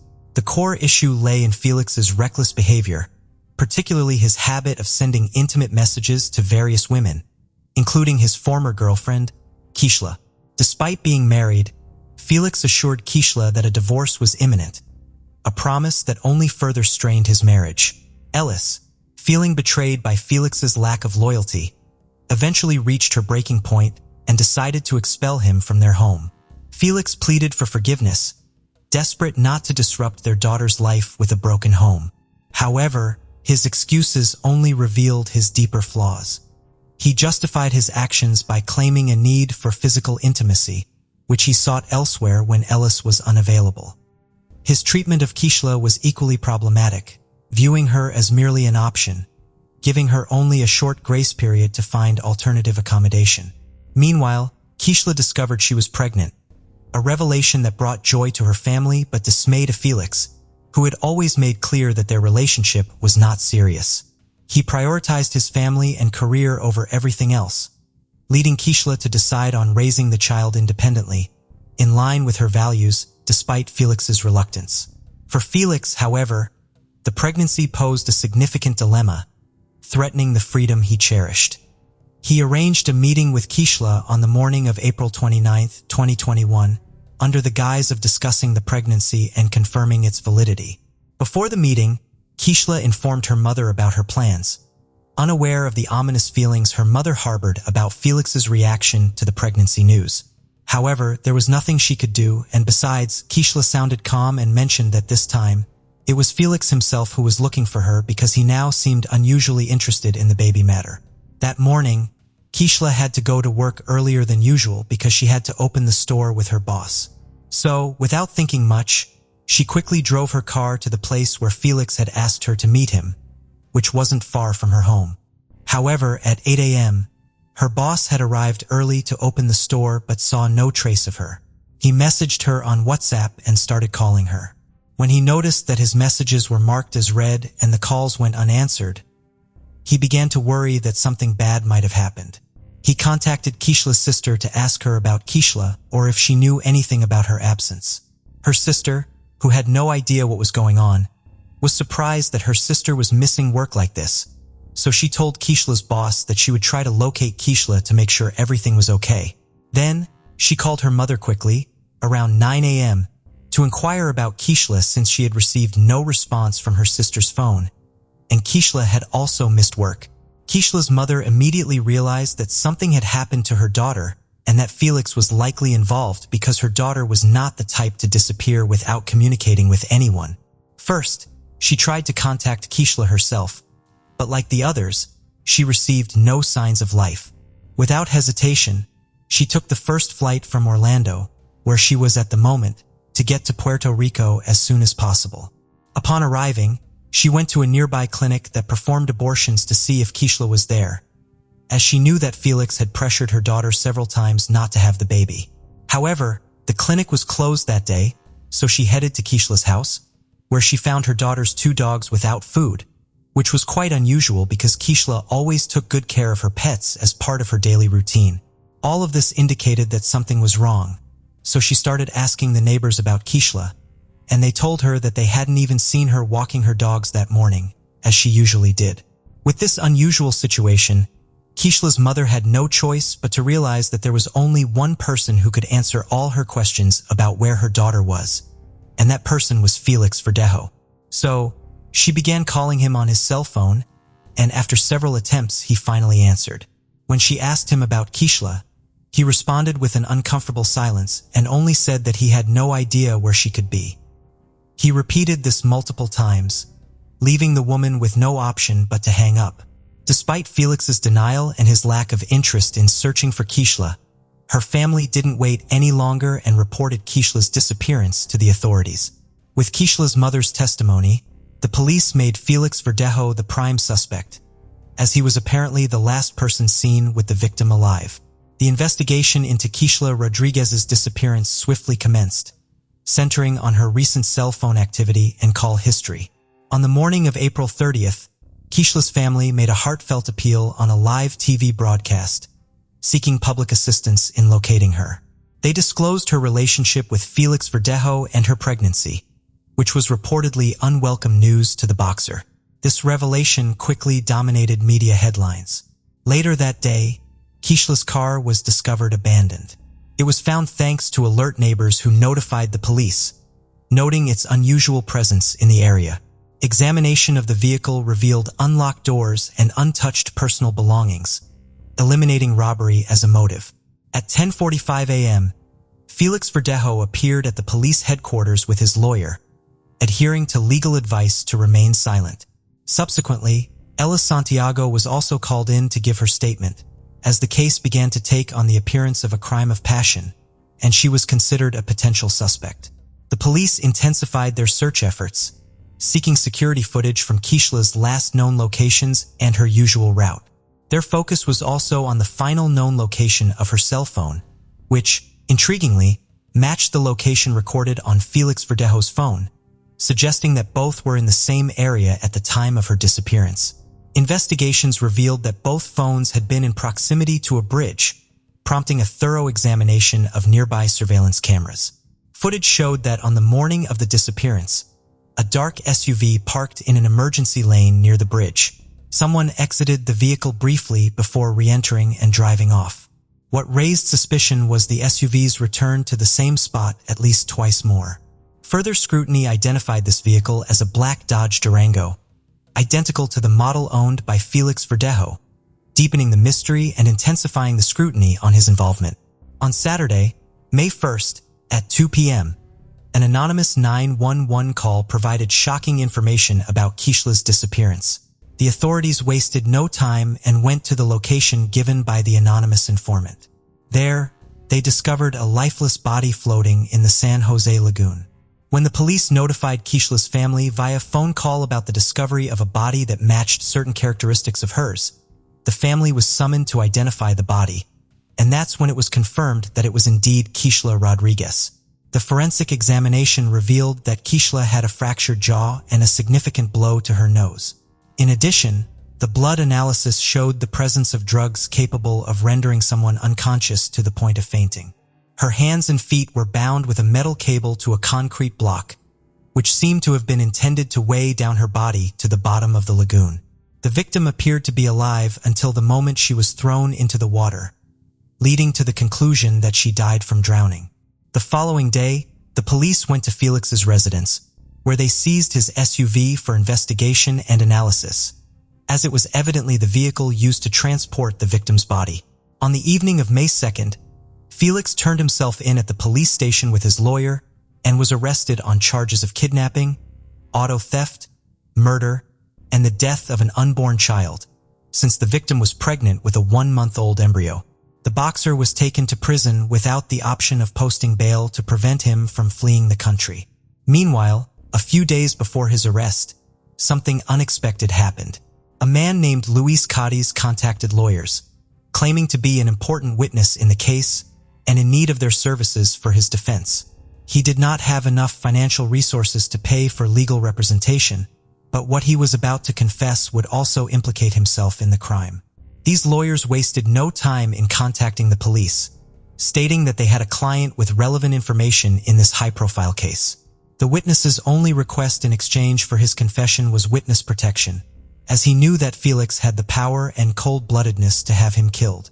It was through Luis Gettys that authorities learned that Felix Verdejo had not acted alone and that he had an accomplice in carrying out this crime.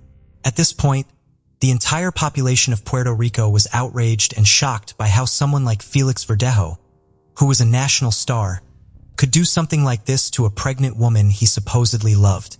The judicial process. By this stage, authorities had compiled a comprehensive collection of evidence against Felix Verdejo, including his text messages, financial records, and footage from security cameras tracking his SUV around the time of the crime. Verdejo's explanation was that he had planned to meet Keishla but was delayed due to a prolonged training session, resulting in a missed encounter as Keishla had work commitments. Ellis Santiago, who had separated from Verdejo by then, reported that on April 29th, Felix had left early for a run and was out of contact until he returned home the next day to collect clothes before heading to the police station. It wasn't until May 2nd that Ellis herself visited the station, where she was treated as a suspect. Felix later reached out to her, expressing regret for leaving her alone with their daughter and admitting his intention to surrender to the police.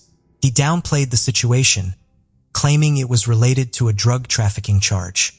Ellis, in a distressed state, revealed that she had received multiple threatening messages, accusing her of complicity in Keishla's murder. She was distraught, not with Keishla, but with Felix's actions. Previous messages showed Felix apologizing to Ellis for impregnating Keishla and expressing his desire not to have another child. Adding to the complexities, one of Felix's former partners came forward as a witness. She claimed that in 2013, Felix had coerced her into terminating a pregnancy that occurred during their nearly 5-year relationship. Felix had given her $300 and instructed her to ensure the pregnancy did not continue, even resorting to threats on one occasion. The most startling testimony, however, came from Ricardo Gettys, the brother of Felix's alleged accomplice. Ricardo had known Felix since the pandemic, having sold him kilos of cocaine. In April 2021, Felix approached Ricardo for pills that could induce an abortion. On the day of Keishla's disappearance, Luis had asked Ricardo to pick him up where he had left Keishla's abandoned car. Ricardo connected the dots when the news reported the discovery of the car at the same location. When confronted, Luis broke down and confessed to being involved in a murder with Felix, although he claimed ignorance of the victim's identity. Following this revelation, Luis asked Ricardo for help in turning himself in because he couldn't bear the weight of what they had done. Ricardo then called the police to report his brother. Finally, the prosecution brought forward Luis Gettys, who knew exactly what had happened on that Thursday, April 29th. He began by stating that neither of them had a plan in mind to take Keishla's life. He only knew that Felix was truly desperate and willing to do whatever it took to end the victim's pregnancy. Felix promised to pay Luis a large sum of money if he helped. The day before the incident, the two men had gone to Keishla's residence, but she wasn't there, as she had gone to get her nails done, and it was getting late. They drove to the bridge where they finally left her to check the location of the cameras and their surroundings, preparing for their plan the next day with less margin for error. Later that night, they began to plan how they would commit the crime, and the idea of rendering the woman unconscious with a certain substance and then throwing her off the bridge came to mind. Luis provided Felix with a block of cement and a syringe containing a powerful substance. On the fateful day of April 29th, early in the morning, Felix Verdejo sent a message to Keishla, which he later erased, stating, "We're coming for you, Titan." The duo then set off to meet Keishla at a prearranged location. Upon arrival, Felix instructed Keishla to get into the car, but she was taken aback to find Luis already inside, creating a tense atmosphere. Despite her apprehension, Felix reassured her there was nothing to worry about and asked her to give her car keys to Luis. Nervously, Keishla complied, stressing her need to not be late for work. Sensing the imminent danger, Keishla revealed her pregnancy, showing the document as evidence in hopes of evoking some compassion from them. This revelation, however, had no effect. In a sudden and violent turn, Louise grabbed her by the hair, while Felix delivered a punch that knocked her unconscious. Louise then injected Kishla with 2 substances to ensure she remained unconscious, bound her hands and feet with a metal cable and a cement block, and then the men drove to the bridge. There, believing they were unobserved, they threw Kishla's body into Laguna San Jose while she was still alive. Felix, intent on ensuring the body would not be found, armed himself with a gun and instructed Louise to fire into the water, but both shots missed their mark. Louise then drove Kishla's car away to abandon it, and they both worked to clean Felix's SUV to eliminate any evidence. In his defense, Luis Cadiz claimed that he was under the influence of alcohol and other substances during the crime. He expressed his subsequent remorse, considering turning himself in, and painted himself as a victim, citing depression and anxiety. This narrative sought to mitigate his role in the tragic and brutal events of that day. The sentence: Puerto Rican former boxer Felix Verdejo was sentenced to life in prison on November 3, 2023, for crimes related to the kidnapping resulting in the death of Kishla Rodriguez, as well as the involuntary manslaughter of the fetus she was carrying. This sentence marks the end of a tragic and condemnable episode that shocked Puerto Rico and many people worldwide. This is the story of Holly Wells and Jessica Chapman, 2 best friends from a small town called Cambridgeshire who went missing while they were out to buy sweets from a vending machine. And as the killer was revealed, the case of the 10-year-olds shocked the whole British nation because the abductor was found to be one of the closest people to the best friends. On the evening of Sunday, August 4, 2002, Holly Wells and Jessica Chapman went out to buy sweets in Soham, Cambridgeshire. That morning, Jessica left her home to attend a barbecue at Holly's house. Holly, Jessica, and a third friend named Natalie Parr played computer games and listened to music until Natalie left. The girls changed into matching Manchester United football kits in the afternoon, and Holly's mother took the last picture of them. At 6:15, they left the house without telling anyone to buy sweets from a vending machine at the local sports center. But the 10-year-olds never made it back home. At 8 p.m., Holly's mother noticed that despite being told to stay in the house, the kids had sneaked out. She waited for them to return home, as the vending machine wasn't far from the house. But the children didn't return and it got dark. She and a few of her friends went out to search for them. But to their disappointment, they couldn't find the kids in the neighborhood. Holly's mother reported the 2 friends missing at 9:55 p.m. Back then, they didn't know that the search for the kids would lead them to the worst-case scenario. The police started a massive search for the girls, and 400 police officers and hundreds of volunteers looked for them in Operation Fincham. They conducted house-to-house inquiries, and even the United States Air Force personnel stationed at nearby air bases helped in the search. As both girls were taught to be wary of strangers, the police thought that the kidnapper must be someone the Wells and Chapman families were acquainted with. On August 17, 2002, almost 2 weeks after the girls went missing, Keith Pryor, a gamekeeper, discovered the girls' bodies in an irrigation ditch near the perimeter fence of RAF Lakenheath in Suffolk, about 10 miles east of Soham. Their bodies were found in an advanced state of decomposition, as the killer had attempted to burn them. They were later correctly identified as Holly and Jessica through DNA testing. The authorities immediately began an investigation to catch their killer, and their prime suspect was their school caretaker, Ian Huntley. After the girls' disappearance, Huntley, then 28 years old, was among those who made media appeals for their safe return. He even told journalists that he was one of the last people to see them alive. The police began to suspect Huntley after an officer searched his home on August 5th. The officer noted that it had been thoroughly cleaned and that clothing was on the washing line despite it having rained during the past couple of days.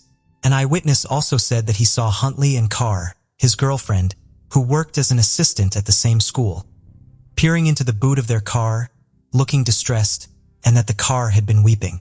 In addition to this, Huntley had even asked a police officer how long DNA lasted. On August 16, 2002, a day before the girls' bodies were found, Huntley and Carr were questioned by the police. They were interrogated separately for approximately 7 hours. By that time, locals from his hometown of Grimsby had recognized him in televised appearances as being linked to a sex attack on a woman. It later emerged that before moving to Cambridgeshire, Huntley had previously been investigated for rape and sexual assault involving underage girls. This is somebody that history has shown got away with lying for a long time and got away with being abusive for a long time, claimed the authorities. Jessica's mobile phone signal was last registered to a mast outside Huntley's house. Carr slipped up in the details of the false alibi she gave to police. She had actually been with her mother in Grimsby at the time of the girl's disappearance. The girl's clothes were found partially burned and dumped in a bin at the school where Huntley worked. The bin had his fingerprints on it as well. It also emerged that Huntley's car had been cleaned, and all 4 tires were replaced the day after the murder. Huntley had also paid the mechanic to forge the date on the receipt to make it look like they were changed earlier. A forensic psychologist, Carrie Danes, claimed that Huntley had been planning this attack for some time. The authorities believe that Huntley was confident about not getting caught for his deeds. I think people who get away with that kind of behavior believe that they won't be caught. So, they have a certain level of confidence when they tell their lies, stated one of the officials. Huntley and Carr were first questioned by the police and then later arrested on suspicion of abduction and murder. On December 17, 2003, Huntley was found guilty on 2 counts of murder and sentenced to life imprisonment with a minimum term of 40 years. He is serving his sentence at HMP Franklin Prison in County Durham. Carr was charged with perverting the course of justice on August 21, 2002. On January 16, 2003, she was charged with 2 counts of assisting an offender. She pleaded guilty to the first charge and not guilty to the second. She was sentenced to 3.5 years in prison and was released on probation on May 14, 2004 after serving 21 months, which was half her sentence. She won an injunction on February 24, 2005 granting her lifelong anonymity on the grounds that her life would otherwise be in danger. In 2011, Carr gave birth to her first child with her new husband. The anonymity order extends to include the child so that he or she should never know their mother's previous identity.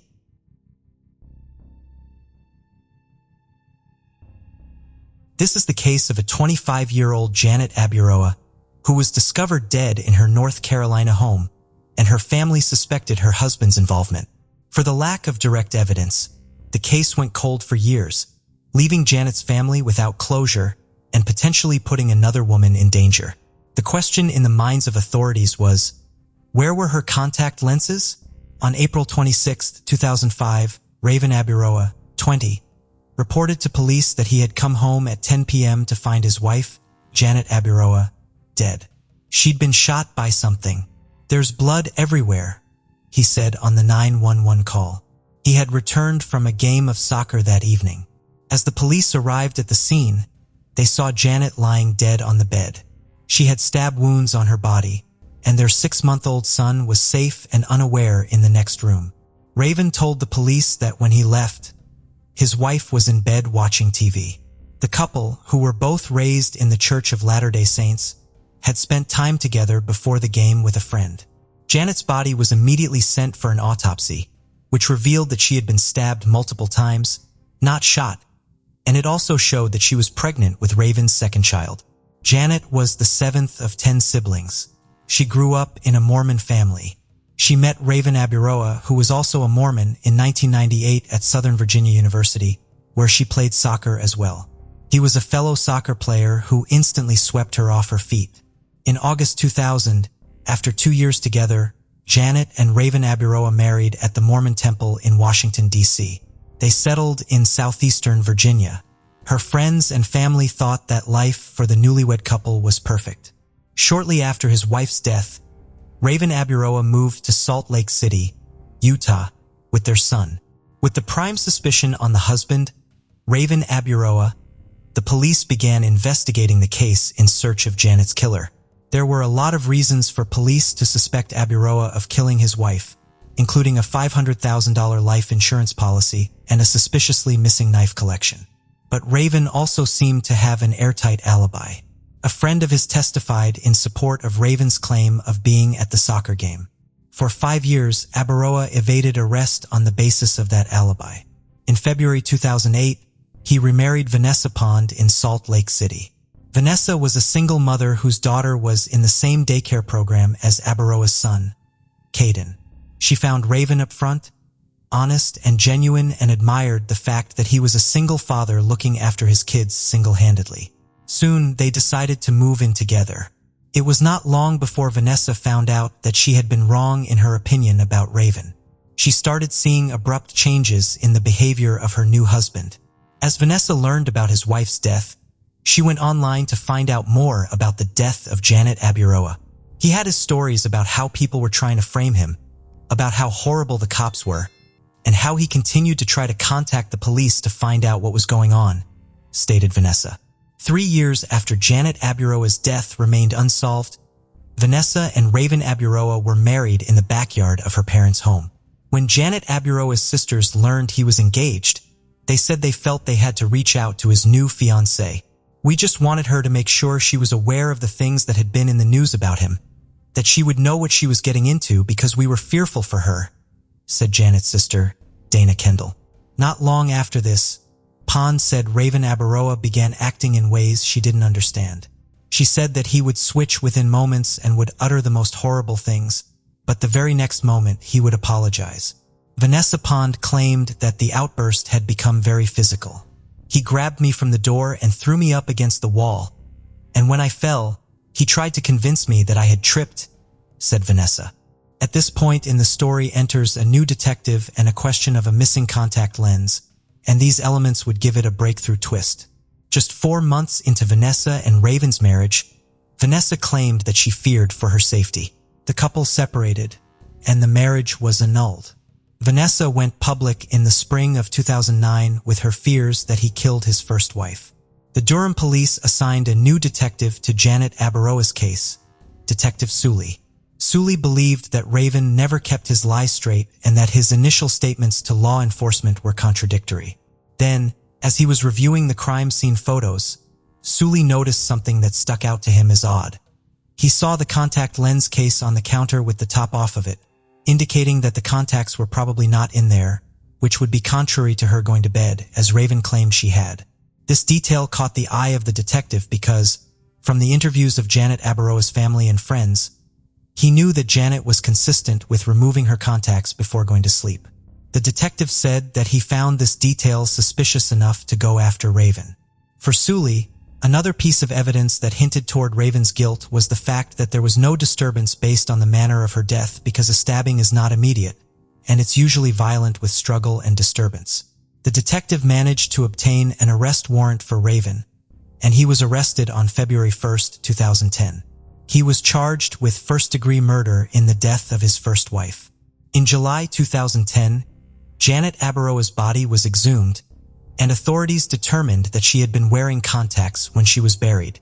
Apparently, this evidence was crucial in determining a flaw in Raven Abaroa's story.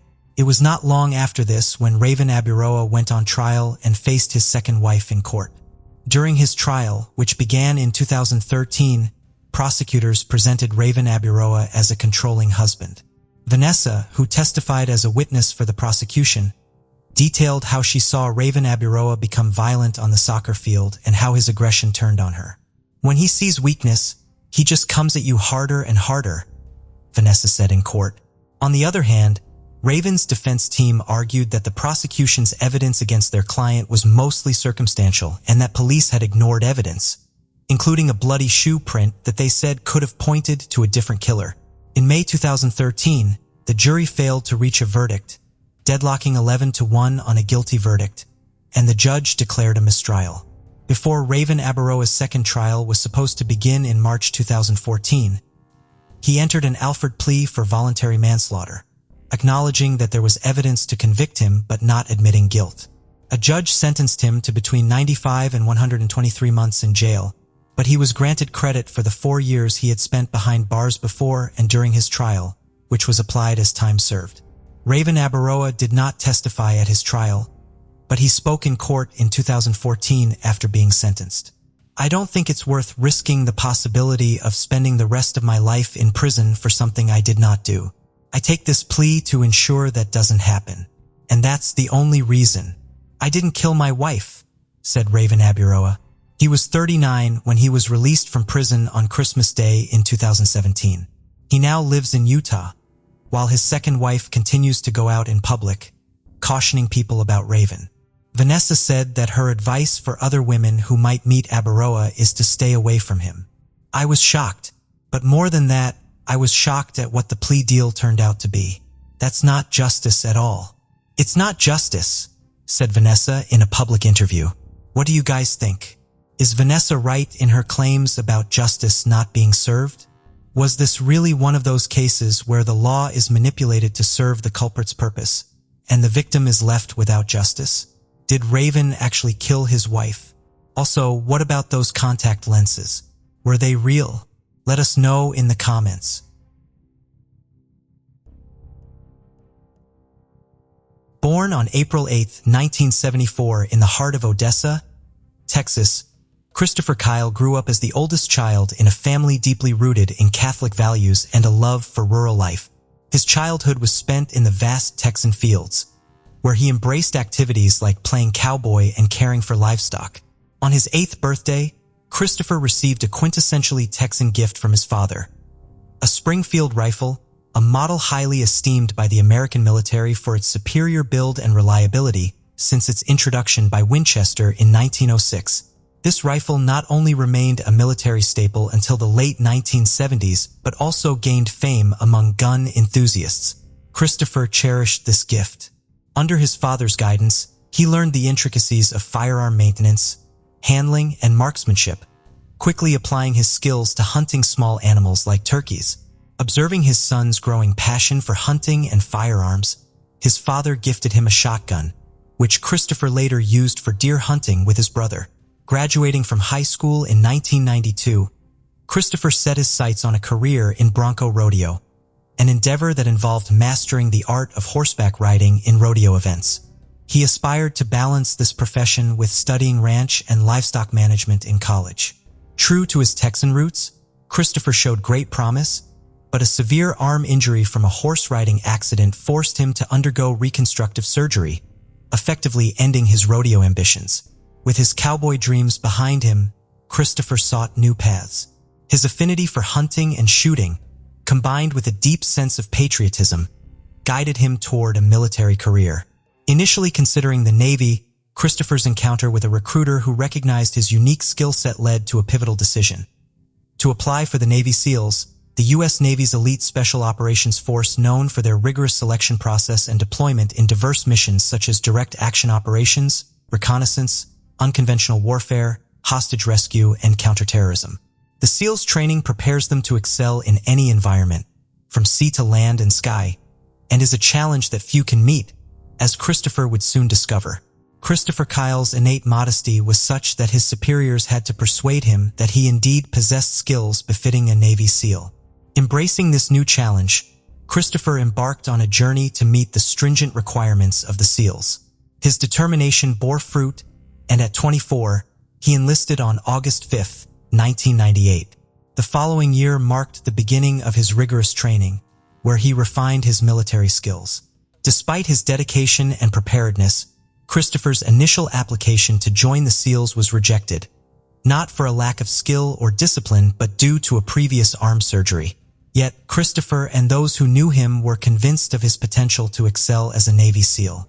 Recognizing his unique abilities, he was invited the next year to undertake a demanding 24-week course named Basic Underwater Demolition/SEAL, BUD/S, training at Coronado, California. In March 2001, he successfully completed this specialized training, earning his place in Class 233 as a Special Operations Soldier at the Coronado base. That year, Christopher's personal life flourished alongside his professional achievements. He met Taya, a woman whose striking black hair and intense gaze immediately captivated him. Their connection was instant, leading to a marriage in February 2002, with Taya adopting the surname Kyle. Together, they would go on to have 2 children.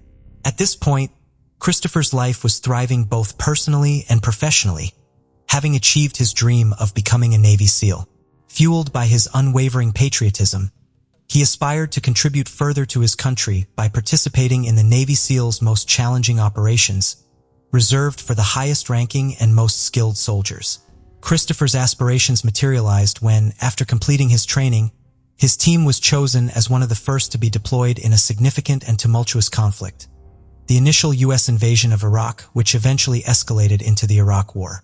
The call to action for his platoon came at the start of February 2003.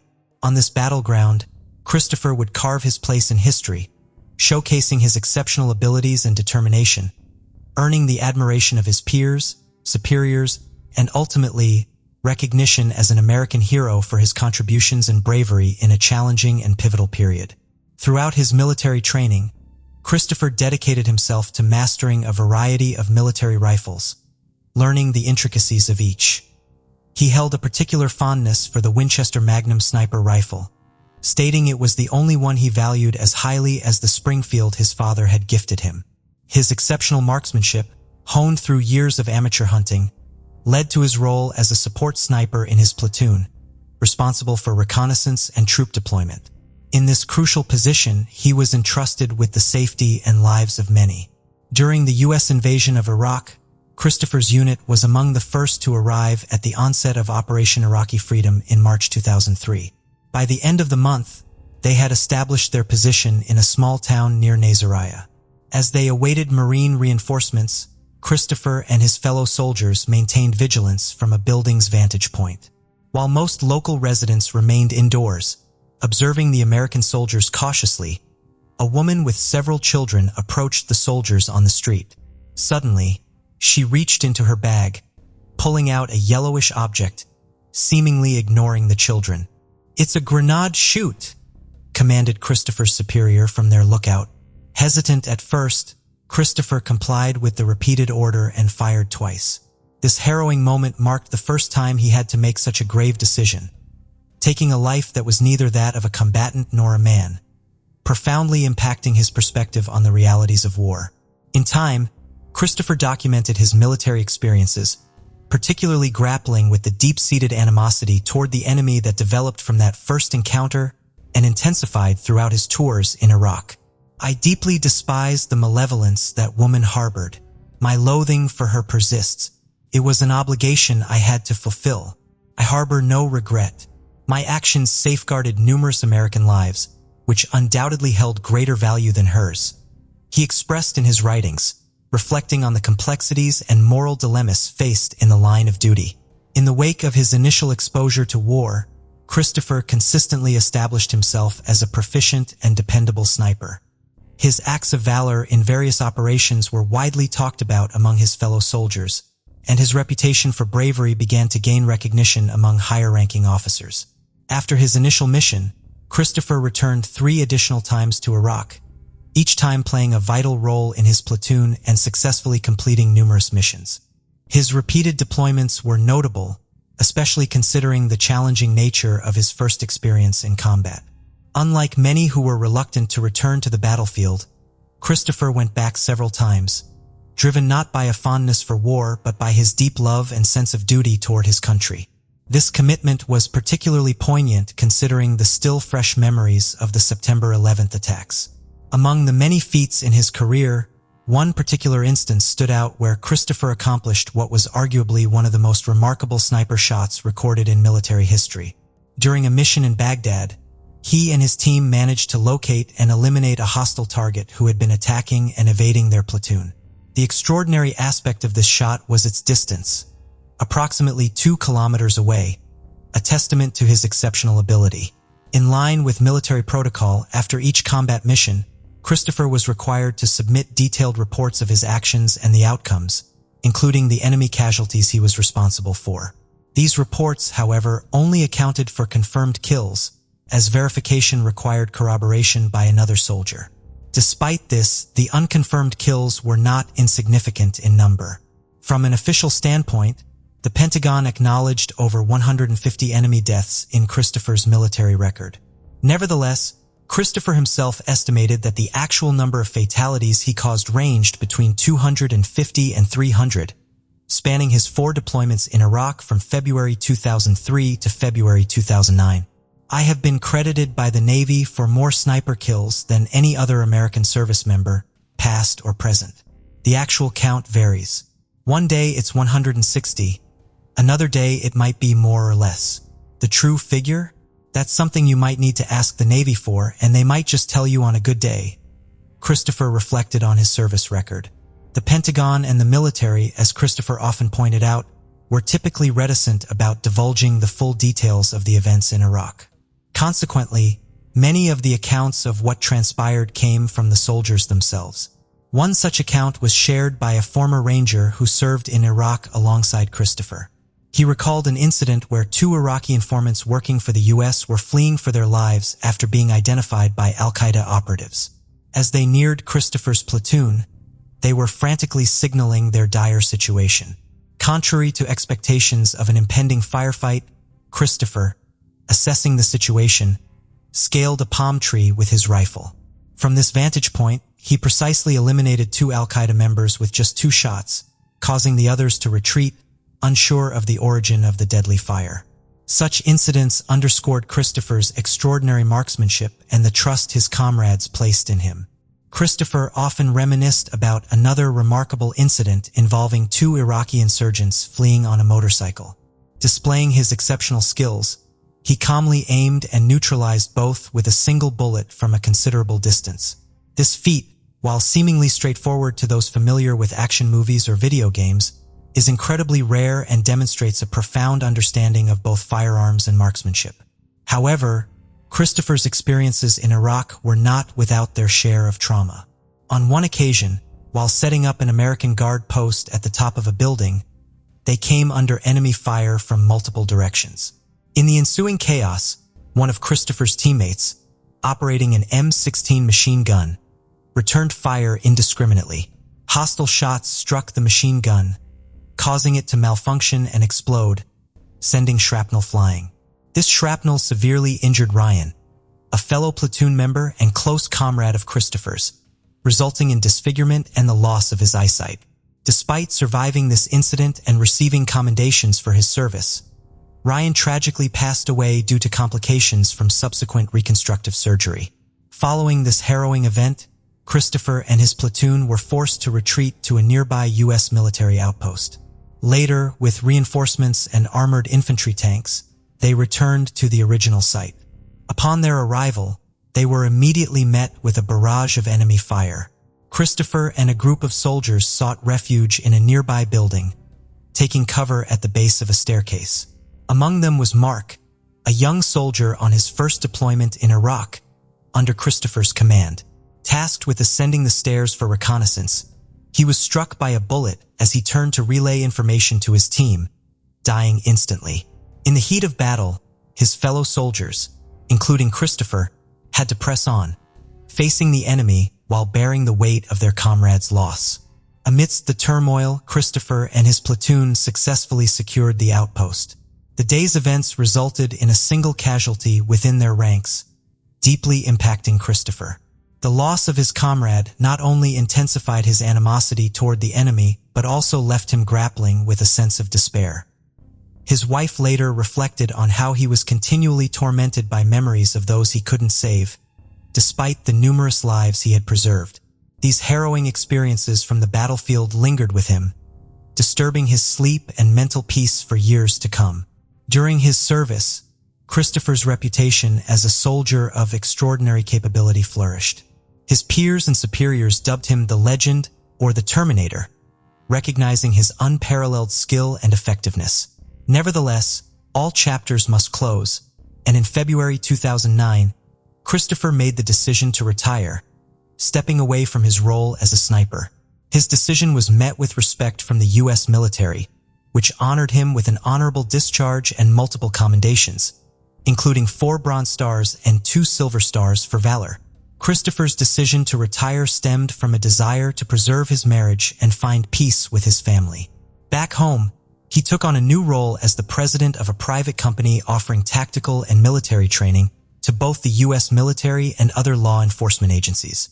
In 2012, he seized the opportunity to share his journey as a Marine and Navy SEAL by penning his own book. The publication, titled American Sniper, resonated with the public's growing interest in the personal stories and challenges faced by military personnel. His autobiography quickly garnered widespread attention, elevating Christopher to the status of a national hero and a survivor of war's infernal trials. His media appearances, discussing his book and experiences, catapulted him to fame, with the book sales skyrocketing, remaining on the New York Times bestseller list for 37 consecutive weeks. In one of his television interviews, Christopher revealed that at one point, every sniper casualty in Iraq was attributed to him, leading Iraqi insurgents to place a $20,000 bounty on his head. Despite the accolades and recognition, his story did not have a fairy tale ending. Suffering from post-traumatic stress disorder, PTSD, Christopher battled the invisible scars left by the war. He was haunted by insomnia and vivid nightmares, often feeling like he was being pursued by an unseen enemy. His commitment to helping fellow veterans led him to collaborate with a nonprofit organization, launching the Heroes Project. This initiative focused on providing comprehensive support to veterans, including gym facilities, personalized training programs, therapy, and assistance for those with combat-related disabilities and trauma. Unfortunately, it was his dedication to this cause that ultimately led to his tragic and untimely demise. Toward the end of 2013, Christopher was approached for assistance by a woman whose younger daughter was a schoolmate of his children. She was familiar with Christopher's military background and his commitment to helping fellow veterans. She expressed concern about her son, Eddie Ray Routh, a 25-year-old Iraq War veteran battling PTSD. Eddie's struggles were compounded by a schizophrenia diagnosis and frequent admissions to psychiatric facilities over the past 2 years. He had even expressed to his mother auditory hallucinations and suicidal thoughts. Eddie, born in September 1987, had harbored ambitions of joining the Marine Corps since his teenage years, a dream he realized after high school graduation. His deployment to Iraq in September 2007 placed him near Baghdad, where he served as a prison guard and weapons repairman for 6 months. He later participated in a humanitarian mission in Haiti in January 2010 before receiving an honorable discharge from the military the following year.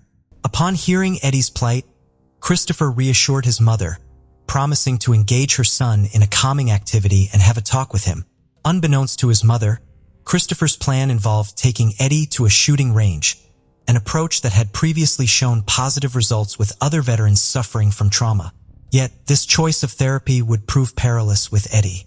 On the fateful afternoon of February 2, 2013, Christopher, accompanied by a fellow former SEAL and close friend, 35-year-old Chad Littlefield, drove to Eddie's residence in his truck. Eddie joined them in the truck, exhibiting signs of unrest during the drive. Despite their apprehension, the two men continued to the Rough Creek Ranch shooting range in Texas. En route, Christopher texted Chad about Eddie's erratic behavior, prompting Chad to request vigilance for any potential threat. As they prepared for shooting at the range, Christopher and Chad, with their backs turned and unaware of the impending danger, were suddenly ambushed by Eddie. Seizing 2 pistols from the trunk of the truck, Eddie ruthlessly opened fire. Following the attack, Eddie took the keys to Christopher's truck and nonchalantly proceeded to buy burritos at a nearby Taco Bell. He then visited his sister's house, eerily admitting to driving a vehicle belonging to a deceased individual and recounting the events with a detached demeanor. Shocked and uncertain, his sister contacted the authorities, reporting the possibility of a delusional episode given Eddie's mental state. The events that unfolded were not a figment of imagination but a stark and tragic reality. Chad Littlefield had been struck by 7 bullets, 4 of which were instantly fatal. One shot, located at the upper part of his head, indicated that Eddie had come dangerously close before firing, with the final shot likely delivered as Littlefield lay on the ground. Christopher Kyle suffered 6 gunshot wounds at close range, including a deadly one that penetrated his ear, leading to immediate death.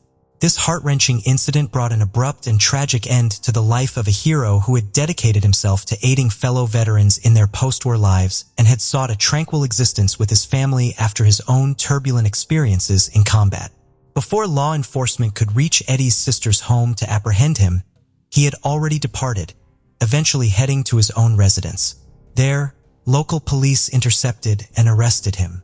During the arrest, Eddie was raving incoherently about apocalyptic themes, leading to his charge for capital murder.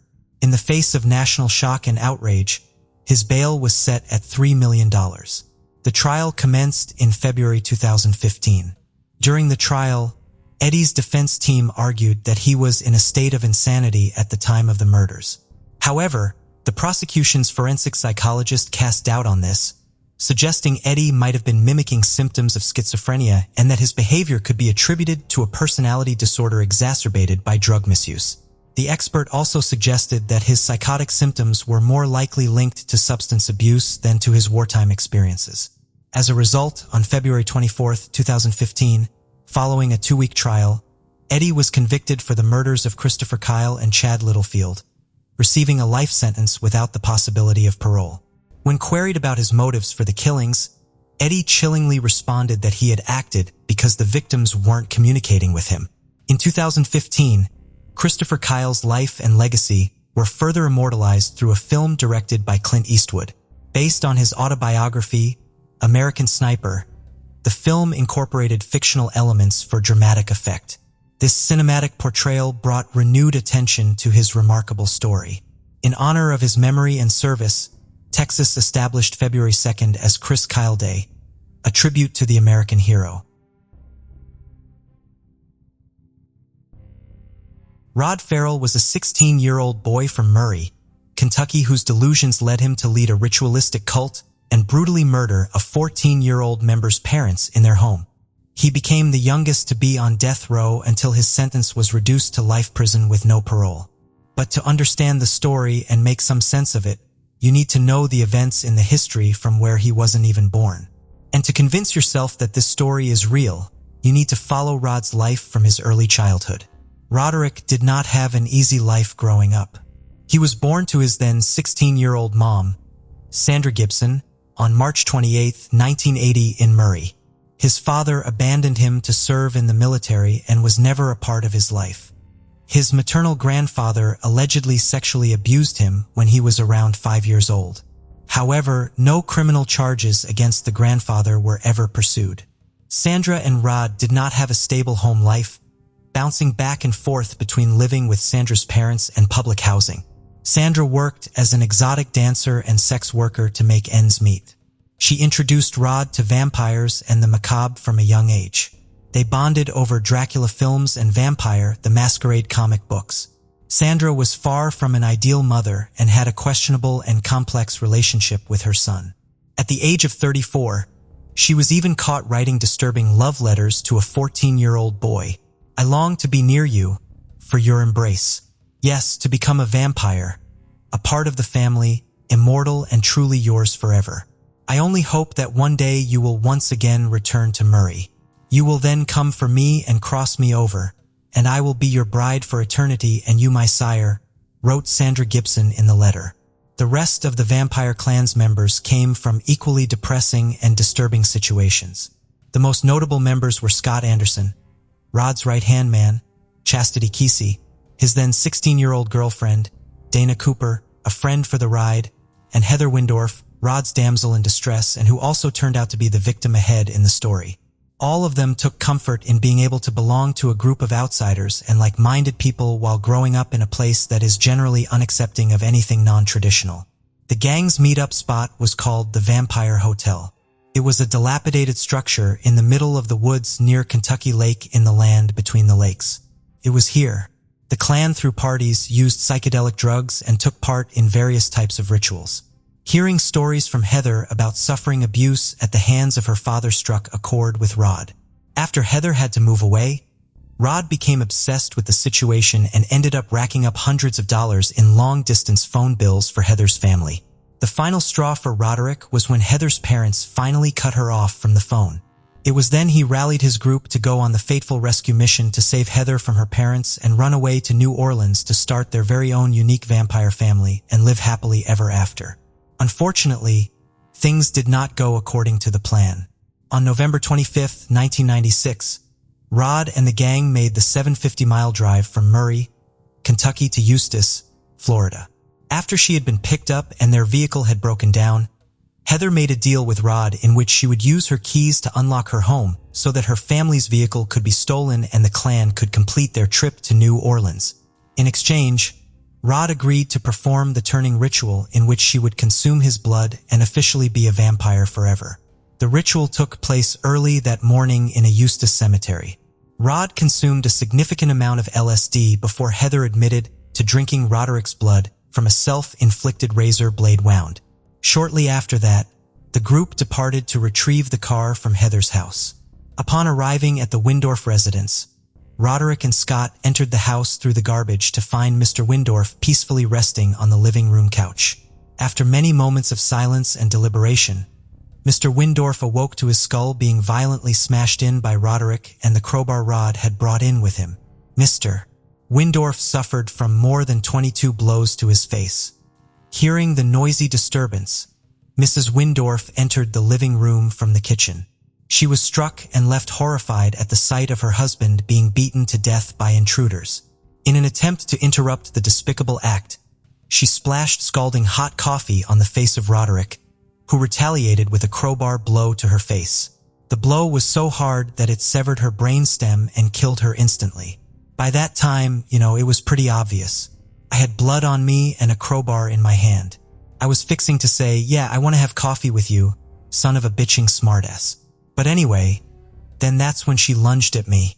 I just took the bottom of the crowbar and kept stabbing it through her skull, and whenever she fell down, I just continually beat her until I saw her brains falling on the floor because that pissed me off, said Roderick about the killing.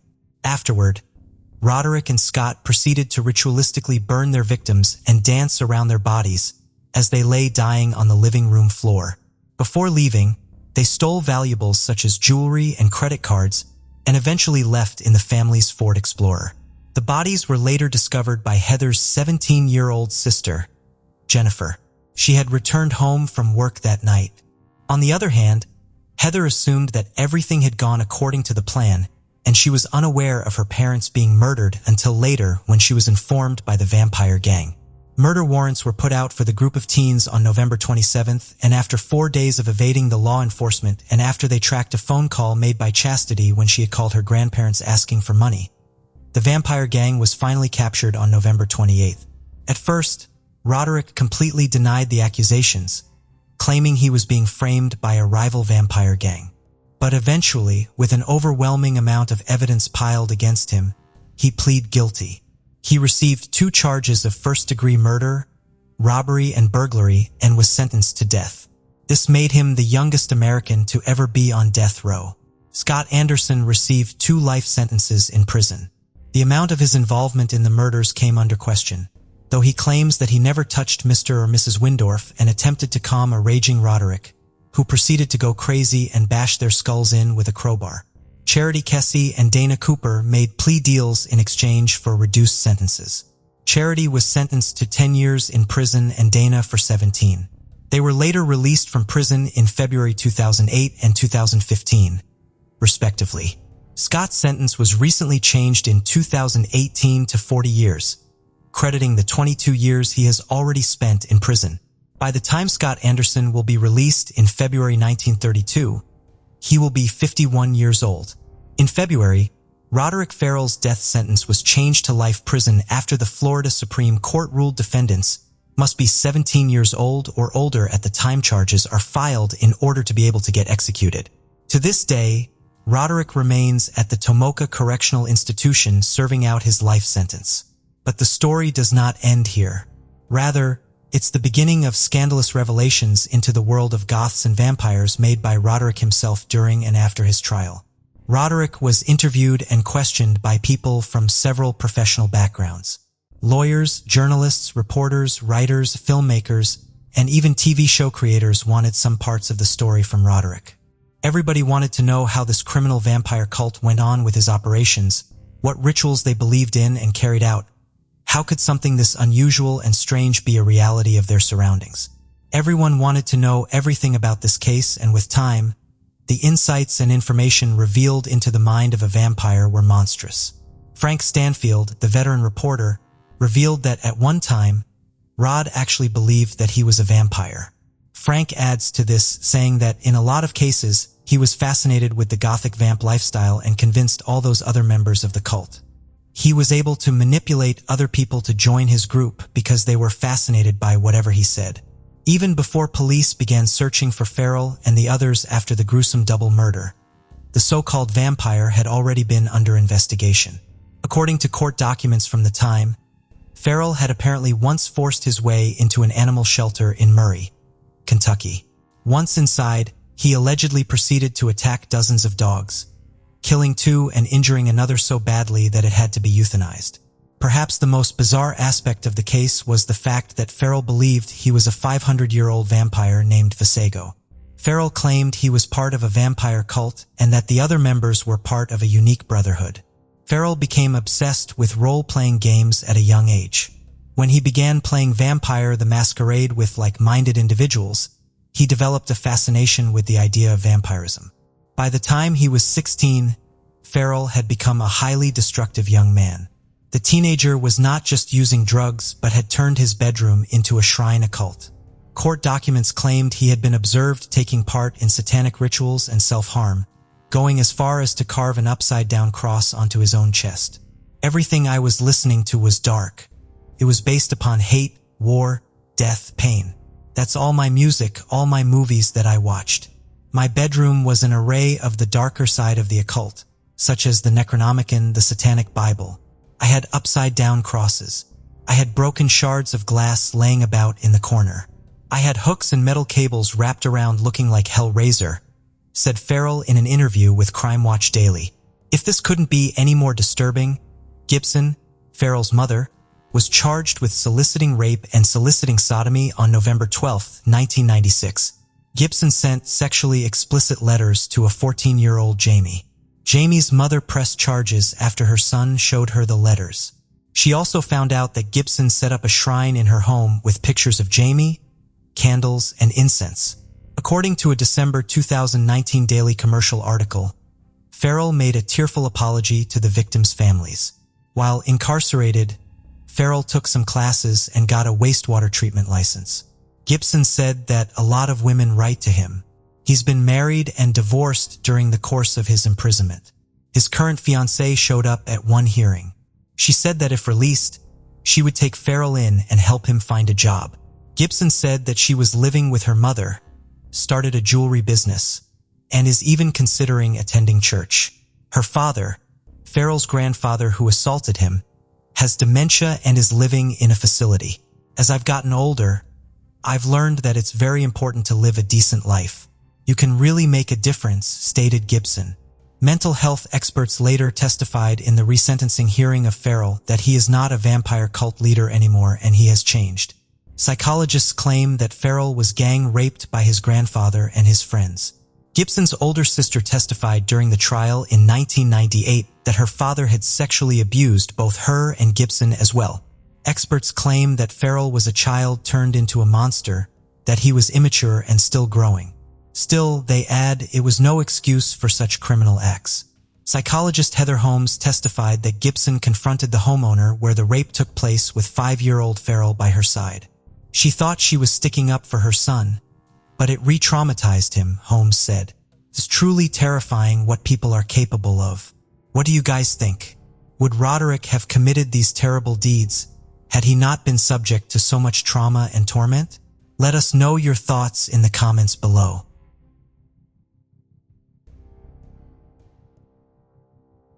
Oakley Carlson's journey began on December 6, 2016, in Oakville, Washington, but her upbringing was far from ordinary. She came from a family facing numerous challenges. Her parents, Jordan Bowers and Andrew Carson, had their fair share of troubles. Andrew had a brief stint as a police officer, but got dismissed due to misconduct, although it didn't lead to any criminal charges. On the other hand, Jordan had a history marked by serious drug and theft-related offenses, and both grappled with substance abuse. Their family had been under scrutiny since 2013 due to various complaints about how they were raising their children. In August 2017, Jordan initiated a crowdfunding campaign in a bid to gather support for hiring a lawyer. Child Protective Services had taken custody of their children following a report that they weren't providing proper medical care to one of their daughters who had health issues affecting her growth and weight. During that same period, 8-month-old Oakley found herself in the care of Eric and Jamie Jo Hiles. The Hiles were caring school teachers who had a deep longing to become parents. Their journey to become Oakley's foster parents began when a former student of theirs informed them that the granddaughter of his hairdresser needed a foster home and would eventually be put up for adoption. He suggested that they offer a loving home, and they wholeheartedly agreed. As Oakley grew, she blossomed into a joyful child who loved to bring smiles to everyone around her. Her passion for dancing led to her enrollment in dance classes. She also possessed an extraordinary ability to memorize stories and was exceptionally bright, radiating love in the Hiles home. Jamie and Eric were always honest with Oakley, explaining that although she didn't come from Jamie's belly, she came from her heart. The couple cherished her deeply and had dreams of adopting her. However, in October 2019, the Department of Children, Youth, and Families made the difficult decision that Oakley should return to live with her biological family, despite the Hiles' concerns. In November 2019, just a week shy of her 3rd birthday, Oakley bid farewell to Jamie and Eric, returning to live with Jordan, Andrew, and her siblings. Jamie later shared in an interview the heart-wrenching experience of letting go of Oakley on the day before Thanksgiving dinner. It was a tearful farewell filled with uncertainty about whether they'd ever have the chance to see her again. They remained vigilant about Oakley's well-being, as they had lingering concerns about Jordan and Andrew's ability to care for and protect her. Regrettably, the concerns of Oakley's foster parents were not unfounded. In 2020, Oakley spent Christmas with her paternal grandparents, who were deeply alarmed by her condition. She had developed noticeable dark circles under her eyes, had sores on her face, and appeared pale and bruised. Worry for her safety and well-being. The grandparents reached out to Child Protective Services, but it seemed that their report only ignited a significant family dispute. Following that disturbing incident, Andrew's parents had no further contact with Oakley or her parents. Nearly a year later, on November 6, 2021, just before 5 p.m., Andrew contacted the authorities to report a house fire that had occurred earlier that same day. According to his account, Oakley accidentally set the sofa on fire while playing with a lighter. Andrew explained that he and his wife had battled the flames for 4 hours, but despite their best efforts, the fire had spread to the 2nd floor of their home. This raised eyebrows among the firefighters, primarily due to the considerable delay between the start of the fire and its reporting. Andrew attributed the delay to the chaotic situation, as neither he nor his wife could locate their cell phones to call for assistance. Given the inconsistencies in the information provided, officials launched a thorough investigation into the incident. Their findings revealed that the fire had actually originated in the microwave, contradicting the initial report of the sofa being the source of the blaze. In the aftermath of the fire, a close family friend organized an online fundraiser explaining that the fire had devastated the upper part of their house, resulting in the loss of most of their belongings.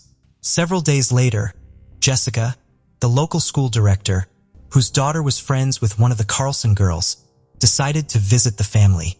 They were staying at an inn at the time, and she aimed to deliver supplies and offer support. Upon her arrival, she immediately noticed Oakley's absence and inquired about her whereabouts. She was informed that Oakley was grounded. Subsequently, she sent a school colleague to make another supply delivery, but this visit lasted only 5 minutes. The colleague became increasingly concerned that Oakley was not present with her siblings on that day. Growing ever more alarmed about the perplexing absence of the child, Jessica seized an opportunity during a visit from Oakley's younger sister, who was spending the night at her place, to gently inquire about Oakley's whereabouts. To her shock, the 6-year-old girl responded with visible irritation, stating that Oakley no longer existed and had been taken in by her adoptive parents. This startling revelation prompted Jessica to take immediate action.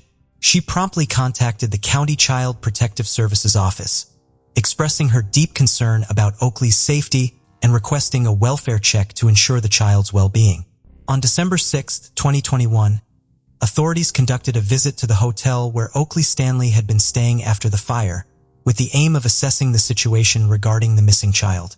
Jordan greeted them at the door, holding a 2-year-old child in her arms, and indicated that the family was in the process of packing up. The ensuing conversation was fraught with unsettling signs. When questioned about Oakley's whereabouts, Jordan responded that Oakley was with her foster mother. The officer pressed her to confirm if she was indeed the child's mother, to which she affirmed. However, when asked again about her daughter's location, Jordyn's response was to turn around and seek confirmation from someone else in the room if the child was with her foster parents. At this juncture, the officer beckoned Andrew closer to the entrance and posed the same question about his daughter's whereabouts.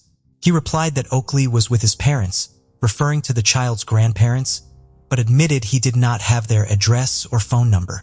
Eventually, he provided this crucial information to the police. According to official records, the officers reached out to Andrew's father, who disclosed that they had not seen their granddaughter since December 2020 when she had spent Christmas with them. Subsequently, authorities visited the grandparents' residence in person, confirming that the child was indeed not with them. Realizing their investigative options narrowing, they contacted social services personnel to inquire if the child was in foster care. However, according to the officials, the child should have been with her biological parents. Upon returning to the Carlsons' hotel room, the officials informed Andrew that the child was not with her grandparents. Rather than displaying concern, he appeared oddly indifferent, as if he had prior knowledge of the information they had just conveyed. Jordyn's reaction, while different, was equally perplexing. She erupted in anger, tightly clenched her fists, and declared her refusal to answer their questions before promptly retreating to the room. For the authorities, it was becoming increasingly apparent that the Carlsons were harboring something. Adding to their concerns was a peculiar observation made regarding the family's vehicle parked at the hotel. There was only one child safety seat, despite the fact that they were supposed to have 4 children, all under the age of 10. On the same day, around 2 p.m., Jessica, the school director, contacted the police to report an unusual incident. Jodyn had called the school during regular school hours, citing an emergency and expressing the need to pick up her 6-year-old daughter. Acting on the cautionary side, the authorities promptly instructed the school not to release the child to her parents. However, the warning turned out to be unnecessary as Jodyn and Andrew failed to show up at the school. Approximately an hour and a half after the call, 32-year-old Jodyn and 36-year-old Andrew departed the hotel with their 2-year-old child, but their departure did not go unnoticed. Both of them were arrested for obstruction as they had immediately refused to cooperate with the ongoing investigation. Simultaneously, on the same day, the police made a public appeal on social media seeking assistance from the community to help locate Oakley. According to a report from a local newspaper, this marked a turning point as Child Protective Services assumed custody of the 2- and 6-year-old children. As for the 9-year-old, the identity of the guardian who assumed custody remained undisclosed. The family's residence and property underwent a thorough examination with detectives from the county police and the FBI working together. Despite their meticulous search of the house, they found no sign of the missing girl or any evidence suggesting she had been living there recently. What stood out was that while all her siblings had designated bedrooms, there was no indication of a room for Oakley, and her clothing and toys were noticeably absent. A significant discovery for the ongoing investigation was the presence of bloodstains on the blinds, the front door, and a handprint on one of the walls. On December 6th, Andrew and Jodyn found themselves in the county jail, each with a bond set at $150,000 and a 72-hour hold, all due to suspicions of involuntary manslaughter. However, as the investigations progressed, additional charges were brought against them in the following days. They now faced allegations of second-degree abandonment of a dependent person. This new charge stemmed from the authorities' discovery that for approximately 15 months, the couple had failed to provide their 6-year-old daughter with the prescribed medical treatment, resulting in a severe decline in her health that posed a risk of death. The police clarified that this was the sole charge that would keep them detained, and the bond remained in effect. Oakley's paternal grandparents issued a statement emphasizing their full cooperation with the investigation and their singular objective: to locate their missing granddaughter. They also shared their prayers for the child's safe return and expressed gratitude for all those diligently working to find her. On December 13th of the same year, the search efforts officially concluded. Law enforcement authorities reported extensive searches that covered over 300 acres, scouring for any trace of the vanished child. The police affirmed that every inch of land had been meticulously examined, leaving no stone unturned. However, he underlined that the quest for truth regarding the fate of the little girl was far from over. Despite the parents' claims of having seen the child as recently as November 30th, they were unable to provide any concrete information about her whereabouts or her current condition. Their inability to confirm whether the child was under the care of an adult further compounded the mystery. Yet, considering all the gathered evidence, detectives established a troubling timeline. Oakley had not been seen alive since January 27, 2021. It led them to a grim conclusion that the child couldn't possibly have survived on her own for such an extended period. Given these revelations, authorities issued a heartfelt plea to anyone who may have come into contact with Oakley since January 2021 or had interactions with her parents during that time to step forward with any information they might possess. Furthermore, court documents unveiled disturbing testimonies from Oakley's own siblings who held the grim belief that their sister was no longer among the living. The eldest among them disclosed that their mother had strictly forbidden any discussion about Oakley. They recounted a tragic narrative in which Oakley had supposedly accidentally started a house fire using their mother's lighter, leading to physical abuse and her confinement in a cell beneath the stairs as a form of punishment. Their mother had allegedly told them that Oakley had ventured into the woods and met a tragic fate at the jaws of wolves. Another sibling recalled incidents where Jodine had used a belt to discipline Oakley and had locked her in a closet, expressing deep concerns about their sister's well-being and a haunting fear that she might have succumbed to starvation. Based on the available information, authorities were unable to determine whether Oakley was still alive before the house fire. It's worth noting that legal documents reveal the troubling history. Since 2013, the Department of Children, Youth, and Families had received a total of 11 records related to the Carlsons. Among these, 8 were closely examined in light of allegations involving domestic violence, physical abuse, parental drug use, and medical neglect. In February 2022, a significant development unfolded in the case against Jodine and Andrew. This time, they faced fresh charges for endangering their children by exposing them to a controlled substance.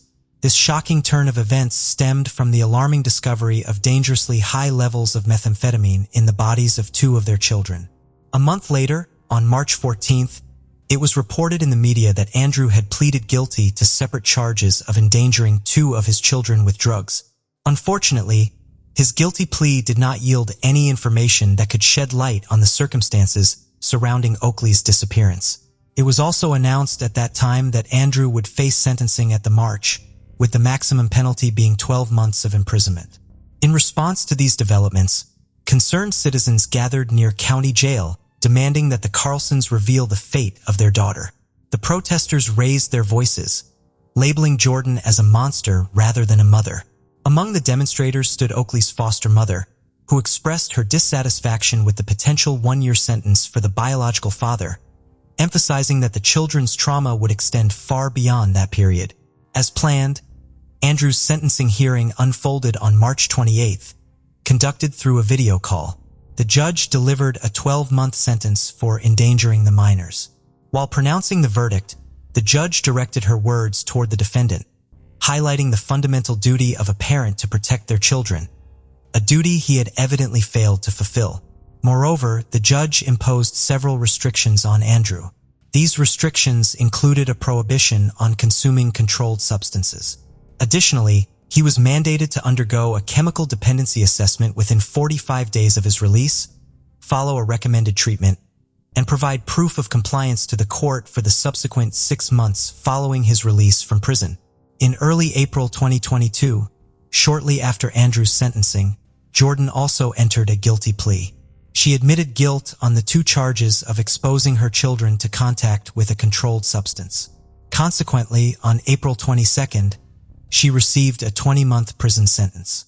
Moreover, she was subject to a restriction that prevented her from having any contact with minors under the age of 18 without proper supervision. However, in January 2023, shortly after her release following her sentence related to 2 of her children, Jodine faced legal issues once again.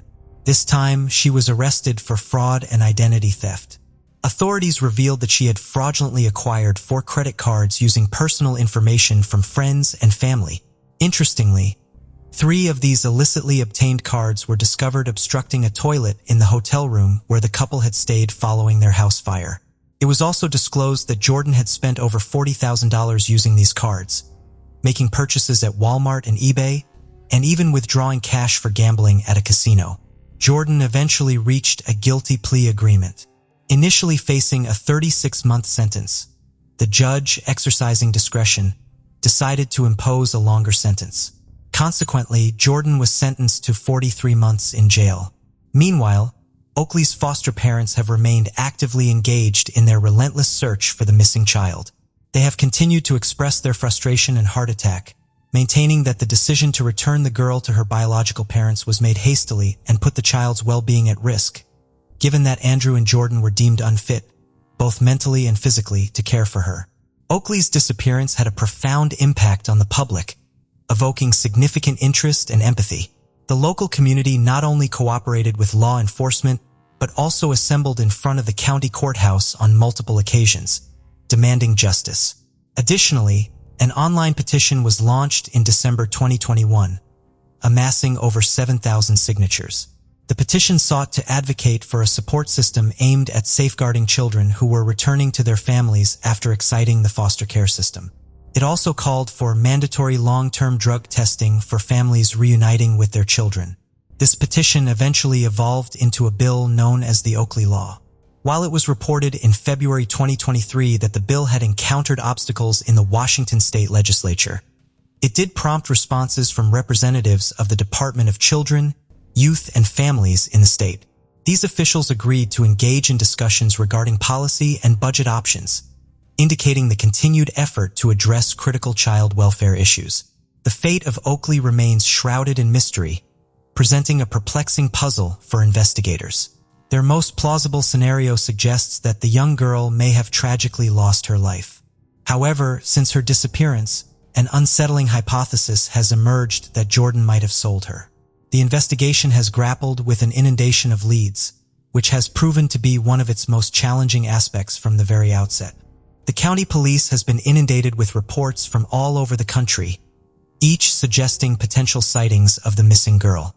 They've diligently collaborated with law enforcement agencies across the United States, meticulously examining every lead.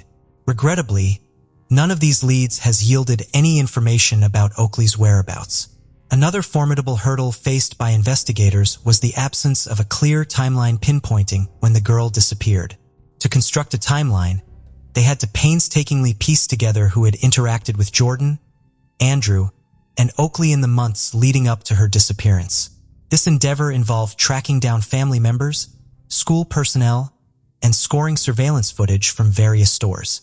The investigators acknowledged that it would have been relatively straightforward if they were dealing with a family or a group of people who adhered to a consistent, predictable routine. However, in this case, the family's movements were marked by unpredictability. As of the conclusion of this investigation, Oakley's parents had not provided any information concerning the child's fate, and both continued to be regarded as suspects in her disappearance. The investigations remains active and ongoing. In their relentless quest for clues, the police has extended an $85,000 reward.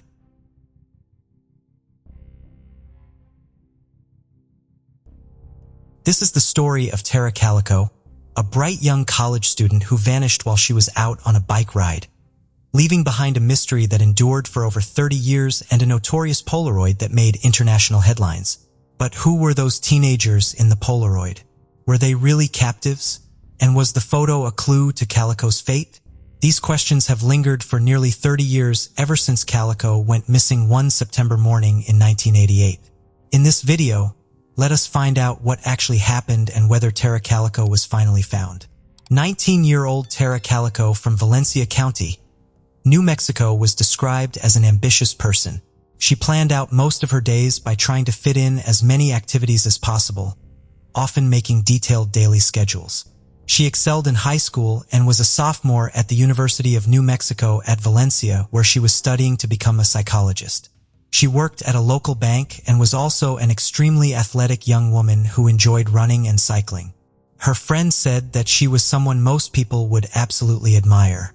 But the highly ambitious Tara didn't know that life always doesn't go as it is planned, and that her hobby of cycling would strangely prove to be a reason for a setback in her journey towards her ambitions. On the morning of September 20th, 1988, Tara left her home in Valletta County, New Mexico to go for her daily bike ride. Her route was the same every day along New Mexico State Road 47. Her mother, Patty Dole, knew it very well because the pair of them often traveled together, though lately Patty had been skipping rides. A recent incident in which a car drove aggressively close to her, deliberately passing her multiple times, had made her nervous and less inclined towards her ride. However, Tara continued the tradition, cheerfully refusing her mother's suggestion that she should carry a mace. It was the same sunny stretch she had been riding for years and nothing bad had ever happened. As she headed out the door, Tara jokingly told her mother that she'd better come looking for her if she didn't show up by noon. Was she indirectly hinting towards something that she already knew about? Or this was just a casual talk of something might go wrong, which eventually did. Tara had a tennis date with her boyfriend at 12:30 that she was determined to keep. But noon came and went and Tara never returned home. When Tara didn't arrive home by noon from her bike ride, as told by her daughter, Patty left home to search for her daughter. She drove her car through the 17-mile bike route that Tara took but did not see her daughter. Katie then drove the bike route again to see if she could spot Tara, but it was to no avail. Worried, she called the local hospital to see if her daughter was there, then contacted the rescue unit. This marked the beginning of one of the longest and the most unique investigations in the history of law enforcement books. Tara entered the National Crime Information Center system as a missing person and an exhaustive 2-week search ensued, which involved state police, the military, but neither Tara nor her mother's bicycle turned up. The search team then noticed bike tracks veering off the road and a Boston cassette tape, which Tara was listening to on her Walkman. In addition, they also found the front view window piece of Calico's Walkman. Investigators interviewed at least 7 individuals who reported seeing Calico on her bike ride. All of them claimed to have seen Calico riding north toward her home. Of the 7 witnesses, 5 recalled seeing an old pickup truck following Calico along the highway. They also reported seeing Calico wearing headphones and listening to her Walkman. The search party later discovered Tara's bike tracks, cassette tape, and a piece of her Walkman within a 3-mile radius from where the witnesses said they saw her. Without compelling evidence of foul play, police began to question John, Tara's father, and Patty about Tara's home life. Was their daughter happy? Did she ever talk about travel? They suspected that the 19-year-old had run away from home, a hypothesis that her family vehemently denied, describing Tara as a cheerful girl brimming with enthusiasm in her. The police had nothing in their hands to investigate, and there was no solid clue to trace Tara until nearly 9 months of Tara's disappearance, when a strange discovery gave the investigation some lead. On June 15, 1989, a Port St. Joe resident was preparing to go into a grocery store. She parked adjacent to a Toyota cargo van with a mustached man sitting inside it. After leaving the junior food store, she spotted a Polaroid photo in the space where the Toyota van had been parked minutes earlier. The woman walked over to the picture, picked it up, and stared at the image. It appeared the picture's subjects, a boy and a young woman on their backs with duct tape over their mouths, were in a small enclosed space, such as a windowless vehicle. The woman promptly took the picture to the police department, giving the officers a description of the vehicle and the man parked beside her. The police set up roadblocks in the area, hoping to question the man who was driving the Toyota, but there were no other reported sightings of him. In July 1989, the Polaroid photo appeared on an episode of a TV show called A Current Affair. Some who watched the program contacted Patty Dole, Tara's mother. Despite the photograph being found about 1,600 miles away from where she had gone missing, they thought the young woman in the photograph resembled Tara. Once Patty saw the picture, she too felt that the young lady resembled her daughter. Patty believed the woman had similar features to her daughter, noting a scar on the woman's leg was a match to the scar on Tara's leg from a past car accident. According to Patty, the book shown in the Polaroid next to the girl, a paperback copy of My Sweet Audrina by V.C. Andrews, was one of her daughter's favorite books. But the question also was, who was that young boy alongside the girl in the Polaroid picture? Some initially believed the boy in the photo was Michael Hundley. On April 21, 1988, several months before Calico went missing, 9-year-old Michael Hunley went on a hunting trip with his father and a family friend in the Zuni Mountains of New Mexico. They were preparing to hunt wild turkey, but while setting up the camp, Michael disappeared. Michael's father immediately reported the boy missing, but a snowstorm had taken over the area, preventing a thorough search for him. Once the storm subsided, 400 people assisted in the search, but the only clue they discovered was a small footprint in the snow. In July 1989, when a current affair episode aired showing the Polaroid, Michael's parents saw the show and thought the little boy in the photo resembled their son. In fact, his mother stated that she was nearly certain it was Michael in the picture. Cibola National Park, where Michael went missing, is roughly 45 miles from Belen, New Mexico, where Tara Calico vanished. It didn't take long for the investigators to see a potential connection in the disappearances. Calico's mother and the Henleys went to Port St. Joe to examine the Polaroid and talk to the police. After the meeting, the parents determined that their children were in the picture. However, on June 22, 1990, a rancher found skeletal remains in the Zuni Mountains.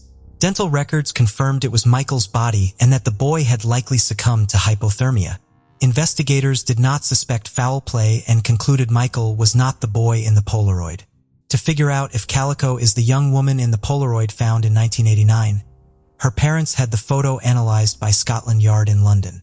The lab examined the picture and determined that it was, in fact, Tara Calico. However, the Los Alamos National Laboratory in New Mexico also analyzed the photo and concluded that it was not Tara Calico. The FBI conducted an independent investigation into the photograph as well, but the results were inconclusive. Investigators remain baffled by the photo. The only clue they determined from the image is that the photographer likely snapped it after May 1989, as the specific film used was unavailable until that date. In the end, only one family received answers, and there was still no clue about the whereabouts of Tara Calico. Despite the creation of specialist task forces to investigate the disappearance, Tara's case remained cold in the intervening decades. In February 2003, the Doles made the decision to move 2,000 miles from their home in New Mexico to Florida after enduring dozens of fruitless tips and appearing on countless shows such as Oprah, Unsolved Mysteries, 48 Hours, and The Current Affair to beg for news of their daughter. They decided it was time. "Here, there's not anything I can do that doesn't remind me of Tara," Patty Dole said of their home in New Mexico. But a new development emerged in February 2008, when Sheriff Rene Rivera of Valencia County said he knew what happened to Calico and who did it. In an explosive revelation, Rivera claimed that 2 local boys who were in a truck accidentally ran over Calico, and then 2 other men, possibly parents, assisted with helping the men hide Calico's body. Despite knowing the identities of the allegedly culpable men, Rivera explained they have made no arrests because Calico's body remains missing. In 2017, a Reddit thread about Calico included uploaded documents from the New Mexico State Police case file on Calico's disappearance. In the documents, a man named Henry Brown gave an interview with Deputy Mark Mathala claiming he had heard some teen boys talking about hitting Calico with their truck and then sexually assaulting and slaying her. He went on to explain that the teens hid Calico's body in the bushes. But when a search party began looking for her, they moved her into a basement before later dumping her body into a pond. One of the alleged suspects named by Brown was Lawrence Romero Jr., the son of the local sheriff. It is likely Detective Rivera was referring to Romero Sr. when he mentioned in a newspaper interview that the alleged assailants got help from their family in hiding Calico's body. Romero Jr. has since passed. John Dole was angered when he learned of Rivera's claims. He said that there was no reason for the sheriff to publicly announce his suspicions if he couldn't arrest the suspects. 2 other Polaroid photographs that could have been of Tara Calico surfaced over the years. One was a blurry photo of a girl's face with tape covering her mouth, which was found near a residential construction site in Montecito. Forensic evidence suggested it was taken sometime after May of 1989. The second was of a woman loosely bound with her eyes covered sitting next to a man on an Amtrak train dated roughly to February of 1990. No charges were ever brought as a result of either image. Patty Dole found the Montecito image compelling and believed it to be Tara. However, she didn't believe the girl on the train was her daughter. Today, Tara Calico had been missing for more than 30 years. Her disappearance remains one of the most haunting cold cases in recent memory, and at this point, it seems that only chance will turn up answers. However, Calico's sister and best friend have not given up searching for her. The two women stated that they have uncovered new information in 2017, and they even released multi-part podcast titles, The Tara Calico Investigation. Podcast host Escabel discusses different theories regarding Calico's disappearance. On the other hand, Calico's parents passed without learning what exactly happened to their daughter. Patty Dole passed in May 2006, while Calico's father, David, passed 4 years prior to November 2002.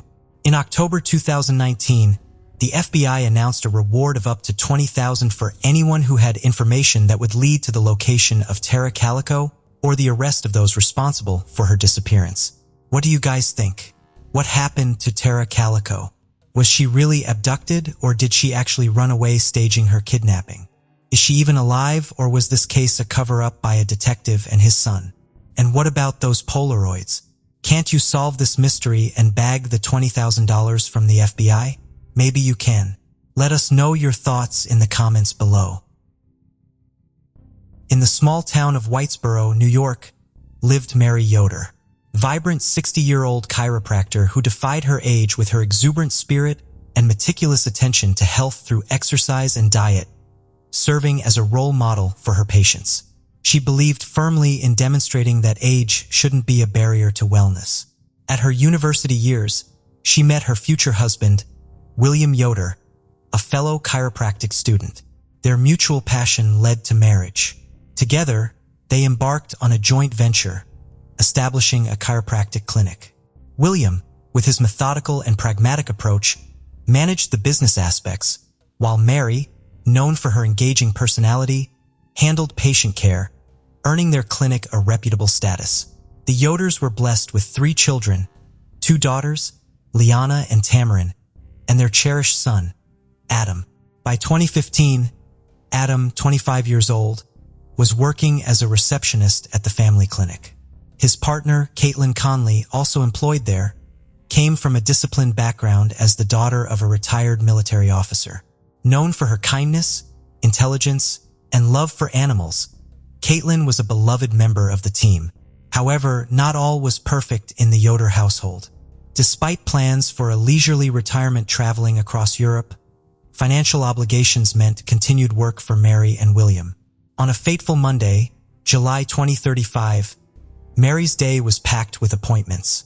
But as the afternoon unfolded, patients began noticing something off about Mary's usual demeanor. Initially presenting with red, swollen eyes, she shrugged it off as a minor flu symptom. However, things escalated when her skin took on a greenish hue and she began suffering from severe vomiting and diarrhea, leading her to call William for assistance. Upon his arrival, William was shocked to find Mary in a state of apparent shock, a stark contrast to her usually robust health. Despite her condition, Mary initially resisted hospitalization, opting for home remedies and rest. However, by the next morning, her condition had worsened significantly, prompting an urgent visit to the emergency room.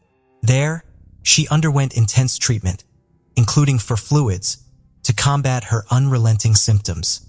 Despite the efforts of numerous specialists, the cause of her sudden illness remained a mystery, leaving Mary in a state of fear and confusion. On the morning of July 22nd, Mary had her first cardiac arrest, followed by 7 more.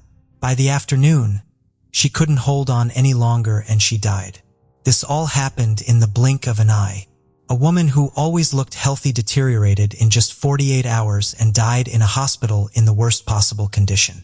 This death seemed very suspicious to Mary's relatives because many of them belonged to the medical field. They started thinking in poisoning as an option, so they immediately requested toxicology tests on the body. At first, the doctors were skeptical about the idea because who would want to poison Mary? This only happens in movies. Mary was so careful that she grew part of her food in her garden, like lettuces. So the first doubt was that maybe an insect from there bit her and caused all this, But what kind of insect could do that? The toxicology tests revealed that Mary was indeed poisoned. First, they tested for arsenic and cyanide, which are the most common poisons in these cases, but no, it didn't seem she was poisoned with those. It wasn't until 2 months later that the lab identified what ended Mary's life. It was colchicine. Colchicine is a medication used for gout as it helps to remove uric acid from the joints, which causes this painful inflammation. But if used excessively, it can remove everything from your body. Mary experienced all the visible symptoms of a colchicine overdose and probably also the invisible ones like intense burning sensations on the skin and in the throat. This is one of the worst ways to die, and undoubtedly the question now was that it's clear Mary wanted to keep living, so who wanted to end her life? So it seems that someone deliberately poisoned her, especially since dying from this medication requires consuming a large amount. Couldn't have been an accident, and Mary wasn't taking this drug for any medical reason. After the case was declared a homicide, the police began their investigation, and the first suspect, as one might suspect and as often happens in such cases, was her husband, William. This could be yet another story where the victim's partner, driven by jealousy or an affair, becomes the perpetrator. Mary's sisters noticed that William was acting unusually, not appearing genuinely upset or saddened. However, in the absence of concrete evidence and after thorough interrogation, William was released due to insufficient grounds for charges, leaving the investigation at a standstill. Then, in a plot twist reminiscent of a thriller film, an anonymous letter surfaced at the police department. The author claimed to have knowledge of the real perpetrator, Adam Yoder, Sarah's youngest son. The letter didn't just make baseless accusations, it provided potentially damning evidence. It alleged that Adam had poisoned Mary's supplements with colchicine, motivated by a strained relationship and either a desire for inheritance or a twisted plan to gain sympathy and favor in her will.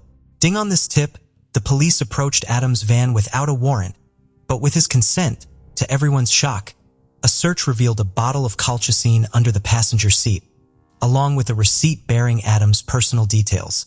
Stunned and proclaiming innocence, Adam insisted he was being framed. The situation was perplexing for the police as well, given the cinematic nature of the anonymous tip and the fact that Adam had been traveling out of state at the time of Mary's illness, which seemingly ruled out the possibility of him administering the poison. The mystery deepened as it became apparent that only 2 individuals had been in close proximity to Mary on the day of her illness: William and Caitlin Conley, Adam's girlfriend. This revelation cast new doubts and opened up further avenues of investigation in a case that seemed to be straight out of a suspense novel. Caitlin was the only one who had been with Mary throughout that day, but the police did not consider her a suspect initially because there seemed to be no motive for her to do such a thing.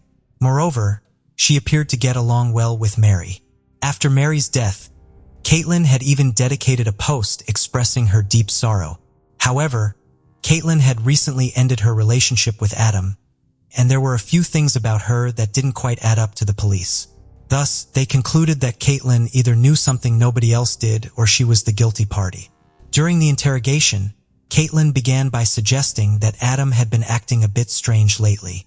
The interrogator, skilled at his job, asked the crucial question: whether Caitlin had recently written an anonymous letter accusing Adam, forgetting to add her name before sending it to the police. Initially, Caitlin tried to evade the question but ultimately confessed to writing the letter, shifting her status from a witness to a suspect. Now, there were 3 suspects. She claimed that Adam had confessed to her, but her account was riddled with inconsistencies and contradictions, likely a result of the immense pressure she was under. Caitlin also expressed a deep-seated fear of Adam, leading the police to provide her with protection as they delved deeper into the investigation. Crucial piece of evidence emerged when it was discovered that the email address on the colchicine receipt had never been used by Adam. This revelation came from tracking the IP address associated with the email, which led to Caitlin's home computer and phone. Confronted with this evidence, Caitlin initially suggested that Adam might have used her devices without her knowledge. However, this theory was weakened when investigators uncovered that not only had the purchase been made through her phone, but her search history also contained incriminating searches about poisons before Mary's death. Furthermore, Caitlin eventually confessed to buying the prepaid cards used for the purchase. The interrogation reached a climax with the revelation that Caitlin either acted alone or with an accomplice, as the gathered evidence pointed directly to her involvement. Overwhelmed, Caitlin broke down, facing the reality of being arrested for the murder of Mary Yoder. Meanwhile, the Yoder family and community were shaken by the unfolding events. Mary's sisters had harbored suspicions about Adam, their reasons anchored in a combination of hearsay and conjecture. Also, neighbors reported seeing William intimately close with one of Mary's sisters prior to her death, fueling rumors of an affair that could have begun before Mary's untimely demise. They also labeled William a fortune hunter, pointing to Mary's role as the main financial provider in the family. The sisters speculated that William, eager for retirement, saw Mary's death as a means to secure his financial future, especially considering a recent inheritance from his father that was insufficient for both of them to retire comfortably. This theory painted William as a man who orchestrated his wife's murder to ensure his own financial stability. At Caitlin's trial, her defense team pointed fingers at William, suggesting he could have easily tampered with Mary's supplements before leaving the house and had access to the work computer that Caitlin used. Other defenders accused both William and Adam. On this side were Mary's three sisters, who were so convinced of this theory that they created a website called Free Caitlin Conley, outlining their reasons for believing William and Adam were the culprits. However, there were doubts about this theory as well.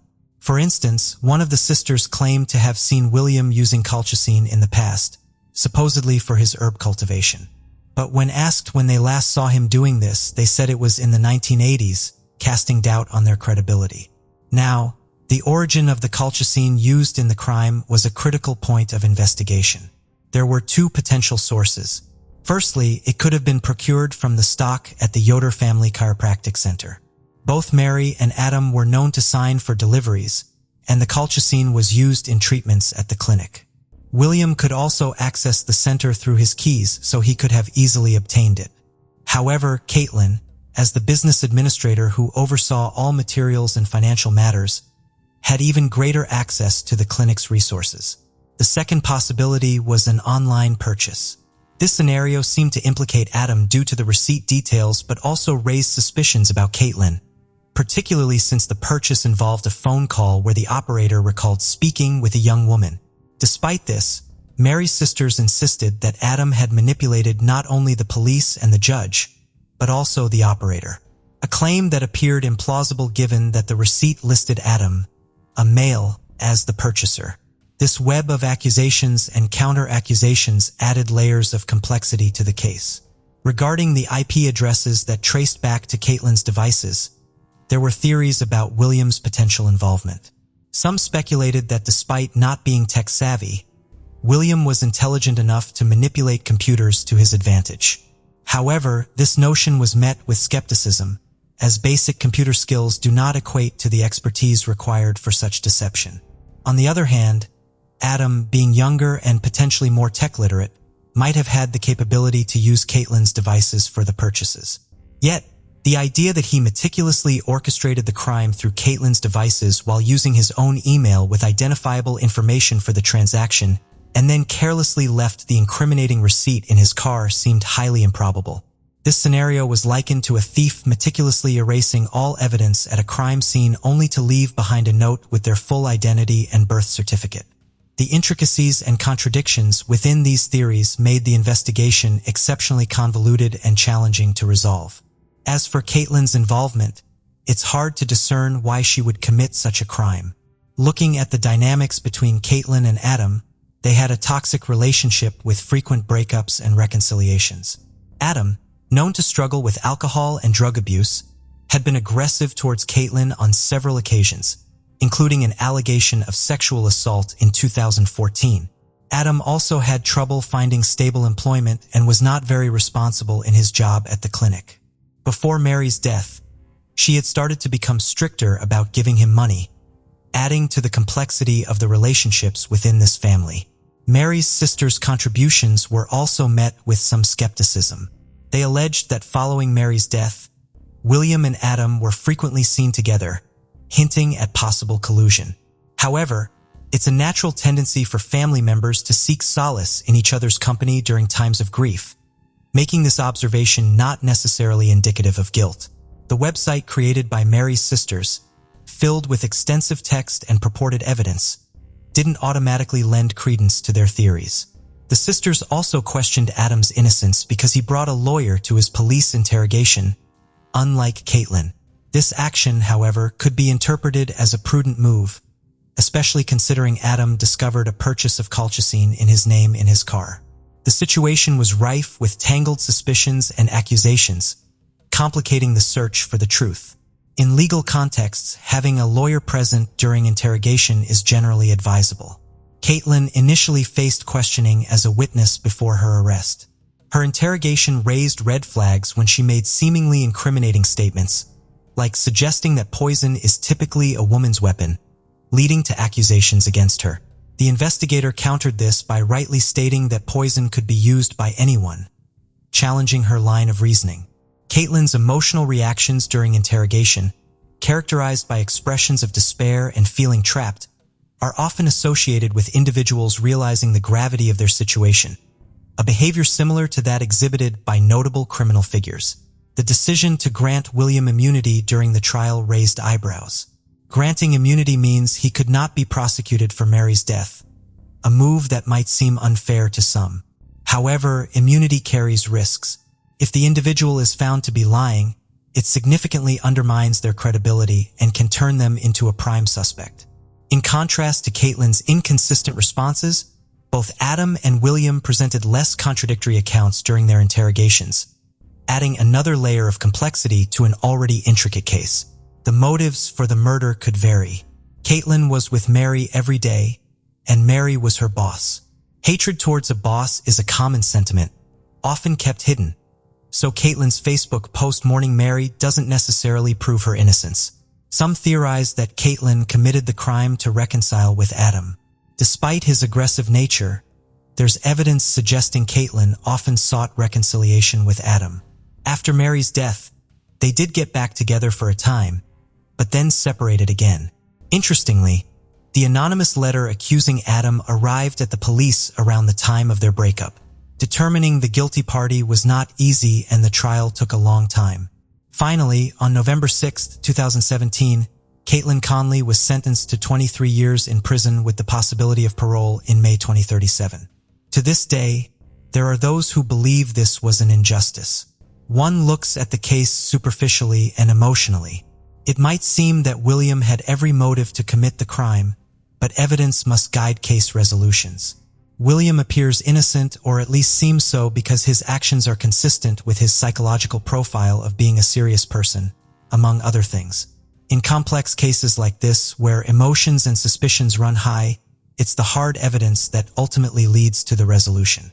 In complex criminal cases, similar to those often featured in true crime narratives, a recurring theme is the presence of high levels of narcissism in the perpetrators, with the notable exception of serial killers and similar profiles. In the trial involving the mysterious death of Mary Yoder, William, her husband, displayed notable attentiveness towards their son Adam, acknowledging the emotional toll the case had taken on him. However, William's involvement with his deceased wife's sister raised eyebrows, marking it as socially inappropriate behavior. Talking about Adam, there were certain aspects of his behavior and history that seemed to indicate a lack of sound judgment. This was inferred from his public interviews, known issues with aggression and alcohol, and a tendency towards impulsive actions. These traits suggested that devising a complex, calculated plan, such as sending an incriminating letter in his own name, was out of character for him. Conversely, Caitlin's psychological profile appeared to align more closely with the crime's nature. She demonstrated a self-centeredness that fit the typical profile of such perpetrators. Moreover, her intricate involvement in the case, particularly in accusing Adam, raised questions about her methods. Why resort to an anonymous letter and a convoluted scheme instead of directly contacting the police? It seemed likely that she was aware of the insufficient evidence against Adam and thus orchestrated a more elaborate plot. The investigator's observation that criminals often commit offenses under the belief that they won't get caught resonates in this context.